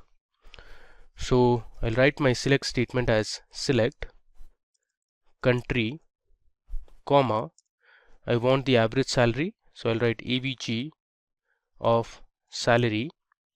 I can give an alias name as average salary from employees. Now I'm going to group it by each country. So group by country column. Since I want to find the countries in which the average salary is greater than 80,000, so I'll use having clause after the group by clause. I'll write having average of salary is greater than 80,000. Now this condition cannot be specified in the where clause, so we need a having clause. You cannot use aggregate functions along with where clause. Let me just run it now. There you go. So we have Russia and United States where the average salary is greater than $80,000. Alright. Now let's say you want to find the count of employees in each country where there are less than 30 employees. So for this I am going to use the count function. First let me select the country column. Then I'm going to use the count function, and in the count function I'm going to pass my employee ID so that we can count the number of employees from my table, that is employees. Now if you want you can use an alias name for this as well, but I am just skipping it for the time being. I'll write group by country. Next I'll write having count of employee ID less than 30. So this will return me the countries in which there are less than 30 employees. Let's run it. You can see here Israel, Australia, United States and Germany are the countries in which there are less than 30 employees. Okay. Now if you want you can use the order by clause as well. So suppose I'll write here order by count of employee ID. So what this will do is it will arrange my result in ascending order of employee ID count. There you can see we have successfully arranged our result in ascending order of employee IDs. Okay. Next, we are going to explore one more feature of PostgreSQL, that is of using a case statement. Now in PostgreSQL, the case expression is same as if-else statement in any other programming language. It allows you to add if-else logic to the query to form a powerful query. Now let me just scroll down and I'll show you how to use a case statement. This is very similar to your if-else statement that you use on Excel, in C++, in Python or any other programming language. So what I'm going to do is I'm going to write a SQL query that will create a new column, and the name of the column would be, let's say, salary range. So I'm going to divide my salary. Suppose if the salary is greater than $45,000 and if it's less than $55,000, in the new column, that is salary range, we are going to assign a value low salary. Now if the salary is greater than $55,000 and if it is less than $80,000, we are going to assign a value that is medium salary. If the salary is greater than $80,000, we'll assign a value high salary. So all this we are going to do using our case expression in PostgreSQL. So I'll start with my select statement. But before that, let me show you how to write a comment in PostgreSQL. So you can write a comment by giving a double dash. Comments are very helpful because they make your codes or the scripts readable. I'll write case expression in PostgreSQL. Similarly, if you want, you can go to the top and let's say here you can write with double dash having clause. Okay, let's come down. So I'll write my select statement as select. I want the department, the country and the salary column. I'll give a comma and I'll start with my case statement. I'll write case when my salary is greater than 45,000 and my salary is less than 55,000, then the result would be, within single quotes, I'll write low salary. So this is exactly like an if-else condition. Next, I'll write another case when salary is greater than 55,000 and salary is less than, let's say, 80,000, then the result would be medium salary. And finally, I'll give my last condition, that is when salary is greater than 80,000, then the result will be high salary.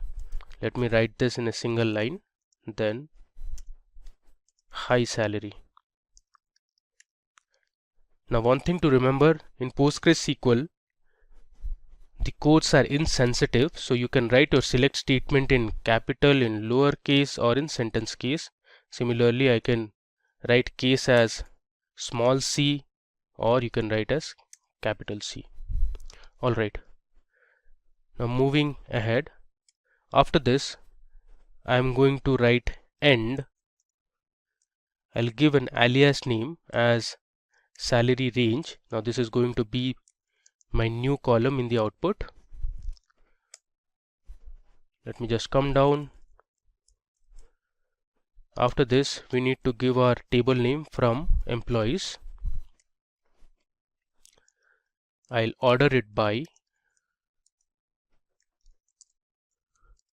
salary descending.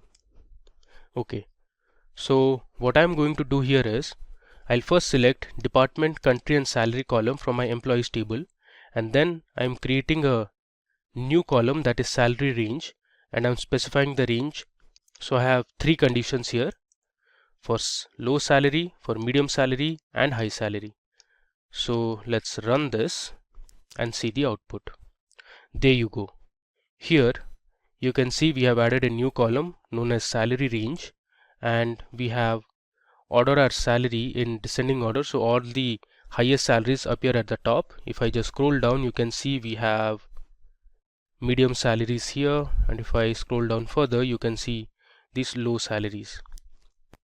So case statements are really useful when you want to create a new column based on some conditions in the existing table. Alright, now moving ahead, we are now going to see how to write subqueries in PostgreSQL. So subqueries, we write a query inside another query, which is also known as nested query. So suppose we want to find the employee name, department, country and salary of those employees whose salary is greater than the average salary. So in such cases you can use subqueries. Now let me show you how to write a query inside another query. First I'll write the select statement. I am going to select the employee name, comma, I want the department, comma, I also want to display the country name and the salary from the employees table, where my salary should be greater than the average salary. So after this where salary greater than, I am going to use brackets and write my subquery, that is select average salary from employees. Now let me break it down for you. So first we are going to select the average salary from the employees. So this particular SQL statement will find the average salary from the table. We'll compare this average salary with salaries of all the employees. So whichever employee has the salary greater than the average salary will display their names, the department, country, and their original salary. So if you want, you can run this statement as well. Let me select this statement and run it for you. You can see we have written the average salary of all the employees, which is nearly $81,466. So we want the salaries of the employees to be greater than this average value. So let me run this and see how many employees have a salary greater than the average salary. There you go. So we have around 75 employees whose average salary or whose salary is greater than the average salary. Alright. Now moving ahead, this time I'm going to tell you how to use some inbuilt functions. We'll learn some inbuilt mathematical functions and string functions that are available in PostgreSQL. So I'll just give a comment. There's another way to write a comment. Instead of a double dash, you can use the / an asterisk, and inside the asterisk you can write, let's say, SQL functions, and you need to close this. So I'll give another asterisk and a /. So this is also a comment in PostgreSQL. Alright. So first of all, we'll explore a few math functions. So there is a function called ABS which is used to find the absolute of a value. So if I write select ABS of, let's say, -100, it is going to return me +100 or just 100, because as you know, the absolute of any value will remove the negative sign involved in that value. There you go. So our original input was -100, the absolute of -100 is +100. Next, let's see another function that is called greatest. So the greatest function in PostgreSQL will return the greatest number in a range of numbers. So suppose I write select greatest. Inside the greatest function, I'll pass in a few numbers, let's say 2. I'm just randomly passing a few numbers. Let's say 4, 90, let's say 56.5, and let's say 70. I'll give a semicolon. Let me run this. You will see the greatest function will return the greatest integer value or greatest number that is present in the range of numbers that we have provided. So in this case, 90 was the largest number or the greatest number, so we got the result as 90. Again, you can use an alias for each of these statements. Now, like greatest, we also have a function called least, which is going to return the least number present in a range of numbers. If I run this, so the result is 2, because 2 is the least number that is present in this selection. Alright. Now, there's a function called mod, which is going to return the remainder of a division. So suppose I write select mod, and this takes two parameters, let's say 54 divided by 10. As you can guess, the remainder is 4, and so is our result. You can see it has returned the remainder 54 divided by 10, the remainder is 4. Alright, if I scroll down, now let's see how to use the power function. So I'll write select power. Let's say I want to know power 2, 3, which is 2 cube, that is 8. Let me just run this. There you go. So the result is 8. You can also check, let's say, power of 5, 3, it should be 125. Alright. Next, you can use the sqrt function that is available in PostgreSQL to find the square root of a number. I'll write sqrt, and let's say I want to find the square root of 100. You can guess the result. The output should be 10. If I run this, You can see the output here 10. Let's say I want to find the square root of, let's say 144. You can again guess the result. It should be 12. Let's verify it. Okay, there is some error. Let me verify it again. There you go. It is 12. Now there are a few trigonometric functions as well. You can use the sine function, the cos function, and the tan function. Let's say I want to know the sine of 0. If you have studied high school mathematics, you would know the sine of 0 is 0. You can see the result, it is 0. Let's say you want to know sine 90. If I run it, you can see the output here, 0.89. Alright. Now there are other functions like ceiling and floor that you can use. So let me show you what the ceiling and floor function does. I'll write ceiling. Let's say I'll pass my floating value as 6.45 and let me run it. You can see the ceiling function returns the next highest integer, that is 7 in this case, since the next highest integer after 6.45 is 7. Let's see what the floor function does, and let me run it. As you can see, the floor function returns the next lowest integer, that is 6 in this case, or the nearest lowest integer to any provided decimal value. Okay. Now that we saw how to use mathematical functions, there are a few string functions available in PostgreSQL.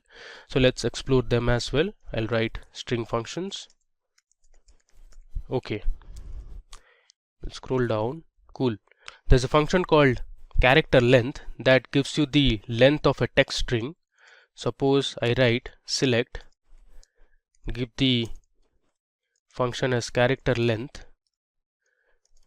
and inside this function I'm going to pass in a text. Let's say India is a democracy. This is my text. Let me run this. Okay, you can see the result here, which is 20, since there are 20 characters in my string that I have provided. Alright. Now there's another function called concat in PostgreSQL. So concat is basically used to merge or combine multiple strings. So I'll write select concat, within brackets I'll give the text string. Now let's say I want to combine PostgreSQL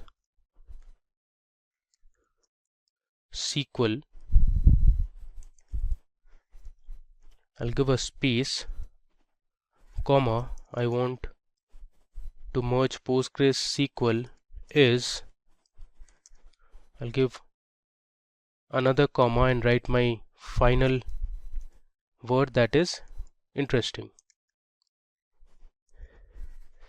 Now what we have done is, inside the concat function we have passed in separate strings, and now using the concat function we want to merge the three strings. Let's see what the result is. I'll run it. Alright, let me just expand this. You can see here we have concatenated the three strings successfully, so the output is PostgreSQL is interesting. Okay. Now there are functions like left, right, and mid in PostgreSQL. So what the left function does is, it will extract the number of characters that you specify from the left of a string. Let's say I'll write select left, and I'll pass in my text string as India is a democracy. I'll copy this and I'll paste it here. Let's say I want to extract the first 5 characters from my string, so I'll give 5. So what it will do is, it will count 5 characters from left, so 1, 2, 3, 4 and 5. If I run this, it should ideally print India for me. There you go, it has printed India for us. Alright, similarly you can use the right function to extract few characters from the right of a string. Let's say you want to extract, let's say I'll give 12 characters from right, so from here onwards it will count 12 characters. I'll change left to right now. Let me select this and run it. So you can see here, this is the output. From the right, it has counted 12 characters and returned a democracy. Okay. Now there is a function called repeat. So the repeat function is going to repeat a particular string the number of times you specify. Let's say I want to select and use my repeat function, and inside the repeat function I'm going to pass in, let's say, India, and I want India to be displayed 5 times. I'll give a semicolon and run it.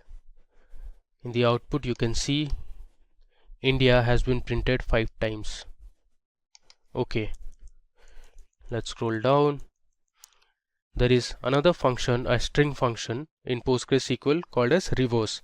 So what reverse function is going to do is, it is going to print any string passed as an input in reverse order. So if I write select reverse, and inside the reverse function I'll pass in my string, that is India is a democracy. I'm going to use the same string. I'll copy this and I'll paste it here. I'll close the quotes and the brackets. Let's print this. You can see it here. India is a democracy has been printed in reverse order. There you go. Alright. Now this time we explored a few inbuilt functions that are already present in PostgreSQL. Now PostgreSQL also has the feature where you can write your own user-defined functions. So now we will learn how to write a function of our own in PostgreSQL. So let's create a function to count the total number of email IDs that are present in our employees table.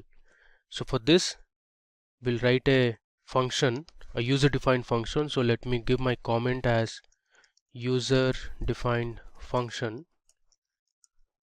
Okay. So let me start by first writing create. So this is the syntax to write a function in PostgreSQL. So I'll write create or replace function. Then I'll give my function name as count emails. And as you know, functions have brackets. Then I'll write returns, the return type, as integer. Then an alias with dollar symbol. I'll write total emails, since I'm going to display the total number of email IDs that are present in my table. I'll close the dollar symbol. Then I'm going to declare a variable. The variable name is going to be total underscore emails. This is of type integer. I'll write begin, and inside begin I'll write my select statement. So I'll write select. I want to count the email IDs that are present, so I'll pass my column name, that is email, into total emails from my table name, that is employees.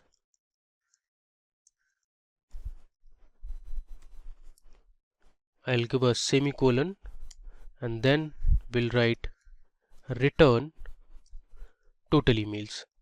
As you know, user-defined functions often return a value, so hence we have mentioned the return statement as well. And now I'm going to end my function. Then the next syntax would be, let me just scroll down.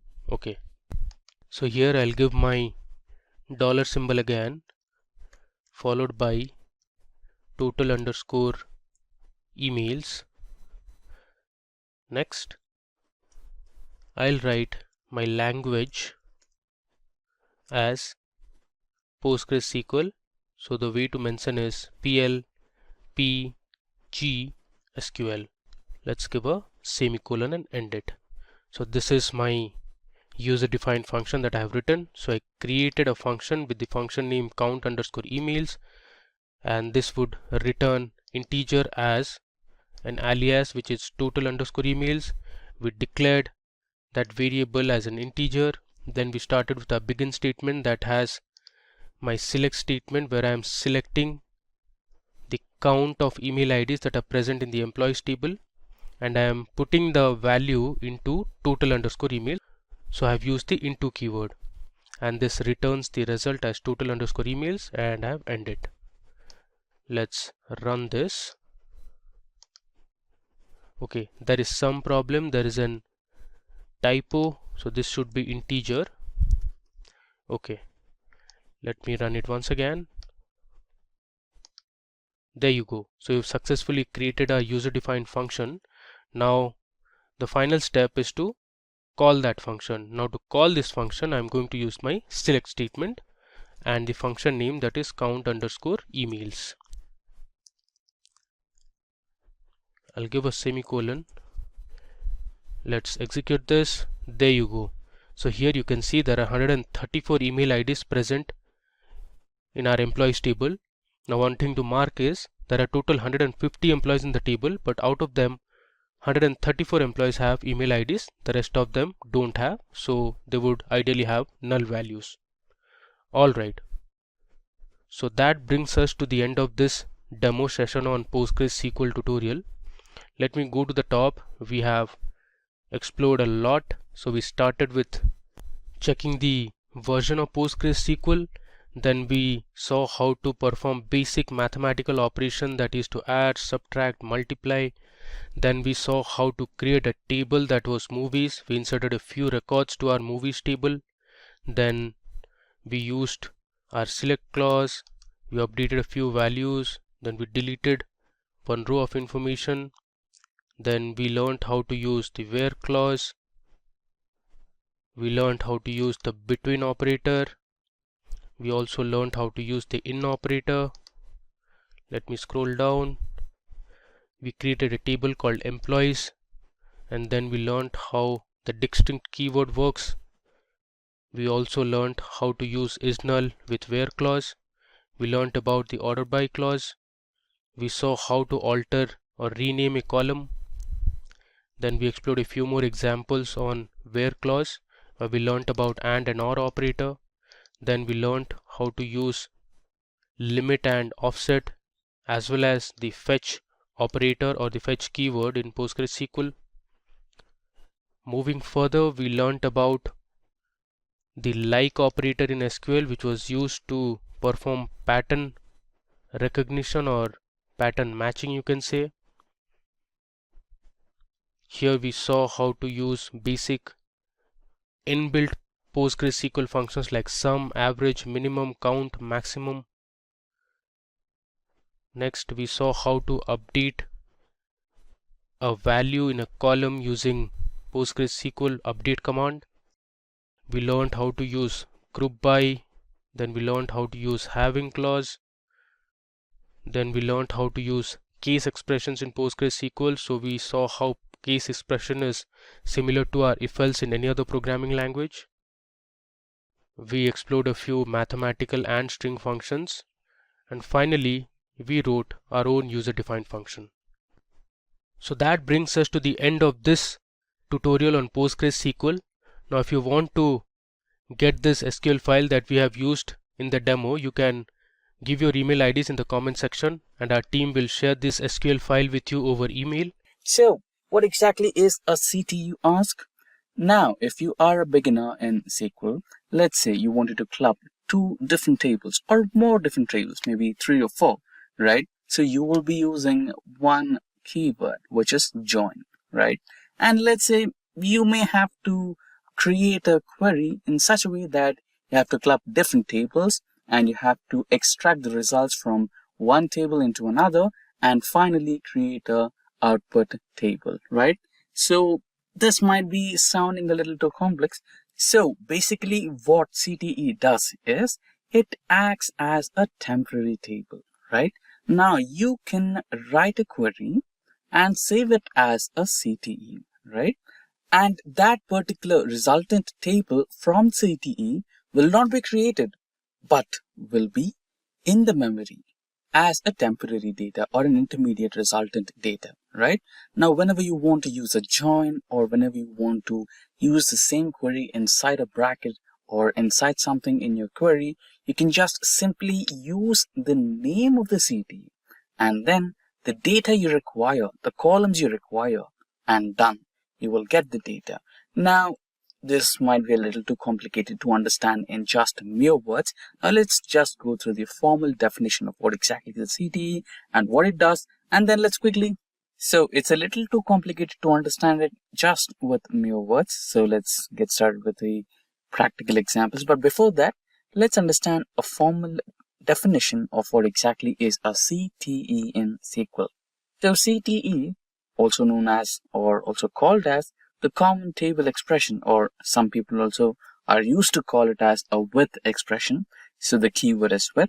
So a common table expression in SQL is a temporary result set that you can define within a query. As I said, it helps to break down the complex queries, make the code more readable, and allows you to reuse the result set multiple times within the same query. Just you need to use the name of the CTE in the places where you want in your query, and it reduces the code length as well as the execution time. Now, CTEs are defined using the with keyword as we discussed before, followed by the CTE name, right? So for every column name or anything in your dataset, you give a name, right? Similarly, when you are using CTEs in SQL, you also need to give a name to the CTE, and that particular name will be used in your subquery positions that will reduce the query length and execution time. So you should be giving a name and the query that generates the result set. The CTE is available only during the execution of that particular query or specific query, right? So as I said, the CTE table, the resultant table which is created while you are using the CTE, will not be created as a permanent table in the database, right? It will be a temporary or intermediate result which will be active as long as your current query, which is using the CTE, is active. Now, let's go to the demonstration mode where we will try to create some simple queries, right?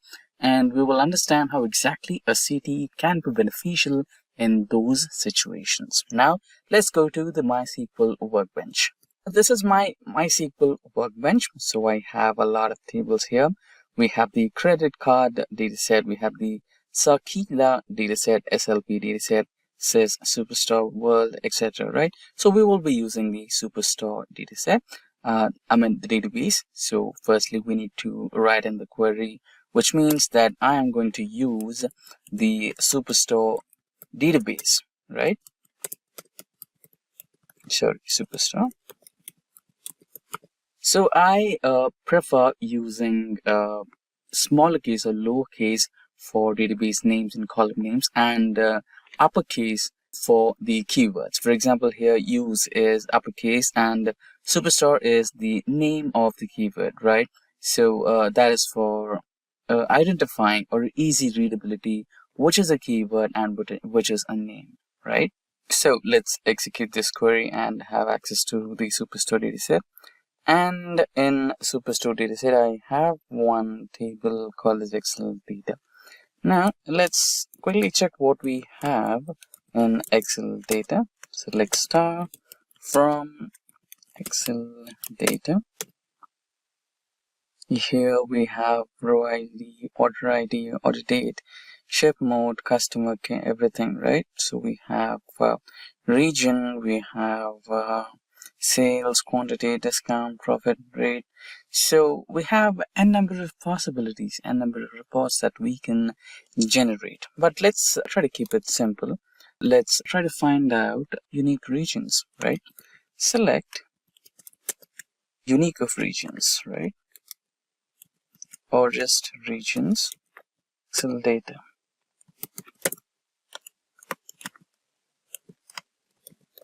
group by regions. So let's quickly execute this statement and see the output, or maybe we can make some modifications to it, right? Instead of that, you might want to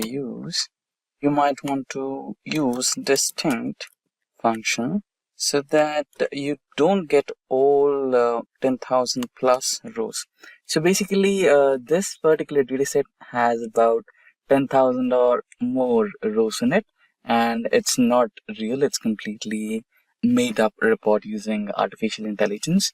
So we use ChatGPT to create 10,000 rows of data for 30 years, maybe from 2000 or 2001 to up to 2030 or 31, right? So we don't want all those 10,000 plus columns, rows. So let's use a distinct here and try to execute this statement so that we get 5 of the regions what we have. So there you go. We have 5 regions as expected: Northeast, Southwest, and Central. Now you can also select a kind of maybe average of sales, maximum of sales, and total sales. So this is bringing us somewhere. We can, try to find out region-wise sales, right? So region-wise sales grouped by years, like 30 years. What was the sale happened in the year 2001, right? We begin from 2000 or 2001 to all the way up to 2030 or 2031, right? So we can see if there is an increase in the year-on-year sales or decrease in the year-on-year sales. We can identify the best performing year, the worst performing year, right? So this sounds like a good use case. Now let's go to the code where I've written it as a CTE and understand the workflow. So here I have named my CTE as sales CTE. So I'm starting it with the keyword with, right? So with sales CTE as. Now this is our query, right? What am I doing? I'm extracting. So according to the dataset, we have the date, right? So the date is year, month, and date of that particular day, right? But we want just the year. So we're using the year function to extract the year from the date as sales year, region, sum of sales, right? We wanted to find out the total sales happened in that particular year as total sales from the dataset, Excel data, and group by year, right? We wanted it in increasing order. So 2000 to all the way up to 230 or 2031, correct? So that's how it is. And I'm saving all this as a CTE named as sales CTE. Now I want to select some parts of that particular CTE. So I want to select sales year, region, total sales from sales CTE, which is right over here, and order it in form of sales and region, right? Now let's try to copy this code and run this in our workbench. Right, now let me close this quickly so that we have a complete view of the code, right? So let's now select all the code. So now we have selected this particular code. Let's try to run this and see the output. There you go. We have the output, but there is something wrong. We did not get the years, right? So all the 30 years of data, here it is grouped by region, which is fine. Okay, we don't want region, we want to group it by year. That's okay. And the thing is, we need to fix this particular year. So maybe there is something wrong with the order date, right? So I think the database has saved this particular. Oh, okay. Since this is generated by ChatGPT, maybe the data type of the date is other than data, right? Other than data type. It may be string. Now we might have to do some typecasting to change the data type of the order date, and let's quickly do that. So now we have updated the year. So what we have done is just cast here, right? So we have changed the string type of date to the normal date, which follows by year, month, and date. So this is a simple typecasting that you can do, and rest everything. And we've also added a where condition, so where date is not added or date is equals to null, and you can just ignore that.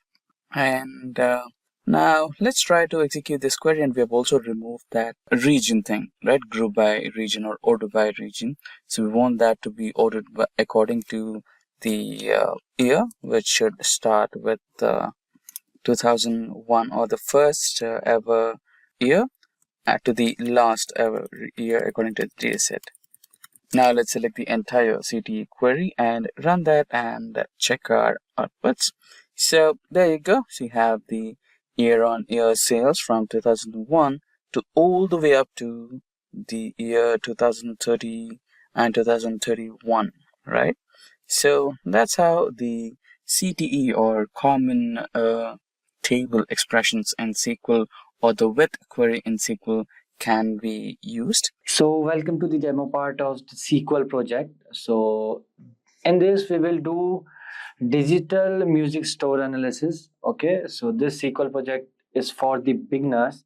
So what you will learn from this project, main thing is like, so what's the objective of this project, this particular project? So this project is for beginners and will teach you how to analyze the music playlist database, and you can examine the dataset with SQL and help the store understand its business growth by answering simple questions. So as you can see, I will show you. So I have three set of questions. First one is easy, okay, and the second one is moderate, and the third one is advanced level. So we have three set of questions: easy, set, moderate, and the advanced. Okay, so every set is of three questions, I guess. Yes, in every set there is three questions. So okay, in easy one there are 5. So we have 5 plus 3 8, 8 plus 3 11. We have 11 questions to solve. Okay, from this you will understand how you can analyze data with SQL, how you can extract something from database, how you can store something like this. Okay, so, and one more thing, I will show you the schema of the particular data set which we will soon we will restore. So we have the tables in this: artist, album, track, media type, genre, invoice line, invoice, customer, employee ID, playlist track, and all. Okay, so this is the music playlist database schema.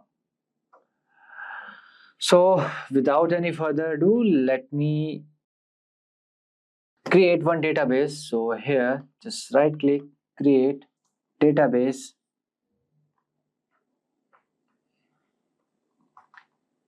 Okay, here I will write music. Okay, and save. So now our database is created. Okay, so if you will go to schema and if you go to tables, there is no tables in it. Means there is database, but nothing is there. The database is empty. So now what I will do, just go to your database, just right click. Here you can see the restore option. Okay, restore. So format as it is, then here file name, go to this music store database. I will put this database link in the description box below, don't worry.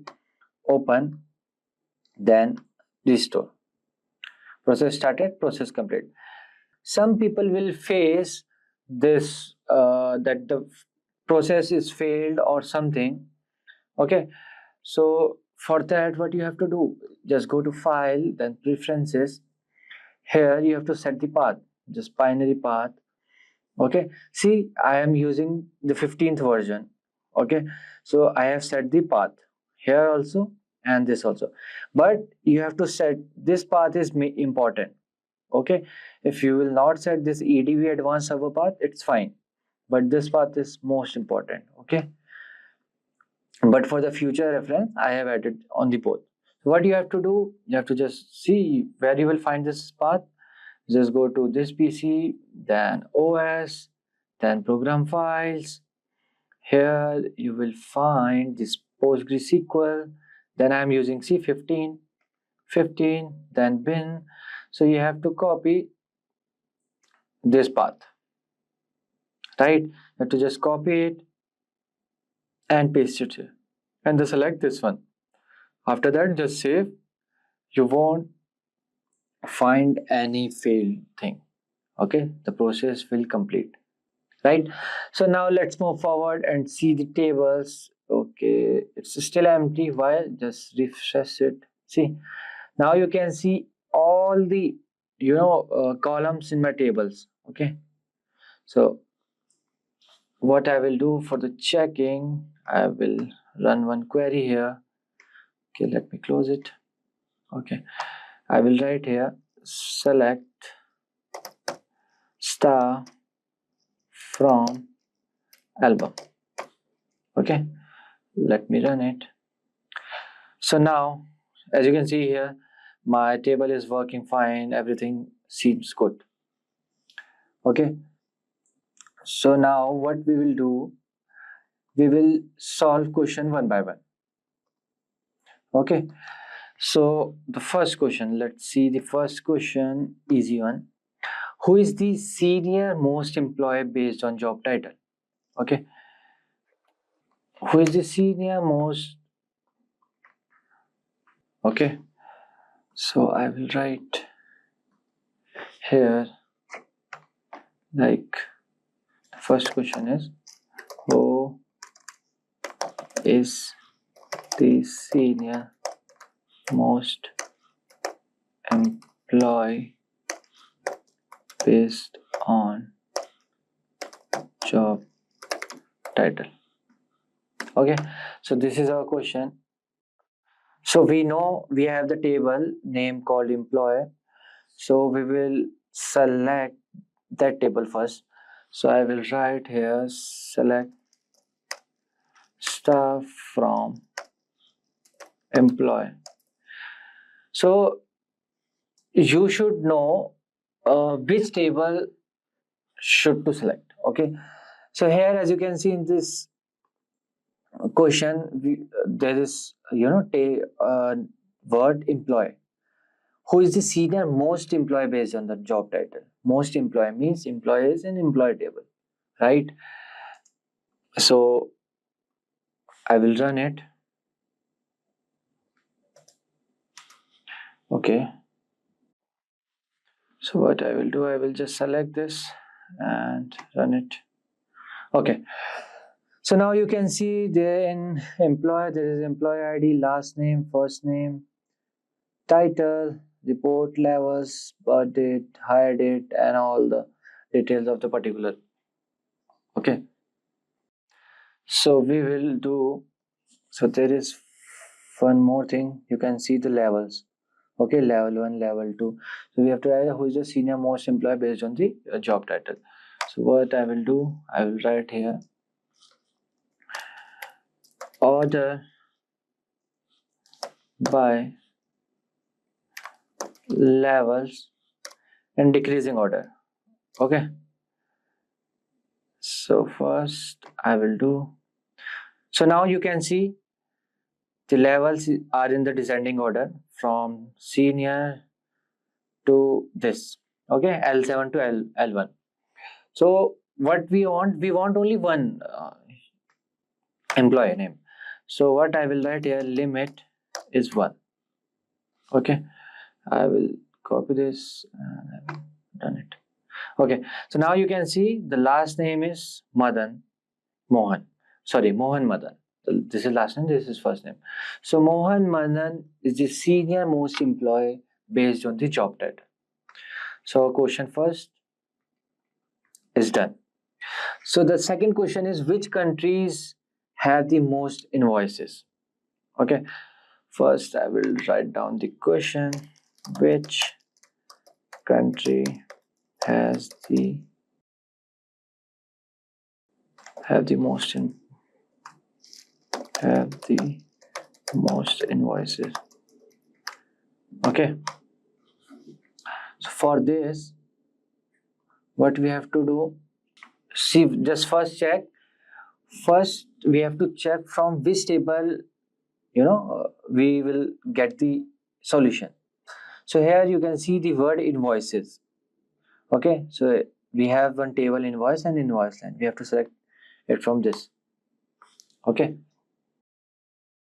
so I will write here, select star from invoice. Okay, so we have customer ID, invoice date, billing address, billing city, billing state, and everything. So here you can see we have the billing country as well. Okay, because we need the country name, so we will take this column, right? So I will write here, so I will write select, change it, select count star from name, select star billing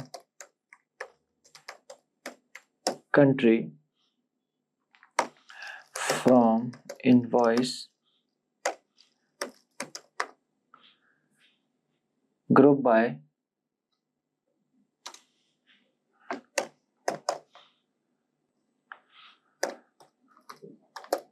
billing country. So why I am doing this group by? Because as you can see, we have USA multiple times, USA, then Canada also, then other countries as well. So from this I will get only the one. Okay, I will group them and I will get the one. Fine. So from this we will get the count. So after this I will write order by. So here I will write C descending. Okay, let me run it. So now you can see the billing. This is the billing order. Okay, so or you can say the invoices. USA got the 131 and Canada 76, Brazil 61. If I will write here again that limit 1, what I will get? See, USA. We got the USA. So USA is the country which have the most invoices. Okay. If you will remove this limit, so you will get the other country as well. Second in Canada, third is Brazil, and like this. Okay. And the third question is, what are the top 3 values of total invoices?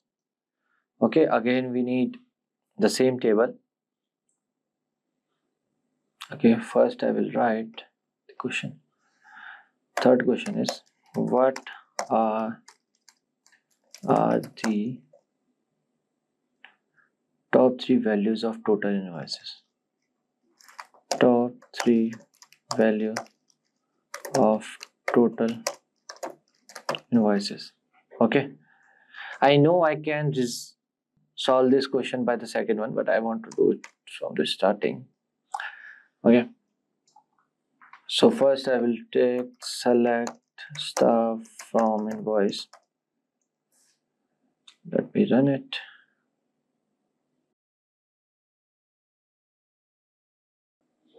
So first we will sort the data.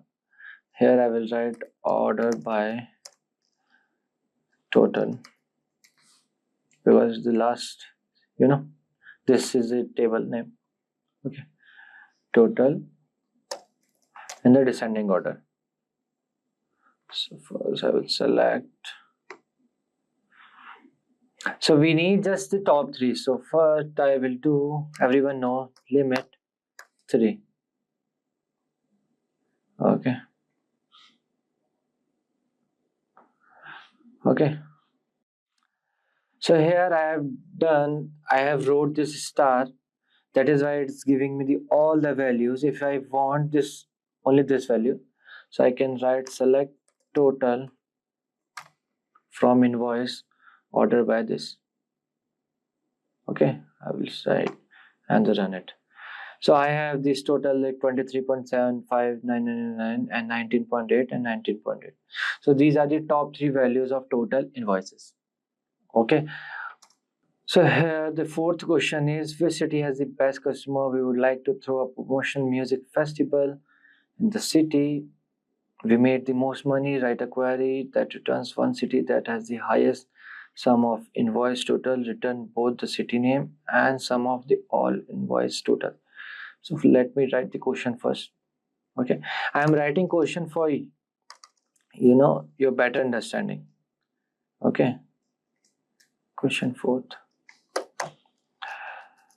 Which city has the best customers? We would like to throw a party or promotional music festival in this city. We made the most money. We made the most money. Write a query that returns one city that has the highest sum of invoices total.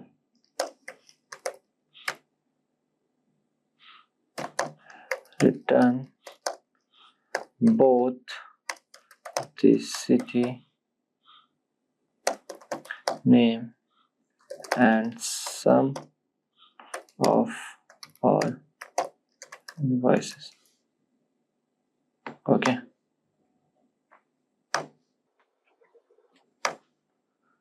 So we have this question. Okay. So which city has the best customer? We would like to throw a promotional music festival in the city. We made the most money. Write a query that returns one city that has the highest sum of invoice total. Return both the city name and the sum of all the invoices. Okay.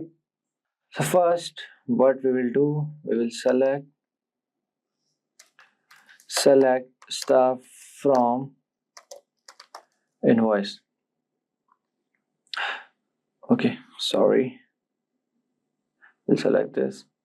Okay, so first we will select the billing city. We have to focus on this and the total. In this two table, we have to just focus on. Okay, so here I will write sum of total as invoice total, comma billing city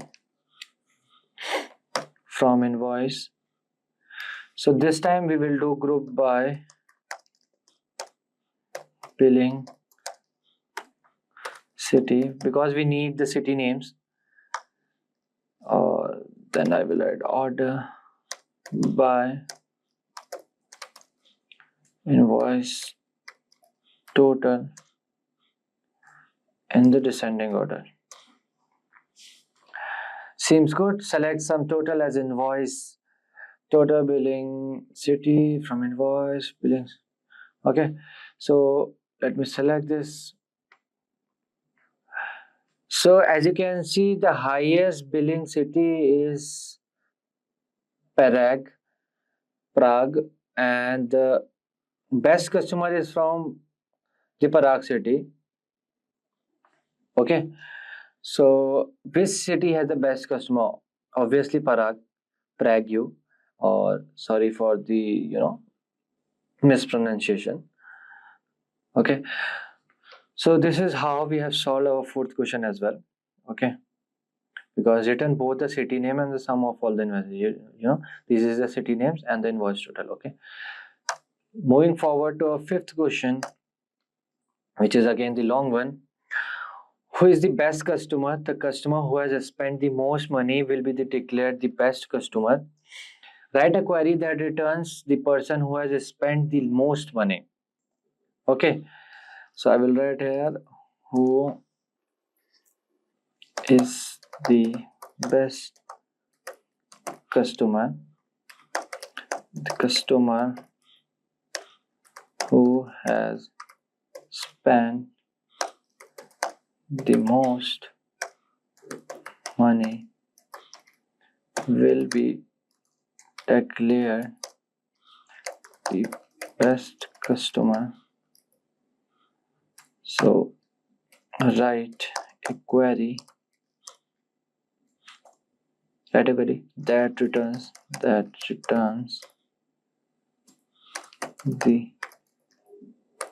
person who has spent the most money. Okay,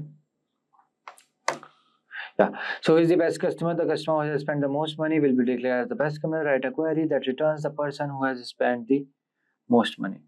Okay, so for this we have to take this customer table data. Okay, so I will write as select stuff from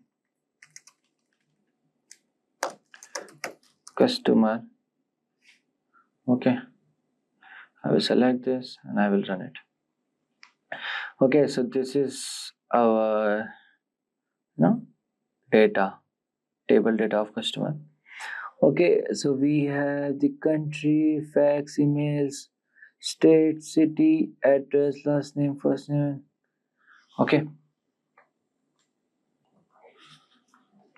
so as you can see, there is nothing like no detail of invoice or the money, okay, which have spent by the customer. So what we will do, we will look at our schema.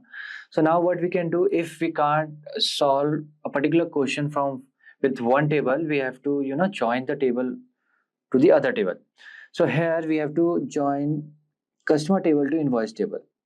So in this you can see there is customer ID and here also customer ID. So on the basis of customer ID we can join both the table, and with the help of this total we will sort out the that guy, okay, that customer, right? So for this I will write here select customer dot customer ID comma customer dot first name comma customer dot last name, because we need the full name of that guy, comma sum invoice dot total as total. Okay, let me can be pause. Okay, I don't need the search pad, right? Then I will write from customer, okay, my bad, then join invoice on customer dot customer ID equals to invoice dot customer ID, then I need group by, okay, group by customer dot customer ID. After this let me order it by the descending order, so the most spend customer will come up. So I will write here order by total, the descending order, then limit equals to 1. Fine. Let me run it. Let's see what output should become.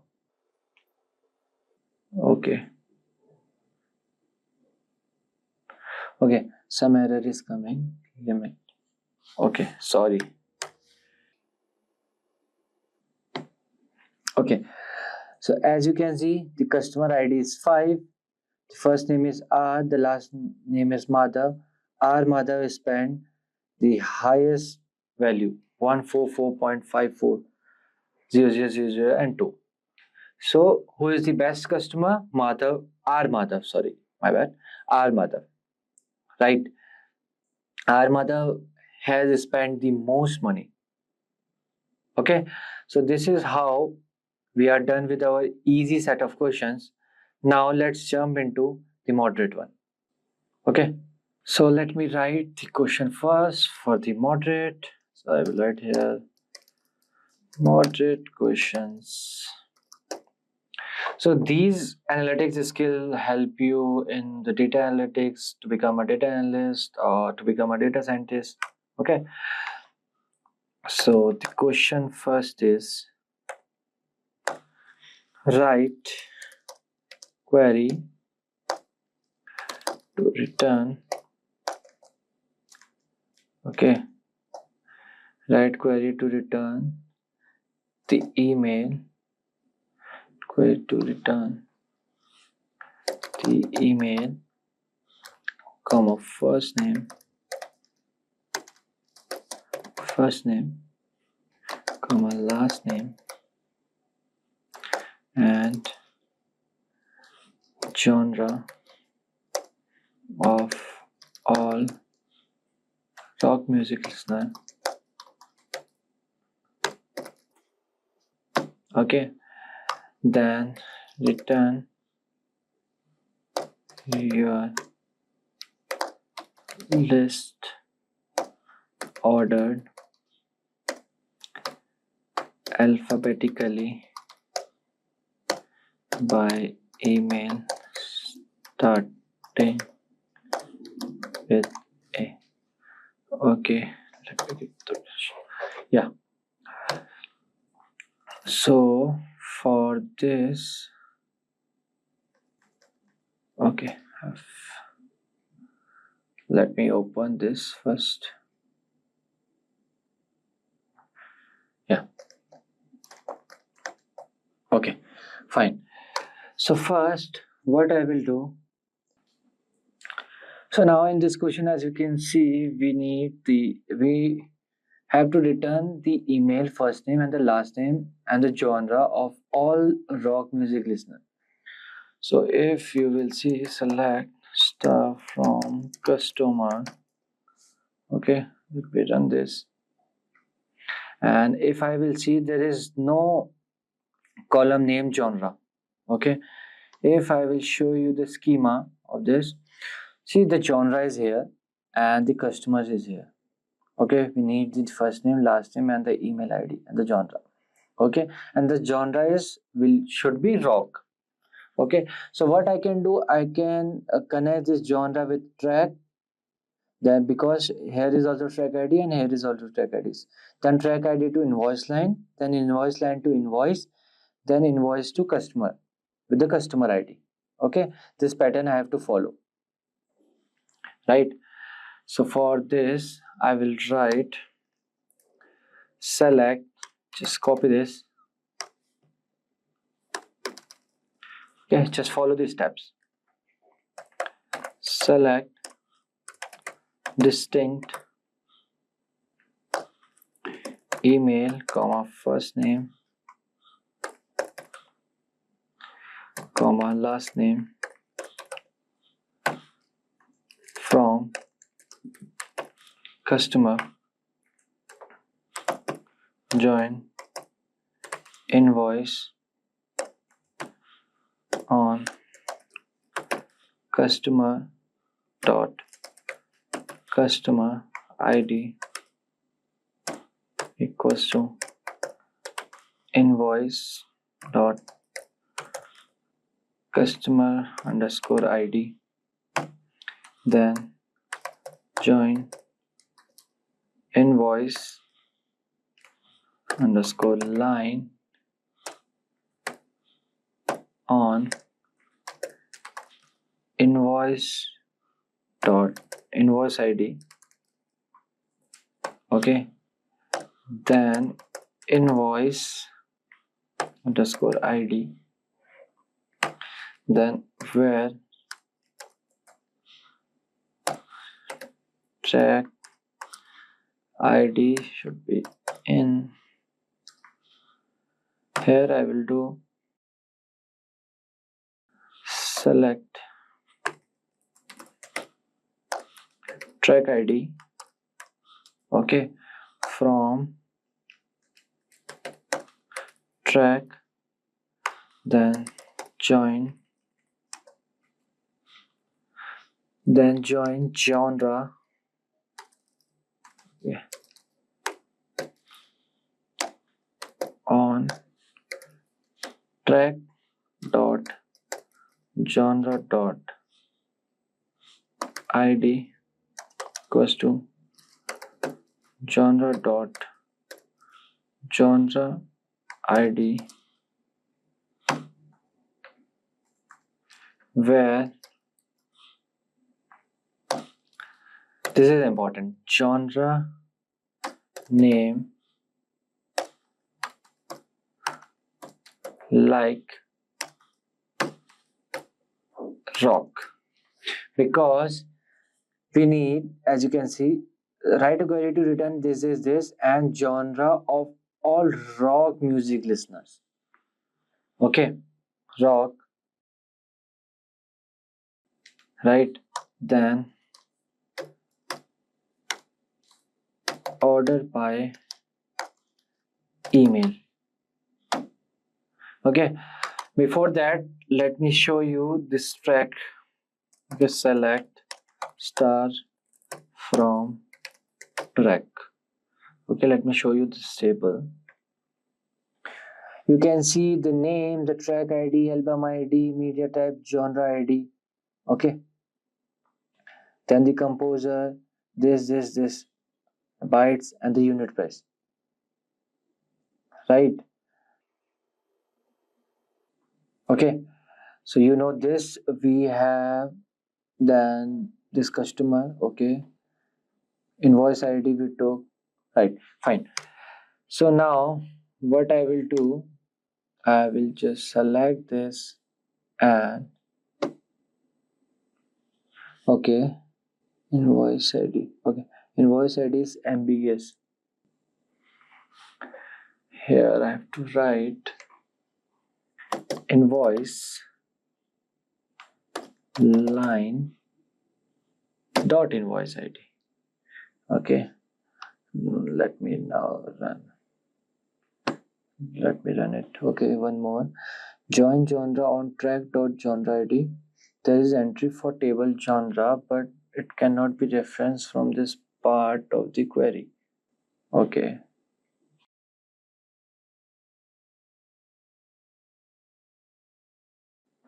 Okay. As you can see here, the table name is genre underscore ID. That was the mistake.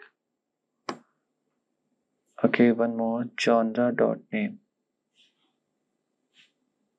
Spelling mistake. Sorry, my bad guys. No issues, it happens. Okay, now you can see we have all the people who love rock music, and we have the email, then first name, then the last name.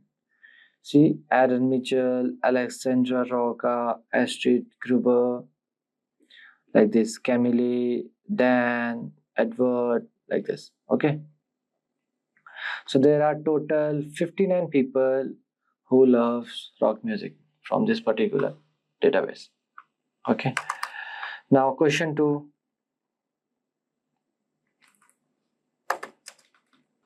Question 2 is, let's Okay, first let me show you. Let's invite the artists who have written the most rock music in our data set. Write a query that returns the artist name and the total track count on the top 10 rock bands.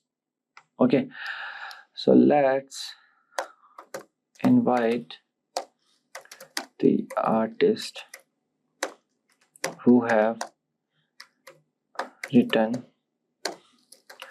the most rock music in our dataset. So write a query that returns the artist name and the total track count of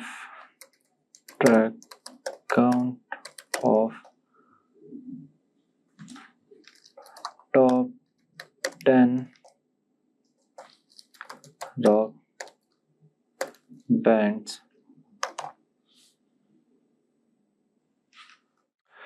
So now what we need here?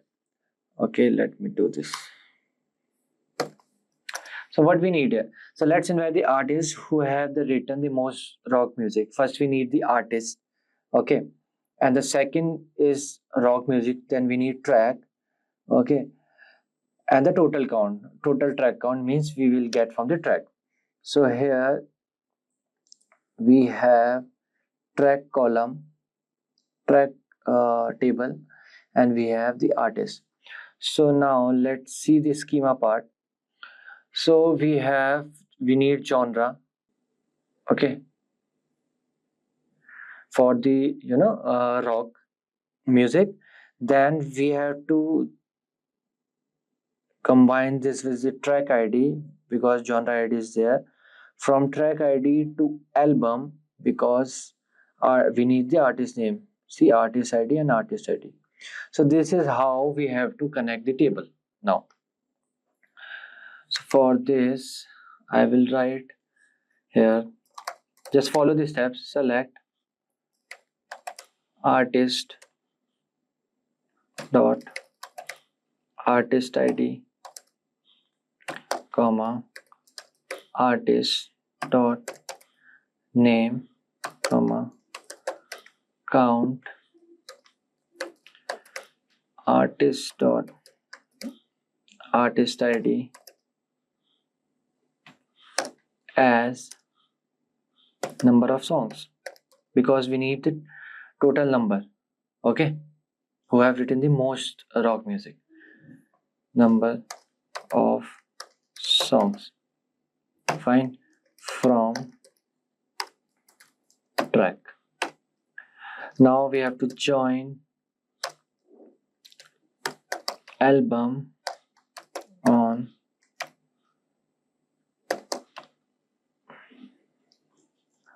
album dot album ID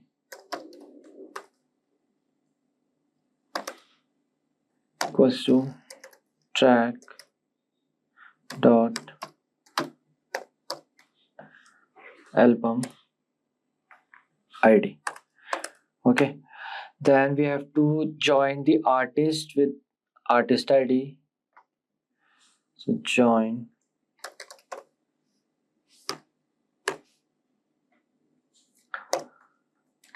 artist column on the basis of artist ID equals to then album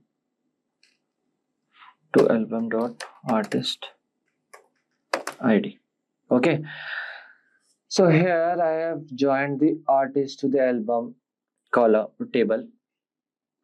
Okay, then I have to join genre to the track table with the track table.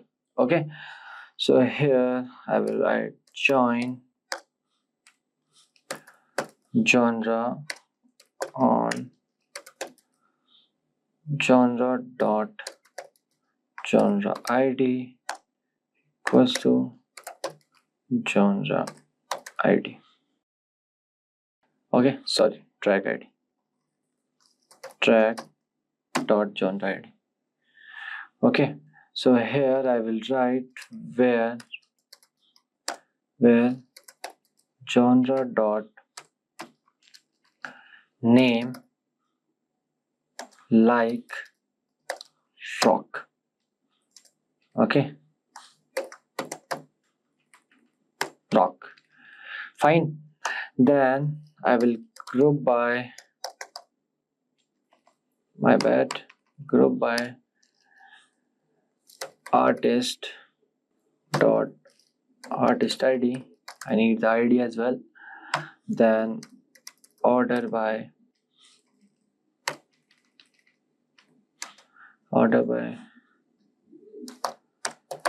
number of songs in the descending. Then limit, I need only 10 rock bands. Limit will be 10. Let me run it. Okay, let me run it. Okay, album. Okay,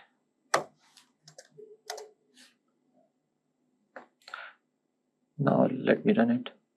Okay, now you can see this guy, Led Zeppelin, artist ID is 22 and wrote the most songs 144. Then U2 122, Deep Purple 92, then this, then this. Okay, so this is how we solved our second question, right? So now the third question. Okay, return all the track names that have a song length longer than the average song length. Return the name and the millisecond of the each track ordered by the song length. Okay, so first I will write this question.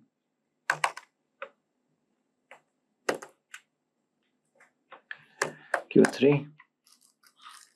So return all the track names that have a song length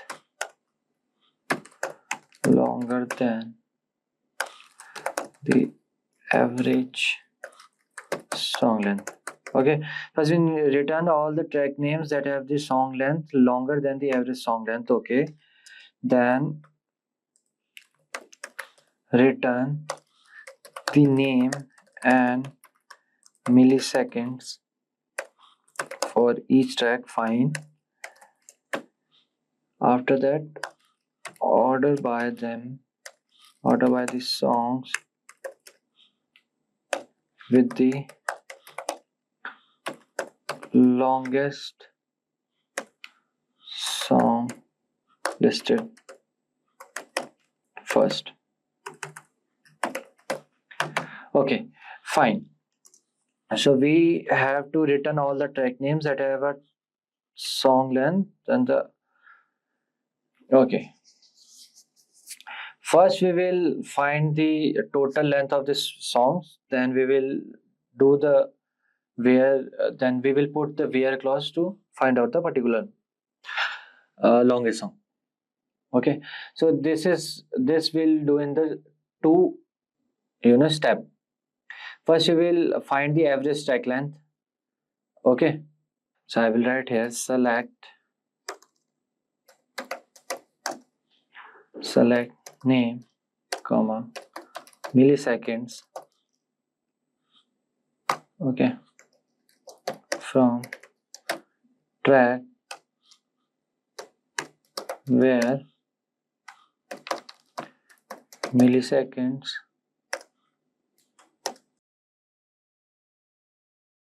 here I will write select average from the millisecond. Okay, then I will write here as average track length,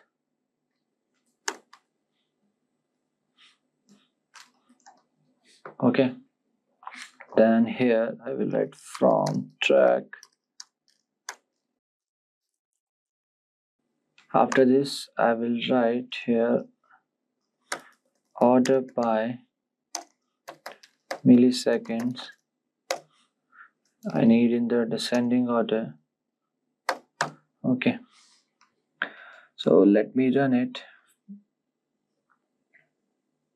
So now you can see first I will read it again. So return all the track names that have a song length longer than the average song length. Return the name and the millisecond for each track. Order by the song with the longest song listed first. Okay, so this is the longest song. Okay, so we have all the songs which are the longer than the average song length, right? So now moving forward, we have jump into the advanced set of questions. Okay, so now we will do the advanced questions. Okay, so let's see first. Find how much amount spent by each customer on artist. Write a query to return customer name, artist name, and total spends. Okay, so first we will write down the questions. Okay, then question one. Okay, find how much amount spent by each customer on artist. Write a query to return customer name, comma artist name, comma total spend and total spent. Okay, so how to solve it? So first find which artist has earned the most according to the invoice lines. Okay, first let me show you the schema. Okay, we need the artist name, we need the customer name, and we need the total spent, okay, with the invoice line, because the quantity should be there. Okay, so first we'll see how to join these three tables: artist table, customer, invoice, and invoice line, like this. Okay, this is how we will join the table. Fine. So now I will tell you the steps. So first find which artist has earned the most according to the invoice line. Okay, the second, now use the artist to find which customer has spent the most on the artist. So for this query you will we need to use the invoice line, track, customer, album, and the artist table. So just remember, this one is tricky because the total spent in the invoice table, right? Let me show you. So total spent on the invoice table might not be a single product. So that is why I was saying we need the quantity. So we need the invoice line table to find out how many each product was purchased. Then we have to multiply this by the price of each artist. Okay, fine. So now, so this is a lengthy one. I will just write it for you and get back to you. Yeah, so this is how you can see. Okay, group by 5. I have wrote this. You can just write it, okay, like this.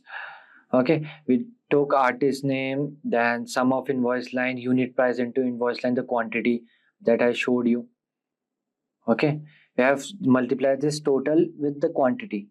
Okay, then we joined the table track with invoice, album with track, artist with album.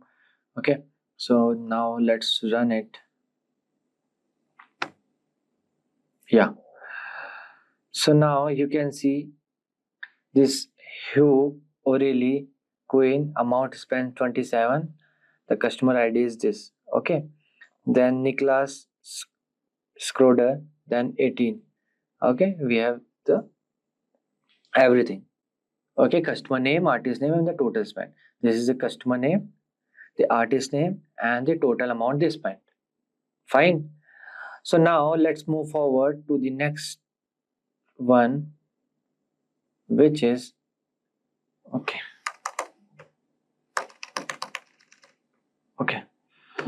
Yeah. So the second one is this.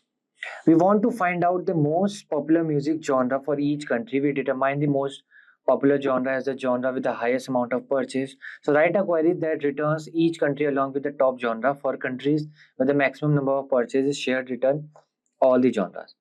Okay. So what I will do first, I will write the question. Okay. So okay. Question 2. So find out the most popular music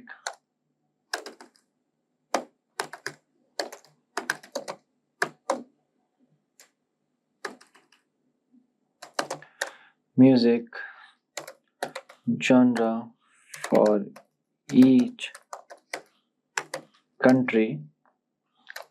Okay, determine the most popular genre as the genre with the highest amount of purchase. Okay,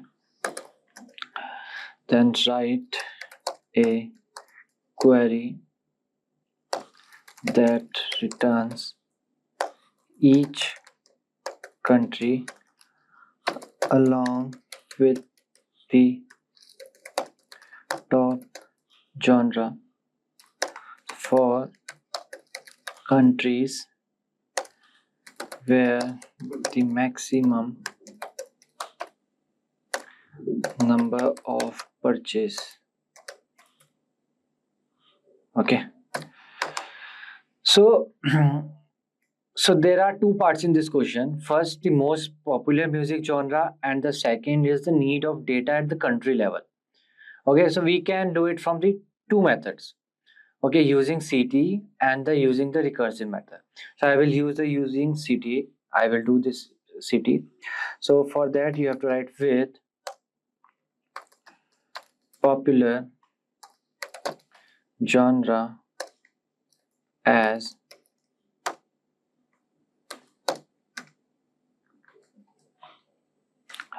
select count invoice line dot quantity.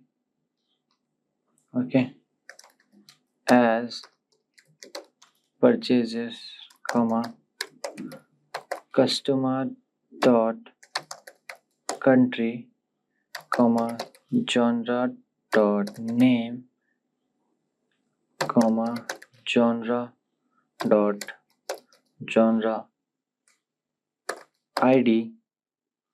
Okay, then here I will write row underscore number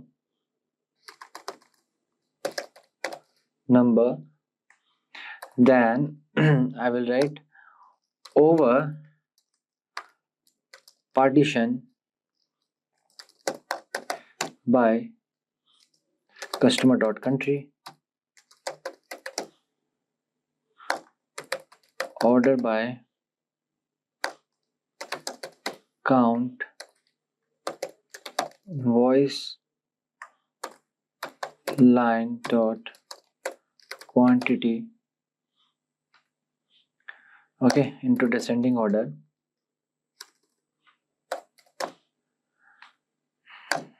as row number. Okay, so from invoice line.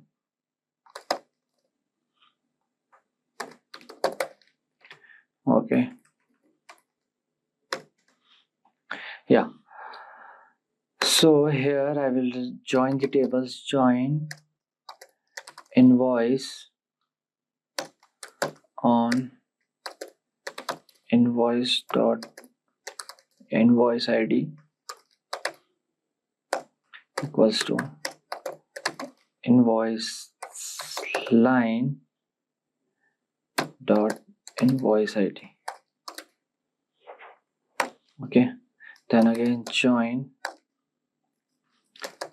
customer on customer dot customer id dot id underscore id equals to invoice dot customer id. Fine. Then again we have to join track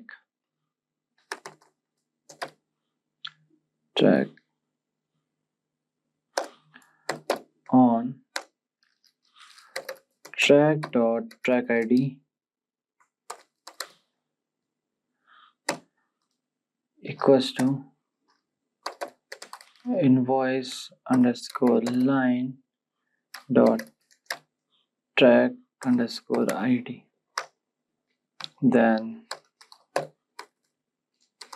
join genre on genre dot genre id. Okay, then track dot genre id. Okay, then I will do group by 2, 3, 4. Then I will do order by 2, then ascending order, and then 1 to descending order. Okay.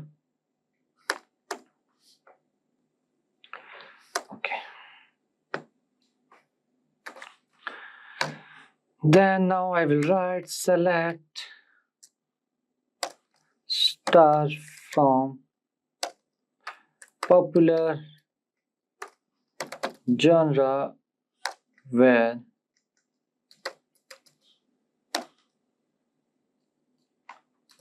row number is less than greater than 1. Okay, now let me run it. So now you can see we have, okay, let me read it. So we have to find the most popular music genre for each country. Okay, so now we have the country name Argentina, the most popular is alternative and punk, genre ID is this, row number is this. Okay, purchase is this. Then the Australia, this rock. Okay, certain rock, USA rock, and everything is there. Right? So this is how you can find the most popular music genre for each country. Okay, the last question is there here. Now the last question is, write a query that determines the customer that has spent the most on the music for each country. Write a query that returns the country along with the top customer and how much they spent.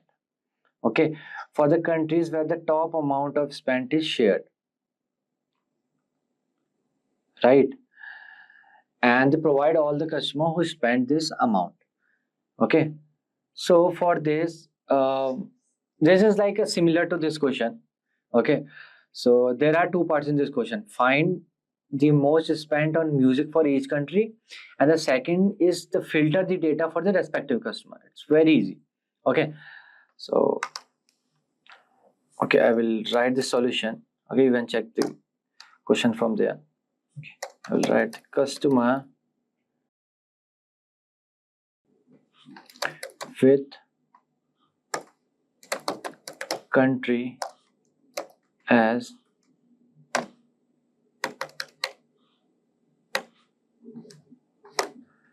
I will here select customer dot customer ID comma, first name, comma, last name, comma, billing,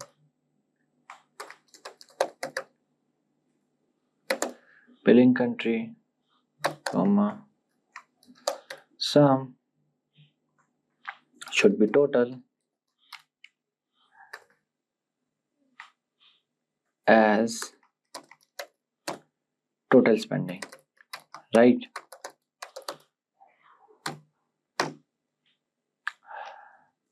Then I will write row number, same over, we have also written here, no? Right? The same we have to write here, over, then partition by billing country, order by sum, total, descending order as row number. Okay, so after this I will write here from invoice you have to fetch, then again the same thing, you have to join the table, join customer on customer dot customer ID equals to invoice dot customer ID. Okay, then here I will write group by I1, 2, 3, 4, okay, that's it. Okay, then I will write here order by 4 ASC ascending order, 5 to descending order. Fine. So now I will write here select start from customer with country where ROW number is 1. Fine. So let me run it. See, we have first name, last name, billing country, total spending, row number, and the customer ID. Let me show you the question. Here, write a query that determines. Okay, let me make it one. Okay. Yeah. So write a query that determines the customer that has spent the most on the music. So customer, we have the customer name. For each country, write a query that returns the country along with this. So we have the country name with the top customer and how much they spend. We have the total spending. For the countries where the top amount is shared, provide all the customer who spent this amount. Okay, so we have everything here, right? We have this Lewis from Brazil, this is okay with the customer ID. So this is how you can solve these questions. So till now I can say you have a good data analytics skills. So for this I can say this will help you in the interview of data analyst, in data science, or any SQL. Okay. Picture this, you are in an interview and the interviewer asks, can you write a query to find the top 5 sales records? You freeze for a moment, thinking, am I ready for this or not? Don't worry, SQL might sound complicated, but it's actually a super useful tool that lets you interact with databases. Have you ever wondered how all those apps and websites store and organize their data? Well, that's where SQL comes in. SQL, which stands for Structured Query Language, is a universal language for talking to databases. It's super powerful and lets you do things like pull out specific information, add new data, update existing stuff, or even delete things you don't need. It's basically your magic key to manage huge amounts of information with ease. Exactly. And if you're aiming for a career in tech, whether it's a database administrator, data analyst, or software developer, SQL is a must-have skill. Databases are at the heart of almost every application. So knowing SQL can unlock some really exciting opportunities. Now here's the exciting part. This video is your secret weapon to master SQL interviews. We have packed it with 45 carefully chosen SQL interview questions that cover everything you need to ace those tough questions. So we'll be starting with the basics like how databases work and then diving into advanced query challenges, and by the end you'll be fully prepared to tackle any SQL question thrown at your way. So let's dive in and get you closer to your dream job. So let's get started. So now let's start with a SQL interview question. We'll cover every question starting from basic level to advanced level. So now let's look at our first question, which is very basic. What is SQL? So we all know that SQL stands for Structured Query Language, and it is the language which is used to talk to databases. Think of it like giving instructions to a computer system that stores and organizes data. For example, if you want to find out all the customers who ordered a specific product, then SQL can help you do that with a simple command. You can also use SQL to add new data, like entering a new customer details into a database. If you want to update someone's phone number, SQL has got you covered. Or maybe you want to delete old records that are no longer needed, SQL can handle that too. Here's a quick example. If you want to find all the customers in New York, you could write something like select star from customers where city is equals to New York. So we are using this command to find all the customers in New York. Remember, if you want to find out all the specific data from the table, you have to use the star command. And if you want to add new customer, you can just simply write insert into customers, name, city, and then you can also insert value name, which is John, and you can just enter the specific location. So SQL works the same way across many popular databases like MySQL, PostgreSQL, or SQL Server, which is why it's such an important skill for anyone working with data. So now let's look at our second question, which is what are the different types of SQL commands? So SQL commands are like instructions you give it to a database to tell it what to do. There are different types of commands and each one has a specific purpose. So let me explain these in simple terms. Remember, if an interviewer asks you such questions, simply explain using the proper keywords and use proper definitions and easy language. That's it. So the DDL command we have, which stands for Data Definition Language. It basically defines the structure of the database. For example, if you want to create a table, or if you want to alter a table, or if you want to drop a table. Then we have DML, which stands for Data Manipulation Language. It deals with the actual data in the database. For example, insert, update, delete, all of these things. Then we have DCL, which is Data Control Language. It will manage permissions and access control. So if you want to manage permission or access control, then you have to use this particular type of SQL command, which is DCL, which is grant and revoke. Grant will provide access rights and revoke is used to remove the access rights. We also have TCL, which stands for Transaction Control Language. It will manage transactions in the databases. For example, commit is used to save changes, rollback is used to undo changes, and save point is used to create intermediate points in a transaction. So for instance, in a schema with customers table and an order table, data definition language commands are used to define the table, whereas data manipulation commands, which is select, insert, and delete, it is used to update customer or order data. DCL is used to control access, and TCL, which is transaction control language, is used to manage transactions. That's it. It was very simple. Now let's look at your third question, which is what is a primary key in SQL? A primary key in SQL is like a unique ID for each record in a table. Think of it as a way to ensure that no two rows in a table have the same value. Remember that no two rows must have the same value. It is also a rule that the primary key column can't have empty or null value. So these are the basic criteria for a key to be a primary key. For example, in a table of customers, you have a column called customer ID as the primary key. Then each customer have a unique customer ID like 1, 2, 3 and so on. This makes it easy to identify and retrieve specific customers from database.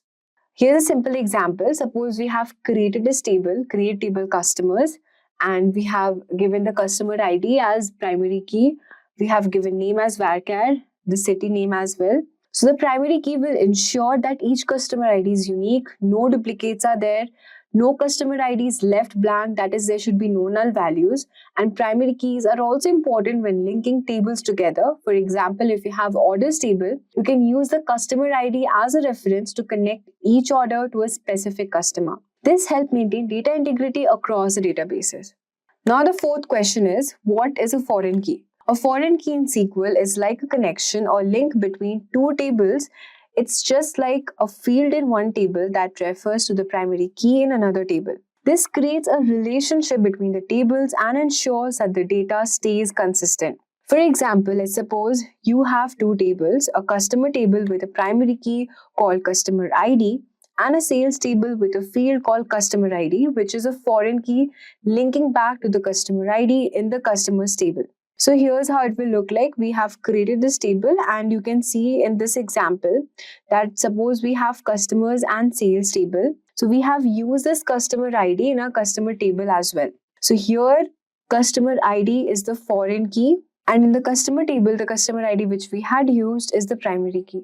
So now let's move on to our fifth question, which is delete and truncate command. What is the difference between delete and truncate commands? So delete and truncate commands in SQL both remove the data from a table, but then they work in different ways. Let me break it down for you. The delete command. So what delete command will do is basically, this is used when you want to remove specific rows from a table based on a condition. For example, if you want to delete all the customers from a specific city, then you have to use this delete command. It will allow you to be selective, but it's slower because it logs each row deletion, which also makes it possible to roll back the changes if needed, if you're using transactions. Moving on to truncate command, truncate will remove all the rows from a table at once without allowing any condition. For example, if you just want to remove all the rows just in a one go, you have to use this truncate command. Just simply write this query as truncate table. Suppose the table name is customers. Is much faster because it doesn't log individual row deletions and it simply clears the entire table in one go. However, you can't roll back a truncate operation in most databases once it's done. So the key differences is delete is for specific rows, truncate is for clearing the entire table. Truncate is much more faster because it uses fewer system resources. Delete can be rolled back if used within a transaction. Truncate usually cannot. Delete logs each row deletion and truncate doesn't. So this was all for this truncate and delete command. So anytime if the interviewer asks you such questions, just simply explain this. Now let's move on to the sixth question, which is, what is a join in SQL and what are its types? So this is one of the most important questions you'll be getting to know in the interviews. You'll be asked such questions in the interviews. So basically a join in SQL is used to combine a data from two or more tables based on related column, like a column key that links them together. It's just like connecting pieces of puzzles. Join help you see the bigger picture by merging related data. For example, if you have a customer table and a sales table, you can use the join to see which customer placed which order by linking them through a common column such as the customer ID. So you all know what a join in SQL and let's discuss its type. So join types are basically, there are 4 types of join, which is inner join, left join, right join and full outer join as well. So what inner join will do is, it will combine rows from both tables where there is a match in the common column. Think of it as the overlapping section in the Venn diagram. Only rows that exist in both the tables are included. The left join or we can call or the left outer join, it will retrieve all the rows from the left table and the matching rows from the right table. Remember, the left join will retrieve all the rows from the left table and only the matching rows from the right table. If there is no match, the result includes null values for the right table's column. Think of it as including the entire left circle in the Venn diagram along with any matches in the right circle.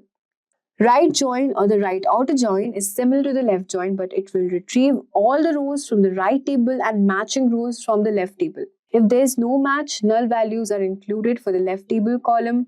Think of it as including the entire right circle in the Venn diagram along with any matches on the left circle. Then we have the full join. Full join will combine rows when there's a match in the either table. If no match is found, it includes null or the missing values from the either table. Think of it as combining both circles in the Venn diagram. Everything from both tables are included. Now let's move on to the seventh question, which is, what do you mean by a null value in SQL? It's very easy. Null value in SQL means that a column has no data.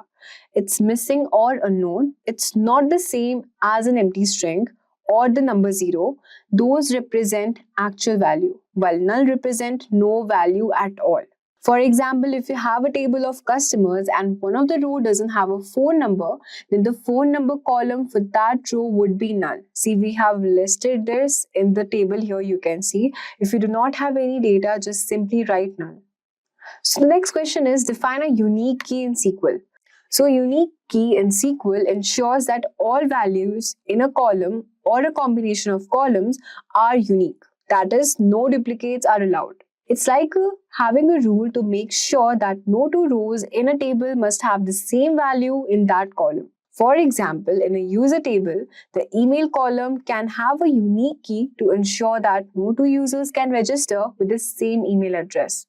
Remember the key points. Unlike a primary key, a table can have more than one unique key. Unique keys allow null values while primary keys do not. So these are very important to remember. So if you're asked a difference between a primary key and a unique key, just simply say that unlike primary key, a table can have more than one unique key, and unique key allows null values while primary key doesn't. So here is a table we have listed below, that is create table users, and we have given user ID as integer primary key, and then we have email varchar as a unique key. So here the email column is a unique key, so that each email must be different. It should not be the same. Now let's look at our next question, which is, what is a database? A database is an organized way to store and manage data. Think of it like a digital filing cabinet where information is neatly arranged in tables with rows and columns. Each row represents a record and each column represents a specific detail about that record. For example, a database for a library must have a table for books. Then the rows could represent individual books and the columns could include the book title, author, and the publication year.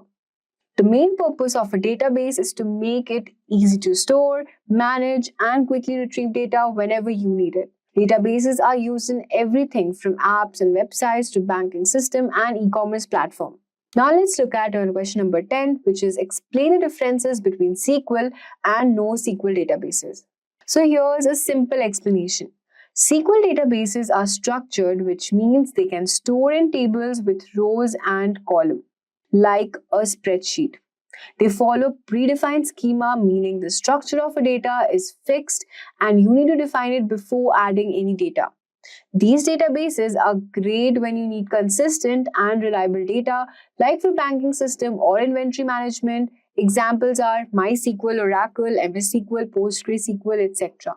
And SQL databases are also known as RDBMS, which is Relational Database Management System. Let's talk about NoSQL databases. So NoSQL databases are flexible and do not use table. Instead, they can handle unstructured or semi-structured data. So NoSQL database is dynamic, where data is primarily stored in JSON objects, key value pair, graph nodes, etc. They don't have a specific structure. Such databases are mostly not preferred for performing complex query operations, and the examples include MongoDB, CouchDB, Elasticsearch, etc. So now let's move on to question number 11, which is what is a table and a field in SQL? So A table is like a spreadsheet that stores data in organized way using rows and columns. Each table contains records and the details. For example, a table named employees could store information about employees in a company, whereas a field is a column in a table and it represents a specific attribute or property of the data. For example, in the employees table, fields could be employee ID, name, and department. So here's a simple example of the table. You can see here the fields name, or we can say column, and we also have the records or the rows, we can say that. So in this table, the entire table is called employee. Each row or record stores information about one employee, and each column or field represents specific details like employee ID, name, and the department. Now let's move on to question number 12, which is describe the select statement. Well, the select statement in SQL is used to retrieve data from a table or multiple tables. It's like asking databases, show me the specific information. Here's how it works. You can specify which columns you can see. For example, to retrieve all customer names from a customer table, you can select name from customers. If you want to retrieve all the data, just write this query, select star from customers. Remember, I told you before in the first question, we are using star if you want to retrieve all the data from the table. And if you want to just retrieve from a particular row or a column, just simply write, select name from customers, the field name. You can also apply filters. You can use the where clause to filter the results. For example, you can write select name from customers where the city name is New York. You can also sort the results. Use the order by to sort the data. For instance, to sort customers by the name, you can just write select name from customers and then order by name ASC. ASC means ascending order. So in short, the select statement lets you choose what data you want to see. Now let's talk about what is a constraint in SQL and name a few. So if you ask this question, just simply answer a constraint in SQL is a rule applied to a table that ensures the data stored is accurate and consistent. It also helps in maintaining data integrity by restricting what values can be added or modified in a table. Here are some common constraints: primary key, we have foreign key, then we also have unique key, check, not null, and default. So we have already discussed about primary key. It ensures that each row in a table has a unique identifier and the column can't contain null values. Foreign key links to a column in one table to a primary key in another table to maintain relationship. Unique key ensures all the values in a column are distinct, that is, there are no duplicates. The check ensures that data meets a specific condition before being inserted or updated. Not null ensures that a column cannot have null values.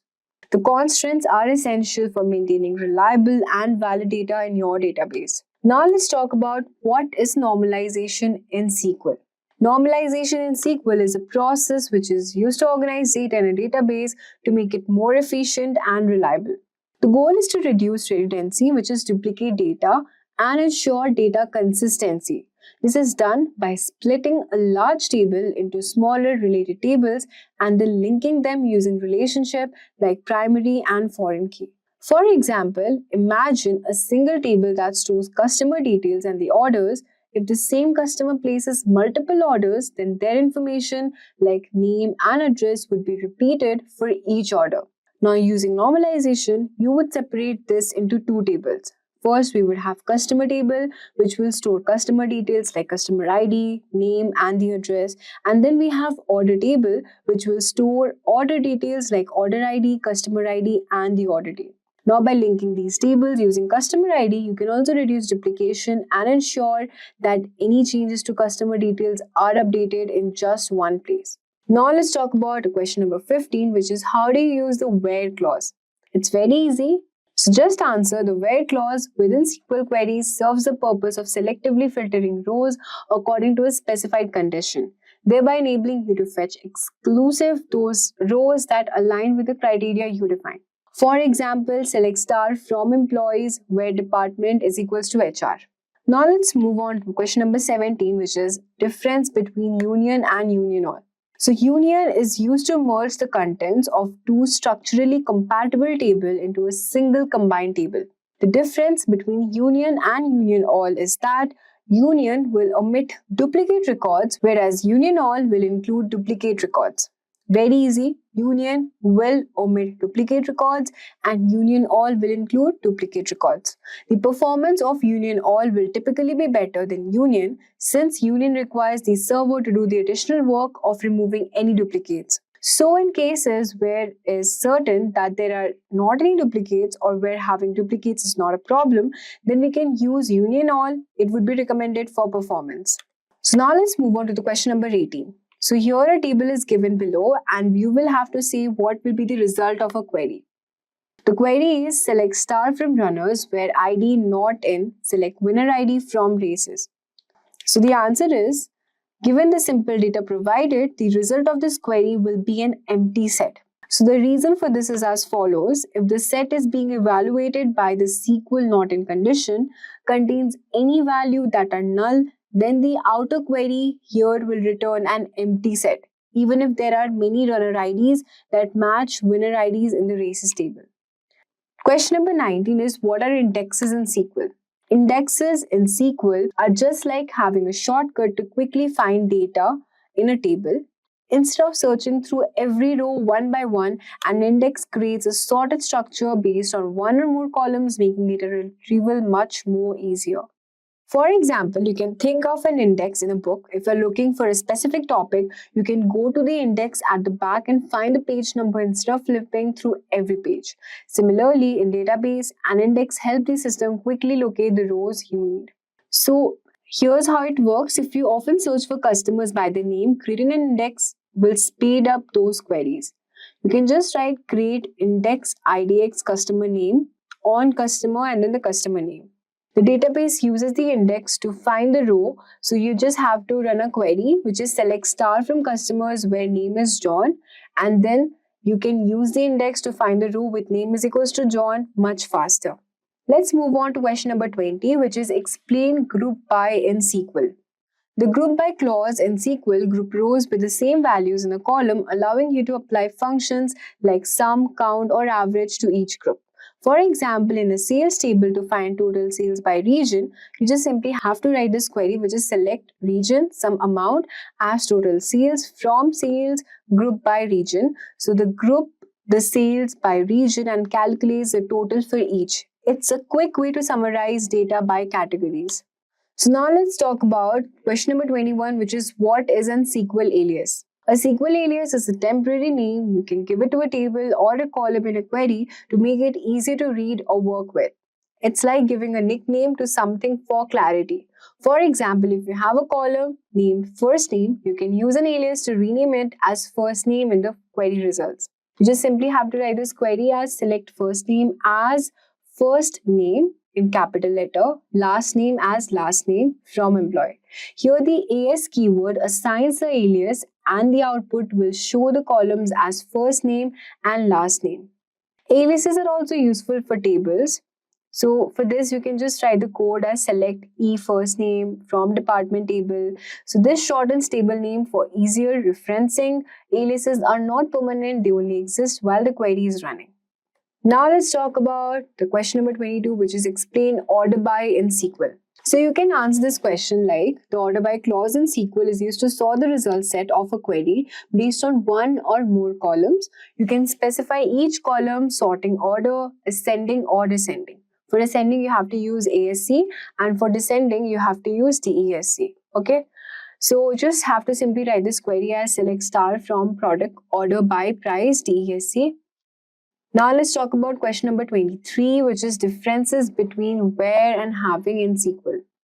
The where clause is employed to restrict individual rows before they are grouped, such as when filtering rows prior to a group by operation. Conversely, the having clause is utilized to filter groups of rows after they have been grouped, like filtering groups based on aggregate values.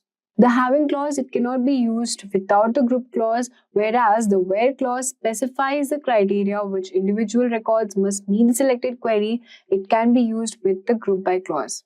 Question number 24 is what is view in SQL? One more important question. And SQL view is essentially a virtual table that will derive its data from the outcome of a select query. Views serve multiple purposes, including simplifying intricate queries, enhancing data security through an added layer, and enabling the presentation of targeted data subsets to users, all while keeping the underlying table structure hidden. Now let's move on to question number 25, which is what is a stored procedure?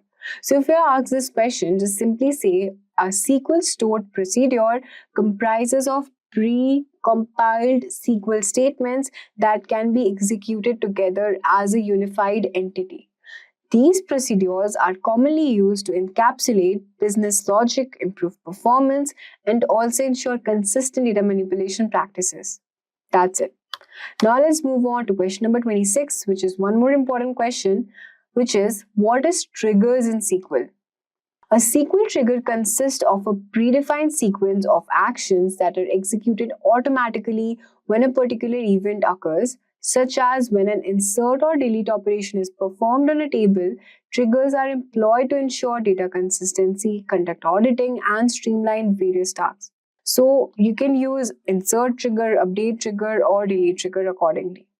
Now let's talk about what are the aggregate functions, and if you know them, name a few. It's very easy to answer. Aggregate function in SQL perform calculations on a set of values and return a single result. At first, we have minimum, which will get the minimum value from the resultant set. Then we have the max function, which will give you the maximum value from the resultant set. The sum will give you the sum of values from the resultant set. Average will give you the simple average of the resultant set. And the count will count of numbers records from the resultant set. Now let's talk about question number 28, which is how do you update a value in SQL? The update statement serves the purpose of altering pre-existing records within a table. It involves specifying the target from the update, the specific columns to be modified, and the desired new values to be applied. For example, if you want to update, you can use query like update employees, set salary is equals to 6,000 where the department is IT. Now we'll be moving on to some intermediate SQL interview question and answers. So one of the question is, what is a self-join and how would you use it? I would like to repeat again, these join types of question is very important. These are often asked in interviews. So talking about what is a self-join in SQL is a type of join where a table is joined with itself. It's useful for comparing rows with the same table or exploring hierarchical relationship, such as finding employees and the managers in an organization. So imagine if you have an employee table. So you have employee ID, name, and the manager ID. So if you want to find each employee and the manager, you can use a self-join. You can just simply write a query as select ename as employee, mname as manager, from employee, left join employees on manager. So I've already discussed with you before what is the meaning of left, right, and self-join. So here the table joined with itself using manager ID to link each employee to the manager. A self-join is helpful for comparing rows in the same table or working with hierarchical data. So now let's move on to question number 30, which is explain different types of joins with example. At first, we have inner join. The inner join will gather rows that have matching values in both the tables. Then we have the right join. It will gather all the rows from the right table and any matching rows from the left table. Left join will gather all the rows from the left table and any matching rows from the right table. And the full join will gather all rows where there is a match in either table, including unmatched rows from both the tables. Very easy. Now let's move on to question number 31, which is what is subquery, and provide it using an example. So subquery basically refers to a query that is embedded within another query, serving the purpose of fetching information that will subsequently be employed as a condition or value within the encompassing outer query. So you can just use this query, which is select name from employees where salary is greater than select average from salary from employees. Now the next question is how do you optimize SQL queries?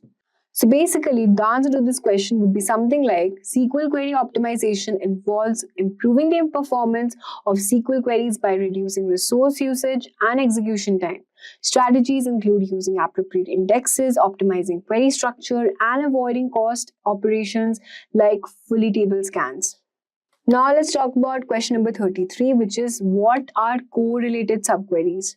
It's a type of subquery that makes reference to columns from the surrounding outer query. This subquery is executed repeatedly, once for each row being processed by the outer query, and its execution depends on the outcomes of the outer query.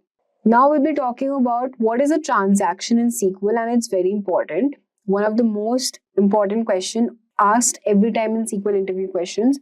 So basically, a transaction in SQL is a group of one or more SQL commands that are treated as a single unit. It ensures that all the operations in the group either succeed completely or fail entirely. This guarantees the integrity of the database. Imagine you're transferring money from your bank account to a friend's account. Then the bank first deducts the amount from your account and then it adds the same amount to your friend's account. These two steps together form a transaction. If one of these steps fails, example, the system crashes after deducting money from your account but before adding it to your friend's account, then the entire transaction is rolled back, meaning no money is transferred and the database returns to its original state. So you can also explain this question with the help of example that would be more, clear to the interviewer. Now let's talk about what are ACID properties in SQL. So basically, ACID stands for atomicity, consistency, isolation, and durability. And these are key properties that ensures database transactions are reliable and maintain data integrity. Atomicity, you can think of it as all or nothing. A transaction is a single unit of work. If any part of the transaction fails, then the entire transaction is rolled back and no changes are made to the database. For example, if you're transferring money between two accounts, either both the debit and credit operations happen or neither does. The second we're going to talk about is consistency. The database must always be in valid state. A transaction takes the database from one valid state to another, following all the rules and constraints. For example, if a transaction adds a record that violates a rule, like a duplicate primary key, then the transaction fails, keeping the database consistent. Isolation, transactions don't interfere with each other. Even if multiple transactions are running at the same time, each transaction works as if it's the only one happening. Example, if two people are updating the same record, then one transaction will wait until the other is complete. Talking about durability, once a transaction is committed, it's permanent. Even if there's a power outage or system failure, the data is saved and it won't be lost. After you complete an online purchase, the transaction is stored securely even if the server crashes immediately after. So this was for the ACID properties. And now we'll be moving on to our next question, which is how to implement error handling in SQL. Error handling in SQL is a process to manage and respond to errors that occur during query execution. Different database systems have specific ways to handle errors. In SQL Server, the try-catch block is commonly used. The try block contains the main operation, while the catch block handles errors if they occur. For instance, in a transaction, you can use rollback in a catch block to undo changes if something goes wrong. Similarly, in Oracle, the exception block within PL SQL is used to handle errors. If an error arises, the exception block executes, rolling back the transaction and then logging the error message. By implementing error handling, you ensure that operations fail gracefully without corrupting data, making the database operations more reliable and secure. Next question, which is describe the data types in SQL. SQL supports various types of data types which define the kind of data a column can hold. These are broadly categorized into numeric, character, data type, and binary types. So we have numeric data types like integer, float, then we have character string like char, varchar. We also have Unicode character string like encat, enttext. Then we have binary, which includes binary image, date and time, which includes date and date and time. Then we also have some miscellaneous data types, which is XML and JSON. So the next question is explain normalization and denormalization. Often this question is asked in this way also, or it could be asked something like explain the difference between normalization and denormalization. So to answer this, you have to just simply explain what normalization is, which I have already discussed before. Once again, I'm saying you normalization and denormalization are ways to organize data in a database. Normalization is all about breaking big tables into smaller ones to remove duplicate data and improve accuracy. For example, instead of repeating customer details in every order, you create one table for customers and another for orders, linking them with a key. Denormalization, on the other hand, is when you combine or duplicate data to make it faster and retrieve. For instance, you might add customer details directly to the order table so that you don't need to join tables during a query. Normalization helps you space and maintain consistency, while denormalization makes data retrieval quicker depending on what the database needs. Let's move on to the next question, which is what is a clustered index? It's very easy. Just simply answer by saying that a cluster index in SQL determines the physical order of the data rows in a table. Each table can have only one clustered index, which impacts the table's storage structure. Rows in a table are physically stored in the same order as the clustered index key. Now we have next question, which is how do you prevent SQL injection? So talking about this question, SQL injection is a security risk where attackers insert harmful code into SQL queries, potentially accessing or tampering it with your database. To prevent this, you can use parameterized queries or prepare statements to handle user input safely. You can validate inputs to allow only expected values, use stored procedures to separate logic from data, limit database permission, and escape special characters. These steps help you secure that your database is free from SQL injection attacks. The next question on the list is explain the concept of database schema. In SQL, a database schema functions as a conceptual container for housing various database elements such as tables, views, indexes, and procedures. Its primary purpose is facilitate the organization and segregation of these databases elements while specifying their structure and interconnections. The next question is how is data integrity ensured in SQL? Just simply answer by saying that data integrity in SQL is ensured through various means, including constants, example, primary keys, foreign keys, check constants, normalization, transactions, and referential integrity constants as well. These mechanisms prevent invalid or inconsistent data from being stored in the database. Question number 42, which is what is an SQL injection? We have already discussed about how we can protect our data from SQL injections. So now let's discuss what is basically a SQL injection. So SQL injection in cybersecurity attack that involves insertion of malicious SQL code into applications input fields or parameters. This unauthorized action enables attackers to illicitly access a database, extract confidential information, or manipulate the data. The next question is how do we create a stored procedure? You use the create procedure statement to create a stored procedure in SQL. A stored procedure can contain SQL statements, parameters, and variables. So here's a very simple example. You can just simply create by writing this query as create procedure, get employee by ID, at employee ID integer as begin, select star from employees where employee ID is equals to at employee ID. And then you just have to write end. That's it. So next question is what is a deadlock in SQL and how it can be prevented? One more important question often asked in interview. So you have to answer something by saying that a deadlock in SQL happens when two or more transactions are stuck because they are waiting for each other to release resources. It's just like two people trying to go through a narrow door at the same time, each refusing to step back and let the other pass. Transaction A locks table 1 and waits to access table 2. Transaction B locks table 2 and waits to access table 1. This is just a simple example. So we can see that both the transactions are waiting for each other, neither can proceed, creating a deadlock. So it's very simple. And how we can prevent this deadlock is by locking hierarchies. Always access resources in the same order so that transactions don't block each other. Timeouts. Set a time limit for transaction to wait out for the resources. You can also use deadlock detection and resolution system to detect deadlocks and cancel one transaction and let the other proceed. Now let's move on to a last question on the list, which is difference between in and exist. In basically works on list result set. It doesn't work on subqueries, creating a virtual table with multiple columns.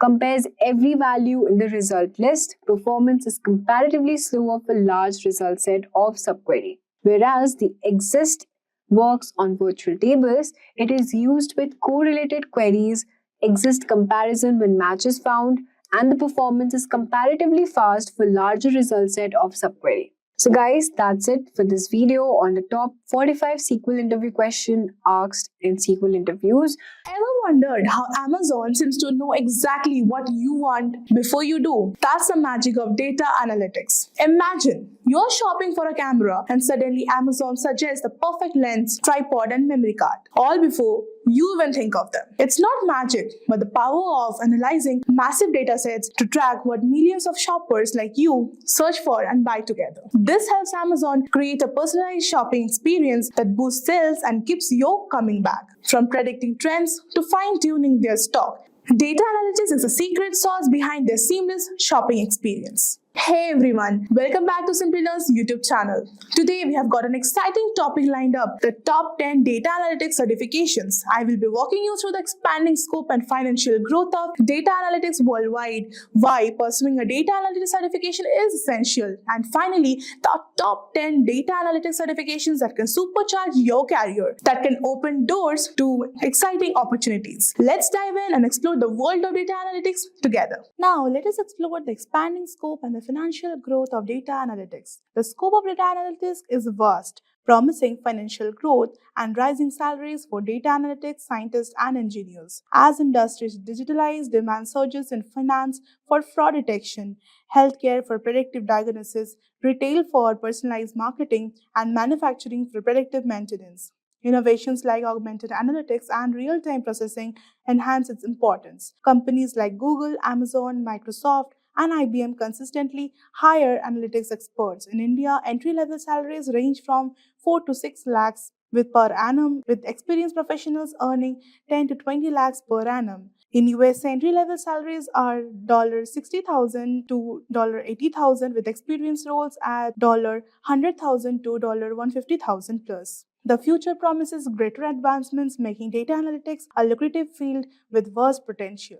Now let us see why is pursuing a data analytics certification essential. Pursuing a data analytics certification is crucial as it validates your expertise, boosts your credibility, and lights up your resume in a competitive job market. Certifications provide you with in-demand skills like data visualization, statistical analysis, and machine learning, keeping you current with the industry trends. They can lead you to high-paying job roles and career growth as employers favor certified professionals for top data-driven positions. Whether you're starting or advancing your career, our certification showcases your commitments and skills, enhancing job prospects in fields like finance, healthcare, retail, and tech as well. So, alright guys, the moment you have been waiting for is here. It's time to reveal the top data analytics certifications by Simplilearn.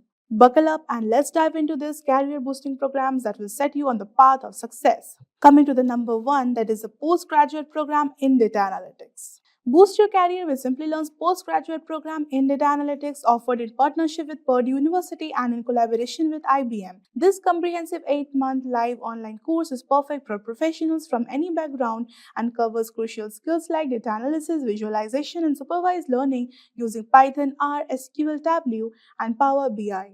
The program features masterclasses by Purdue faculty and IBM experts, hands-on projects with real-world datasets from Google Play Store, Lyft, and more, and exclusive hackathons and AMA sessions. Receive joint certifications from Purdue and Simplilearn, IBM-recognized certificates, and benefit from career support services like resume building and job assistance through Simplilearn's Job Assist. No prior experience required, just a bachelor's degree with at least 50% marks is required. Enroll now to gain industry-relevant experience and stand out to the top employers like Google and Amazon. To check for the course link in the description box and pin comments below. Now moving on to the number 2, that is Caltech Postgraduate Program in Data Science.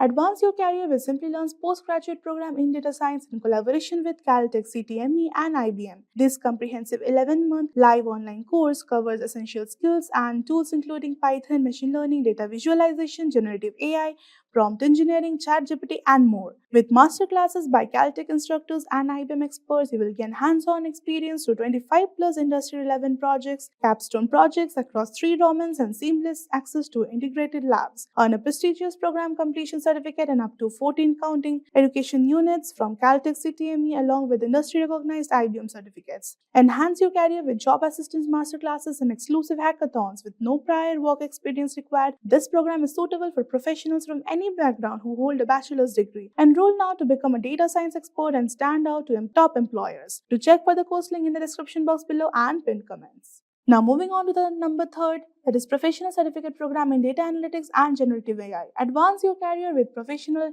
Certificate Program in Data Analytics and Generative AI by Simplilearn in collaboration with E&I ICT Academy at IIT Guwahati and IBM. This comprehensive 11-month live online program is designed to equip you with cutting-edge skills in data analytics and generative AI, covering essential tools like SQL, Excel, Python, Tableau, Power BI, and more. Learn from distinguished IIT Guwahati faculty and IBM experts through interactive masterclasses, hands-on projects, and capstone experiences. Gain practical expertise with exposure to GenAI tools such as ChatGPT and Gemini, and earn industry-recognized certifications from IBM along with the executive alumni status from IIT Guwahati. Enhance your professional profile with Simplilearn's job assist, resume building, and job placement support to get noticed by the top hiring companies. Enroll now to elevate your career and join a network of industry leaders. Do check for the course link in the description box below and pinned comments. Moving on to the number 4, that is Professional Certificate Course in Data Science. Master Data Science with the Professional Certificate Course in Data Science by Simplilearn in collaboration with E&I ICT Academy IIT Kanpur. This comprehensive 11-month live online program equips with essential skills and tools such as Python, Power BI, Tableau, ChatGPT, and more. Benefit from the masterclasses delivered by distinguished IIT Kanpur faculty. Gain practical experience with 25 plus hands-on projects and access integrated labs for real-world training. With dedicated modules on generative AI, prompt engineering, and explainable AI, you will stay ahead in the rapidly evolving AI landscape. Earn a prestigious program completion certificate from E&I ICT Academy IIT Kanpur and take advantage of Simplilearn's job assist to enhance your professional profile and stand out to recruiters. Apply now to advance your career in data science and AI. Do check for the course link in the description box below and pinned comments. Now moving on to the 5th one, that is the postgraduate program in data science. Supercharge your career with the postgraduate program in data science by Simplilearn in collaboration with Purdue University and IBM. Ranked as the number 1 data science program by Economic Times, this 11-month live online program equips with the in-demand skills including Python, machine learning, deep learning, NLP, data visualization, generative AI, and ChatGPT. Benefit from the masterclasses led by Purdue faculty and IBM experts. Engage in hands-on training with 25 plus projects and free capstone projects, and gain access to industry-leading tools such as TensorFlow, Keras, Power BI, and more. Earn dual certificates from Purdue University Online and IBM, boosting your professional profile and career prospects. With Simplilearn's job assist, receive guidance and resume support to stand out to the top employers. Applications close on November 8, 2024, and enroll now to transform your career in data science and AI. To check for the course link in the description box below and pinned comments. Now moving on to the 6th one, that is Applied AI and Data Science. Advance your career with Applied AI and Data Science program offered by Brown University's School of Professional Studies in collaboration with Simplilearn. This 14-week self-paced program empowers you with essential skills in AI, generative AI, and data science, including hands-on learning and industry-relevant projects. Learn from esteemed Brown faculty through top-notch video content and monthly live masterclasses covering tools and concepts such as Python, machine learning, neural networking, and GPT models. Benefit from a curriculum designed to refine your expertise, supported by integrated labs and exclusive content on generative AI. Earn a prestigious certificate of completion from Brown University and a creditly badge upon program completion. Enhance your profile with Simplilearn's job assist, resume building support, and exclusive IIM job membership to stand out in today's competitive job market. Enroll now to gain the cutting-edge knowledge and take your career in AI and data science to the next level. Do check for the course link in the description box below and pinned comments. Now moving on to the next, that is the Data Analyst. Elevate your career with Simplilearn's Data Analyst certification, ranked number 1 by Career Karma. This comprehensive 11-month program is designed to transform you into a data analytics expert with practical training in SQL, R, Python, data visualization, and predictive analytics. Learn through live interactive classes, capstone projects, and 20 plus hands-on projects that ensure real-world experience.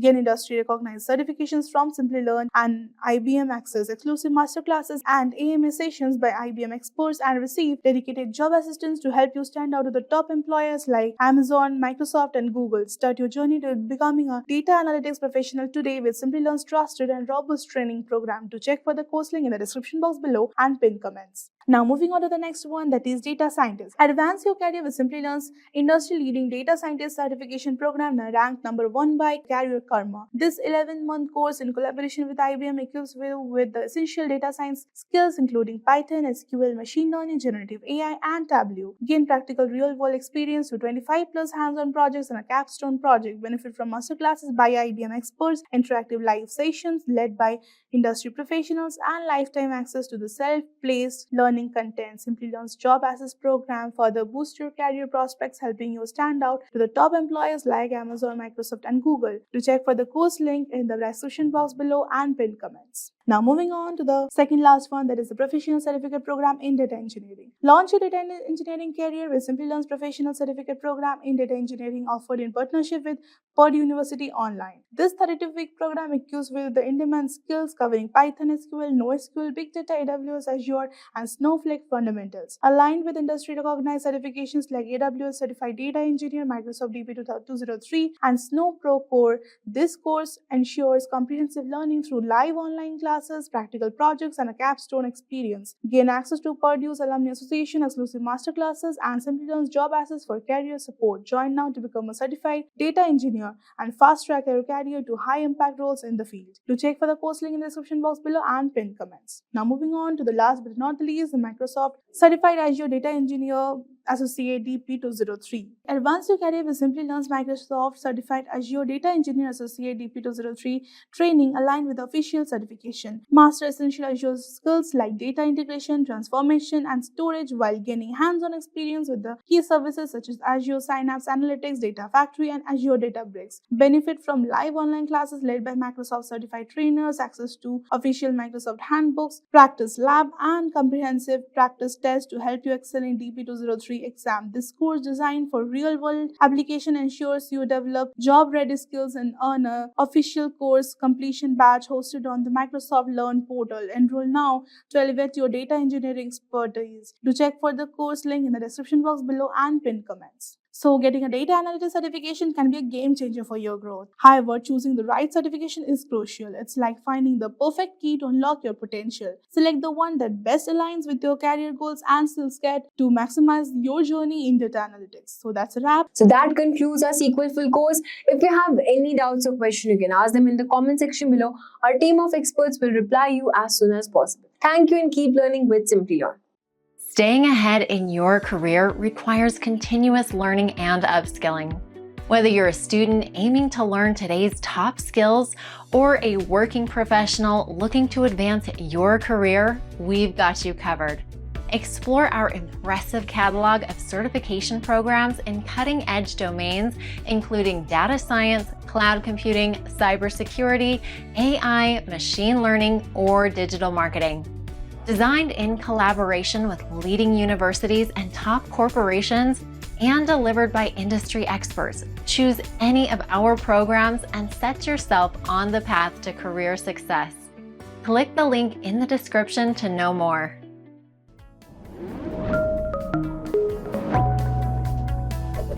Hi there, if you like this video, subscribe to the Simplilearn YouTube channel and click here to watch similar videos. To nerd up and get certified, click here.